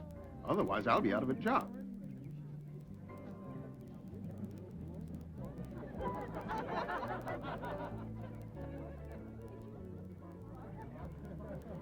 Hi, want one? Thanks. Something wrong? Yeah, I blew it with Professor Mills. He's my idol, and I wouldn't even be here if it wasn't for him. Neither would I. He's my father. He is? That's right. My name's Denise, and I know who you are. Yeah, I'm a dummy. Now listen, tell me about your father. I think I came on too strong, and I really bugged him. Oh, he always looks like he's bugged, but he's not really. You just have to know how to handle him. Oh, okay, how? He admires persistence. Don't give up. Okay, I won't. Thanks for the tip. That's okay. So I thought I'd take biochemistry my second year. Excuse me, Professor, but I wonder what your latest thought is on the Big Bang Theory. I think fireworks should be outlawed. Excuse me.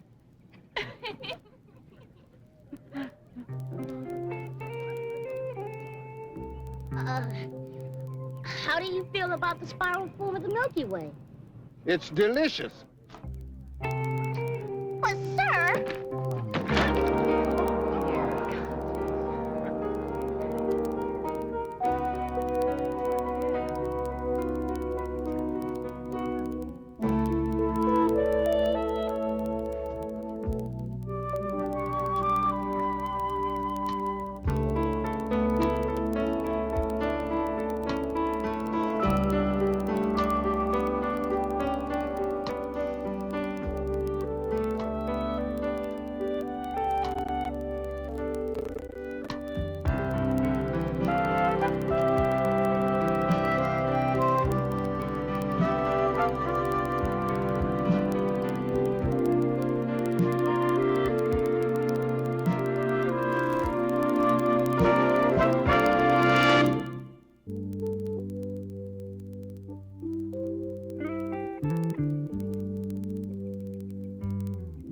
Mind if I sit?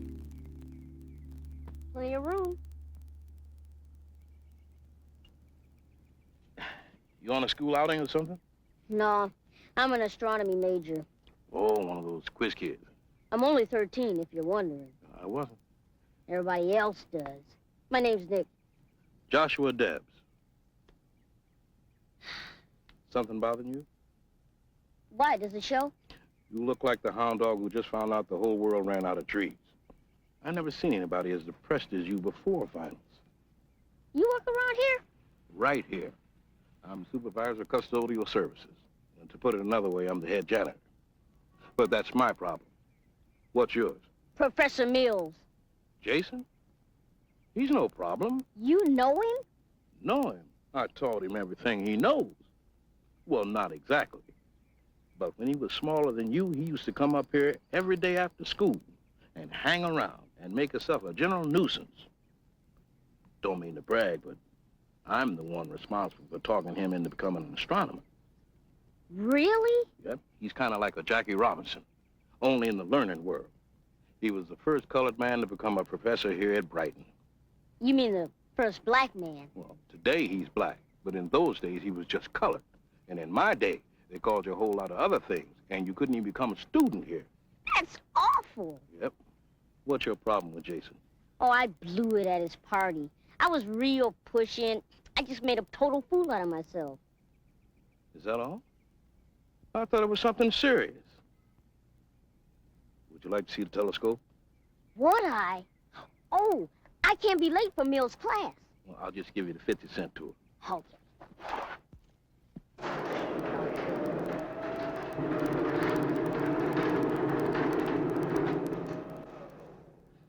What a beauty. She sure is. What is it? About 10 inches? No, 12.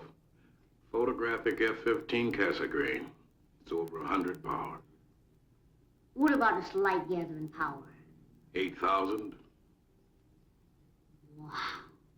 It brings the moon down to about 230 miles. And the rings on Saturn, they look like you could just reach out and slip one over your finger. You come back at night, we'll look at the stars together. Thanks. You know, I feel like I'm about to go on the biggest trip of my life. You are. I wish I was your age again. Just to get that feeling of setting out on a voyage for the first time.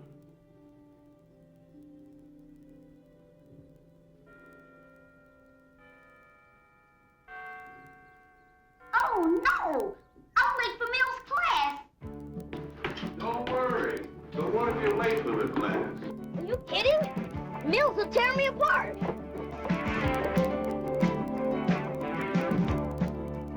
You know something, young fella? You look like an astronomer. I do? Thanks!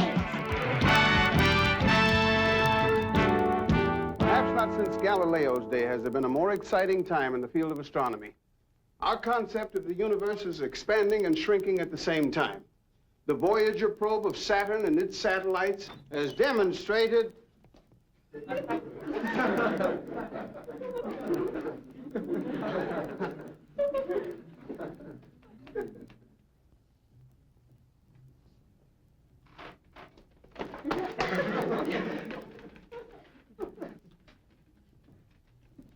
Thank you for joining us, Mr. Newell. Perhaps your watch runs on Greenwich Mean Time. Sorry, sir. As I was saying, the Voyager probe has given us just a taste of our present ignorance. A year ago, we would have laughed if anyone had told us that BL Lassiter objects were actually active galaxies. Yet today we know this for a fact. Yesterday, V861 Scorpii and Circinus X2 were quantities unknown. Today, they're new black hole candidates. And our quest is to keep probing the very...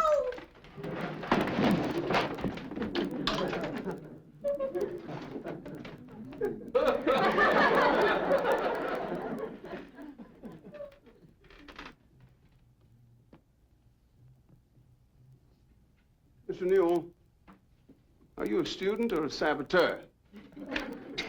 Sorry, sir. I couldn't quite see you from here. Well, perhaps you'd be more comfortable in the front row.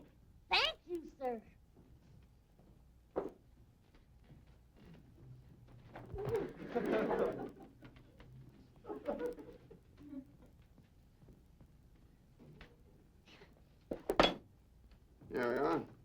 comfortable? Yes, sir. You like a seatbelt? No, sir. This seat is an excellent seat, sir. Good. Now, let's see what you people think you know. This is our galaxy, the Milky Way, the universe. No one questions that statement? Is this the universe? No, sir. Obviously, there are hundreds of galaxies beyond our universe. Hundreds, worlds upon worlds, slowly unfolding. But let's concentrate on our own galaxy for the moment. The center of which, of course, is the sun. It is the sun. Well, the sun is only peripheral. There's a system of globular cluster that really is the center of our galaxy. So now we have another blow to our pride. Not only is the Earth not the center of our galaxy, neither is the sun. We get punier and punier all the time. How puny are we?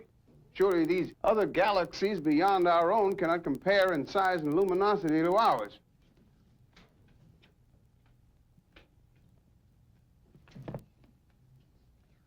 We don't know. The fact is, new galaxies are being produced all the time. In fact, sometimes whole strings of galaxies are produced. In fact, we really have to consider the concept that our universe is steadily expanding, and matter is being created continually. Thus, contractions and re-expansions can take place. Everywhere. All over the universe. Thank you, Mr. Neal. You worked in everything but the theory of relativity. I'm going to cut it short for today so that you can sign up for your labs. But first, I'd like 3 volunteers to do some work at the observatory where we're going to study the phenomenon of a spiral galaxy. Right. You. Me? Miss. Now, if you'll give your names to Mr. Fullerton here, ladies and gentlemen, that'll be all for today.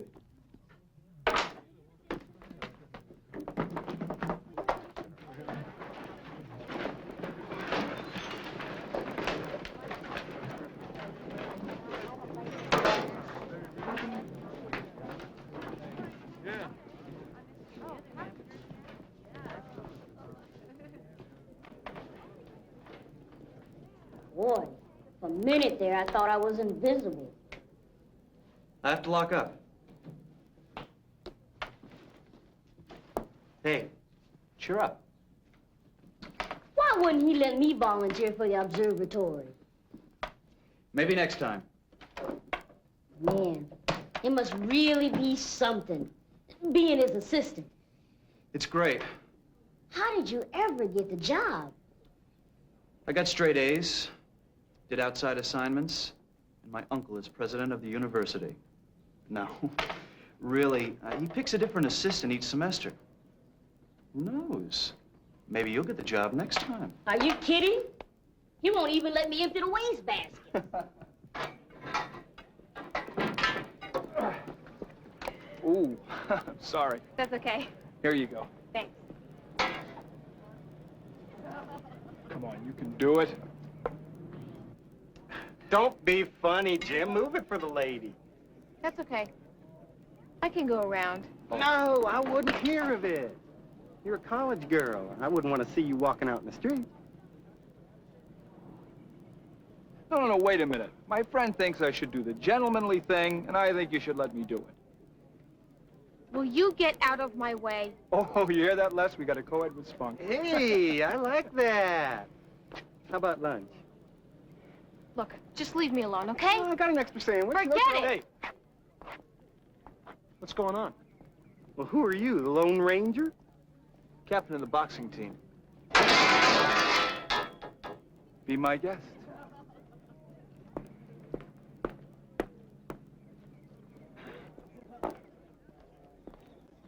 You okay? I'm fine. Thanks for helping out. That's my specialty. Damsels in distress.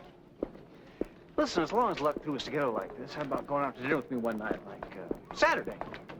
Oh, I'm sorry, I'm busy. Well, how about Friday?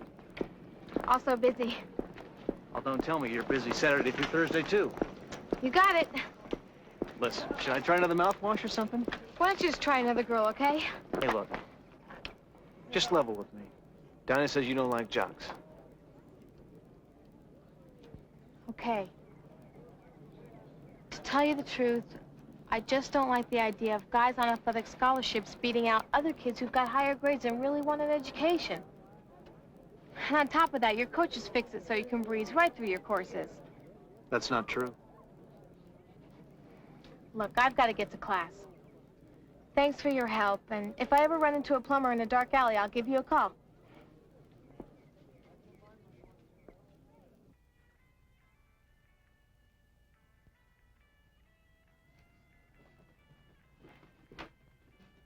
Hey, Nick.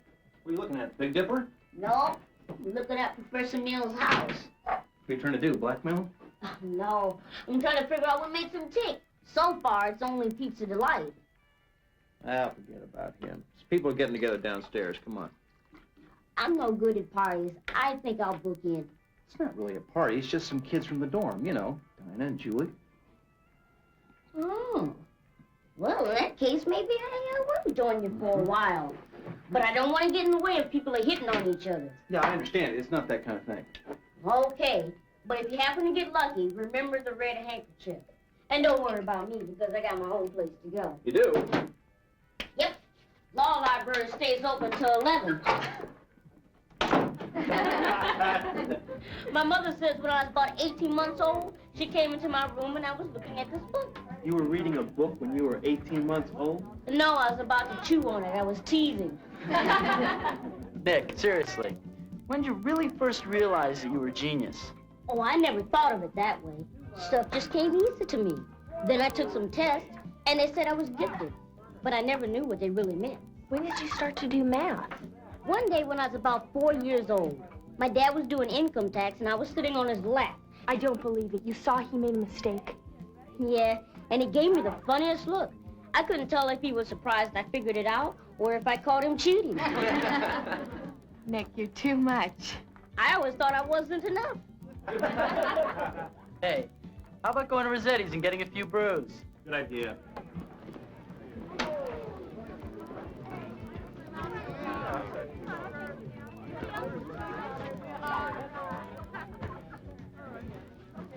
You want to come along? To a beer bar that asked me for my ID if I buy rum candy. Well, what are you going to do? I should really hit the books. Okay. See ya. Okay.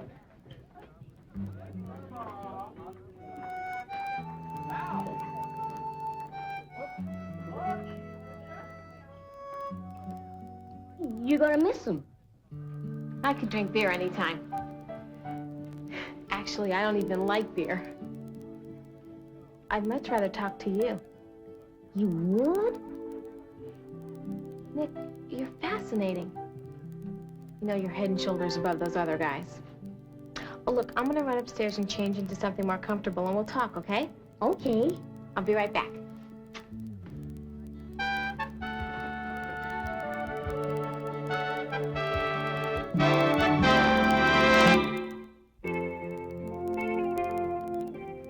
This creative writing class is nothing new at Brighton. What is new is that it's compulsory. So suddenly I have a very popular class. At any rate, welcome both upperclassmen and freshmen. Now to get an idea of where we are, what your background is, the great American novel. Anyone? Yes? Moby Dick. Written by? What's his name? Well, that's the question, not the answer. Anyone? Yes. Herman Melville, 1819, 1891. And another great book of the sea. The Old Man in the Sea. And what was the name of the old man? Well, in the movie, he was played by Humphrey Bogart. I don't think he had a name in the novel. Yes. It wasn't a novel, it was a novella. His name was Santiago, and it was Spencer Tracy, not Humphrey Bogart. Thank you, young man. I'm a great moviegoer myself, but what we're trying to deal with here is the written word. The problem is that too many of us can't express in writing just what it is that we have in mind. So now you were right about anything. Your life, your fantasies. Well, not all your fantasies. First, tell me who you are. That way I'll get to know you and to discover if you can write. And if you can't, we'll try to do something about it. Well, now let's look at our reading assignments. Smart kid. He thinks he put me away. He did. The primeval fireball prediction was verified by the radio astronomers who discovered the microwave background. This discredited the steady state theory of cosmology widely accepted in the 50s.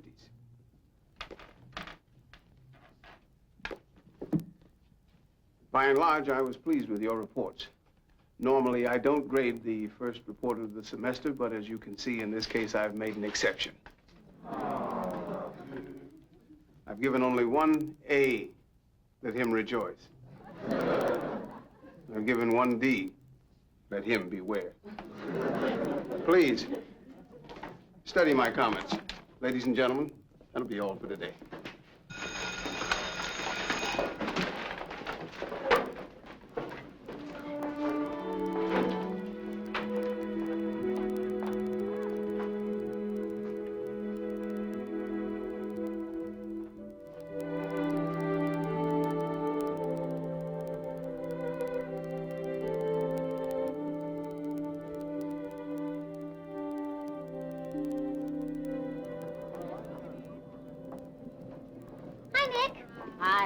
My dad in there?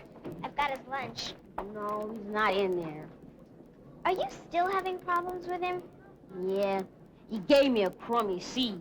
I know it was worth more than that. Listen, maybe you just got off on the wrong foot. Do you want me to talk to him? Would you? Maybe you can find out what bugs him about me. I hope it's not my personality. It's the only one I got. I'll talk to him right after dinner when he's in a good mood.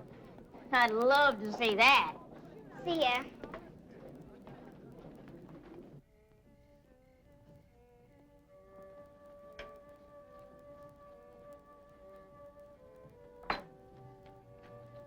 Thanks, Rose. You're welcome. You're not Rose. I thought I'd bring you your coffee tonight. That means you're either going to hit me up for money or clothes or both. No, I just want to talk to you for a second. That can be arranged.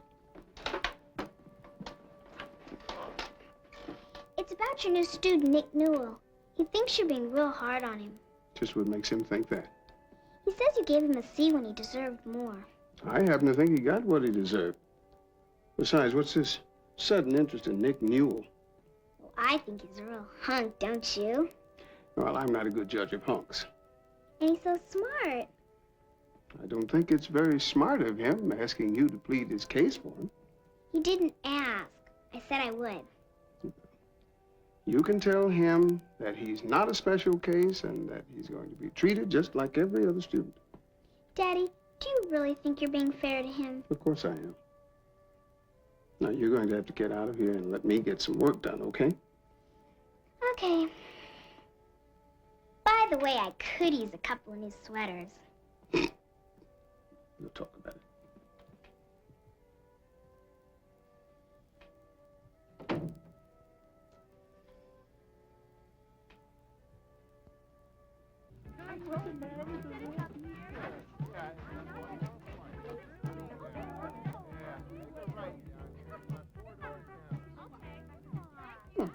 I thought he was in training.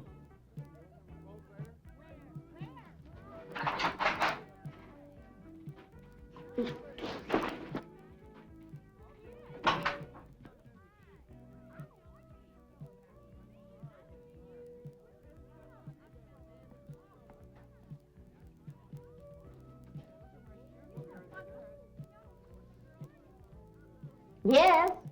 Nick, what are you doing? Oh, it's you. Why are you hiding your eyes? Well, I figured it was the honorable thing to do. See, I thought that was your girlfriend coming out, and I figured she'd want to remain anonymous. Well, she doesn't care about anonymous. She's still in there. Then what are you doing out here? Taking a break. Oh, well, I'll be downstairs. How long do you think it'll be? I don't know. It doesn't seem to be up to me. Well, Steve, I wish I could help you, but good luck.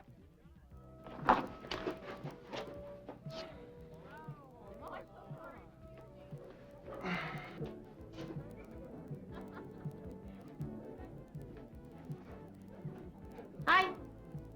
Hi. How come you're sitting down here? Steve's kind of tied up. You mean he's entertaining? Something like that. Typical. As long as Mr. Macho's having fun, what does he care about you?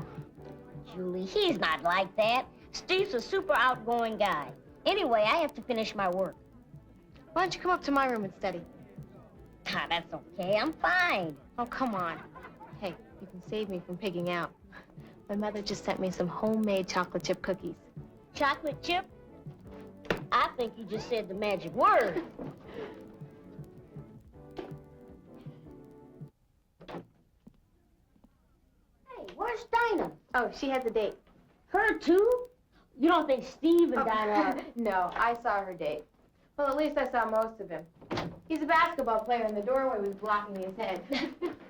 Did you say something about chocolate chip cookies? Mm-hmm.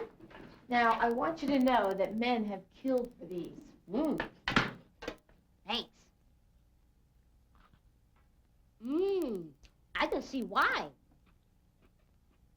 Crisp, but not flaky. A bittersweet taste, and a nut-like aroma. My compliments to your mother. This may be her finest hour. I gotta hit the books. I've got a biology test tomorrow. Oh, on what? Human sexuality. Hey, if you need any help, just yell. That's my specialty.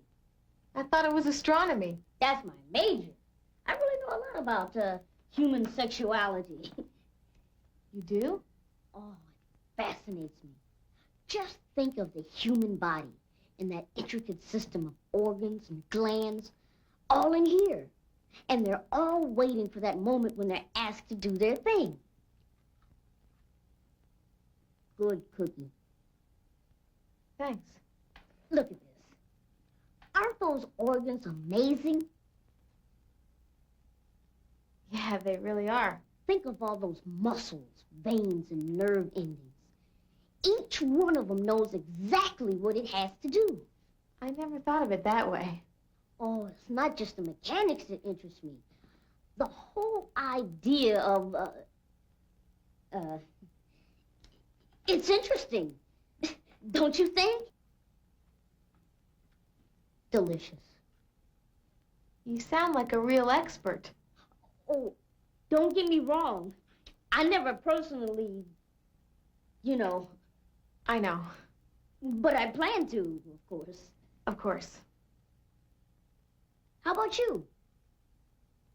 Me? Well, I plan to, too. At least that's one of my plans. I guess I'm kind of old-fashioned. Me too. What gets me is trying to picture certain people actually, you know. I know. You mean like your parents? Right. Or the teachers, or the minister, or Carl Sagan. Listen, I really do have to study. Me too.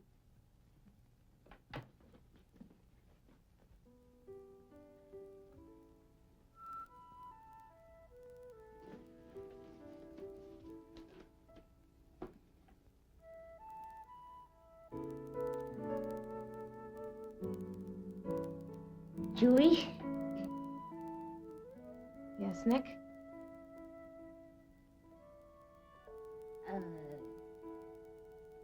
Can I have some cookies to take back to my room? Be my guest.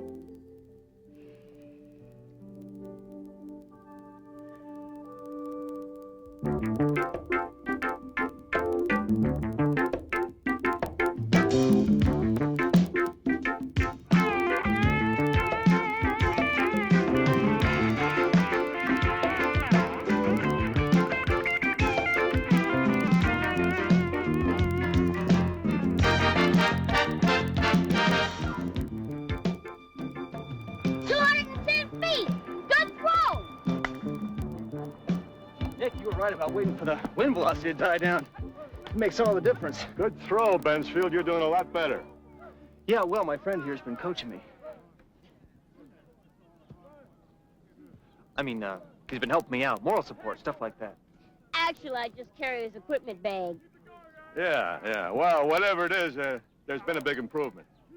You know, you got a chance to be a decathlon athlete while you're a freshman, so I want you out here training an extra hour every day in the field events. Oh, that's great, Coach, but when do I study? Bensfield, you are here on an athletic scholarship. Do I have to remind you of that? No, sir. Well, just remember, we give it scholarships. We also take it them away. You keep at it till it gets dark.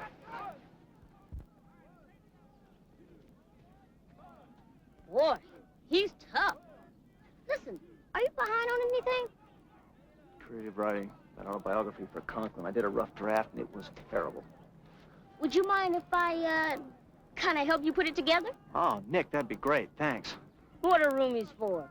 I don't want to get a bad grade and give Julie the satisfaction. Oh, about Julie. I tried to put in a good pitch for you, but, she doesn't go for jocks. I know. So you mind if I move in? Huh? I think she really goes for me. Maybe she doesn't want to, but, she can't help herself.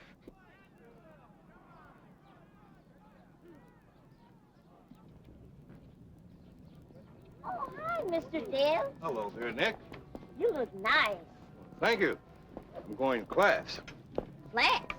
Yeah, I ordered a few courses. Never too late, you know. That's great. So how are things with Mills? Not good. I don't think he likes me. He hardly calls on me in class, and he won't let me volunteer for outside projects. You show no mercy. I know. Beating my professor takes guts. Somebody's got to do it. Deb's asked me to talk to you about Nick Newell. Oh, no, don't tell me he's a Nick Newell groupie, too. Apparently he is. Very much so. He told him that he can't get to first base with you. I treat Mr. Newell exactly as I do everyone else. He doesn't think so. I'm sure you've got a reason for doing whatever you're doing. Or not doing. Look, I know a lot about kids like Nick Newell. They breeze through school with practically no effort, and everybody treats them like superstars. They start to believe their own publicity, that they can do anything, that everybody loves them and admires them, and that they have almost magical powers. Well, here's one teacher who isn't going to treat him like that. All he wants you to do is give him an outside assignment. Check. I resign. That's the game. And Mr. Newell? I'll give him an outside assignment. But I feel sorry for him if he doesn't deliver. He's not ready for failure. You know, Ingmar Bergman is brilliant. He understands women so well. And the photography, and the way he uses light and the texture of his images. I agree. Of course he's no Woody Allen. What do you think, Dinah?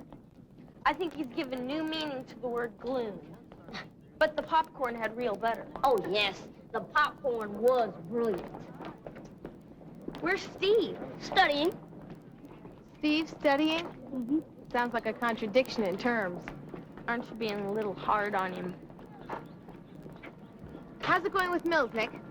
It isn't. I'm ready to give up. Maybe you ought to have it out with him. You mean drawn telescopes at 10 paces? You know what I mean. Confront him. Just ask him point blank why he never lets you volunteer. Julie! That's a great idea. I'll do it. You're terrific. Be right back. Where are you going? One popcorn with real butter for the road. Well? Well, what? I think you have his little heart turning backflips. Come on, Donna, that's just boyish affection. Looked more like drooling to me. Look, I'm the expert. Remember, I'm majoring in men? Donna, don't be ridiculous. Nick's like a little brother. Maybe, but he sure doesn't look at you like a big sister.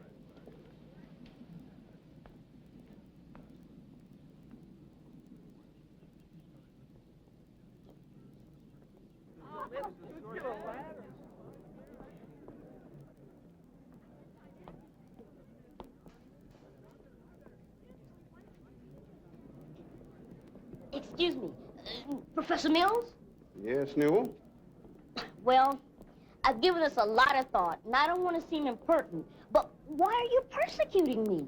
I mean, everybody else gets to volunteer for assignments. Newell? Everybody else gets called on in class. What's wrong with me? Maybe you're prejudiced. Maybe you can't relate to short people. Newell, will you... Please, sir, let me finish. If it's because I spilled your hors d'oeuvres, I'll pay for them. If it's something personal, I'd like to hear what it is, because every man is entitled to face his accuser. And every man is presumed innocent until proven guilty. Finished? Yes, sir. Now, what I was trying to say was, I intend to give you an outside assignment. You do? That's great! Why didn't you say so? Well, I was going to tell you after class. Come back then and we'll discuss it. Oh, I will, sir. And thank you, sir. Oh, and all that stuff I just said, forget it. Good idea.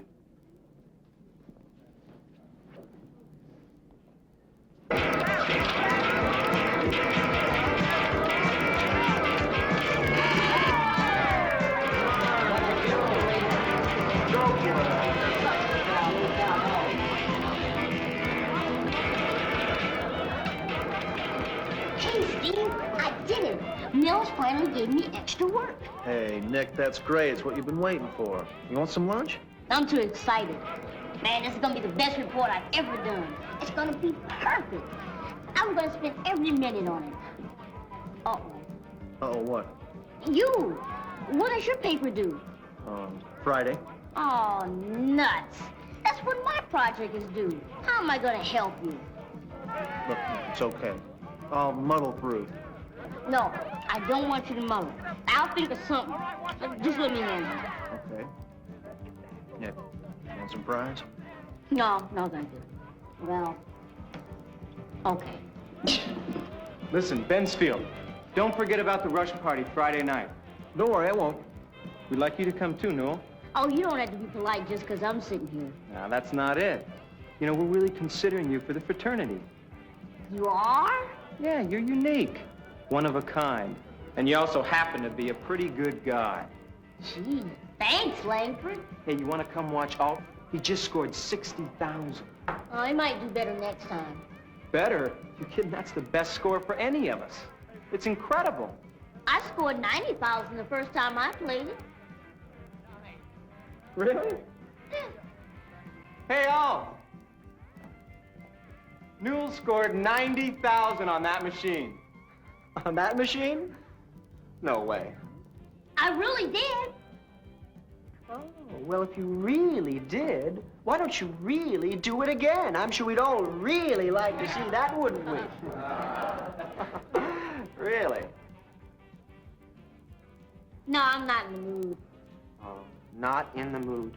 Did you hear that? He's not in the mood. He only plays this machine when he's inspired, right, Newell? Come on now, little one. Did you really make that score, or are you just pulling our legs? You're saying I didn't. I'm saying you might be stretching the truth a little.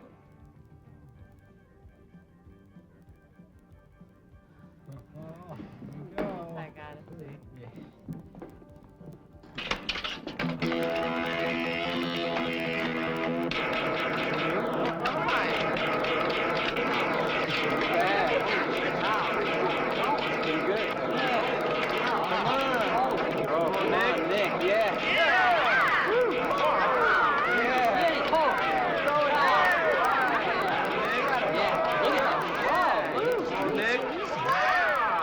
Oh, come on, Nick, yeah.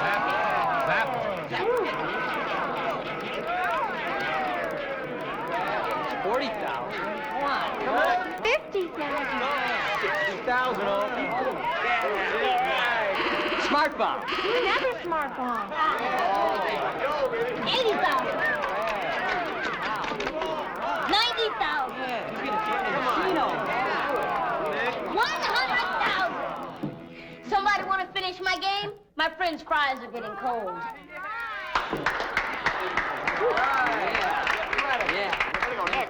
Way to go, Nick. Come on. You can do it. Are you really serious about rushing that little smart aleck? Sure am. So are the rest of the fellas. All it takes is one blackball, you know. That's all it takes for your kid brother, too.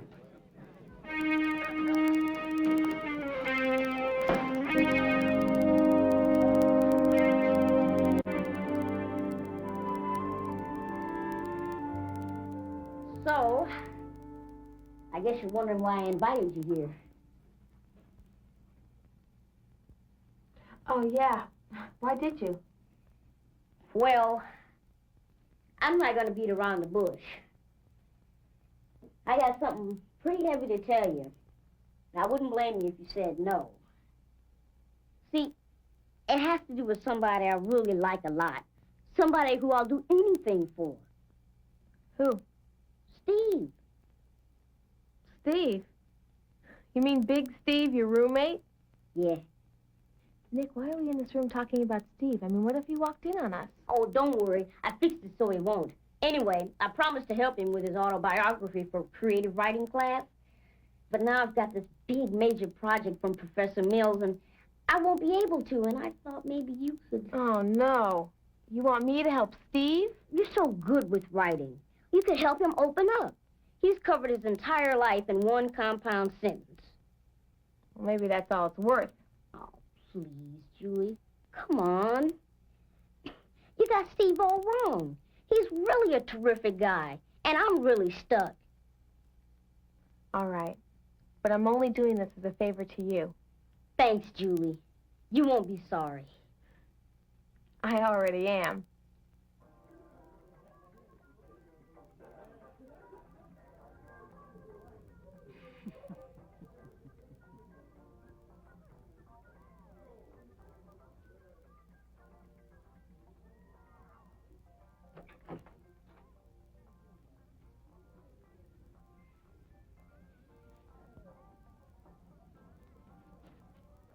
Oh, hi, Steve.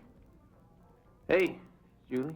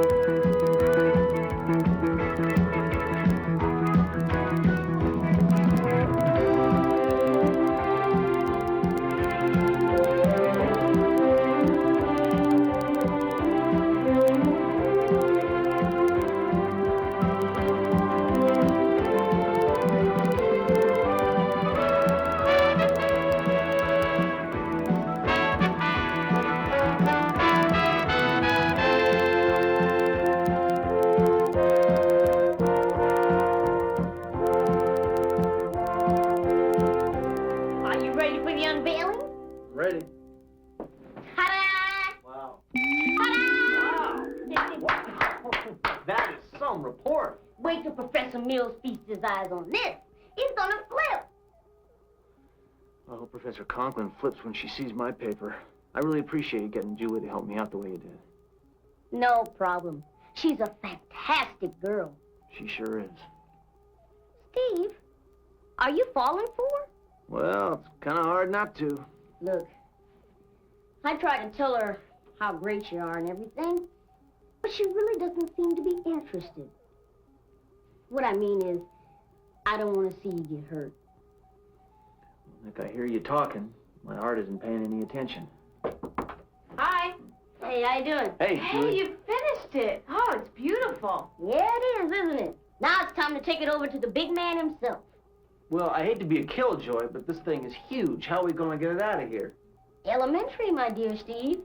Would you wheel it over to the door for me, please? Sure. Thank you.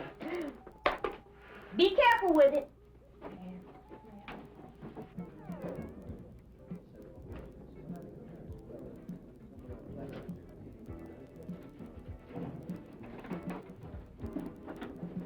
Aha! The mad scientist strikes again. Where'd you get this? Borrowed it from med school. Don't worry, the cadaver didn't say a thing. Funny. Need any help, Nick? Nope, just take it down the freight elevator. Okay, I'm off. Good luck. Thanks. I'll need it. He's something else, isn't he? Unbelievable. You know, you gave him a real good grade. How about me? Steve, it's 200% better than it was before. Really? You really opened up and expressed your feelings. This part where you say how you felt when your parents first told you you were adopted, it's really beautiful. Oh, it kind of hurt to write that. That's why it's good. Anything else? Just a couple of minor things. Do you have time? Oh, lady, do I have time? Okay. I have a couple of thoughts about your closing paragraph.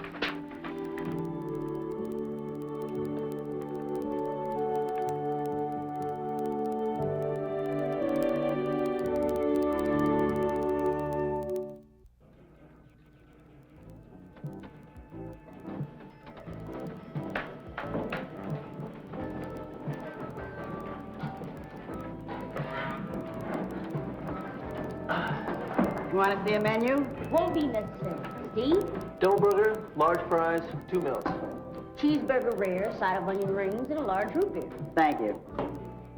You should have seen the expression on Mill's face when I wheeled my model into his office. He was really impressed. That's great. Oh, excuse me. Gotta say hello to a friend. Hi, Denise. Oh, hi, Nick. What are you doing here alone? It's Rose's night off, so I'm just picking up a to-go order for me and Daddy. He's busy grading reports. He is? Well, you better hurry up and get that order home. It's not good to grade reports on an empty stomach. Here you are. Thanks. May I ask what you ordered? Sure. A rare cheeseburger, a side of onion rings, and let's see. A large root beer. Nope, a Diet Cola. Diet Cola? That's awful. He doesn't know what he's missing. The way the root beer goes down with the onion rings. Order one for him, please. I'll pay for it. But he hates root beer. Oh, no. Well, let me pay for that. I can't let you do that. I'd be honored to pick up his tab. Are you trying to bribe him with the cheeseburger? No, I don't even want him to know I paid. Just tell him he has a mysterious benefactor. Please, Denise. Well, I don't know. Will one of you please pay? I have an order waiting in the kitchen. That'll be $5.89. Here, keep the change. Thanks. Gee, thanks, Nick. My pleasure. Sorry about the root beer. Can't win them all.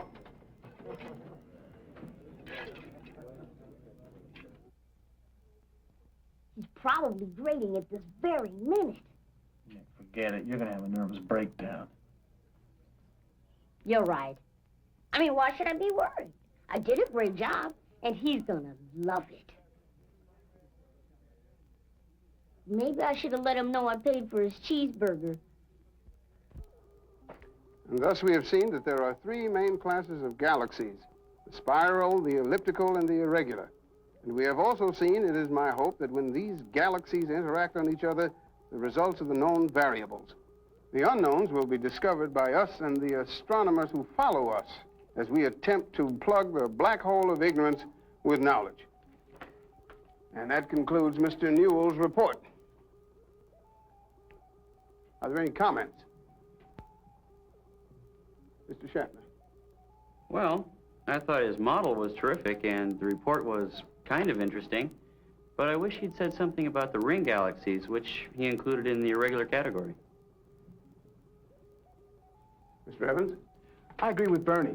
The ring galaxies have an incredibly violent genesis, and I find that the emission of that kind of phenomena kind of, well, sloppy. No offense. Mr. Henry?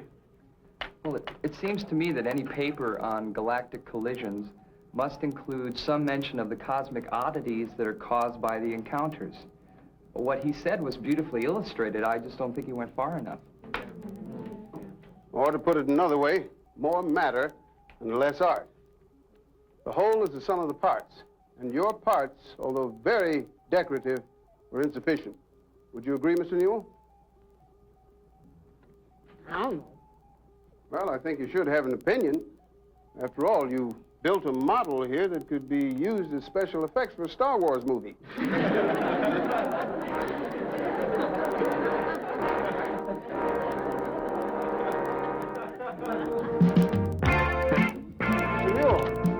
Mr. Newell! Mr. Newell!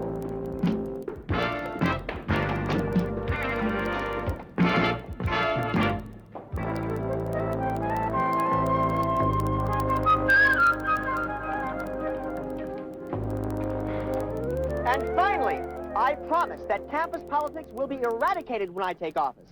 Those who turn everything into petty, narrow political issues are thinking like children.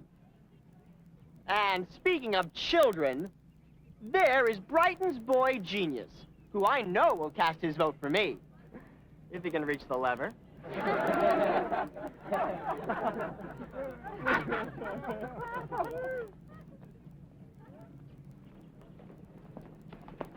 Hey, where's the fire? Excuse me, I have to go.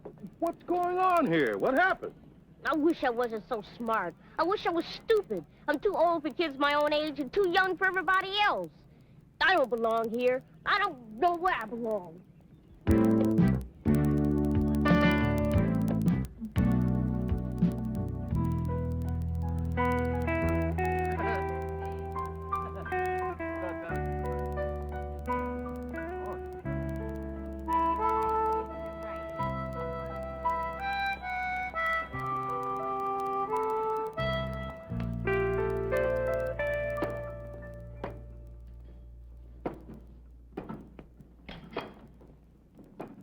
Hey, Nick, you are not going to believe this. This is the best day of my life. Here, now let me hold this for you. First of all, it's official. I made the track team. The decathlon, I'm going to keep my scholarship. That's great. And you know my autobiography? I got an A- from Conklin. Isn't that great? Great. And the best news of all is about Julie. She really likes me. Great. Nick, I owe it all to you. You're the one that got her to help me. I would have never even gotten close to her without you. I know. Hey, good one. You really moved me. Nick, how'd Mills like your project? He couldn't stop talking about it. Good. Nick, I got to get to practice. I just wanted to thank you. You're the greatest.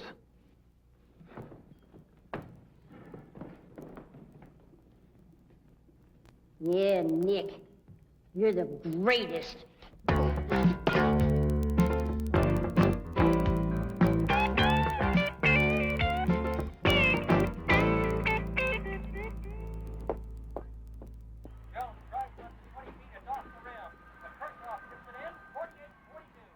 Excuse me. Hi, Dinah. Hi, Nick. I'm watching a basketball game. Who's winning? Who cares? I have a thing for men's legs. Where's Julie? I gotta talk to her. I think she's in her room. Thanks. Oh! So gorgeous when he slam dunks.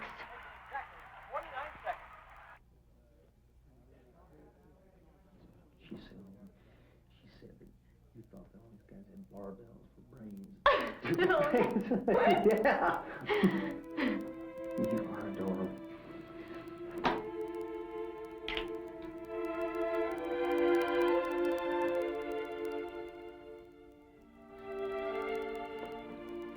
Well, you said he was a great guy, Nick. As usual, you were right.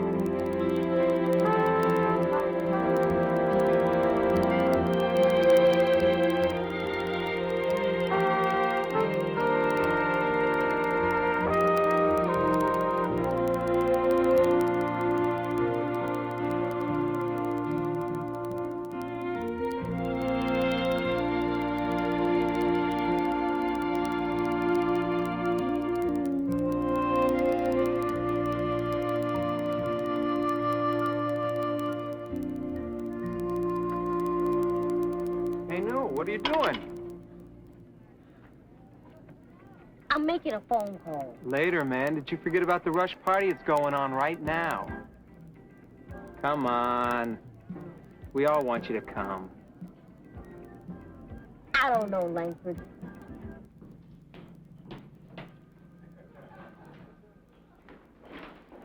I asked everybody. I even called the fraternity house. Nobody has seen him. I hope he's all right. Where can he be? Look, he's gonna show up sooner or later. Why don't you two go on to bed, and I'll just wait up for him. Okay, but wake us up when he comes home. He looks so shook up. I just hope he hasn't done anything stupid. Nice. It's a great place to live. Come on, meet some of the guys. I think I'll just have a shot of chicken dip first. Help yourself. Excuse me, got a cake. Well, well, well. What have we here? If it isn't our pint-sized Einstein. His IQ is bigger than everybody's in this room put together. Hey, everybody, get over here. I want you to meet a good friend of mine. This is Mr. Nick Newell. He's gonna be a big brother. He's gonna be our token shrimp. Come on, Alt. No, I'm totally serious. First, he's gonna be our brother, and then we're gonna rush the gang from Sesame Street. Knock it off. I know what we'll do with him. He'll be our mascot. He'll be our good luck piece. And do you know where we're gonna put him?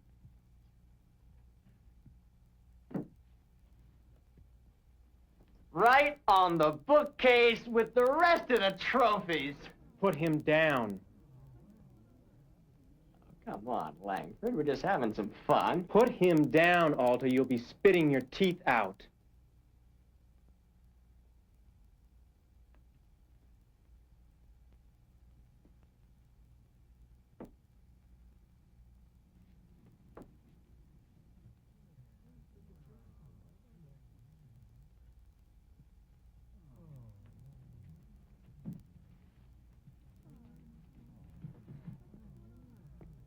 Shove it, Langford.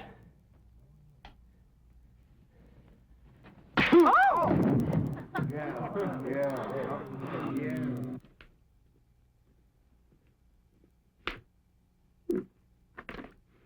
Pretty late for you, isn't it?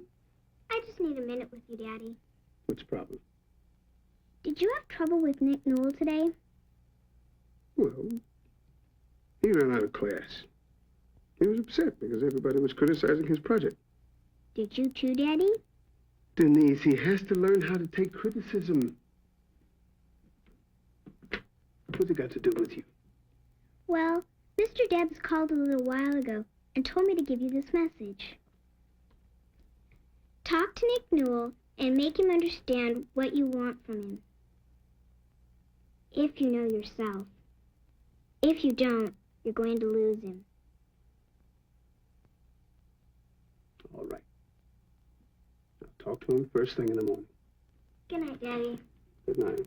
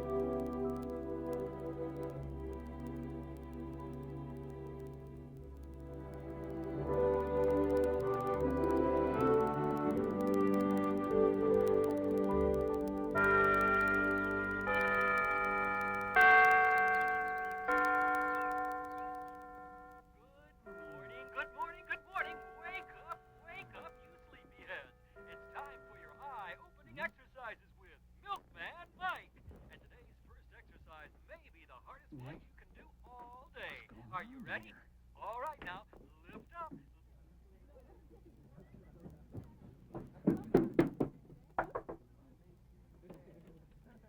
Hi, Dinah in her large pores. Where's Steve, Julie? what is it? Well, Nick, he's gone. What do you mean gone? Didn't sleep in his bed last night. A lot of his stuff is gone. He's gone. Well, where did he go? I don't know. Home, I guess. Because he found the two of you in a clinch? No, it's more than that. I talked to someone in his astronomy class last night. His big project struck out. Oh, no, poor kid. I'm gonna call the train stations and the bus stations, see what's leaving or what's left. Okay, we'll meet you downstairs in 5 minutes. Dinah, hurry up. We're gonna need your car. I'm hurrying. Got a chisel? Steve! I checked the schedules. No bus or train left here after midnight last night, so we couldn't have caught anything then. Well, what about this morning? Well, the first thing out's an 8:40 bus to Springdale, so that's a chance, unless he hitchhiked. Where is Dinah? I just hope nothing's happened to Nick. Excuse me. You talking about Nick Newell? I'm Professor Mills. Yes, I recognize you from your picture on Nick's wall. Oh, really? Well, I was just stopping by to have a chat with him. Is there anything wrong? Well, Professor, Nick's kind of missing. Missing? Yeah, Nick had a real rough day yesterday. Yes, I know. I'm afraid he had his first run-in with failure. Oh, you don't know the half of it. See, Nick saw me and Steve together, and he got hurt because... He has a crush on you. How did you know? Just a lucky guess. Hey, Bensfield, where's your roommate? Not so loudly. I got someone here who wants to apologize to him. Well, he's disappeared. We're gonna go and try and find him. Where's Dinah? We'll never make the bus station. Come on, hop in. We'll take you. Right, Oak? Whatever you say, Clapper. Oh, wait a minute. When you find Nick, please bring him back to my office. I want to have a chat with him. Well, look, Professor Mills, even if we do find Nick, I'm not sure we can talk him into coming back, but I know if you were there. I'll come. Great. Langford, drive carefully. We got faculty aboard. Hey, wait for me. Come on, Dinah, hurry up. Hurry, Dinah. Go, Langford. Go.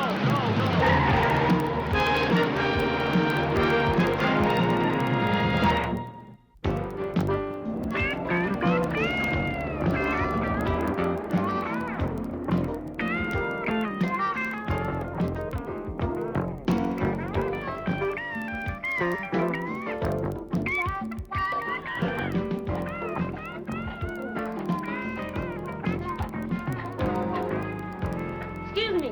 Has the bus going to Springdale come in yet? Not yet, but it'll be here. Always is. Still leaving at 8:40? Still leaving at 8:40. Promise you. Thank you.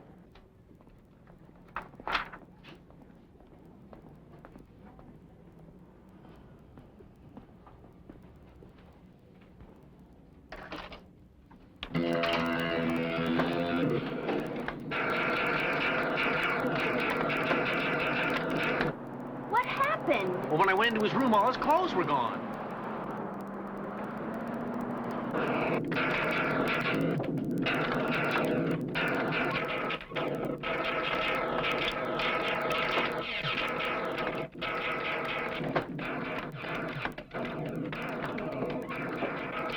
Oh, boy. Look at this kid play. Phenomenal. Hoo-wee.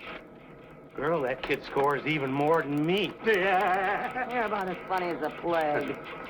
Can't you get any more speed out of this thing, Langford? Take it out of first gear. Please, my head, not so loud. Hey, Sonny, your bus just pulled in. You can get on now if you like. Thanks, mister. You want to finish my game? You kidding? You can't walk and chew gum at the same time.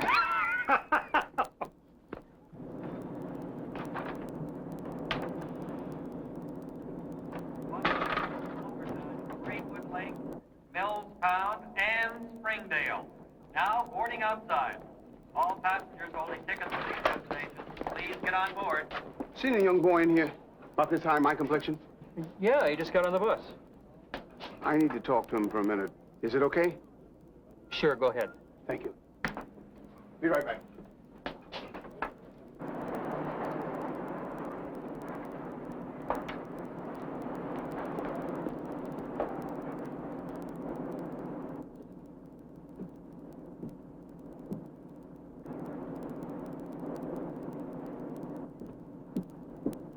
Thank you very much.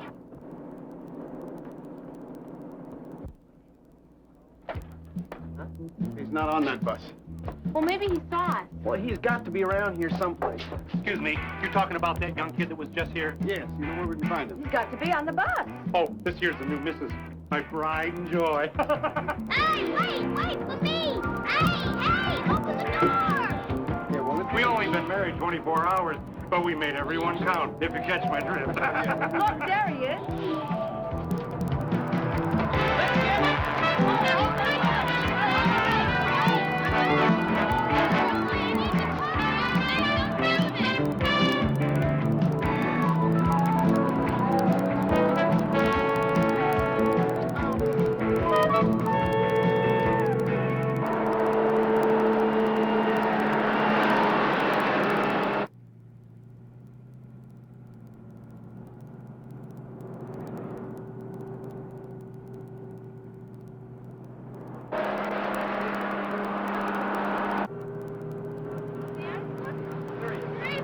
Hey, there he is! Nick, get off the bus! Come back! Get off, come on, man! Hey, Nick! Nick, it's me, Dinah! Nick, come on! Come on, I'm sorry. Nick, don't go on the bus! Don't go, Nick! Say, are those people waving at you? Never saw them before in my life. Oh. Please forgive us for anything we did wrong! Get off the bus! Come on, come on, man! Hey, Nick, get off the bus! Come on, man! Oh, come on! Listen to me, Nick. Let's talk. If this driver will let you off the bus, then if you still want to go to Springdale, we'll drive you.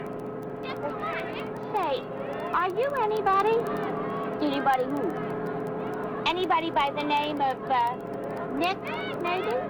My name is Nick, but I'm not anybody. Please, Nick, I gotta talk to you. Come on, get off, huh? Come on, please.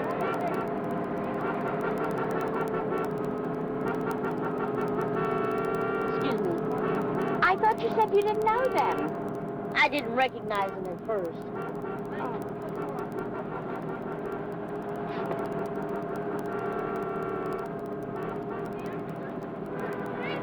Excuse me.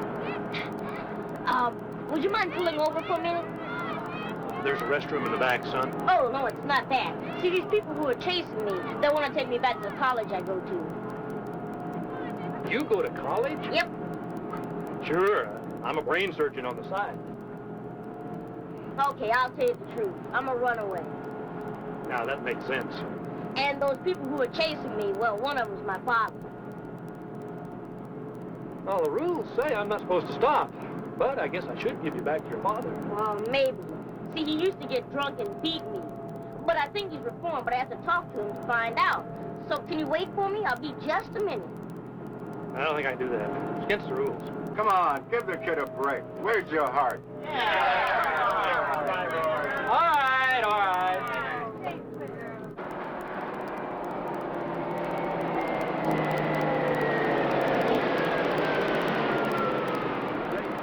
Oh, he finally listened. He's come to his senses. Oh, Steve, he's getting off. Okay, and hurry it up. Hurry out.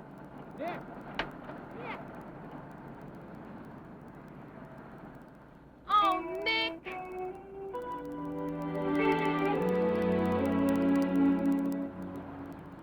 Nick, don't be mad. You're very special to me, and I do love you. I know. Like a little brother. Well, you've got to admit, there is kind of an age difference. Only 5 years. When I'm 60, you'll be 65. What's the big deal?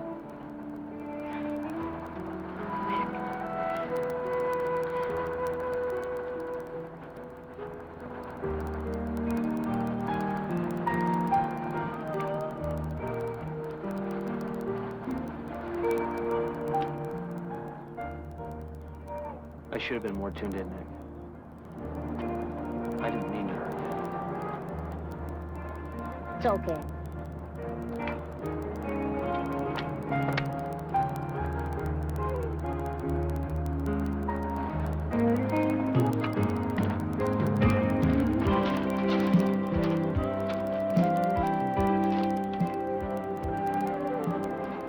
I may be a good scientist, but I'm going to have to brush up on my psychology.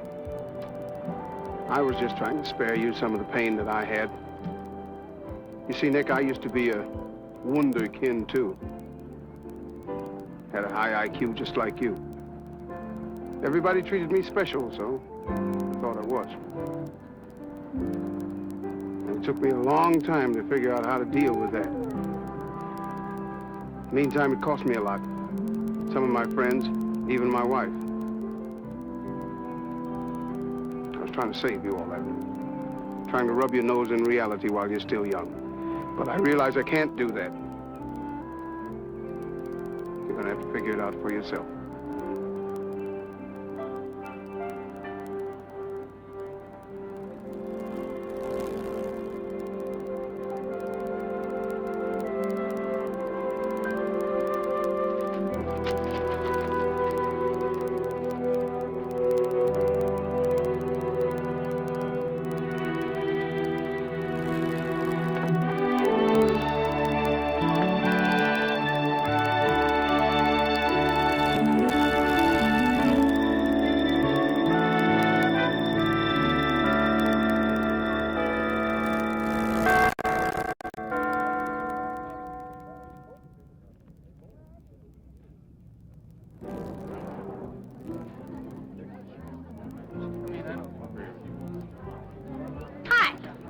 I'm Nick Newell, Professor Mills' assistant.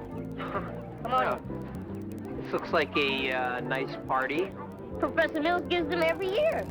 It's his way of making up for all the pain he's gonna cause you later.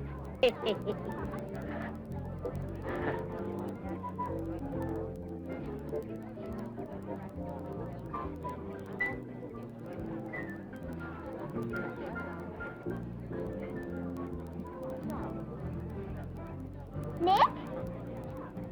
Hors d'oeuvre? Thank you, my dear. You're welcome.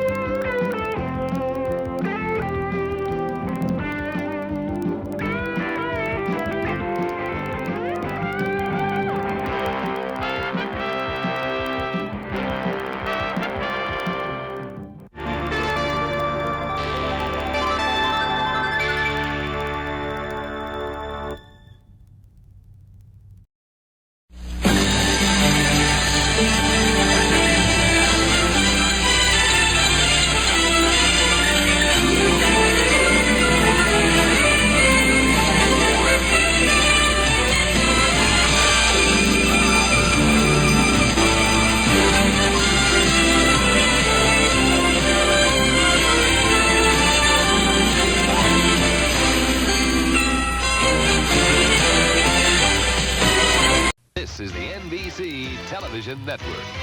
You can NBC there, be there. Get in on Sale of the Century, weeknights at 7 on Channel 4. And now, stay tuned for the best of Carson.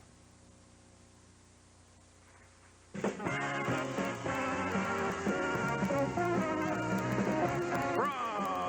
Hollywood, The Tonight Show, starring Johnny Carson.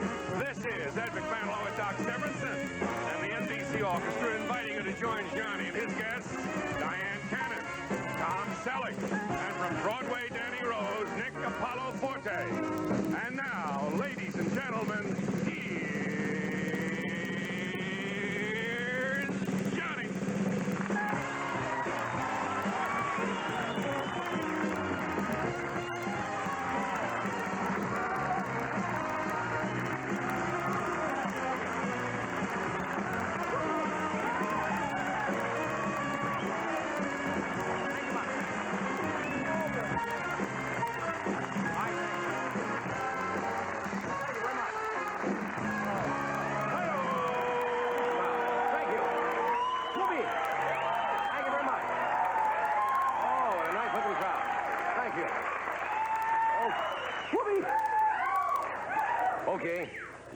You win the gold. Good crowd tonight. Great group. Yeah, you're great tonight. I'm telling you, you make up for last night. Last night's... Let me put it this way. Last night's monologue won the men's downhill competition. Well, tonight, as you probably know, we have on the show... Yes. Probably the best-looking hunk of man, sex symbol I have ever seen. Really. Nick Apollo Forte. No, Nick is here also, but I just thought of something. I hope you're not disappointed. You didn't think we had the Tom Selleck on the show, did you? See, this is Tom Q. Selleck that we have on the show. He is with a phone company. He's going to explain the breakup of Ma Bell, so I hope... That could get me shot right here on the spot, right? Anyway, for you women, the woman who laughs the loudest tonight gets a special prize. Gets to attend the photo session of the latest Tom Selleck swimsuit calendar right after the show. Jeez. I know, I just met him. I've never met Tom Selleck until tonight. We just said hello backstage for about 30 seconds, and, I mean, if you think about it, take away the wavy hair. Yeah. Take away the mustache, take away his height, take away his build, and what do you have? You have probably the best-looking short, bald man I've ever seen in my life.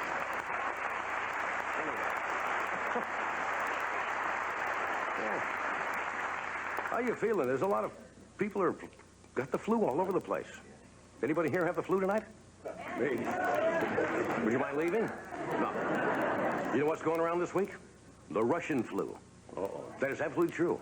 Now, the symptoms of Russian flu are very severe. Well, let me tell you. You disappear for 6 months and then they bury you. Severe. Well, the big news, I guess, in show business today, the Oscar nominations were out for the Academy Awards, and Barbra Streisand didn't get any. Yeah. Today she found out the true meaning of the big chill. Sneak it in. Yeah. You know what the big winner was? Terms of Endearment. Yeah. They got 11 Oscar nominations. If you haven't seen that is Terms of Endearment is kind of a touching and honest movie. It's nice to see it's a pleasure to see a mother-daughter relationship that doesn't involve a wire hanger.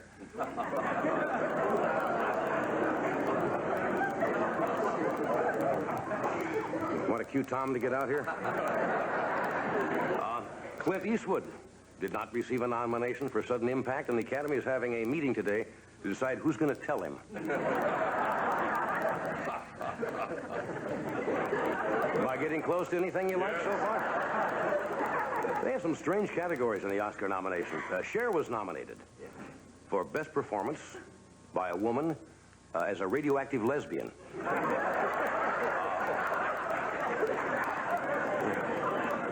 There were 4 other women in that category. It's just incredible. Well, what else happened? George Bush, our vice president, has returned from Moscow and got into his office today, checked the obituaries to see if anybody good died.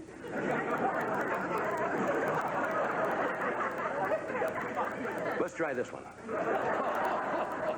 The new premier of Russia is a gentleman by the name of Konstantin Chernenko. Right. And experts said today that Chernenko has emphysema. No, he was just relieved the doctor didn't tell him he had a cold.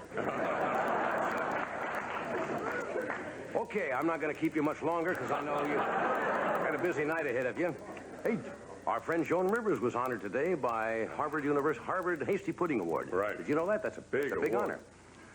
I've got a special honor today. I mentioned it not from the Barstow School of Taxidermy. Give me a stuffed wombat. Okay, we're going to pull this together. We have, as you know, Mr. Tom Selleck is here tonight. We have, and for you ladies and for the men, Diane Cannon. Yeah.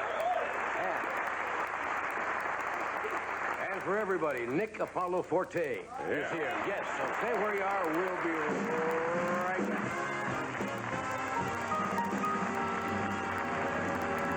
We'll be right back. Thank you.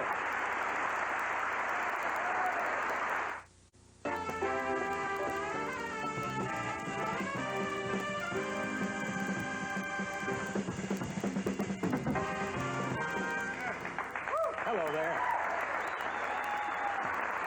Okay. You were mentioning the Oscar nominations, and I must congratulate you because your company, in their first major motion picture, that is true. 3 Oscar nominations for The Big Chill. That is true. Congratulations. That is true. Wonderful.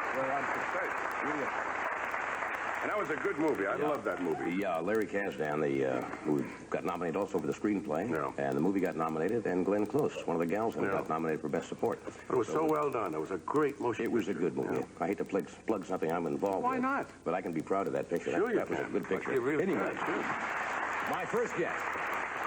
I always look forward to having Diane Cannon on the show. I know you do. Well, I just said that. And I know why. Why? Because I think you have a secret yearning desire to be, which we might say, kind of close to this woman. You're almost right. No, that is true. Yeah. I'm a big fan of hers. We used to say in high school you have the hots for her. Oh, come on. That's crude. What do you mean? That's crude. You're telling me you do not have the hots for her? Well, I mean, what happens? Given the chance. What? What do you mean given the chance? Would you? Would I what? Strike up a relationship given the chance. Oh, now you're putting me and Diane in a very embarrassing position.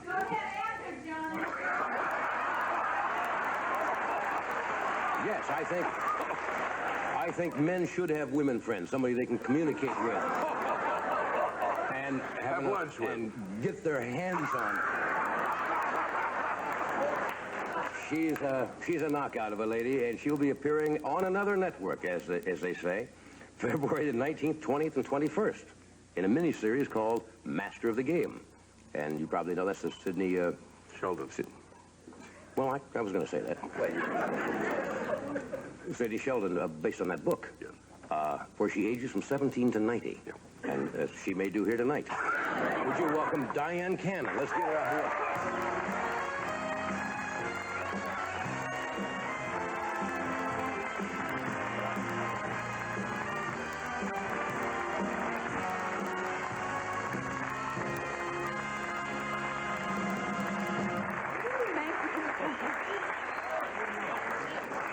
Obviously, that outfit must come with a whip. No, that is an attractive outfit. Do you like this? It's leather black. I got this in France. I brought this home with me from Really? my trip. Is that what they're wearing over there? Some of the people. Hi, Johnny. How are you, Diane? Now, simmer down and cheer Did you up. ever answer Ed's question?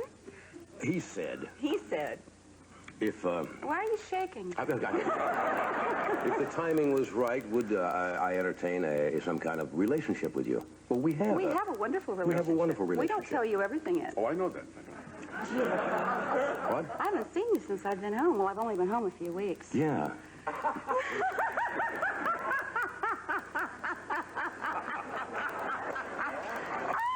You really do have an infectious laugh, don't you?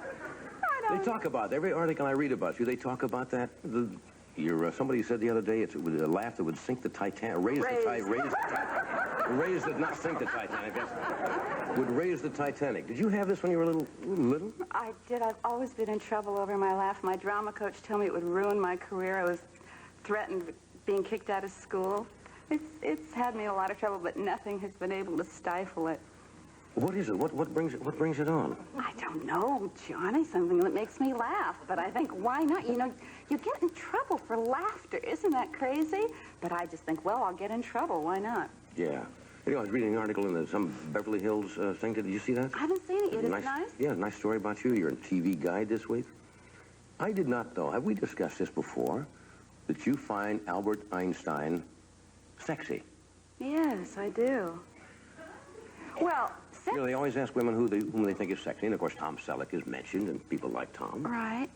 But Albert Einstein, I mean... Yeah, because he's so... With it. Yeah. Thank you, Johnny. Right. Well, he's bright and he's Well, he easy was bright. and oh, right. Well, you Well. see, to me, he's still living. Isn't that interesting?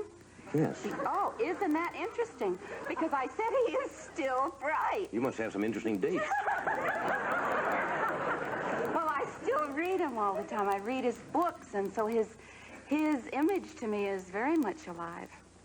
Yeah. I love him. I have big posters of him all over my house. Did you ever meet him? No, I never did. Did you? No. No. Do you understand what he writes about? Well, not all of it. The unified theory of relativity and all that? Well, he put all the things that he wrote together into one statement. Mm-hmm. They asked him, if you could just put everything you've written into one statement, what would that be? And that statement kind of all summed up says that all is mind, and that kind of simplified a lot of things in the world for me. So he's been kind of a hero to me ever since. And you really read him? Uh-huh. Yeah. So what you... Why does that surprise you, Johnny? What, does that surprise you? No, not a bit. You have rather eclectic tastes. Do you Well, I not? have a curious mind. I don't pick up an Einstein book and read it, but his thoughts are interesting to me. Yeah. What else were you going to say, Johnny? What was I going to say? I don't know. Did you enjoy yourself in France? You were over there doing I the want to picture, tell you obviously. something. I was working on this film for 4 months. I am so glad to be home, Johnny. I'm so grateful I did it. I think it's going to be an incredible miniseries. I really believe that. I think people are going to have a lot of fun watching it. We worked a 6-day week, 12 to 18 hours a day. We didn't have a day's rehearsal for this movie. So, and we didn't have time to rehearse it at all. And I had 2 directors and 2 film crews because they couldn't possibly shoot a 9-hour movie in 4 months. Right. So without 1 day's rehearsal, one day I would be 17, the next day I would be 70, the next day I would be 23, the next day I'd be 90, the next day I'd be 45. And just the discipline of it and just keeping my head straight was In other words, you really- didn't do it in sequence at all. in other None words. of it was in sequence. Would that have been easier to play the my role? gosh, yes. But they couldn't do that because of what? Time. Yeah. They couldn't do it because of money. They couldn't do it because of locations. But my home was the Rothschild estate in England. We shot in some incredible places. And I think it's going to be wonderful. Yeah. It's on that other network Sunday night and Monday night and Tuesday Yeah, night. the other network. Okay. Can I say NBC? Yeah. Oh, okay. But it's on one of the other ones. One of the other ones. People probably can narrow that down. Say that. We'll take a break and we'll come right back. Sneak.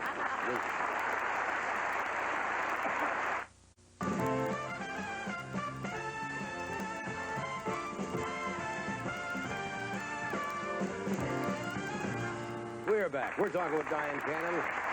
Tom Selleck is going to be with us. Nick Apollo Forte. I was reading in this article about you, which you had not seen yet. And you were very honest. You said that the fear of getting married panicked you. You would entertain it, and then you would run away from it, right? Any particular reason? Well, gosh, Johnny, you're a pro on that subject. Why does it always turn back this way? You see, I was supposed to ask the question. Oh, you know something? There's something inside me. I was just married once, and I had a wonderful daughter. I know. And I was married to an incredible man. It just didn't work out. Yeah. It's been a long time. There is a little bit of me that would like it to happen. There is. Yeah, and I can't believe even that I'm saying it or entertaining it. But I suppose that if it ever happens and it's right, that I won't stumble over my words and I won't be frightened. But it's never been right, so it's been frightening. Yeah. Do you enjoy the single life? How do you feel about dating? I'm Remember not that? a dater. You know that, Johnny. I'm not very good at dating. Yeah. Either are you, or you're not a good dater. Some As people a matter of are fact, real you are a neat good dater. No, I don't know. No, dating has never been... Single life is okay. I've learned to like living alone, and that's kind of a girlfriend of mine called me last night. She said, I don't know how you can like it. Well, I do. I don't mind living alone at all. Don't you get lonely for the sound of a...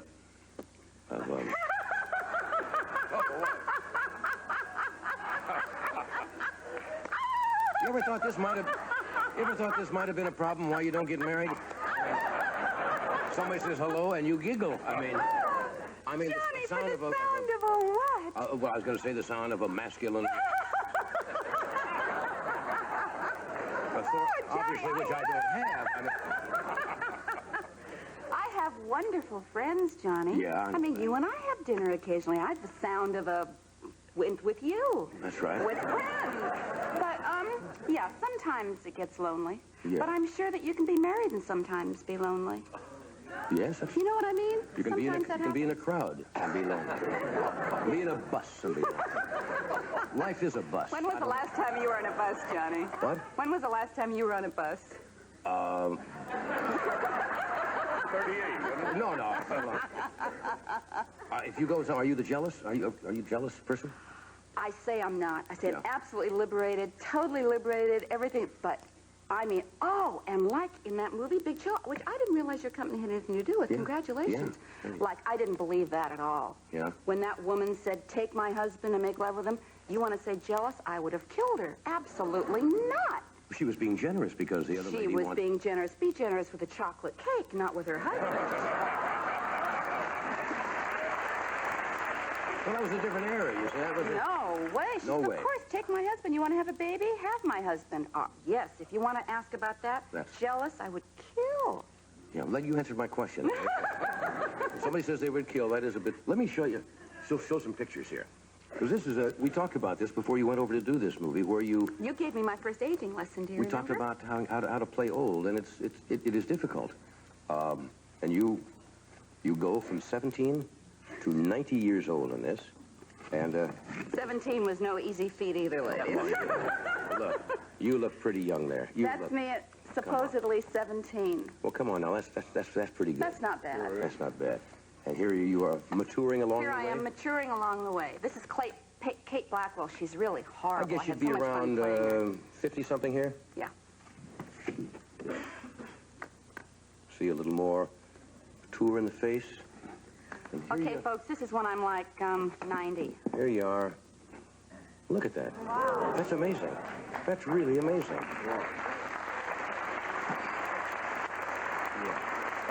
I want to tell you something.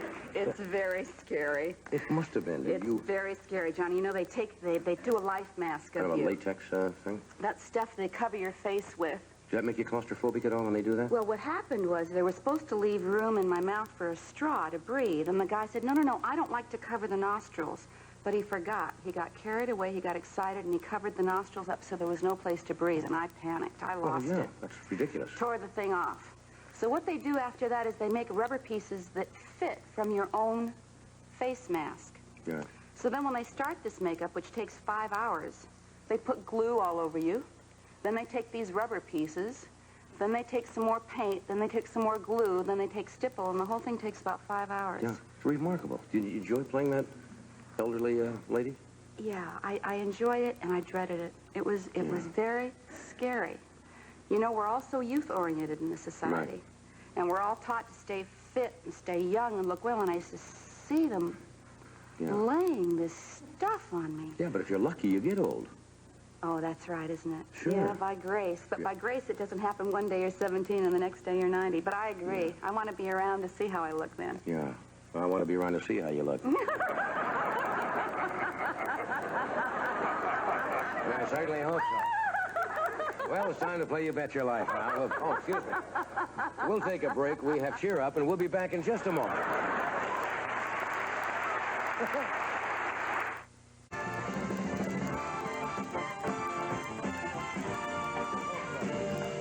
We are back. Thank you, Doc. I've been looking forward to meeting Tom Selleck. This is his first time on The Tonight Show. He has a new movie coming out where he plays the title role, Lassiter. But I suppose he has made his biggest hit the past few years, playing Thomas Magnum on his hit television series. Would you welcome, please, Mr. Tom Selleck?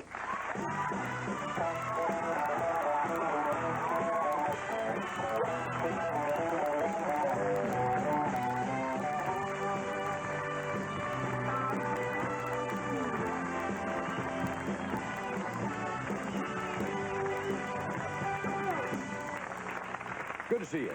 Good to see you. Really good to meet you. I've heard everybody who has met you said you are a very quiet, unassuming guy.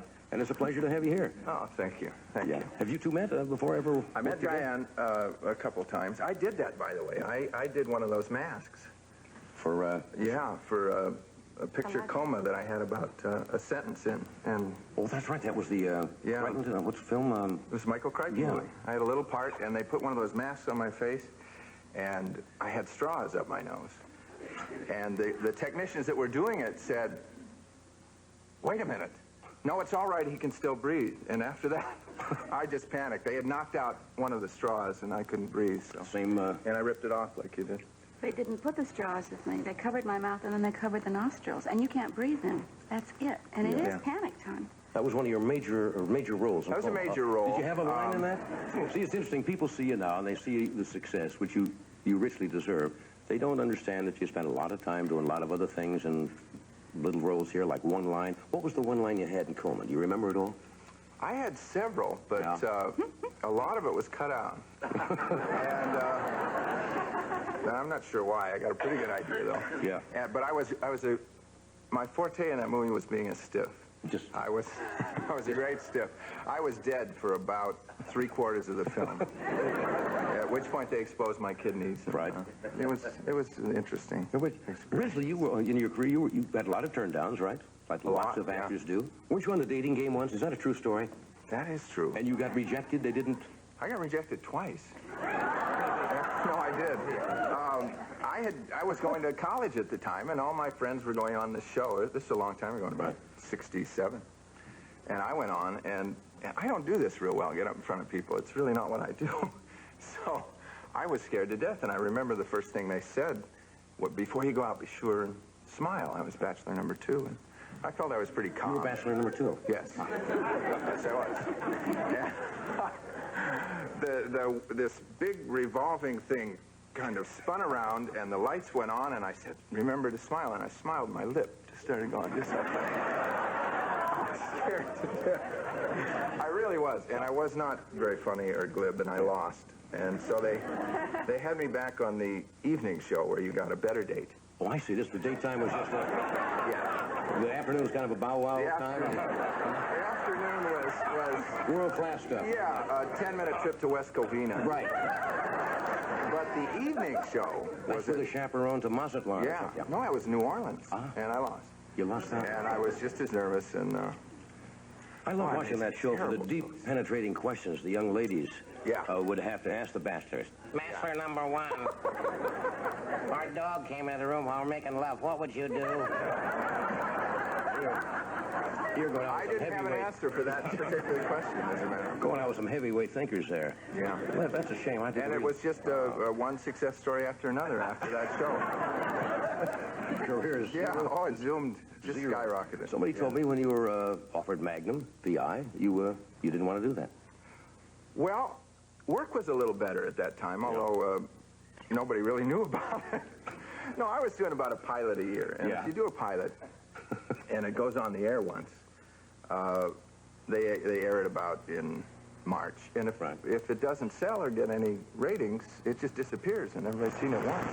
So I was doing that every year. And what were some of the pilots you made? I made one called Gypsy Warriors. Steve Cannell did Rockford Files, and I did another one, and that was with James Whitmore Jr. Yeah. And the two of us did 2 that both failed. I did one that I was written out of after it sold, called Most Wanted, with Bob Stack and all sorts of people. That was hard. That was difficult because I thought it sold. Yeah. And I called my agent who was out of town conveniently. Aren't they always? And I said, I don't want to celebrate yet, but I've heard rumors the show sold. And the secretary said, I'll call the casting office over there. And sure enough, they said it sold, and I celebrated and bought a couple dinners that week and did all sorts of things. And then about a week later, the producer of the pilot, who had nothing to do with the series, called me and says, Tom, I got to tell you, because nobody else wants to, you're not going to be in this show. So that was one of the hardest things I probably ever did in this business or went through, because I learned better than to count on things, but this one I really was pretty sure I had. made me a bit trepidatious. It'd be funny if they could just take those old pilots and put them together. You could have a special, you know, just string them together. Well, I got some good ones, too. I did a pilot with Bob Urich, who later did Vegas. Right. And the network said that the two of us together couldn't carry a series. So, it's fun now. I'm not mad about it, but I'm more philosophical. Yeah, isn't it though? How it all comes into perspective when things are going right. You could probably run this show of yours forever. Are you still having fun with it? I'm having a lot of fun. Yeah. It's a fun show to do. It people call it a lot of things, both good and bad, but to me it's a people show. It's a show about the interactions of the four main characters in the show: John Hillerman and Roger Mosley and Larry Manetti and me. And basically that's almost more important than the plots. Right. As I've gotten a lot of letters to indicate. But I just love the show. I love it for that. It's real hard work, and I'm in Hawaii, which is good and bad. Right. And I plan on doing it for at least the next, I think, 3 more years if the networks will have it. Right. Somebody told me, now with all the things you do, and you're a good athlete, and then somebody told me, or you said it yourself, that they use the word klutz. Is that klutz? Things seem to happen. Well, I do hurt myself occasionally. I'm klutzy when I have to be smooth. Yeah. And I don't think I'm very smooth. Lassiter was tough for me because the character Lassiter he's smoother than I am. Because he has to be in his profession. He's a jewel thief. I remember a scene I had to do. I was very dressed up, and the character has to be able to fit in these very sophisticated circles. I had to walk into this nightclub, and the character should look like he owns it. Well, see, I kind of get embarrassed in front of a lot of extras. Yeah. So I didn't really feel like I owned the room, but I was trying to act like I did. And the first thing I did, I said, "Now, you're going downstairs, Tom. Don't look down. That doesn't look good." So I just kept my head up and walked in, and I tripped on the stairs. Mr. Smooth. Mr. Smooth. Yeah, you seem a little awkward with your success. I've heard that about you. Are you? Well, it's a bit bizarre. It happens kind of fast. No, but you seem to have a good level head about it because you remember the times when it wasn't going well. I've been in the business since '67, and I got by. But I remember an awful lot of years when I didn't work, and it helps. It's helped me a lot. That and my family. My family keeps me around. We want to show. We got a film clip now from Lassiter. Is this not the wonderful walk into the nightclubs that we're going to see? This is not the trip. No, the trip is out. They snip all these pieces of film together. They'll probably show up an Ed show, a Lucas show. we grab anything we can. Okay, here's a couple of minutes of Lassiter, which I think opens tomorrow. Sure.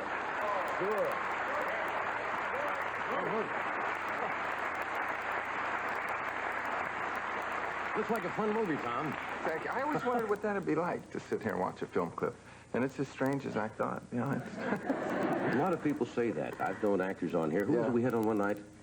George Raft, of all people, absolutely refused to watch the monitor. And I said, is that all? He says he has never watched, he had never seen any of his pictures or watched them because he felt insecure about being an actor, and he just refused to watch it. I don't mind watching, but not in front of a bunch of people. Why do I get the feeling you're really kind of shy? Is that true? I am and I'm not. It depends on the situation. Yeah. I get a little grim when I've got to come. I was thinking of running away before I came outside. The insecurities get you up? You were quoted as saying in some article now that you're well known. You're a little more defensive with people. Or you find it more difficult to, say, become interested in a woman that you really like. Well, you get the feeling sometimes they're not separating you from the person. They get mixed up with. Yeah, I don't want to get a complex about it, but it does enter one's mind, you know, and it's fairly easy to spot. If you look like an award on somebody's arm, you can feel that pretty quickly. No, it's just something I've become a bit aware of, but generally, I don't find myself attracted too much to women who, well, that's not necessarily true. But how am I going to get out of this? You got into this, Tom. Now let's see if we can get out of this. Now you're not saying you're not attracted to women. Well, I get weak you know, I have my weak moments and my strong moments. When I'm strong, I am not attracted to women who are interested in me because of Magnum. How's that? I see what you're saying, yeah. But how do you separate that from, you know what I'm saying? How do I separate that from... Interesting. You, Tom Selleck, as you, Magnum, the How do you know? I don't know when How they do are. you know when you are? See, that makes people suspicious, and, Yeah. and very rightly so. Yeah. I'm not really suspicious of people, but I'm aware of it, and I'll let you know when I figure it out, because Okay. I really don't know how to separate it. It's a bit strange, but... You said your family helps keep you Oh, on my track. family's great, yeah. Yeah. My brothers are bigger than I am. Really? They're 6'7", and both of them.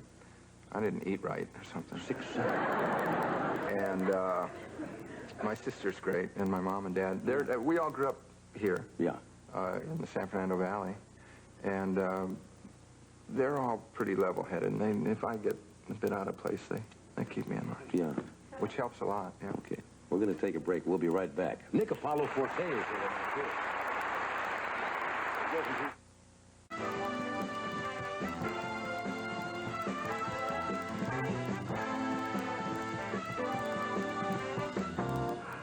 We're back. The fellow you were about to meet,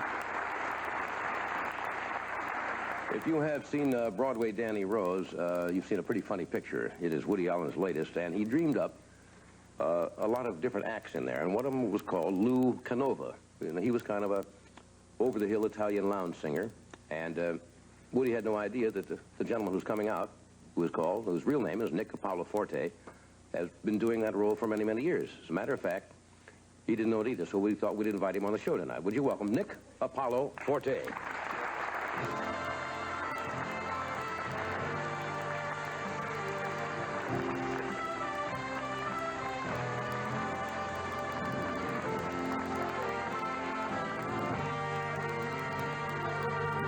Thought you were leaving the set there, Nick. How are you? You made the whole run, huh? I had to. How are you?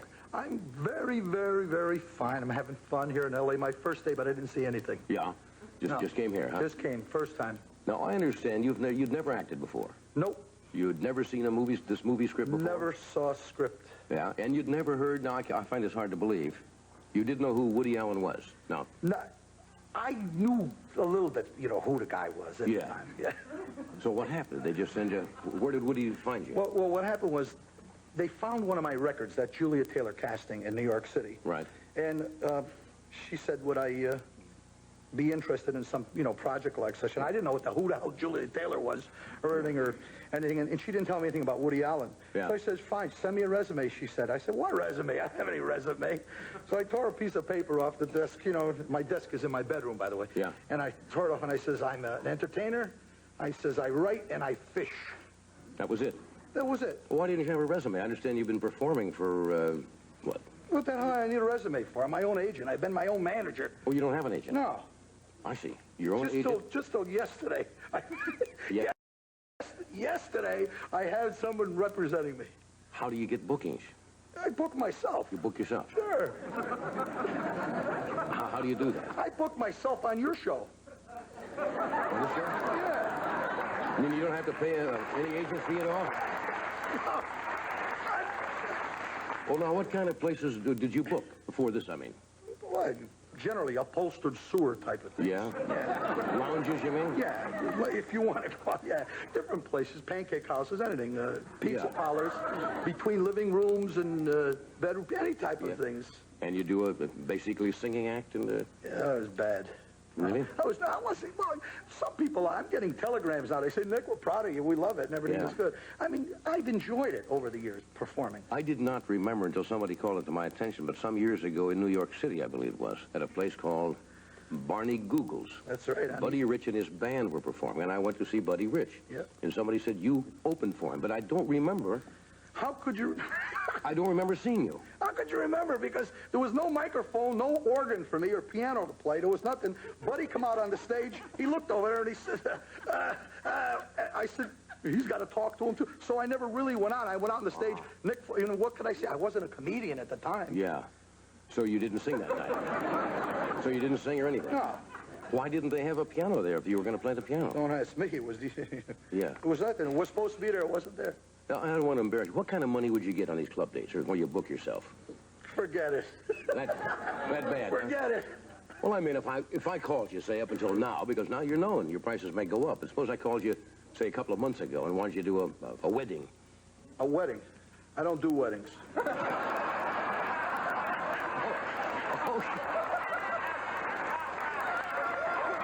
I'm sorry, I didn't know that, did I? Nothing, didn't mean to. All right, how about a birthday party? Would you do a birthday party? That's different, yeah. What would be the tab for, say, a birthday party? With or without my drummer? Without the drummer, just yourself and the piano. I'll furnish the piano. $100? That's reasonable. That's reasonable. Too much? Is this negotiable? I played for $40. Oh, for 40? Sure. Okay. Well, let's make it 50. We'll take a break. We'll come right back. Maybe you can do something. With or without the drummer.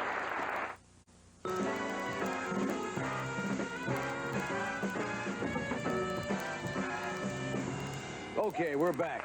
Well, Nick, I'll tell you what. Now, you write some of your own music, too, right? Yes, I do. You record? On my own record company. You have your own record company? Yeah. I didn't know that. What's the label, in case I want to go out and... Fan, it's my initials spelled backwards. Good, clever. How many records have you sold? The last one? Yeah. About 140. You need something? It's not exactly a bullet on the chart. You want to do something for us? Why not? Okay. You want to go over there?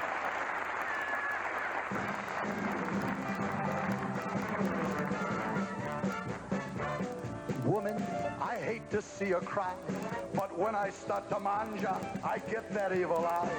My woolie's getting stronger. How the hell with my gumba? Did I get it from my woman? Que the box on a scatter. Agita my gumba in the banzo. When I eat, he gets the street like a gonzo. He enjoys every meal, every bite that I steal. Agita my gumba in the banzo.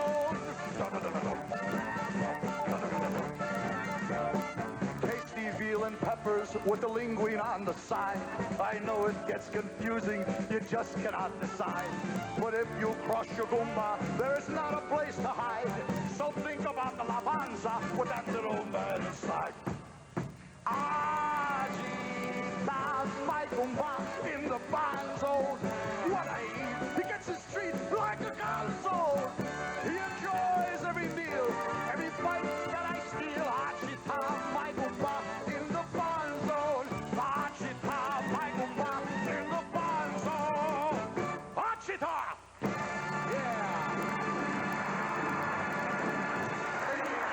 Hey, Nick Apollo Forte, the singer of song. Hey, that's Italian. That's Italian. You seem to enjoy what you're doing. I enjoyed eating, too. Oh, yeah. Well, I think you ought to go up to 100, 125 now with your feet. Well, what's happened since the Woody Allen movie? I've been getting a lot of calls. I'm down here today in L.A. here talking with all this big people. Yeah. Different movies and different things. Very, very interesting You're talking about big people, producers and... Yes. Producers, directors, writers, presidents. Oh, what are you going to do now? You said you've been president? Yeah. Of networks and you? Yeah. Yeah, huh? But you have an agent yet now, or did you really hire one? I got one yesterday. I already told you that. Yeah.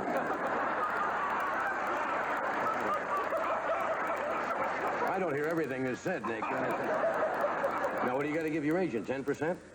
Yeah. Yeah. Well, there's 10% right off the top, huh?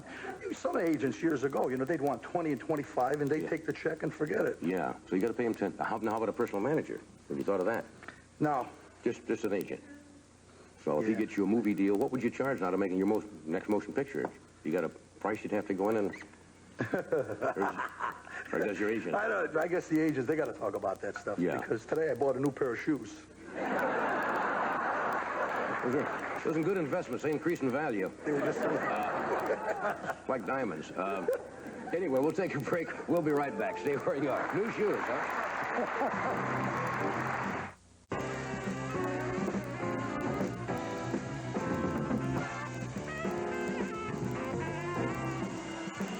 Okay, we about have a minute to wrap up here. Nick, I want to thank you for being here tonight. wish you good luck on your Pleasure. next Thank movie. you. You got another movie in the works? Yeah, well, I know you think can't. so. You can't. When you're dealing with presidents, you can't let these things out too soon. Anyway, thanks for being here, Tom. I wish you much success on the Lassiter, which I guess opens tomorrow, right? I think so, yeah. It's really great having you here. Thanks for coming by. Thanks. And Diane, you open in, try to hold in there.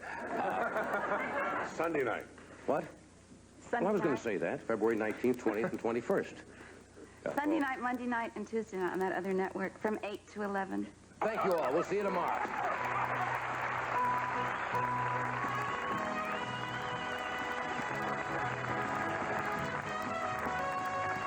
Tomorrow morning, start the day with Connie Chung and NBC News at sunrise. Then on Today, meet the winner of the Hagler-Hearns fight and join Jane Pauley and her guest, actress Lucy Arnaz.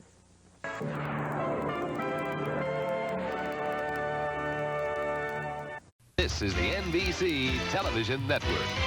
You can NBC there, be there.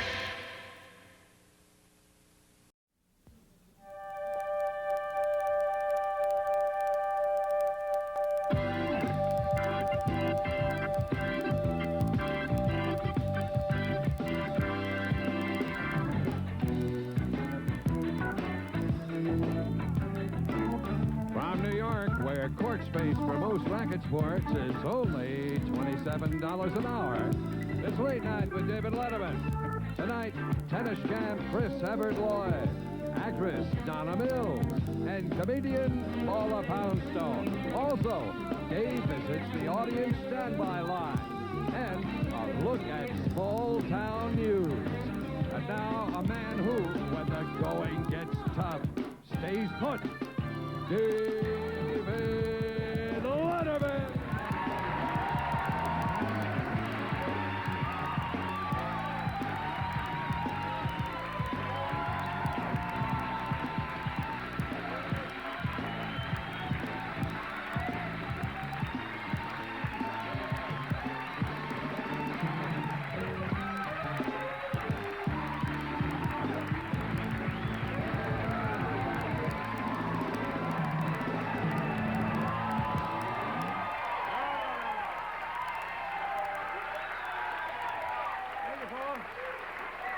Thank you, ladies and gentlemen. Welcome to the show. That's awfully nice of you. I appreciate it. Now, there's normally something over here, isn't there? What happened? There's normally something else over here. What is normally over here? We are missing a camera. Now, what happened to the camera? Well, remember last week? Well, no, it was on the blink last week. Yeah. Did it Hal? Yes, Dave. What happened to the camera? Is there a camera missing? Well, Dave, I'm just kidding. it is broken. And will we have it back for the rest of the show? They sent out for another one, Dave. and where, like Lambston's, they send out to... Where did they send, Hal? No, the NBC maintenance department is getting another one. It's Now- a holiday, remember that. That's right. And what a holiday it is, ladies and gentlemen. It's President's Day. Yep. I guess a lot of you are just beat silly from all that cooking and decorating all day. Now, Hal, let me go back to. I hate to bring this up again, Hal, but in all the years that you've been directing television, is it your feeling that the missing camera will negatively affect the quality of tonight's program? Not one bit. Thank you very much, Hal. That's the kind of confidence we like to hear from the control room. We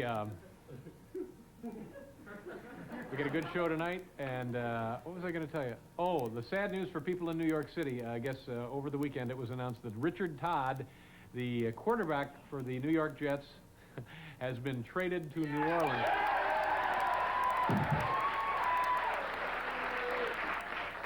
I think you can all get a pretty good idea just how sick we are about this. But it was sad. I must say, in the defense of Mr. Todd, he's a fine football player. It's not his fault. He had a bad year. I think it was because of the offensive line didn't really give him the kind of protection he needed. For example, even today at the press conference, he was sacked 3 times. So,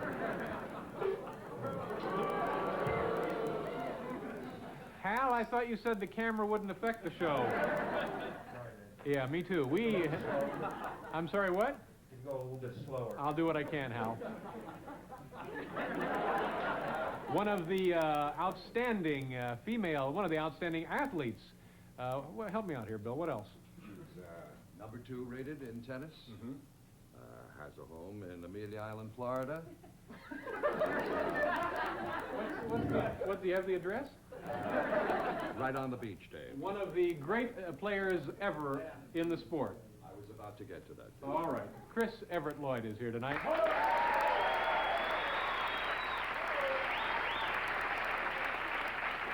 And a woman, a fine actress from, help me out here too, Bill. From Knott's Landing, Knott's David, Landing? a very fine actress and one that I'm sure that you will enjoy meeting tonight. And where does she live, Bill? She, the lovely, the talented Donna Mills is here tonight.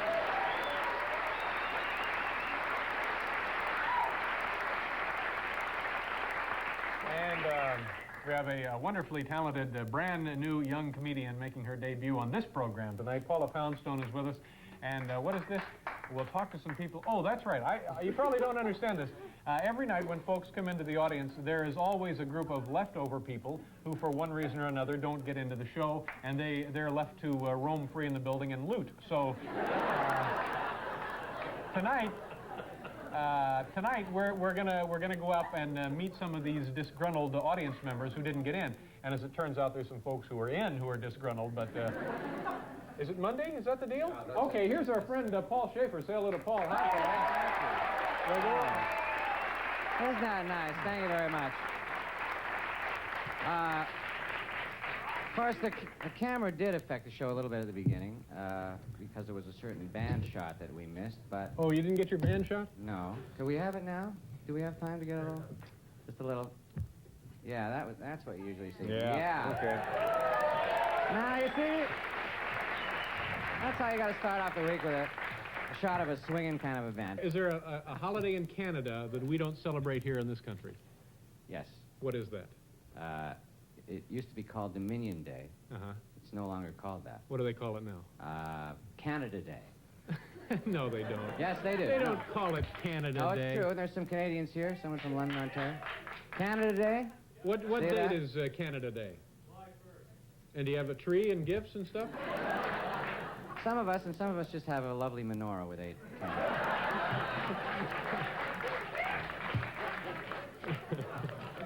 Now, did you celebrate President's Day today at all? President's Day? Yes, I started celebrating right away. No, you didn't. Yeah. Yeah. Have I wasted way too much time for this, or should we get right to it?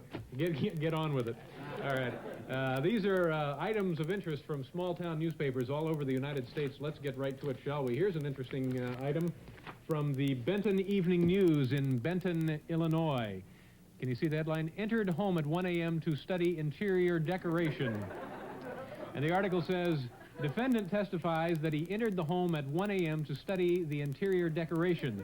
A West Frankfort man on trial for alleged home invasion testified today he entered the house in the dark of night to study it because he always wanted to be an interior decorator. And before police could catch him, he had already added several brightly colored throw pillows. Soon be decorating tiny little cells. This was sent in to us from a viewer somewhere in Minnesota, and I'm grateful for it. This comes to us, I believe, from not the obituaries so much as, I think, just something they call the death notices. And I'm sure you can't see that, but there it is under the heading of Sherrick. I'll read it to you. Friends are invited to attend a funeral liturgy at Corpus Christi Catholic Church, Cleveland and Buford Avenues, 1:30 p.m. Sunday, January 22nd, followed by a Super Bowl polka reception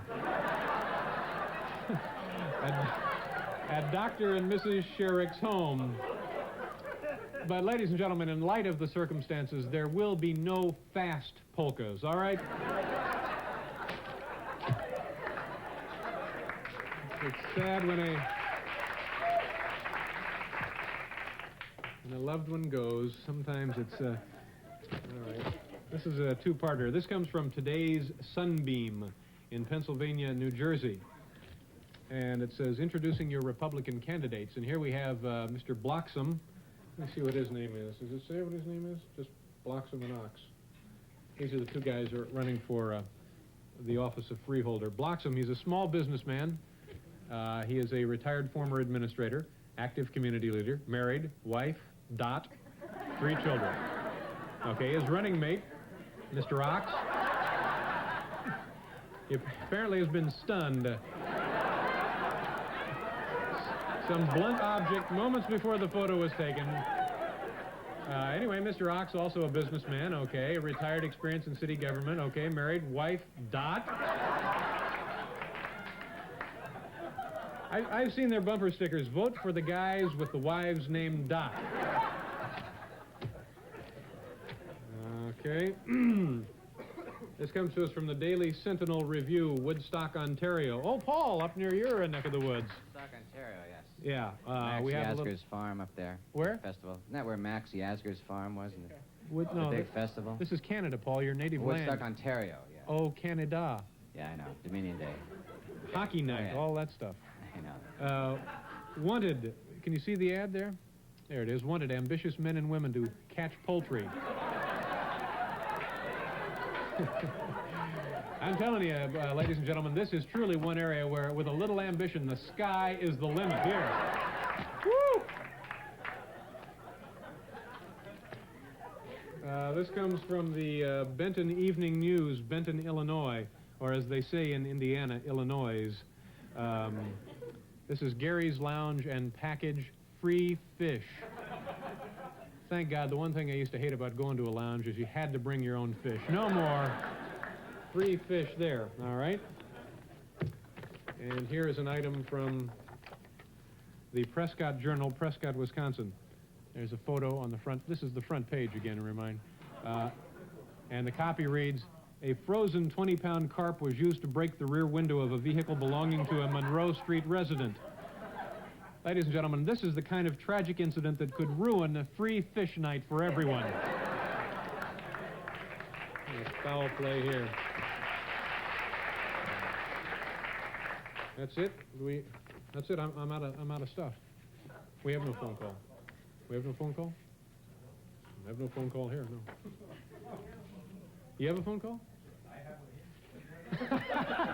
Excuse me, apparently I'm wanted on the phone over there. We have a phone call? Of course we have a phone call. Do we have time to make this phone call? Of course we have the phone call. We have no time to make the phone call. What do you want to do the phone call or?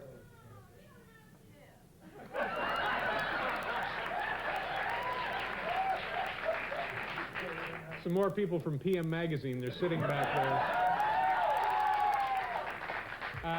Well, let me ask, Barbara, do you want me to make the phone call or not? Oh, I get it. It's a trick. Yeah, I ain't making no call.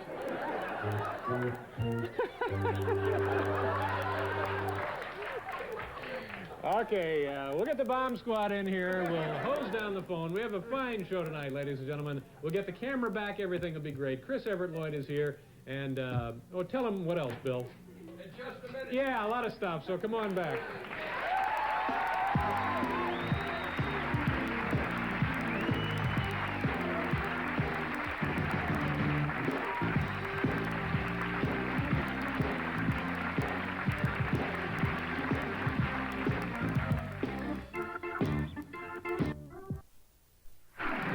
Thanks, Paul, and thank you very much. Very much. We have some people from PM Magazine. Is it Boston, you said? Boston. They're in the studio audience. That's why I mentioned that they were. You know, you don't need to take their picture. They're on all the time. They have their own show.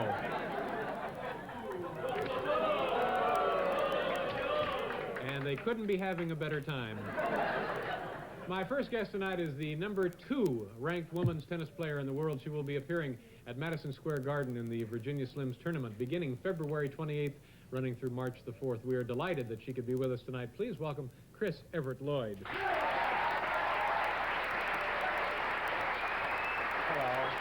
How are you? Nice to see you. Can you sit right there? Or you can sit here. It doesn't make any difference.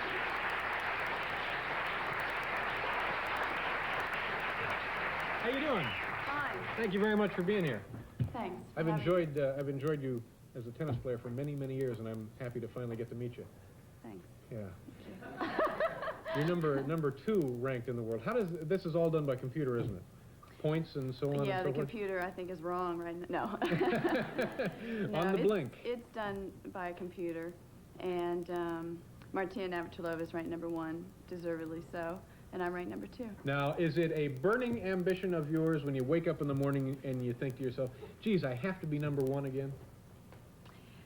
When I wake up in the morning, that's not the first thought that I have to admit. What is the first thought when you wake up?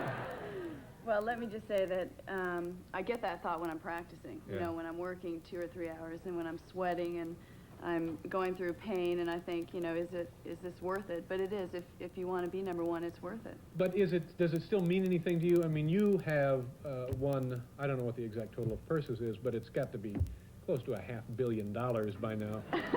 Is it close? Is it still possible to be motivated by the fact that you're the 2nd best, according to the computer, in the world? Well, it gets harder every year. You know, I think that when I was 16 or 17, I had a little more motivation because I'd never achieved anything. But now that I've achieved what I have, it gets tougher. But I think what keeps me going is the fact that I haven't reached my peak. Yeah. You know, I really feel that I could be a better tennis player, so that's what keeps me going. How much longer do you think you'll be playing? I have no idea. I mean, I've always taken 1 year at a time. I've never been the type of person that says, okay, 10 years and I'm going to quit and I'm going to, you know, retire Yeah. and then I'll be fine. I just take 1 year at a time. I've committed myself to this year. And, you know, physically I think I could play for another 5 or 6 years. How old are you now? None of your business. No, I'm 29. See, isn't it ridiculous that I'm here asking you how much longer you're going to play, I know. You're pushing 70 or something, I know. and you're only 29. That's unbelievable. But you've been at it quite a while, haven't you? Yeah. Well, I started playing when I was 6, and then I started playing women's tournaments when I was about 14 or 15. So it's been a long time. Yeah. When you play, do you ever get mad on the court to the point where you'll scream or break a racket or, you know, you ever do that? Not in matches. I mean, I get very angry. I probably get madder than most players because I keep it inside. But in practice, I'm terrible. You know, I throw my racket and I scream and I curse and I'm awful. And this is just you're mad at yourself because you're not doing what you know you can do? I think that I'm a perfectionist, so I demand a lot of myself. But I mean, I don't get mad at my opponent, certainly. I just get mad at myself. Now, what if your opponent is acting up? Say you're playing somebody who is misbehaving. Does that bother you to the point where you might make funny noises, or I don't know what that means exactly, but you know what I'm saying. I think that the women are a little bit different than the men. I mean, I hate to say that, but I don't think that there are really a lot of women tennis players out there who are bad on the court, you know, and who sulk and who cause scenes. But there's there are a few women that I think are very intimidating to play against, and maybe they play a little bit of mind games. Like who? Oh boy, I'm not going to name any names. I'm going to get myself what about, in trouble. Well, let's just with Martina. No, no. I have to play her this week, hopefully, so I don't want to say anything. But she is a great sport. She's probably one of the most fair players on the tour. You know, she doesn't. There's no cheating. There's no games involved with her. She's now, great. do some players cheat? No, because, you know, they're linesmen and umpires. Yeah. Now what about when... This isn't an amateur sport where, I mean, there are linesmen and umpires and everything is controlled. Yeah. So, you know, you can't cheat. You can't get away with it. Now, when you're playing somebody like Martina, whenever I've seen her play on television, they always cut to a person who might be doing her coaching, and they say that they may be communicating hand signals and whatever back and forth. Do you feel victimized by any of that? No.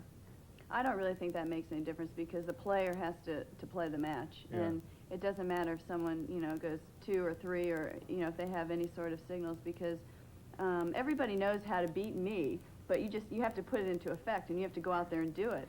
And no, it doesn't bother me at all. And what is the formula for beating you? Ask Martina. No, but you're but you're going to do some things with the racket here in a minute, aren't you? Yeah, I'd like to hit some balls with you. Oh, great. Chris said, I'd love to do the show as long as I can hit a couple of balls with Dave. All right, we'll do that. We have to do a commercial, and then I will have the rare pleasure of playing tennis with Chris. That's it.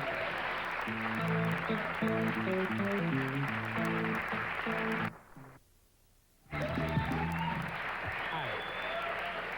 Chris and I are now going into the hallway, and do you know exactly what we're going to do? Yeah, I think so. All right, and by the way, our camera is back, Chris. Oh, great. That's pretty exciting. Come on out here. Now, we're just going to try this. If it isn't great, we're sorry, right? Right. Yeah. All right, come on. This is our hallway. This is Where are the my green room. rackets? Watch the. I don't know. Do we have rackets for this moment? Oh, Yeah, yes, we here have we have some. Here. How do you do? Nice to see you.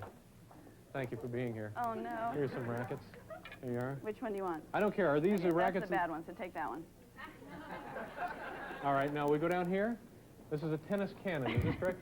Yeah. These were used in the Civil War, as well as a weapon they were used often for recreation. How do you do? When we're done, you guys can play. Okay.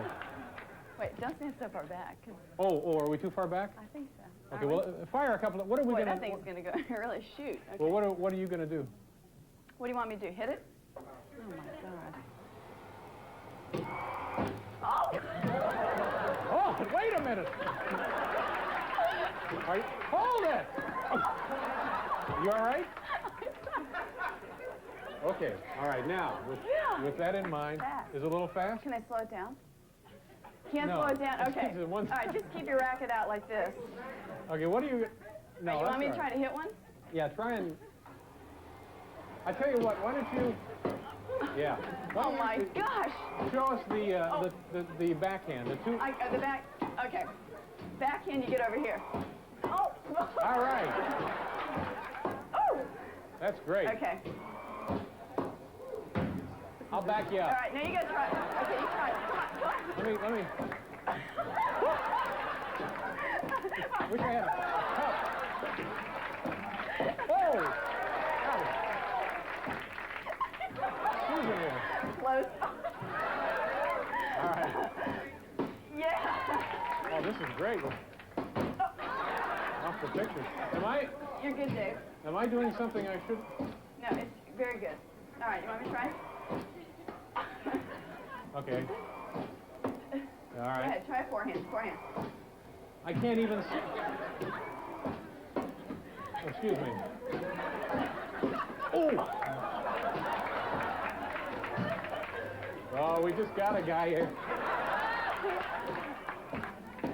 That's good, you're good. Well, I'm just sort of chopping at him. All right, you do this. What am I doing? Forehand?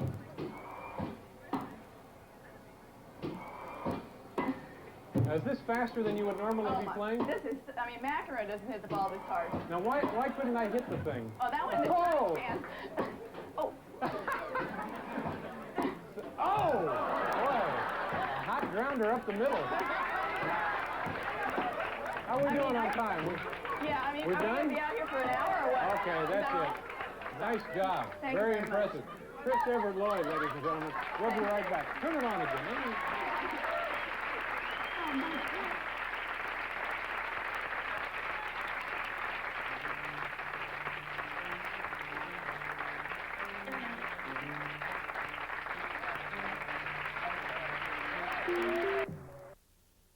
Today is Monday. Tomorrow on this program, Brother Theodore will be here, Stupid Pet Tricks, and plenty of other surprises.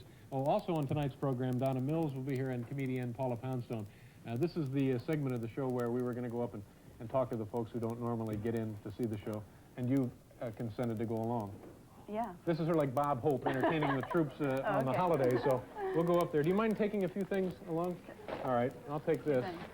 All right, they're waiting in line all day, and sometimes they get in and sometimes they don't.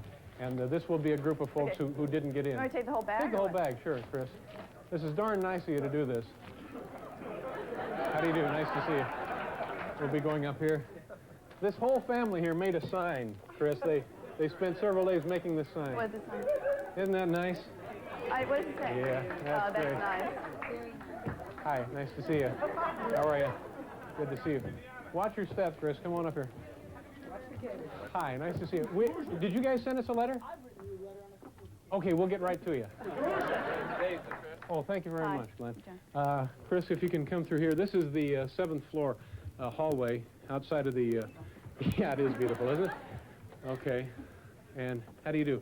And here, oh, see, now here, these folks were kind enough to stay in line. Ladies and gentlemen, is everybody... How many do we have over here? Hi, can you all kind of squeeze around here? Chris Everett Lloyd would like to say hello. Don't get too close to her. This is Chris Everett Lloyd, folks. Are you enjoying yourselves? Where are you from? Lansing, Michigan. And was this the only television show you wanted to see while you were in New York? The only one. Yeah. Well, thank you very much.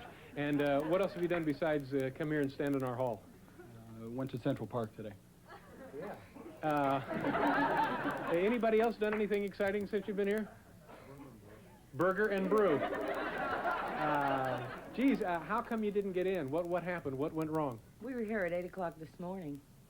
And you didn't get in? No. Yeah, you got to come several days ahead. The folks who got in were here Thursday morning. We'll be here early next time. Well, I don't want you to think you missed anything. Here, do you mind holding that, Chris? Sure. This is, we opened the show with some small-town news. Now, these are newspapers from all over the country, and I just, for example, here's an ad in this newspaper. I don't know if you can see it. See? Yeah, no, wait a minute. Not it. It says, wanted, ambitious men and women to catch poultry. Yeah, this is one area where if you really are ambition, the sky is the limit. All right. Now this one is an ad for Gary's Lounge and Package Free Fish. Now the reason I quit going to lounges is because you always had to bring your own fish.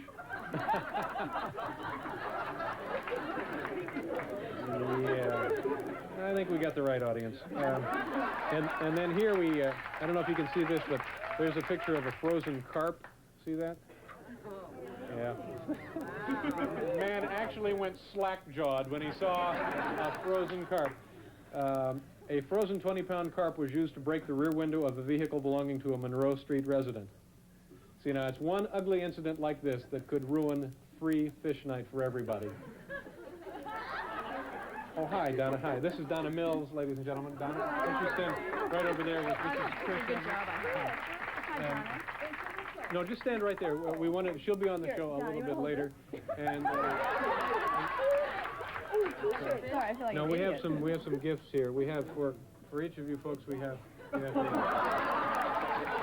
real people T-shirt. There you go. Thank you, Donna. And do we have any blotters or anybody having any trouble with a backhand or anything you'd like to ask Chris about? Sponges? Do you think I have a future in this or what? Well, do I have a future in this is the question. All right, here's some sponges. There you go, and the T-shirts. Now, is Paula going to join us or not? Paula is joining. Okay, hi, Paula. Hi, how you doing? Nice to see you. This is Paula Poundstone. She's the comedian who's going to be on a little later, and you're getting a nice hand. Thanks very much. Now, Paula, do you have one joke out of your act that you could share with us up here? One that's, this is, so there's a little preview? Yeah, well, these people are not going to get to see it at all. I'm sorry to hear that. Yeah. It wasn't my decision.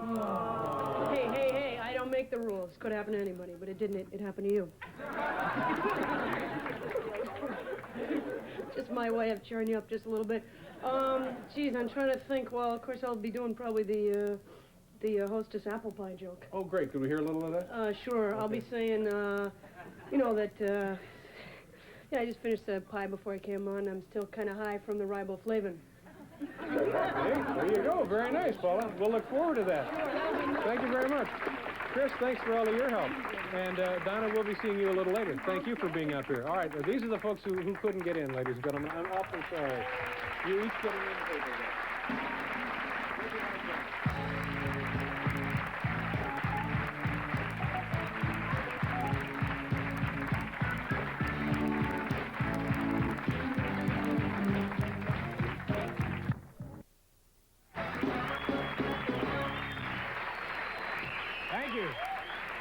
Thank you very much.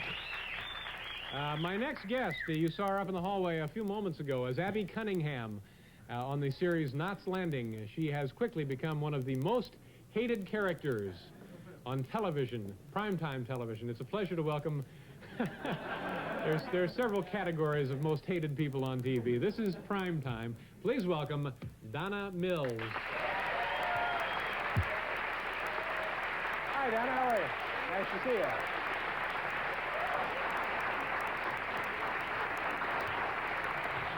Thank you very much for being here. Do you know Paul Schaefer? Hi, Paul. Hi, come over and meet them. Sure, Paul. Come on over and say hello to Donna. Where are you from? Chicago. You're from Chicago? Paul is from Thunder Bay. Work on this show. I am such a big fan of yours. I think you are just fabulous. I'm a fan of yours, too. And I'm thrilled to have you here. Thank you. But I got to get out of here. That's about it, Paul. Yeah, I can't. Why don't you just wrap it up? I'll be over there. Okay. I'll wait. Till later. Okay. I know that Paul has been pestering me all day about meeting you. He has. Now, is this correct? You're one of the most hated characters on primetime television? That's me. Now, explain how this happens. Tell me about your character and why are you so hated? Well, you see, I like her. You know, I mean, people think that she does all kinds of bad things and all that, but... Now, like what kind of things does she do? Well, I mean, just because she steals Valeen's husband away, right? And she marries Gary for his money.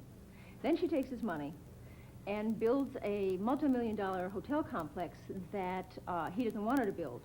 And then she has an affair with a senator to get the variance in order to build the hotel complex. Zoning problem there, huh? Yeah. And then she gets involved with the white-collar mafia. There's no reason to hate her. No. Now, that's the stuff that you do? Yeah. Now, tell me about this show. This was a spin-off from Dallas, right? Now, see, I must, I have not seen this program. I heard. Yeah. Now, it's because I got a lot of personal problems. So I don't, it's the runaway hit of the decade, and I feel like a jerk not having seen it. I feel like a jerk for many reasons. So this was a spin-off of Dallas. Yes. Now, were you on Dallas originally? No, I wasn't on Knots Landing the first year that it was on. Knots Landing, the name Knots Landing is the name of a cul-de-sac where the whole thing used to take place. It doesn't so much anymore, but, and one character, one of the Ewing brothers, lived in that cul-de-sac, one of J.R.'s brothers, and that's how the spin-off happened, because he lived there. So this does take place in Texas? No. Oh, it doesn't take place in Texas? No. Okay. It takes place in California, Southern California. It's supposed to be sort of like in Manhattan Beach, someplace like that. Yeah.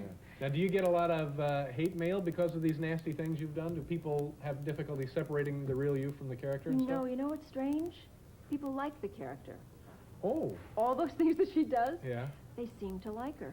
Yeah. Well, that means the morals of this country are crumbling, doesn't Right, it? yep. So you get a lot of decent support mail from folks saying, keep up the good work. Yeah, well, no, people... Sleep with as many senators as you want to. You betcha. Yep. All right. No, people seem to, they say, I don't like the way Abby goes about things, but I like her guts, you know? You sure can't argue with the results, but we're not crazy about how she does it, That's right? right, yeah. Let me address myself to what probably is an ugly memory for you here. Certainly is, David. You're going to bring it up. All right, we have here a picture of you on the cover of the 53rd anniversary issue of The Hollywood Reporter, right? Mm-hmm. And here it is right there. A beautiful picture, a lovely woman in a lovely gown. All right, now, the same week, on the cover of the Gala Holiday issue of Los Angeles Magazine, we have Linda Evans. Now, correct me if I'm wrong, but isn't that the same dress? Oh, God, David, it's so painful. Woo! Now, I guess these were on sale that week. Is that... Yeah. Big sale at the Broadway, That's and... right. I mean, we didn't know, but we both bought it, you know, now, marked down. you really bought the dress? It's not one of those where you go in and take a picture and the guy says, there's something on a rack back there, slip into it and we'll take your picture. No, it's actually, it's a designer gown. Yeah. I mean, it's a real expensive gown. And the designer, who's a friend of both of ours, loaned it. Well, he made it originally for Linda, for something that she didn't use it for. Then he loaned it to me, and then she wanted to use it afterwards, so he made another one for her, because he cut it down for me. Linda's taller, bigger than I am, so he cut it down for me, so it didn't fit her anymore. So he made her another one, and didn't know that we were both going to use it for a photo session, and they came out the same day, the magazines. Now, Neither one of us knew. Was anybody upset, mad, lawsuits here? Anybody? Oh, yeah, big, major. No. Linda and I are friends, and, you know, we both laughed about it. We really thought it was funny. We always call each other now before we do anything. Well, that's a good make idea. sure we're not wearing the same thing. Now, can I ask you what that dress was worth, just off the... About $6,000. What? Borrowed it. I borrowed it. I didn't buy it. Oh, so it actually is the same dress. It's not just two of the same dress. It's the same dress. It's the exact same design. He made another one for her. Oh, I see. I see. Okay. You know, but the one that I was wearing there is in his shop. Have you, I noticed recently a lot of articles about you. People want you to get married. They think that you ought to get married. They want to know when you're getting married. Have you read that? Oh, yes, there's been there are some magazines that are reporting that I'm getting married any minute. There are other magazines that are reporting that I have totally broken up with my boyfriend and it's no more. Now, are you getting married? Have you ever been married? Let's start there. Oh, ever. Have you ever been married? No. And you don't know about getting married, but why are they so interested in it? What do they care? I don't know. You know, I got to tell you, this is very disturbing. I can see right into your blouse. Oh.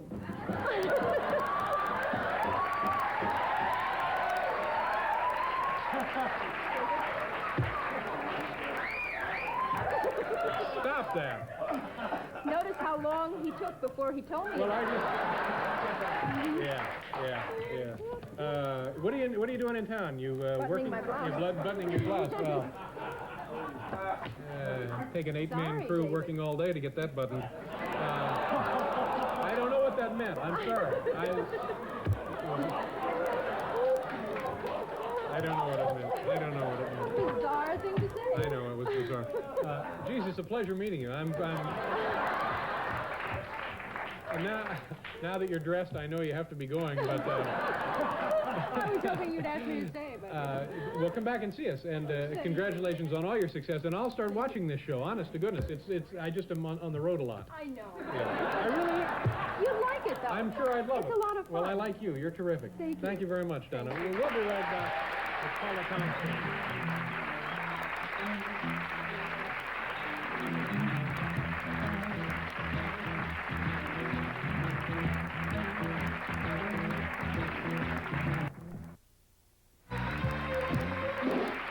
Our next guest is a very talented comedian. She opens tomorrow night right here in New York City at Caroline's, making her first appearance on this program. Actually, you saw her a few minutes ago up in the hallway.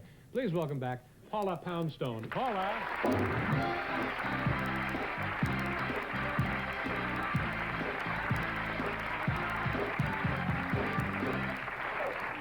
Thanks very much. Thanks.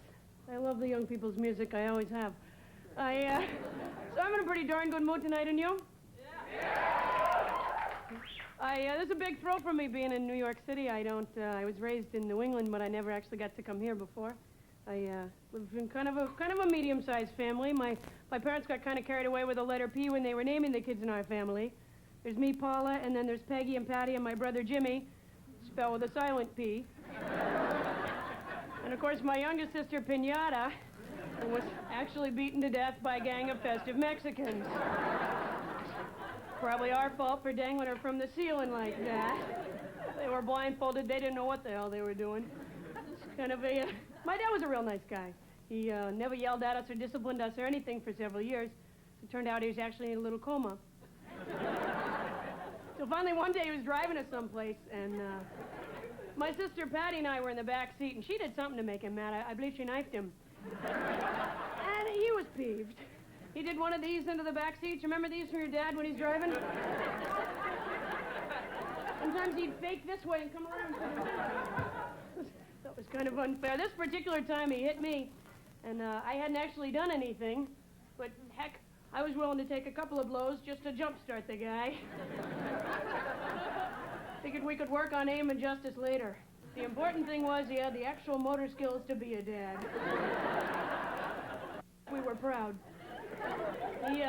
He was never a real strong, disciplined guy. He tried, but he's just kind of a wimpy guy, really. One time in high school, I came home late, and he was all mad. He said, "You are grounded." Now, honey, how does that work? I didn't want to stop him from disciplining, so I said, "Well, Dad, means I can't come home till after 2. Lady would notice me being sarcastic and get even more mad. Give me one of these. "Young lady, I'm afraid I do not like that tone of voice." Say, "Dad, don't be afraid. You're a big guy." Certainly nothing to be afraid of here. When my mom would get really, really mad, she would say, "Your butt is my meat." Not a particularly attractive phrase. She would say that, though. She would, in front of people and everything. Your butt is my meat. I always wondered, what wine goes with that? Sensitive. I try to care. I actually think I do try to be a nice person. It's not always possible. The other day, I went to make a left turn with my car, and I almost hit 3 kids. Because it was in the middle of rush hour traffic, and I thought to myself, they were right in the way. I said, you know, the odds of there being 3 more kids born are so much greater than the chances of my never having another opportunity to make a left. Sorry. Perhaps I should take cabs for public safety because I'm not a good driver. But I don't like to take cabs because I don't know how much to tip the cab drivers. I tip them until they don't look mad anymore. Because I'm really afraid of people. I don't want anybody to get mad ever. I'm kind of a paranoiac, really. The other day I was watching the Brady Bunch on my television. The sound went out. I thought they were talking about me. Could have sworn I saw Marcia Brady call me a dork. I think if Marcia calls you a dork, you may as well just throw in the towel. I feel so weird right now. To be honest with you, the entire room is like shifting back and forth, and I'm sure it's not something you people choreographed earlier. I just finished a Hostess apple pie before I came on.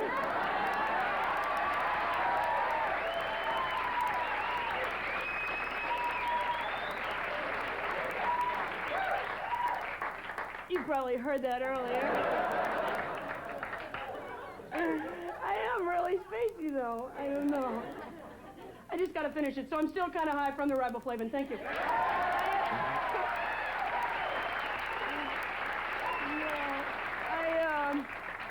Do you ever put the vacuum on your cat's face? No, because they will not always come when they are called.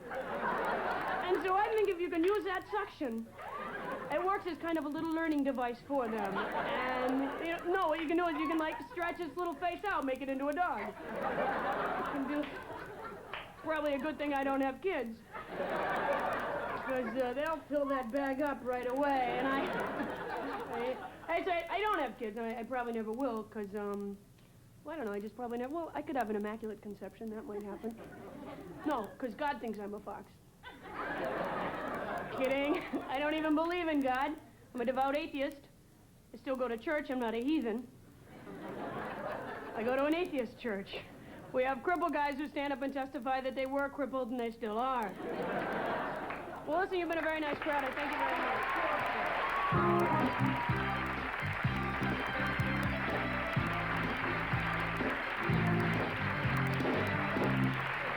Very nice. Thanks very much. You're very funny, very pleasant young woman. Thank you for being here. What kind of parents do you have? Seriously, now your dad sounds like an okay guy. I think my dad's like a normal dad. He's Mr. Average American. Uh-huh. He is. He's got incredibly white legs. Is that good for a dad? Oh, yeah. Don't you remember how incredibly white your dad's legs were? In the summertime, my dad wears his Bermuda shorts, and he thinks he's looking real good. All the neighbors are wearing, like, sunglasses and stuff. Because you can do damage. It's like looking into an eclipse or something. We could only look at my dad's legs through a special box my science teacher had made. That's a good idea. Yeah, well, it's not a huge inconvenience, because you really don't want to look at your dad's legs that often, That's but true. still. But safety first. That's the thing. Paula, please come back and see us another time. Well, thanks You're very much. I terrific. had a great time. Well, thank you. We had a nice time also. We'll be right back.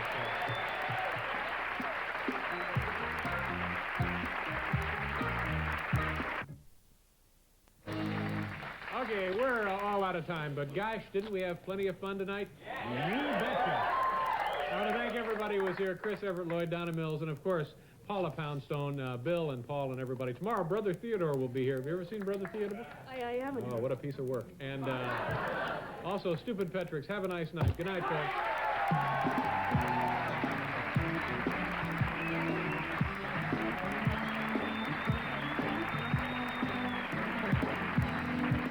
This is the NBC Television Network. You can NBC there, be there. Well, that's our show for you today. We'll be back next time for more Time Warps. We might have one next week for Super Bowl Sunday. And we bring you the Black Six and Quarterback Princess. We'll see you then. Bye-bye. Culture Club, cut